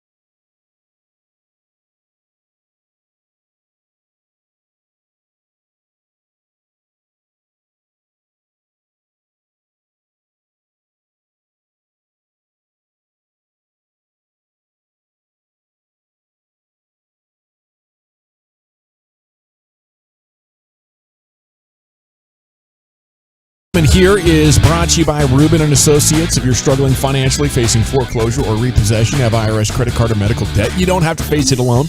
With one phone call, Mark Rubin can take the weight off your shoulders, get you to living life again. So call Mark Rubin, 1-800-LAWYERS. We have the biggest questions for each NFL team going into camp. What is your top Cowboys question? 877-881-1053. Now, here's Eric Chiafalo with more details. Is that your mic? I pulled a Broadus there. Talked into a mic that was not hot. Is that your mic that you didn't turn on? That is my mic that I didn't What's turn on. What's the red button mean again? Paybacks. Yeah. Biatch. I own that one. I deserve it. I deserve it. The little behind the curtain. See, Eric apologized for getting on me about the mic thing. I'm like, man, I'm the idiot, not you. That was good trash talk. Nothing to apologize for. Well, it was the look I got right there. We came out of the gates and started the show. I'm like, I wonder if Carter could actually go back and like screenshot the look that I got from Broadus across the table. I was mad at myself. I was mad at myself for like, here we are, like trying to have a lot of energy in this show, and then I no mic it to start it. You know, it's a bad deal. It's all right. It's all right. You're rubbing off on me. All right. Yeah. So your incompetence is rubbing off on me, and now I feel terrible as well. One sleep away from Oxnard, ladies and gentlemen. What is your biggest camp question? Because I think there's probably a ton of different questions that you could have about this team, understandably so. And so The Athletic did a nice job writing up every single team. What's the biggest question? What's the biggest question? I'm curious on the front end, is there something that is standing out to you guys that you'd like answered? Because I think for me, the offensive line is certainly the big one. But also, like when we're talking about the run defense, how much improvement have we gotten from an Odigizua, from a Neville Gallimore? How much is the Vanilla Gorilla, the rookie out of Arkansas? Huge personality, feisty, probably at the top of the list when we're going like who's most likely to start the first camp tussle, right? Do a little fisticuffs action, the tomfoolery. Yeah. I think he's going to be the leader of the clubhouse there. But I'd like to see the interior of this defensive line and the run defense in particular show up in a big way. And so that's where I will open the doors for you guys. Where do you guys stand? Biggest question you're looking at right now? You know, when the offseason started, I wanted to address the offensive line to get the running game going. So I'm still looking at the running game, but it's branched out to the running back position, to the quarterback position, and the offensive line. And we need to see some serious solutions. I think Dak can be great. I think he can win an MVP if you can run the football really well. So we'll see if we can get there. Looking forward to seeing, and this is going to be tough because of the receiver problem that you're running into. If they have big problems there, it's going to make Dak look bad. And so I worry about that. You know, I don't worry about Dak's confidence, but I worry about going into the season, all of a sudden the receiving thing is a little bit of a mess. So I'm going to keep an eye on that. Is he having a rapport with the receivers that you're going to probably have to play with in week 1, week 2? I think that's going to be key. I like the running aspect of it. Are they getting any type of movement at the point of attack? But the confidence level of Dak, of some of these receivers that he's going to have to play with, maybe to start the season, I need to see that as well. Yeah, I'm with you. And I think from a positive standpoint, I think we're all going to be pretty impressed and wowed with the type of work that Dak and Jalen Tolbert, the rookie, no question, have put in together. Yeah, no question. Because Dak on the front end of the draft and everything, he was calling him, touching base. Hey, like I think Dak understood from day one of drafting him that, okay, this is a guy I have to invest in because we are going to be depending on him greatly. And we only saw him a little bit at mini camps and stuff, but from what I saw, red zone work and things like that, he's the type of guy that I think we're all going to be like, okay, we're going to have a little bit more confidence in the wide receivers after we see a week worth of Jalen Tolbert getting in there and making some plays. How about James Washington too at receiver though? I mean, we didn't see him at all OTAs, mini camps. Will we see him thrive with a better quarterback? Ben Roethlisberger the last couple of years was no help to any of those Steeler receivers.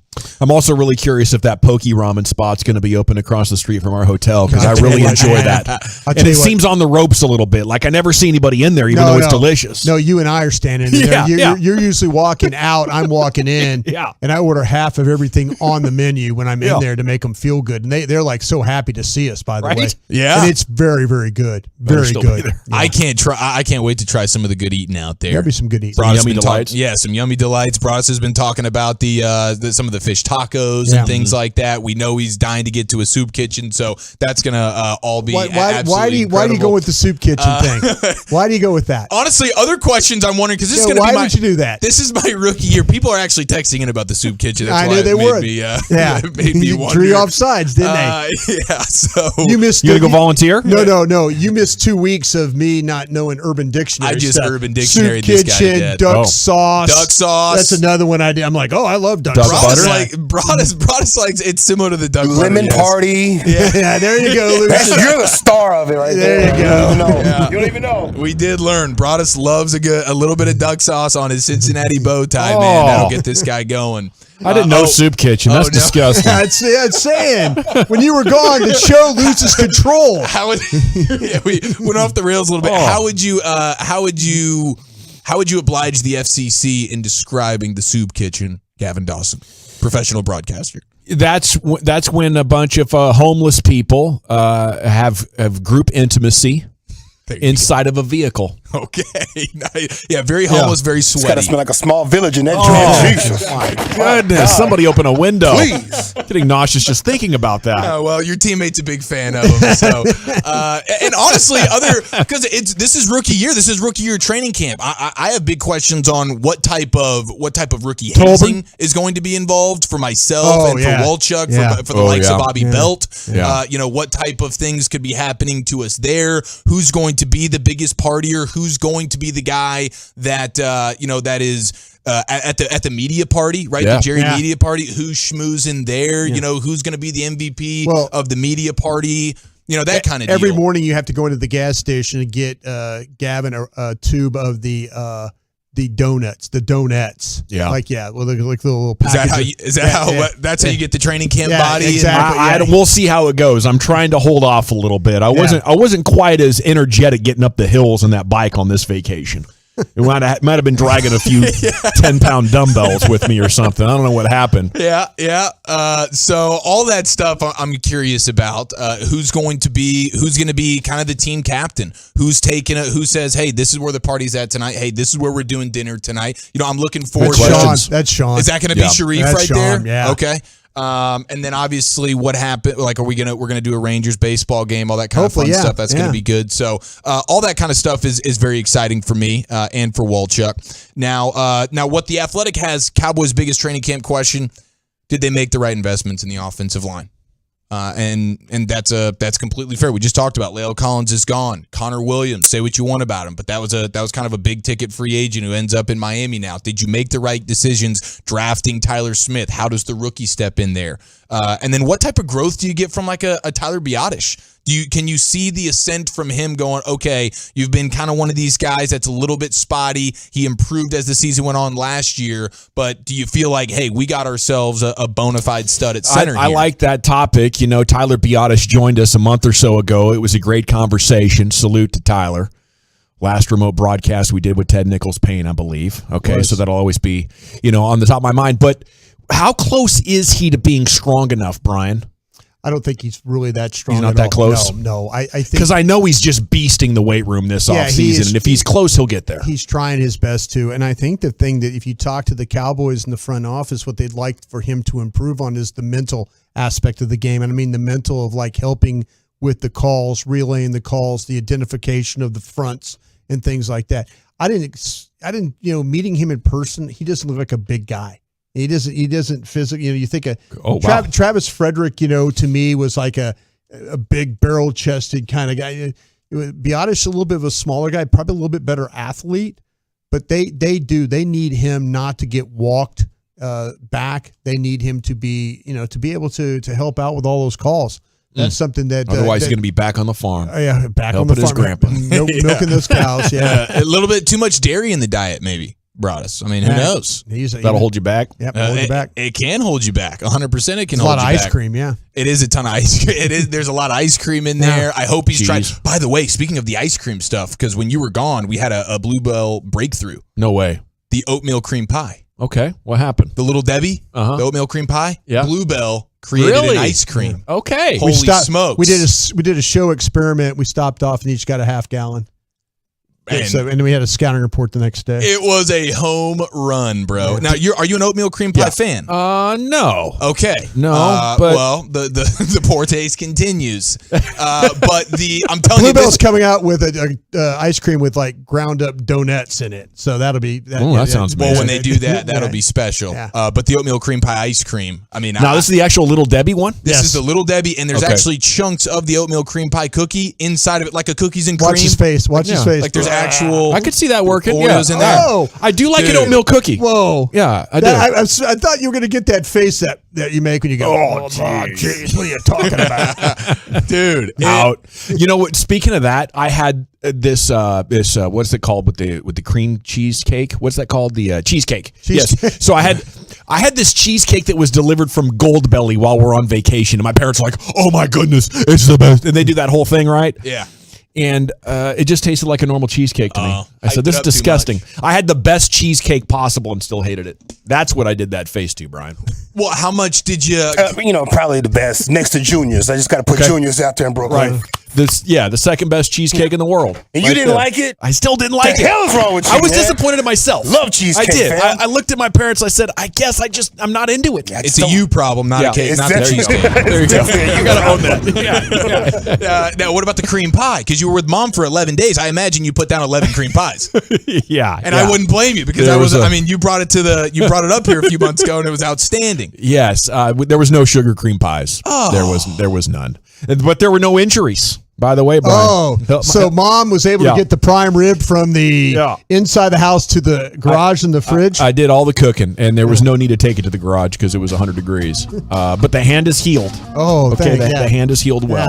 Yeah. And she said, by the way, she's relived the accident several times. No. And she says, I'm sure it was No. not your boots. She's trying to let me off the hook. Yeah. She doesn't want me having a guilty conscience. But she doesn't want you guys coming back for 11 days again. Ever. Right. She's like, that was a little long. Tighten that one up next year, boys and girls. We can stay down there at the Bend Holiday Inn. Maybe only be gone 1 week next summer. Stay tuned to find out. Any other questions, Chief? No, we're golden here. All right. When we come back, G-Bag Nation, we're about 45 minutes or so away from the Chris Young Show. He's going to join us. We'll talk Rangers baseball with you. But we have a Cowboys edition of Gavin's Gadgets, Madden ratings for each Cowboy as it's training camp eve. And we're celebrating with you here on your home to Cowboys all afternoon long. Let's talk about my friends at D&M Leasing before we do anything else.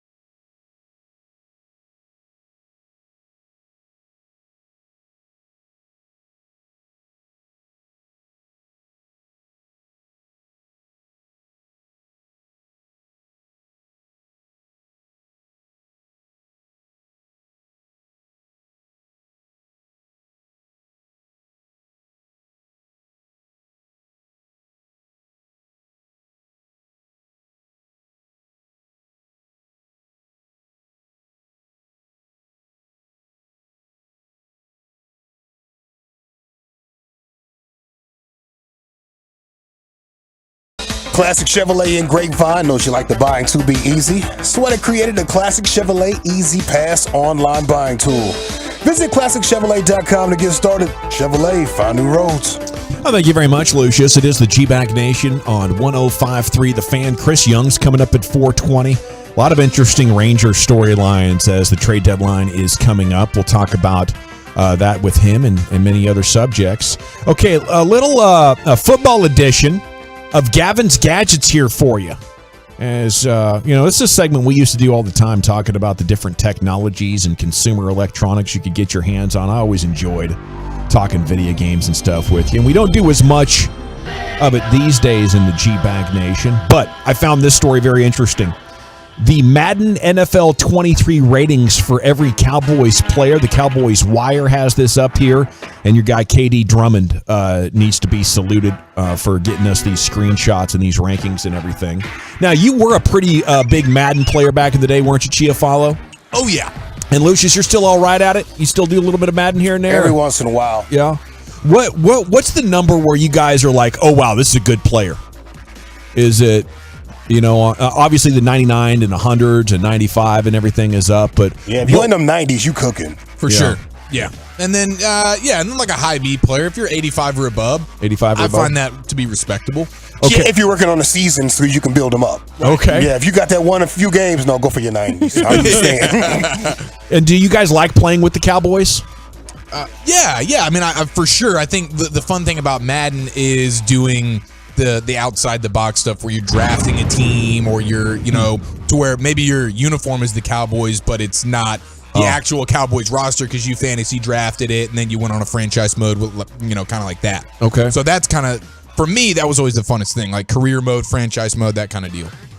It was always so cool to me to play with the actual players that I never got into that, because you're like adding guys that don't really exist or bringing in players from other teams that just, it kind of threw me off. But this younger generation, you guys are all about that stuff. Oh, dude, me and my buddies, we'd each have our own team, and then we would draft our team. So then it's like, doesn't matter the uniform that you're in, but the players are all randomized.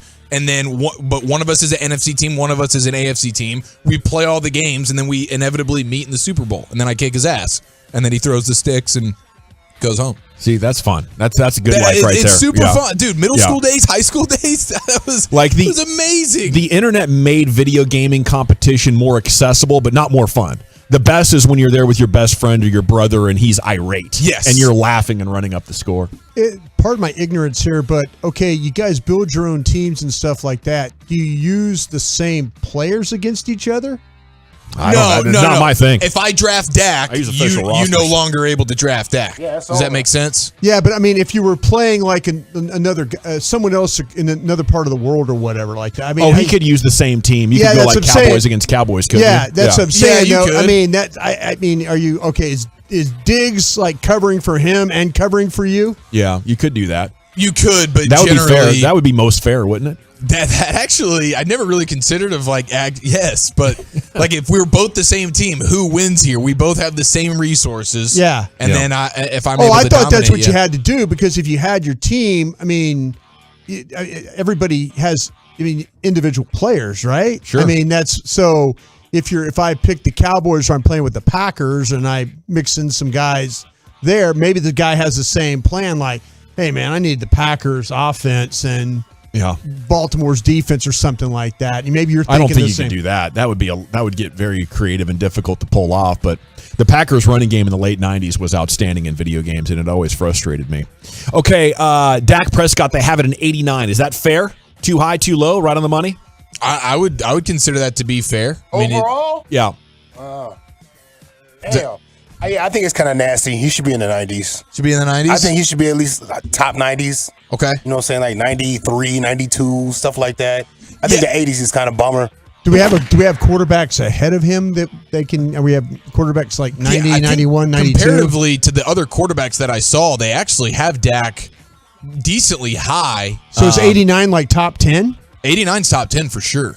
Might be like top 6 or 7. Oh. Yes, it is ahead of Herbert, Wilson, Jackson, Stafford. It's behind Burrow, Allen, Mahomes, Rodgers, Brady. I don't think he has a beef. No, that's pretty good. Pretty good rating there at 89. Maybe you could bump it up a little bit. Like if you put him at 92, that's where Josh Allen would be. And obviously, Josh Allen had a huge season on a great team, but he hasn't totally proven to me yet that he's better than Dak Prescott. Running back, where should Ezekiel Elliott and Tony Pollard be if you're doing Madden ratings? Where do you have them, guys? I would have Zeke probably at like between like an 80 and 84, and I would have Pollard somewhere between maybe 84 and 88. Yeah, they pretty much got it flipped. Zeke's got an 88. Tony Pollard has your 81 there, Madden ratings. Ryan Nall, Jaquan Hardy, and Rico Dowdle all rocking 66s. You don't want to put those guys in the game if you want to win. You better be really good at video gaming if you're going to win with those guys.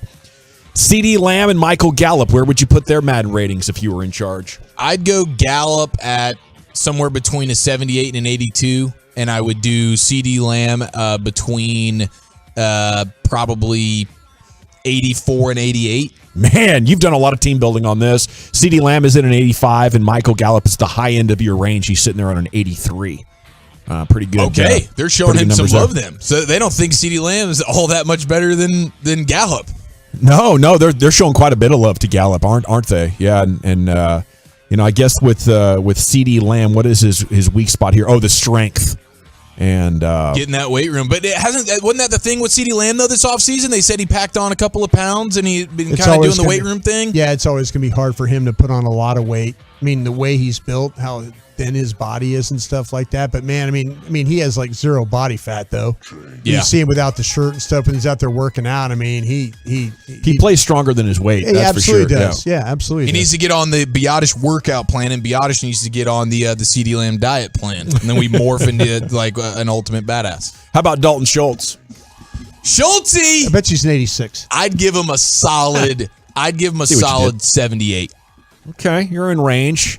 I think you're a member of the Dalton Doubter Club with me, aren't you? Yeah. You're not quite as high on him as maybe the Cowboys at $11 million. They got him at an 82. Oh, I'd say that's fair considering the stats that he put up, but I'd have him a little bit lower myself. Okay, offensive lineman. Look at Zach Martin there. Oh, he's dominating. He would be. I'm going to guess he's a 95. 98. Oh, he's still killing it. Biotish and Tyler Smith, 71 and 70. McGovern at 66. So that's not good at all. He did not play well when he was in last year. They were trying it, just throwing stuff at the wall, trying to get better play from left guard, but it did not go well. It's a weird deal with him where he's shown he can actually kind of be a beast of a fullback. In week 1, when Zach Martin's not playing versus the Buccaneers, here comes McGovern filling in at right guard. Admirable, solid, respectable. Wouldn't mind seeing this a little bit.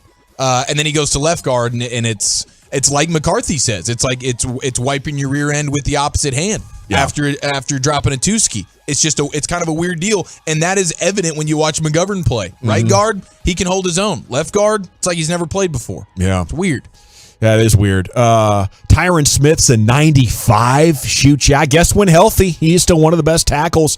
A big drop to Terrence Steele rocking a 69. That might be generous. Mark my words. They're going to be talking about a new right tackle by the time we get to midseason. Is this a draft priority? Or are we moving Tyler Smith over there? I don't know what we're doing, but I just think you got away with one last year, and now you're doubling down on Joe Philbin's advice, and it's going to blow up in their face, Brian. No, I think that the liability to me is not what's happening at left guard. It's what's happening at right tackle. And I get everybody saying, hey, they won games with this guys, but I think there was some smoke and mirrors going on there too. You got to find a way to help this guy and help him a bunch, because there's going to be a game or two where all of a sudden they figure out that they just lower their head and walk him right back. If you try and play on the edge with him, he's good enough to like wall you away from the quarterback or push you past. But if you take him just straight down the middle, he doesn't have the power to sit down on you and keep you from doing that. And I know we take Pro Football Focus with a bit of a grain of salt with the way they do some of their grading and things, but if you look at it, when you juxtapose La'el Collins' grades from Pro Football Focus last year to Terrence Steele, they'll tell you took a pretty giant step back in talent there. Yeah, I think so, and I don't think letting La'el Collins go was the biggest mistake ever. We'll see how it plays out. I just think for sure they're going to be looking for a new right tackle if they want to get back to having a a really good offensive line. It is a football edition of Gavin's Gadgets. The other story, the NFL's video streaming subscription service launched today, NFL Plus. It offers access to live out-of-market preseason games, live local and primetime regular season and postseason games, and local and national audio for every game. So you can get the local games out of your area, then you'll be cracking. Yeah. It would be cracking. Yeah, I guess Apple's going to have those next year. Like the DirecTV service is going over to Apple. Yeah, Sunday Apple's Ticket. making a big investment into sports. Like $3 billion. Yeah, they're going. They after got it. The premium version will also include features of the product formerly known as NFL Game Pass. Yep. So we want to get on this NFL Plus now to get your Game Pass if you want your coaches film so you can break it down. I just got the notification on August 1st. They're going to bill me for it, but they're telling you what all the things you get now. So for some reason, like the $99 is going down to 70 something bucks. So I don't know. I mean, they're actually giving you a little bit. So they're still going to bill you for Game Pass? Yeah, they're going to put it all together. So we get Plus with that. Yeah, I get it all together there. So right. it's just a good way to have that extra bit of film and stuff like that. That something to watch. Yeah. One of my favorite things to do is listen to the narratives. And then Scout Guy, investigate, and be Scout Guy. Scout Gavin's one of my favorite segments. Scout Gavin for 12 plays is awesome. His film room on Terrence Steele last year. He did. He all filmed 6 plays. He did. Incredible. He goes. Oh man, he got crushed. Did he try to reach block? Got crushed on that. Yeah. God, I learned so much football that show. You got it, man. I appreciate it. I'll be back at it here this season as well. We got to run. 2 hours down, 3 to go. Mike Sando's annual quarterback tiers is out. The rankings are interesting. We'll talk some more Dak with you. What anonymous sources say about number 4 is where the discussion will kick off next to the nation. Text away your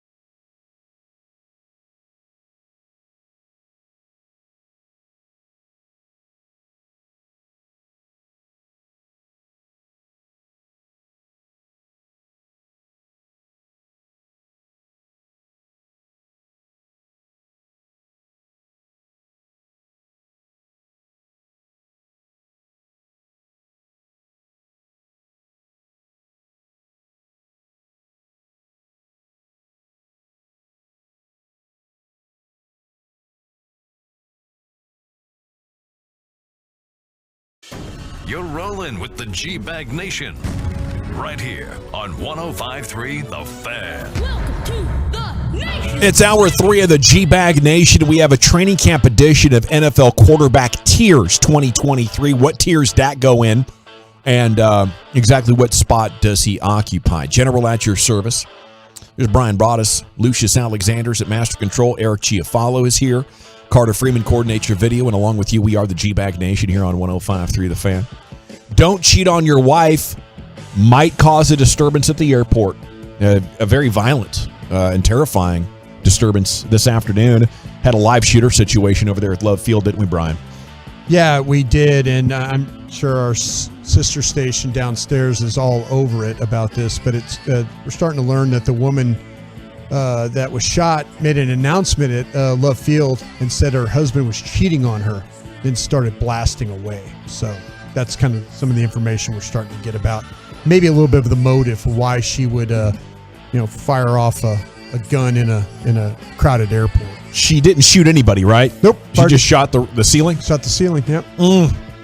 It must be, terrifying and disturbing and all that when you find out your spouse is cheating on you, but I think you got to have a little bit of perspective, right? Put it in context. I definitely not planning to go to the airport to shoot up the airport. That's the last thing I'm going to do. I might shoot some beer cans in a field and cry about it, but I'm not doing this. Yeah, they, you're going to pretty much, you're looking at years in jail at that point. Yeah. So now you're going to sit in an 8x10 cell and Fed cry crime about it. Yeah. I mean, it probably already was, but you can't, you're not going to ruin his life by doing that. He probably thinks it's hilarious. Yeah, do you think that was like by way of hello? He just got off the plane where he was doing the excursion to see the old lady and she found out? Or was it he was getting ready to take off and she was trying to beat him to the punch? She was trying to stop him. Deal? Yeah.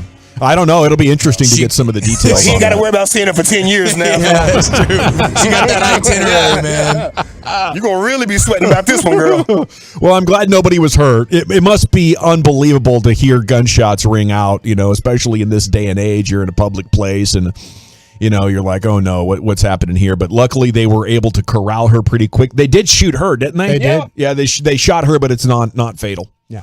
Okay. I heard they suspended some flights for a while. Like, are we flying back out of?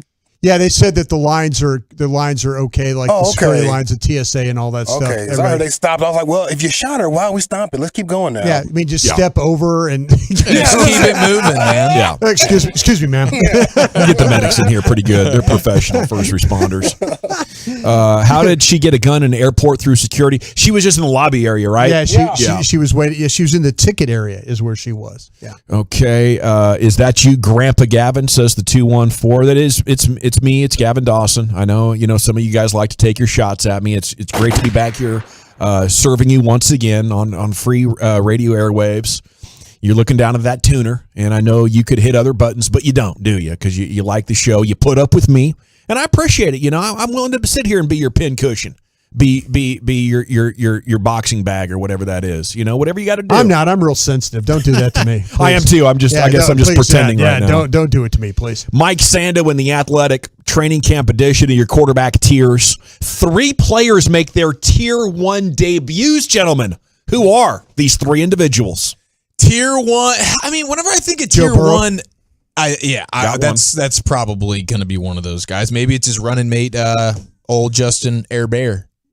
Got 2 out of the 3 with the Chargers. Okay, so there's a new addition into the tier. I mean, I don't know. Allen, he got him 3 for 3. These boys are on fire. Football guys. They're in midseason form the day before training camp. That's special. Hey, by the way, who's the writer on this article again? Sando. Mike Sando. What if we play a game where we have the texters text in their personal favorite Sando?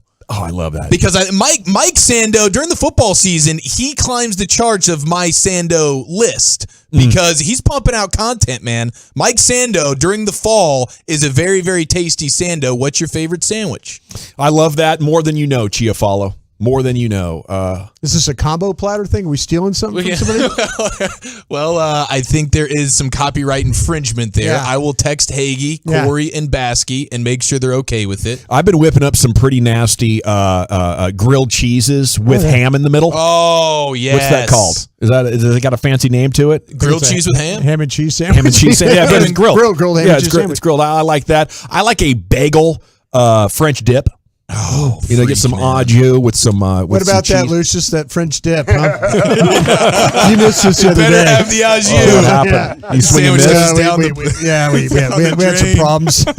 We had some problems. Had to make a food order about 3 o'clock on a Friday. Well, yeah. Broadus just had to get something off his chest. That's all it was. All of a sudden, it was like my man Reggie was going after KG, so I had to turn the tables on Reggie. Hey, don't talk bleep about a free lunch. No. Especially if it's coming from old Broadus. But the bagel sandwich is an absolute victory, man. Yeah. Broadus, we might have, after the TNP Memorial, beautiful service, we snuck a couple of Einstein bagels right there. I stole 2 bagels yeah, right we straight out of the up bag. stole them. I got the blueberry. He got stuck with the cinnamon, did Broadus, and we crushed those things on the way here. On the elevator down. But no, this has to be like 6 or 7 years ago in the G-Bag Nation. We were talking about nicknames for sandwiches on a crazy, random topic, and I threw out Sando, and everybody looked at me like I had just farted. That's basically what that amounted to. And I was like, am I crazy? Does nobody else refer to a sandwich as a Sando? And then some people said, I do. Actually, I've heard of it, but I don't like anybody that calls a sandwich a Sando. So I'd been kind of, just kind of dipping my toe in those waters, trying to monitor a little bit. But now that you're opening it back up, I'm here to run with it. You know what? I found out today that nobody from San Antonio likes it when you say San Antone. They don't like that at all. Please don't do that. Well, it's just like the Coyotes don't like it when you call them Coyotes. Yeah, the San Francisco people hate San Fran. They think it just sounds stupid. Yeah. I would be like, this is great. We got a long-ass name, Let's cut this bad boy down. But I like San Fran better than when they just call it Cisco or whatever, or Frisco. Let's call it Frisco. Yeah, that is kind of weird. But yes, your top sandwich is a crunchy French dip. A crunchy French dip. That sounds great. Wait, put onion rings. You just toasting that thing. I think you're toasting it up pretty good. Okay. Jared Sando's my favorite. Turkey bacon from Schlotsky's. Bring them in at 877-881-1053. Classic club. Just a classic. Club, yeah. With extra mayo, please. It's hard to beat a club, especially it's cut in triangles. Yeah. Sour cream and onion chips with the cheddar. And you do put the tomatoes in the Absolutely. 100%. The whole thing. All of it. Sorry. There's that face. Dude, grow up, bro. when the sandwich is cut into a triangle, the taste of the sandwich, it skyrockets, man. I don't know what it is. Yeah. Why? I will. It'll be for the rest of time. I'll be trying to figure that out. The triangle with the toothpick is all you need right there. God, that's all you But need. when you got it like that, it doesn't taste as well. It's got to be mom or somebody doing It's got to be it. mom. Yeah, mom's got to do it. And of course, you got the perfect bacon in there, right? Bacon will make any sandwich better. I'm throwing chips in just about every sandwich that I come across. Yeah. Just throw some chips in the actual sandwich. In the sandwich. Yeah, Hell you yeah. push the sandwich down and makes it sound. Oh, yeah. It's the only way I can get my daughter to eat a sandwich. I'm like, there's chips in there. And she's like, all right, let's crush this thing. I've been adding Doritos to soft shell tacos.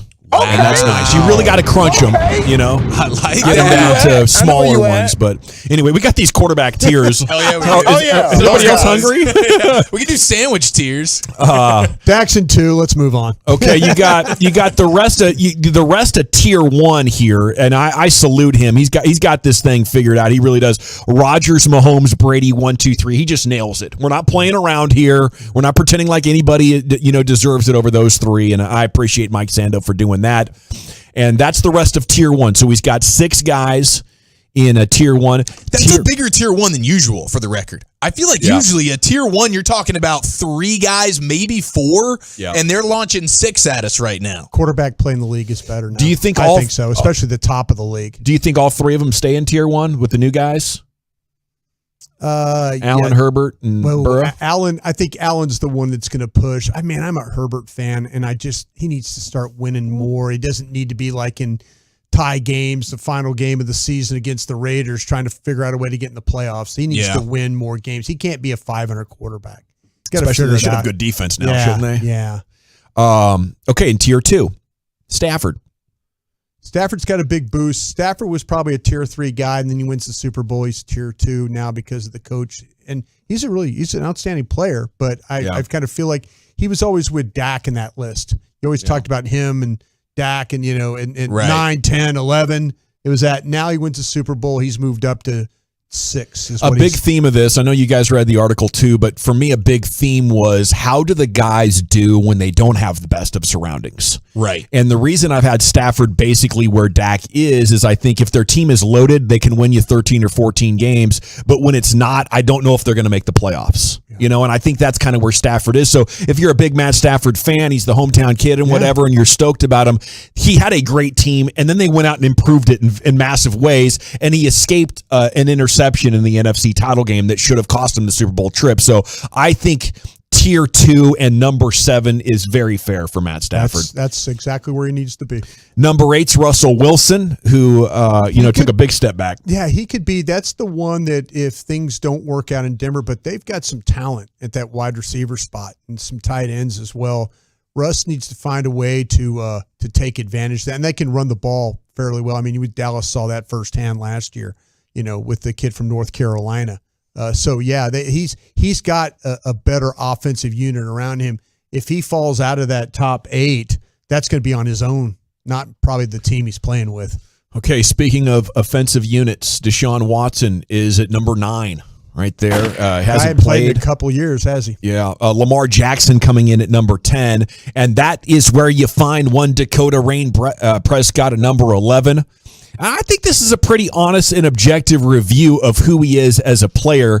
We have some anonymous quotes from coaches and scouts and front office guys. What do you think about this evaluation? He played like he always does, a head coach says. Solid player, really solid. He's not going to change and all of a sudden become something more special. Mm-hmm. He's had a premium setup, offensive linemen, skill players, and you know what he has done? He's been really solid. And they've won a ton of football games. He has legitimate intangibles in terms of leadership and toughness. Yeah. And he's a good player. Mm-hmm. To me, that's very fair. And maybe for some of you, that sounds like a hater. That is a head coach. Sando wrote, there was a point last season Prescott seemed to be gaining as a potential tier 1 candidate. Perhaps it was the calf injury set him back. Whatever the case, the momentum stalled and Prescott wound up back where he's been for years as a solid tier 2 quarterback struggling to crack the top 10. I can't pick a bone with any of that. Can you be a tier 2 quarterback making tier 1 money and lead your team to a Super Bowl? We just saw Matt Stafford do it, but his cap number was about half of what the top salaries would be. Tom Brady gave, obviously he's a tier 1 guy, and he gave the Patriots quite a pay cut. And since he's been in Tampa, they've thrown all kinds of money at that. I don't know the answer to this question, but I lean towards it's going to be rare. I think you're 100% right there. In regards to the write-up on Dak, I think a lot of that stuff is fair. But when you talk about the surroundings, I think you have to emphasize that the surroundings of Dak, for the most part, have been really, really awesome when it comes to the roster. Hey, for many years, he had maybe the best offensive line. We know 2016, the first few years of Zeke, holy smokes, that rushing attack. He's gotten Amari Cooper, the CeeDee Lambs. He's had some really good weapons, but he's never actually had someone on that sideline that you can depend on. Oh, there you go. And so when you start talking about surroundings, I just want to throw that caveat in there because, yeah, he's had these great talent around him, but the chef in the kitchen, the McCarthy, the Garrett, the Kellen Moore, the Scott Linehan, no one has been able to, from a schematic standpoint, take the offense and help take Dak to another level. And that's something that Matthew Stafford just got in Los Angeles, and now he's flashing a Super Bowl ring, and every time I turn on the TV, he's in commercials.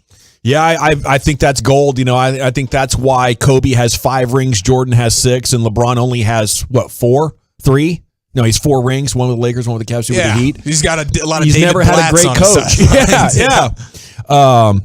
What do we have here? A personnel director. I think Dak's a 2, which is not bad. Some of these teams that have tier 1 quarterbacks, the line is okay to questionable, and they are still producing, whereas Dak has generally had a talented offensive line, and you still get that mixed performance. You did last year in a big way, and we need his calf to be right and for him to punish defenses for playing us like they did. A defensive coach says, I don't think there's a major flaw in his game, but I'm not sure if he has the truly upper echelon. I think he's a very healthy 2 or a 2+. He's never really made the leap. I have a lot of respect for Kellen Moore. I think he does a good job. It just seems like every time they have their chance to really put it together and elevate it, they fall short, so I don't know. Yeah, I think that was troubling last year, how many times in fourth quarters where they had a chance to go win the game and they couldn't get it together. Whether that's San Francisco or whatever it might be. Some on the OC for that too. Yeah. Yeah, but those game-winning drives where the advantage is with the quarterback. Right. Your running games are kind of out the window, and so many elite quarterbacks seem to fairly routinely go on big drives and score touchdowns. And Dak has at times in his career been a really good fourth quarter quarterback, but we need to see him recapture some of that glory if we can get excited about him maybe being tier 1 next year. All right, when we come back, Nation, it's time for the Rangers front office show. Chris Young joins us. The Rangers GM will give you everything you need to know as they get set for a Western road trip and the trade deadline coming up next year on 105.3 The Fan. I want to chat Ruben and Associates, though, because this guy's really important if you're struggling financially to get a hold of him as soon as possible so we can end that financial nightmare.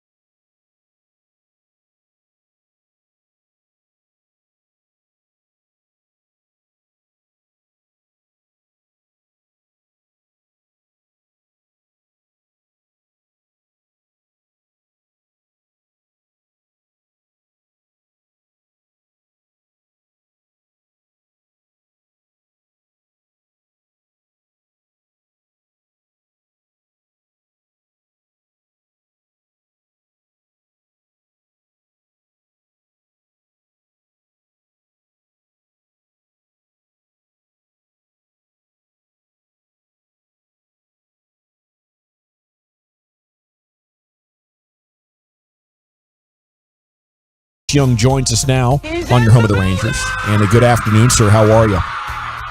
Hey, guys. I'm well. How are you all? Doing outstanding, thanks. Just coming off a 2-week vacay, so I'm feeling all refreshed. Oh, wonderful. Yeah, it is nice. Use a 2-week vacay. What's your favorite place to cut out to after the season? We used to live, when I played for the Padres in San Diego, we lived out there for 9 years, and that's kind of my go-to place. It's the only place I really truly relax and kind of decompress and recharge the batteries. So it's my favorite spot. I don't get there enough, but that's all right. One day. Yeah, a couple of months, I suppose you'll be back out there. Hopefully a little bit longer, if we can get the playoffs going and all that. How much fun are you having, though? Let's talk about some of these individual storylines. Corey Seager here putting on an absolute show in July with 8 homers to hit 23 now for the season. What do you think's going on there with Seager, and do you like the trade-off of maybe getting a little bit more power but a lower average?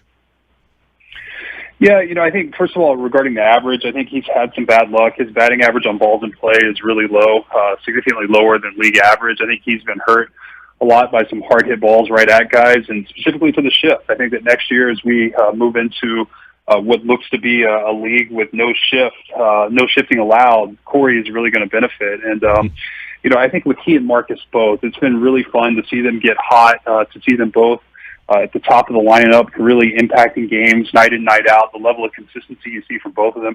I know Marcus had the really slow start. Corey had a slower May. But since then, they've both been wonderful. It's been fun to watch, and I think our fans are getting to see why we've signed them and why we think they're two players to build around. Chris, I'm interested now when you said that about the no shift stuff, and I don't think we've ever got to ask you about that. You know that you were in the league office and stuff, and helping with policies and stuff like that. Are you for this, or are you against this, or am I asking a question you can't answer? No, I'm happy to answer it. I did. When I was at the league office, we studied this a lot. I think we started off thinking that hitters would eventually adjust their approach and take advantage of the open side of the field. Over time, I think it became evident that it's really hard to do that, especially against elite pitching and the way pitching has evolved, with breaking balls being thrown more frequently and fastballs being thrown in locations that it's just hard to get on top of the ball and hit the ball on the ground to take advantage of that shift. So I think that in general, I think it's played out to a point now where we've seen the hitters are not making the adjustments, and it's really impacted the converted rate of balls in play that are outs versus hits. Hits have been at an all-time low in the last few years, and I think it's to some degree also discriminatory towards left-handed hitters. That you just left-handed hitters really suffer significantly more than righties, and I think just in the general sense of the game, what's good for the game, what's good for our fans, and putting more action into the game, it's probably right to ban the shift and see what the impact is. And I think it's one of the things the NFL does really, really well. You can always reverse course. You can always change the rule. So let's go back to a more traditional version of baseball, where their infielders are in their natural positions, the way the game has traditionally been played, and see what happens. Chris, and I'm going to circle back with you about this draft that you guys just had, and not particularly about any players, but I'm always interested in war room stories, and you guys' draft is so long and stuff. I'm going to ask you, the first question is about, did you have any interesting draft stories, something funny that you could kind of share that happened during the draft? And the second thing is, does television ruin your draft because of how they just draw everything out? I know in the NFL, it draws everything, and you're like, damn it, somebody pick, that kind of thing. I mean, do you find yourself yelling at the television, like when the draft's going on, because it's so damn slow? It wasn't necessarily the pace of TV. It certainly impacted on the first round, where they have commercial breaks, and it does drag a little bit. We were picking so early that I think we got our pick over with, and we were able to just sort of relax. I think if we'd been picking in the middle to later in the first round, we would have probably had a little more anticipation and gotten annoyed with how lengthy it was. The one thing that was distracting with TV was that it was behind our internal communication with the league. So we knew the pick, two picks ahead of where the TV is actually announcing it. but we have the TV on and we can see the commissioner coming to the podium and the pick being announced. And, but it's already happened 2 picks earlier. So that just, it didn't sync up well for us. So yes, I did not love the TV on. Yeah. So it's hard to keep up that way because you're trying in your mind, look ahead and seeing who's on and off the board. And now you're like, wait a minute. And then TV's like behind. So to me, it was like, don't even watch TV. Like everybody's like, oh, hey, we're on. Hey, our pick's on there. I'm like, well, damn. I mean, we're behind. Why are we even watching this? I felt like the flow of the draft was bad. 100% right. And to your point, it's very fluid for us. We're stepping out and making calls. We're calling agents, negotiating prices, and seeing at what levels players will sign for different amounts. And you don't do that in the big room when everybody's having group conversations. You step outside the room, but you can't carry your computer with you to see real time what's happening. So you had the TVs on in the hallway, but you step in, you see what's going on, and you step back out, and you're watching on TV, and you miss a pick. So then you got to go back in and regroup. And it is a little chaotic, but in the end, it's a fun, adrenaline-filled time. I think it's great for the morale of the group. The scouting department has done just such a tremendous job, and to have everybody come together and, you're picking for the future of the franchise, and it's an exciting moment. It's a very, very important 3 days for the organization, for the franchise, for our fans. And, it's my second year doing it. I've absolutely loved it. Rangers manager Chris Young with us here in the G-Bag Nation. You mentioned the agents. I'm curious, Chris, for you specifically, maybe just generally as an organization, how important is it to have these really good relationships with these agents of players when it comes to the draft and you're trying to maneuver, or like right now at the trade deadline and you're making calls, you're working deals? How important is it for you specifically as the general manager to have these really good relationships with agents throughout the league? So I think it's extremely important. I think it's not only just for the deadline moves or the draft, but I think probably the most impactful area that the agents are aligned with us 100% is in the development of their players. And so if we developmentally are working on something with a player and we need the agent to reinforce that, what we don't want to have are conflicting messages. The agent telling a player one thing, hey, your curveball's great, you need to throw it more, and we're saying, you know what, your curveball is not very good and you don't need to throw it more. And the player's got 2 voices in his ears. So when you have the alignment there and you can use the agents as your advocate to message the player, and it reinforces exactly what you're trying to achieve, that's where those partnerships go a long way. And so it's very, very important, from that end alone, from a development standpoint, to be on the same page and to have those good relationships. And then certainly it's the same thing with the draft. We've had a number of agents reach out to us and say, we like your organization, we like the way you treat your players, we've had good business dealings with you in the past, we'd like for our players to be there, we tell our clients that you're a good organization, and I think those things matter. I think the player likes that. It eases their level of comfort with the organization as you kind of come in and get to know people here, which I think is very, very helpful. Chris Young, 100 at bats now for Tavares, 3 for 5 yesterday, another RBI. How many more at bats do we need before you start getting a more solidified feel about this breakout? I think realistically you want to see him do it over 500, 600 at bats over the course of a full season. I think that's when you start to realize this is the player we expect him to be. I think that there's going to be a lull at some point. Leote has done a tremendous job, but he is as hot as any player in the game right now. But it's fun to watch, and you can see how impactful he is when he is going well. Pitchers are going to start to make adjustments, and the next adjustment for Leote will be once the pitchers start pitching him a little bit differently and making sure that he stays true to his approach. He doesn't chase. He stays patient, and he adjusts accordingly as well. So I can't commend him enough for the work he's done. He didn't make the team out of spring training. We challenged him to go to AAA and really refine a few things that we felt like would benefit him. He got right to work. He worked with our AAA hitting coaches, our minor league hitting coordinator, and he got right to work. He's really, really done a tremendous job, and that hard work is paying off for him, and it's really fun to see. And as you can tell, he can impact the game in a lot of ways with his defense, his bat, his speed on the bases. He can be a complete player should this continue, and that's our expectation, is that it will. Yeah, Chris, and you say all those positive things, but you got a guy in the minors in Bubba Thompson. It seems like that he is like setting them, at a great pace down there. Is Is that a good problem to have, or is that one of those things you got to kind of figure out one or the other? Look, to me, it's a great problem to have. I don't think you can ever have too many good players, and Bubba has done a great job at AAA. It's his first full season in AAA. He was at AA last year. I know he was a high draft pick for the Rangers before I got here. Certainly, it's been a slower burn in terms of his path to the big leagues. But that's okay. Everybody develops at different rates. The most important part is that when he becomes an option for us at the big league level, he's here to stay and a contributing member of the team for a long time, whether that's at 25 years old or 26 years old, that we're getting Bubba and he's ready to perform. And to his credit, he's done a great job this year with the adjustments we've asked him to make. It's been mainly approach adjustments where we want him to be a little more patient, walk more, strike out less, don't chase outside the zone. And Bubba has gone to work. And I think if you look specifically at his July, his walk rate is over 12%.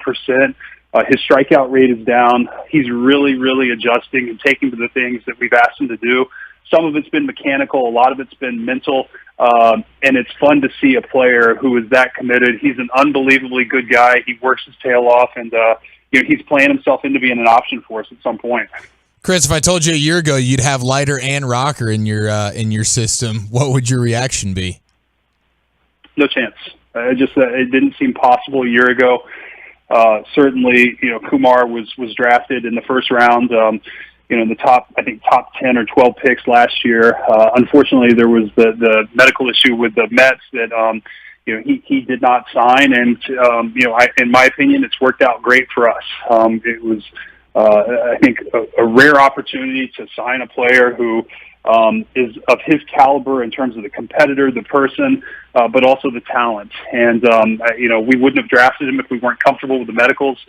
We know the person. We're very comfortable with who he is, the worker.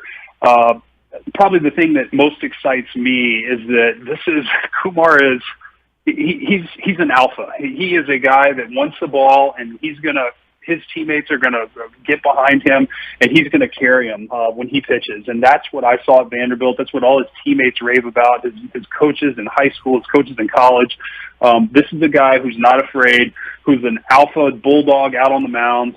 And when he's healthy, he's as good as anybody in terms of what we've seen at the amateur level. And we are thrilled that he's going to be a member of the Texas Rangers. Yeah, I played against his dad when I was at LSU at Auburn, and if you got anything like his dad, you're absolutely right. He is a wrecker of people's days the way he plays. His dad, we could not block him. So if he's got a lot of his dad in him and a little of his mom, I think he'll be all right there for you guys.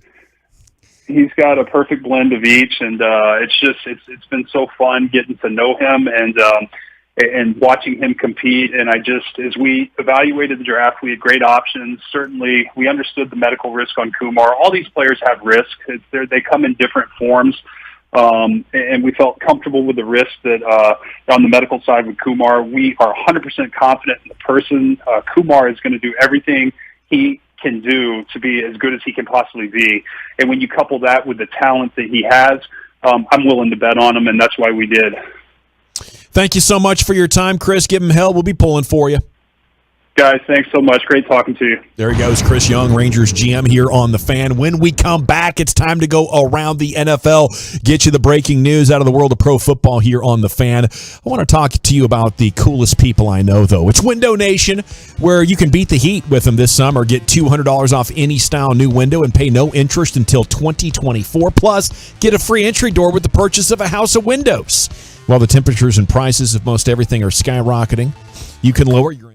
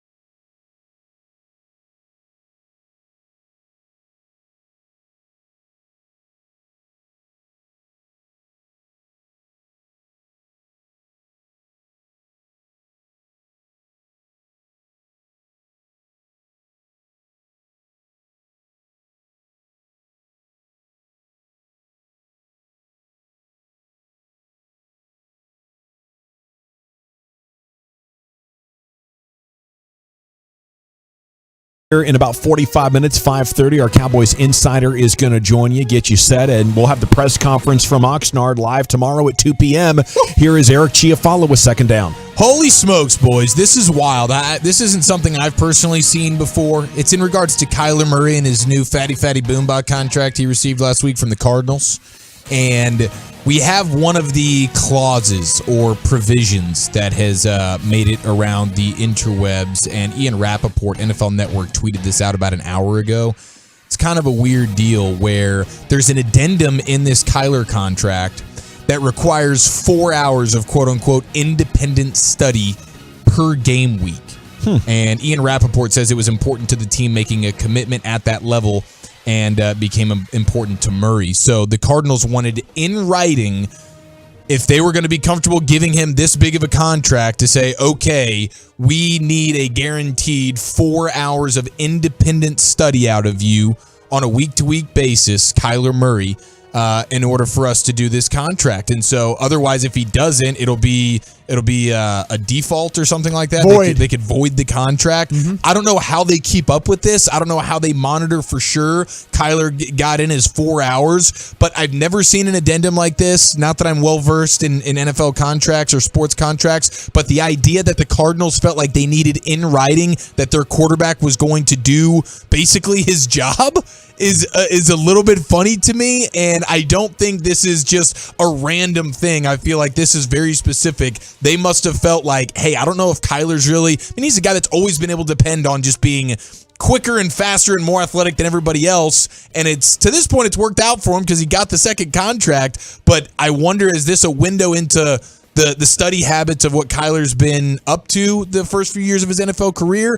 I don't know. Broadus, you tell me. This feels like something that is a little bit rare when it comes to NFL contracts. Kind of felt like that you hit the nail on the head. This is a guy that things come very natural to him. Everywhere he's been, he's won at all levels. And so when you're that natural, maybe people have given you some liberties along the way that you don't have to prepare. You don't have to study. You don't have to dive in. It's funny, his head coach, Cliff, doesn't seem like a grinder kind of a guy as a coach. He comes up with some creative stuff, and Frat Star Cliff. Yeah, maybe his level of being on top of it is not as great as it needs to be. Kyler Murray, they've had, him and Cliff have had, they start off very well, and then things kind of fall apart for both of them in the second half of the season. Surprises me a little bit too, because of Colt McCoy is on that staff, or excuse me, on that. Yeah, he's the backup. He's the backup, and Colt McCoy's a hard-working guy that really preps and things like that. Well, because he's the anti-Kyler, where the only reason he can be here, it's not for his physical attributes. It's funny because, and then McCoy grabbed the mic during the press conference and asked, "Are you going to be here tomorrow with the rest of the quarterbacks getting ready?" And Kyler kind of went, yeah, I'll be there tomorrow. Sure. Yeah, sure. And you're kind of like, oh, okay. But yeah, I think it was kind of a joke thing. Right. But in reality, where's Kyler Murray learned to really prep? Who has been there? Who's been the grinder that's kind of helped him learn how to, the study habits and take it home with you and prep and do those things, I just don't see it with that, because he's got a head coach that's not a grinder kind of a guy. Yeah, and I guess they have some type of tracking software in their little tablets. Do they? And iPads. I was wondering how you prove that. Yeah. So because even in the contract it says, like, if you're doing something else, like if you're if you're engaged in any other activity that may distract your attention, for example, watching television, playing video games, or browsing the internet, while you're supposed to be doing your 4 hours of independent study, then they can see that and it will be null and void. Like it won't count as your 4 hours of independent study. I don't know. It's just a weird deal I've never seen before in a quarterback's contract. I wonder how common those are, and maybe they'll become more common as you're trying to, get the most out of your investment as they approach $50 million. Right. But yeah, I think it's still going to be tough. I think even if you only did 3.5 hours, they're not going to avoid it. You just don't have better options. This goes back to the real lack of quality at quarterback, and I think this is another reflection on it. That we have to put this clause in your contract to make sure you're studying. If I'm Kyler Murray, I'm kind of embarrassed by that. 4 hours a week should not be a lot. No. But, it's been documented. He loves video games.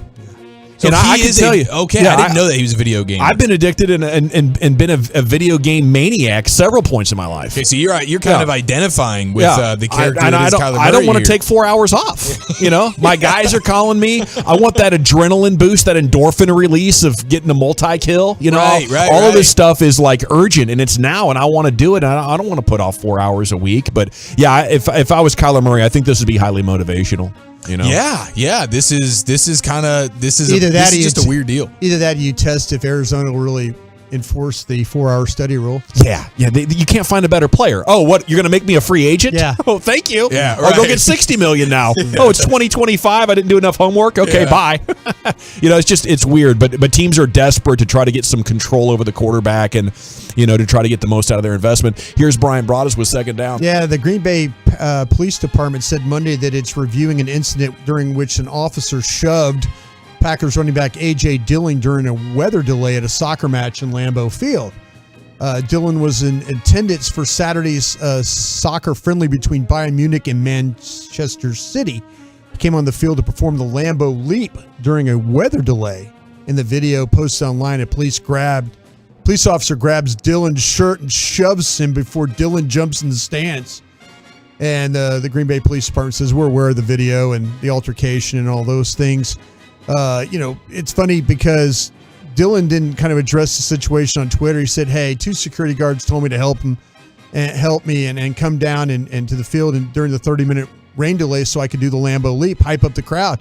I was assuming that he missed them telling me to come down. So he's just calling it just miscommunication between parties. And he says the Green Bay Police Department are great people, and I'm glad we have them down there for our games to keep us safe. All righty. So they're investigating it, but that was a weird video I saw where the cop kind of pushes him. He's got a Bayern Munich shirt on, like he's got one of their big supporter. Kid. Yeah. So and all of a sudden you see the cop kind of like grab him and like kind of throw him. Yeah. And I'm like, bro, you don't know who you just threw, kind of a thing. I'd cut him right there if you get thrown by a security guard. Yeah. He's not out of shape. You're not ready for camp. Is he the guy that blew up the mascot though? He is. Yeah. He's the guy that's the league leader in quads. The security guard should have known just by the quads that arrived down there on the field. Like, this is not a guy you bleep with. Usually Green Bay, it's such a small place, you kind of know everybody in the town. So I'm surprised the police guy wouldn't know that that's a Packer player. Must have been new. Not a football guy. Not a football guy. Yeah, I'd fire him too. You're gone, buddy. You can't win with a guy like that. Packers. Yeah. Middle of a freaking, we're doing something here in a delay. We're keeping the crowd hype, and you're out here throwing rain on the parade. We got to run around the NFL, brought to you by Metter, Dodge, Chrysler, Jeep, Ram. Got some news for you about FC Dallas coming up around the corner as we look forward to a big August for them, coming off a win on Saturday. But the Expressway is coming up at 5:20, 35 minutes of uninterrupted sports content. We have bold Cowboys predictions, and a friend of ours, one of our favorite beat writers, will weigh in on what he thinks is the boldest prediction he can make, and that's coming up next on 105.3 The Fan. Be a part of the show. Text us on the truckwreck.com fan text line, 877-881-1053. That's 877-881-1053. Hey, Tolos, it's L.A. Lucius Alexander for CBD American Shaman. Shop TexasCBD.com. This is the absolute only place in the Metroplex to pick up top quality seed-to-shelf CBD. Yes, it is. I say this because all CBD out here is not created equal, but CBD American Shaman has the Hemp Authority seal of approval. That means you can trust and know that you're enjoying actual CBD and not some sneaky chemical design to make you believe you've had CBD. They're doing that out here, y'all. I want you to stay away from it. The only place to pick up CBD is CBD American Shaman. Shop TexasCBD.com. Rated #1 store for CBD by the Dallas Morning News. So head on over there on a Monday to the CBD American Shaman and talk to a certified CBD consultant. They are there to answer any of your questions you may have and help guide you to which CBD products are best for you. It's CBD American Shaman. Top quality stuff. Locations all over this Metroplex. Just Google Shaman near me. It'll pop up, I promise you. They're right behind you. Every location has free samples too. Find one near you today. It is worth it. Life is better with the feather. It's CBD American Shaman. Shop TexasCBD.com. This Odyssey Sports Minute is brought to you by AutoFlex Leasing.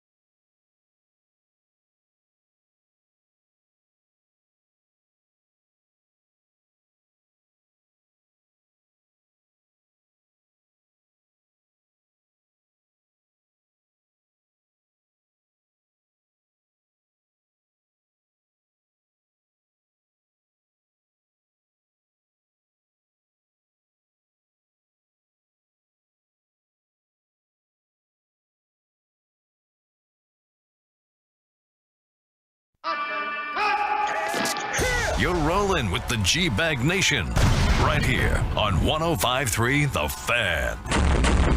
We're looking for some bold Cowboys predictions as we open up hour number 4 of the G-Bag Nation, 877-881-1053. What's the boldest thing you could say that you think has a chance of still coming true? You know, we don't want wild and crazy bold, but like realistic bold. You know what I'm saying? That's the secret of a good hot take. Now, speaking of the hot take, we are 1 hour away from the 6 o'clock sound off, where you get to participate and compete against your fellow Tolos to see who has the hottest phone call of the night. And your phone calls will be welcome on that coming up in 1 hour. But right now, we're looking for your text. General at your service. Brian Broaddus, Lucius Alexander, Eric Chiafalo, Carter Freeman. Let's do bold here. The bold and the beautiful is what you could call this segment right here. And our old buddy Todd Archer is going to weigh in and get us going here, Brian. Unless you have something. No, not at all. All good. Love Todd Archer. I see the Cowboys have landed in Oxnard, haven't they? They have. And Point Magoo or whatever. Yeah. You know what? It used to be that you could fly into Point Magoo, and then they changed leadership there. Oh. And then new naval chief. The naval chief was a lady that would not let them fly into Point Magoo. Oh, sports So hater. there was Probably went to Berkeley. Yeah. Then it became, okay, flying to LAX and then have to bus that whole way in. And do the, but they had the police escorts and stuff. It's fascinating to watch traffic on the 5 and the 405. I mean, they're not supposed to have those escorts, but those motorcycle police can get you in and out of some stuff. But yeah, I've seen pictures like from David Hellman's Twitter account and stuff. They were interviewing Zach Martin. Might have been at the hotel that at the place there where they're staying there. Okay, 903 says they aren't going to win their division and miss the playoffs. I think that's a pretty good bold take. Yeah, that's solid and bold. You know, maybe a little bit more negative than most people would like, but I think that's very realistic. Micah Parsons will lead the league in sacks this season, 940. Bold. I think it's realistic. Yeah, I think both of those are realistic. There's a hell of a chance, unfortunately, that the Cowboys don't win their division. And there's definitely a good chance Micah Parsons. I think it's all about the volume that they'll give him, the opportunities, because from a pressure percentage standpoint, like no one was better than Micah Parsons. You give him more volume, the numbers say like he should be right. I guarantee that he's top 5 in sacks this year. I will guarantee that. Yeah, but man, I tell you what, to lead the league, I don't know. I mean, there's just so many. There's so many guys that you would kind of feel like he's not going to have as many opportunities to rush as those top sack guys. I mean, there's 7 of his sacks came as a linebacker. So maybe, if it's going to come that way, then I could see a possibility, but man, there's going to be some other things that I just don't think teams are going to let him have that type of a run at them. I think teams are going to account for him. I think he's going to have double-digit sacks, but I don't know if it's going to be the kind that's going to be league leading. Yeah, it'll be tough. I guess it comes down to what position they primarily play him at, and how much they blitz him. I guess right. all sack leaders aren't built the same. Most of them are. I think you got to move him around. I think that the creativity to move him around and create opportunity for him, get him on guys that can't handle his power. That's the thing I would do. Don't make him rush against a left tackle that can handle his, that can handle the athletic ability, but handle his power as well. That's the thing. Move him around, find him, rush him on a guard, do some twist stuff, run him free, make a back have to pick him up. Things like that where he can win one-on-one quick. All righty. At 877-881-1053, if you want to keep those coming in, we'll give you our reaction to what your boldest prediction of the Cowboys season is. It is training camp eve right here on your home of the Cowboys. ESPN did a story with camp predictions, and we got Todd Archer coming in here. Sam Williams will claim the starting defensive end spot opposite Tank Lawrence as Randy Gregory's replacement. The Cowboys' second-round pick has all of the pass-rushing tools defensive coordinator Dan Quinn loves to work with. Speed around the edge, the ability to bend, solid hands. Dorrance Armstrong and Dante Fowler Jr. have more NFL know-how, and while being a starter can be overrated since Quinn liked to rotate his defensive linemen, Williams' talent will get him on the field early. Look for him to come close to matching Gregory's 6 sacks from 2022. Yeah, Sam Williams as the starter, if you frame it like that, around 6 or 7 sacks, I don't think that would have too big of an impact on the year, but I do think it's somewhat realistic. And I don't think it's out of the range of possibilities that he has significantly more sacks, especially if he gets some good play at defensive tackle. I'd like to see Sam Williams not only have 6, 7 sacks, but I'd like to see him play the run really well. That's something he did at Mississippi. I thought when you start to talk about the one thing that the Cowboys have is they have the ability with Tank playing the run on that left side would be the offense's right, and then a guy like Sam Williams on the other side.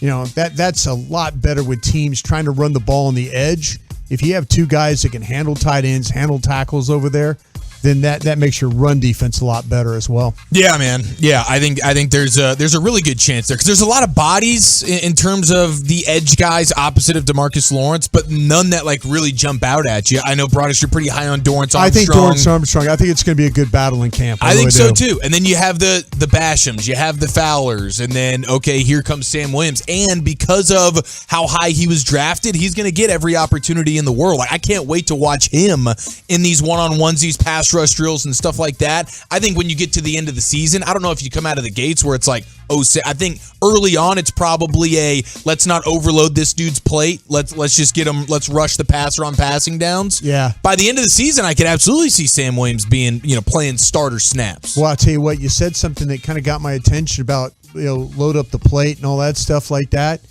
I don't think that matters they did it with Parsons last year.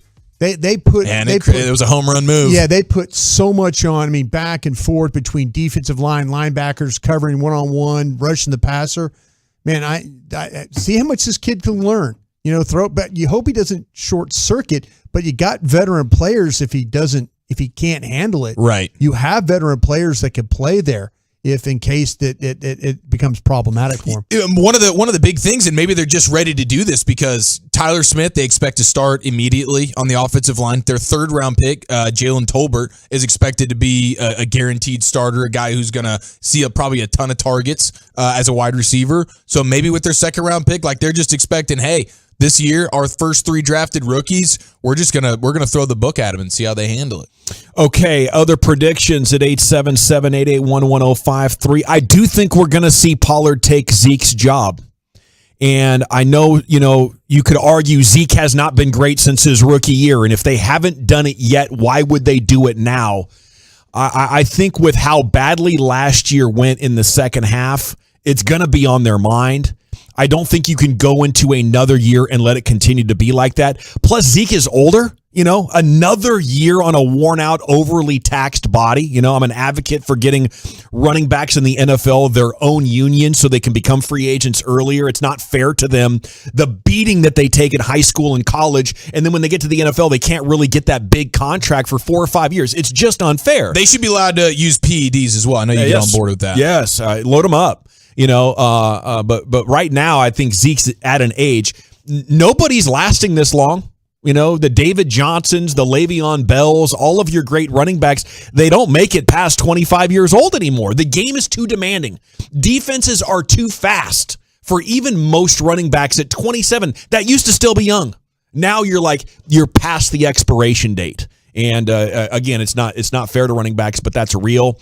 And I think now that these coaches are coaching for their jobs a little bit more, they're going to be pretty quick on getting TP in there. Yeah, that's your hope. If in fact it's logical. I mean, it makes a ton of sense. We've talked about it for 3-4 years now. Right. That's the problem. We have, and there's going to be a point in time where I think the thing that'll make them do it is if they feel like that they're getting a lot of heat for their jobs.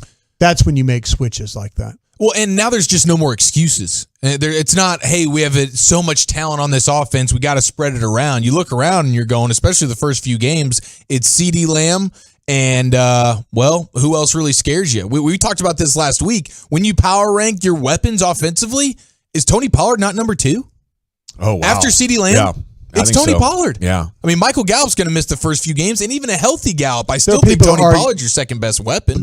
People argue, this is going to sound crazy, but people argue about Dalton Schultz. Yeah, and there will be because of his consistency and stuff like that, catching the ball. But in terms of who defenses would fear, if you're a defensive coordinator and you're lining up all the Cowboys' weapons, okay, that Lamb guy is going to scare me a little bit. We got to make sure we got him. And then I'm not really overly freaked out about Zeke, not overly freaked out about Dalton Schultz. I don't know much about Tolbert, definitely not Washington. If he's catching a ball, getting a first down every time he catches it, you're freaked out about it a little bit, aren't you? I mean, he's catching. That's the defense saying, I'm giving you this. Okay. Like everything Dalton Schultz does is because the defense, that's where the defense wanted you to go. You're playing into their hands. He's not stretching the field 25 yards up the seam and catching the ball. Now I'm starting to get a little worried about you. But I'm so focused. I mean, last year I'm focused on Cooper. I'm focused on Lamb. I'm focused on Pollard or Zeke or whoever it may be, Gallup, and then, or even Cedric Wilson or something who can actually make a big play. Yeah, Dalton Schultz is going to feast because defensively I got to give up something. I think that's what I'm giving up. Yeah, no, I think those are all good points, guys. And I do think Mike McCarthy is going to coach better than last year. I don't know if it's enough, and I don't know how urgent he is as you're coming up closer to official retirement age. You've won a Super Bowl. You haven't shown a bunch of urgency to do everything in your power already in your career. But I tell you what, he did trim down quite a bit, right? Or is it trimming up? I mean, he's in better shape. I think, when you show the discipline in your life to lose a bunch of weight and you got like these objectives and goals that you're hitting, I think you can be more focused. And maybe you have one less sandwich break per day. Maybe you get an extra 30 minutes. Or maybe of he's work getting in. ready for life after football. Heck, I don't know, but I think in year 3 we're going to get a better version of Mike McCarthy than we've seen up to this point. Maybe that's just wishful thinking. You hope him and the whole offensive staff. I mean, I'll tell you what, he kept his friend around. He kept Joe Philbin around. He fired all those defensive coaches after his first year. Look what happened. Brought guys in, worked out well.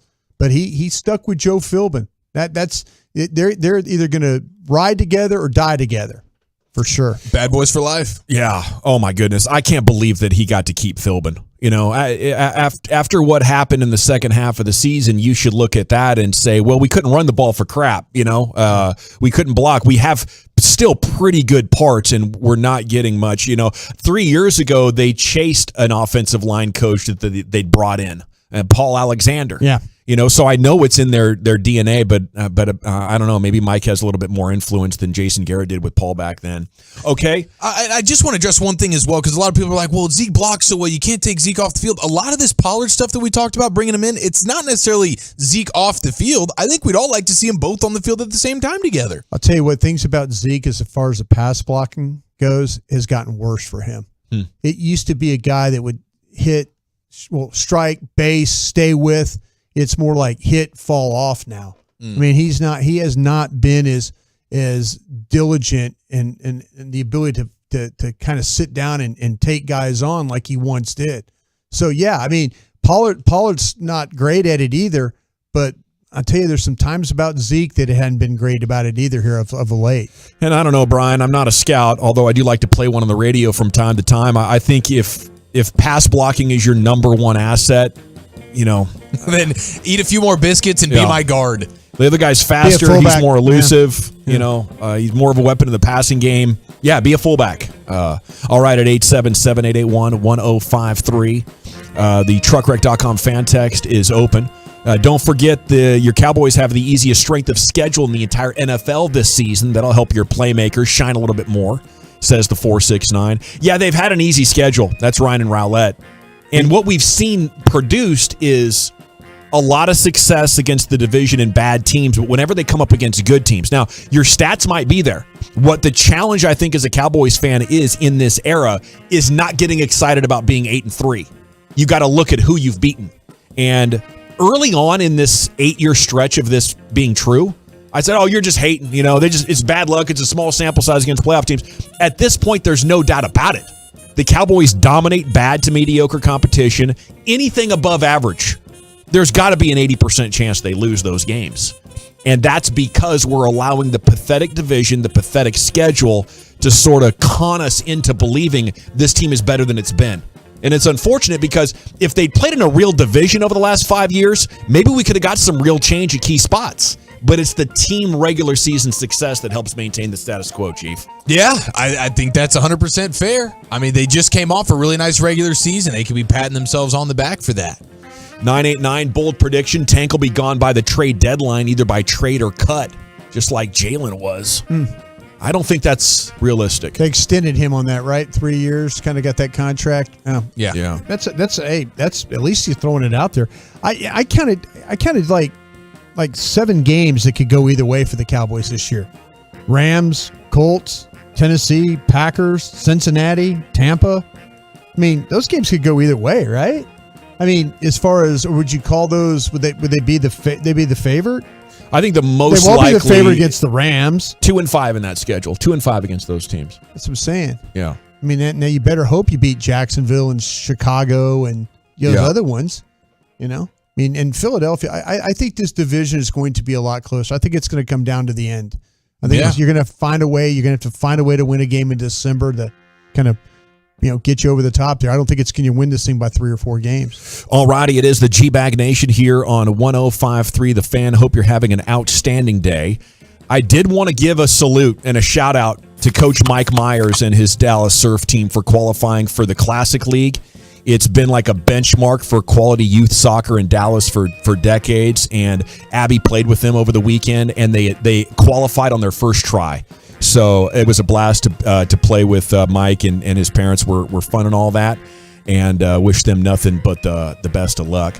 Okay, we got to run. The Expressway's coming up next. There is a new story up about Mike McCarthy's job security, what he has to say about the questions about the hot seat that he sits on. That's one of the bigger ones in DFW today, and we'll get you that coming up next here on The Fan. Toyota Stadium is the place to be in August, though. Speaking of soccer, don't miss FC Dallas' next home match on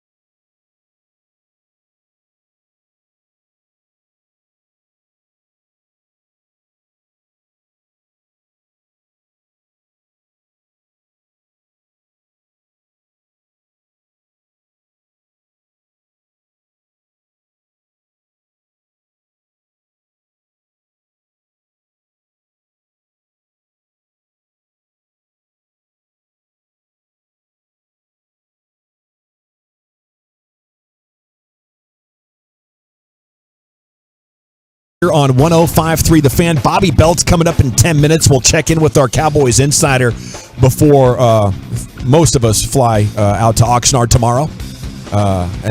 We look forward to training camp coverage starting tomorrow afternoon after the Rangers game with you. Or no, I'm sorry, Wednesday after the Rangers game. Yeah. Tomorrow after the show, you're flying to Oxnard, California. Anyway, let's do the Expressway. 35 minutes of uninterrupted sports content. Pardon me. Okay, segment here is brought to you by the Frankels. If you're hurt in an accident and it's not your fault, call the Frankels, 214-333-3333, or go online to truckwreck.com. We have a Cowboys storyline. Mike McCarthy talking with the morning news before he got on the flight to Oxnard this afternoon. He says, it's irritating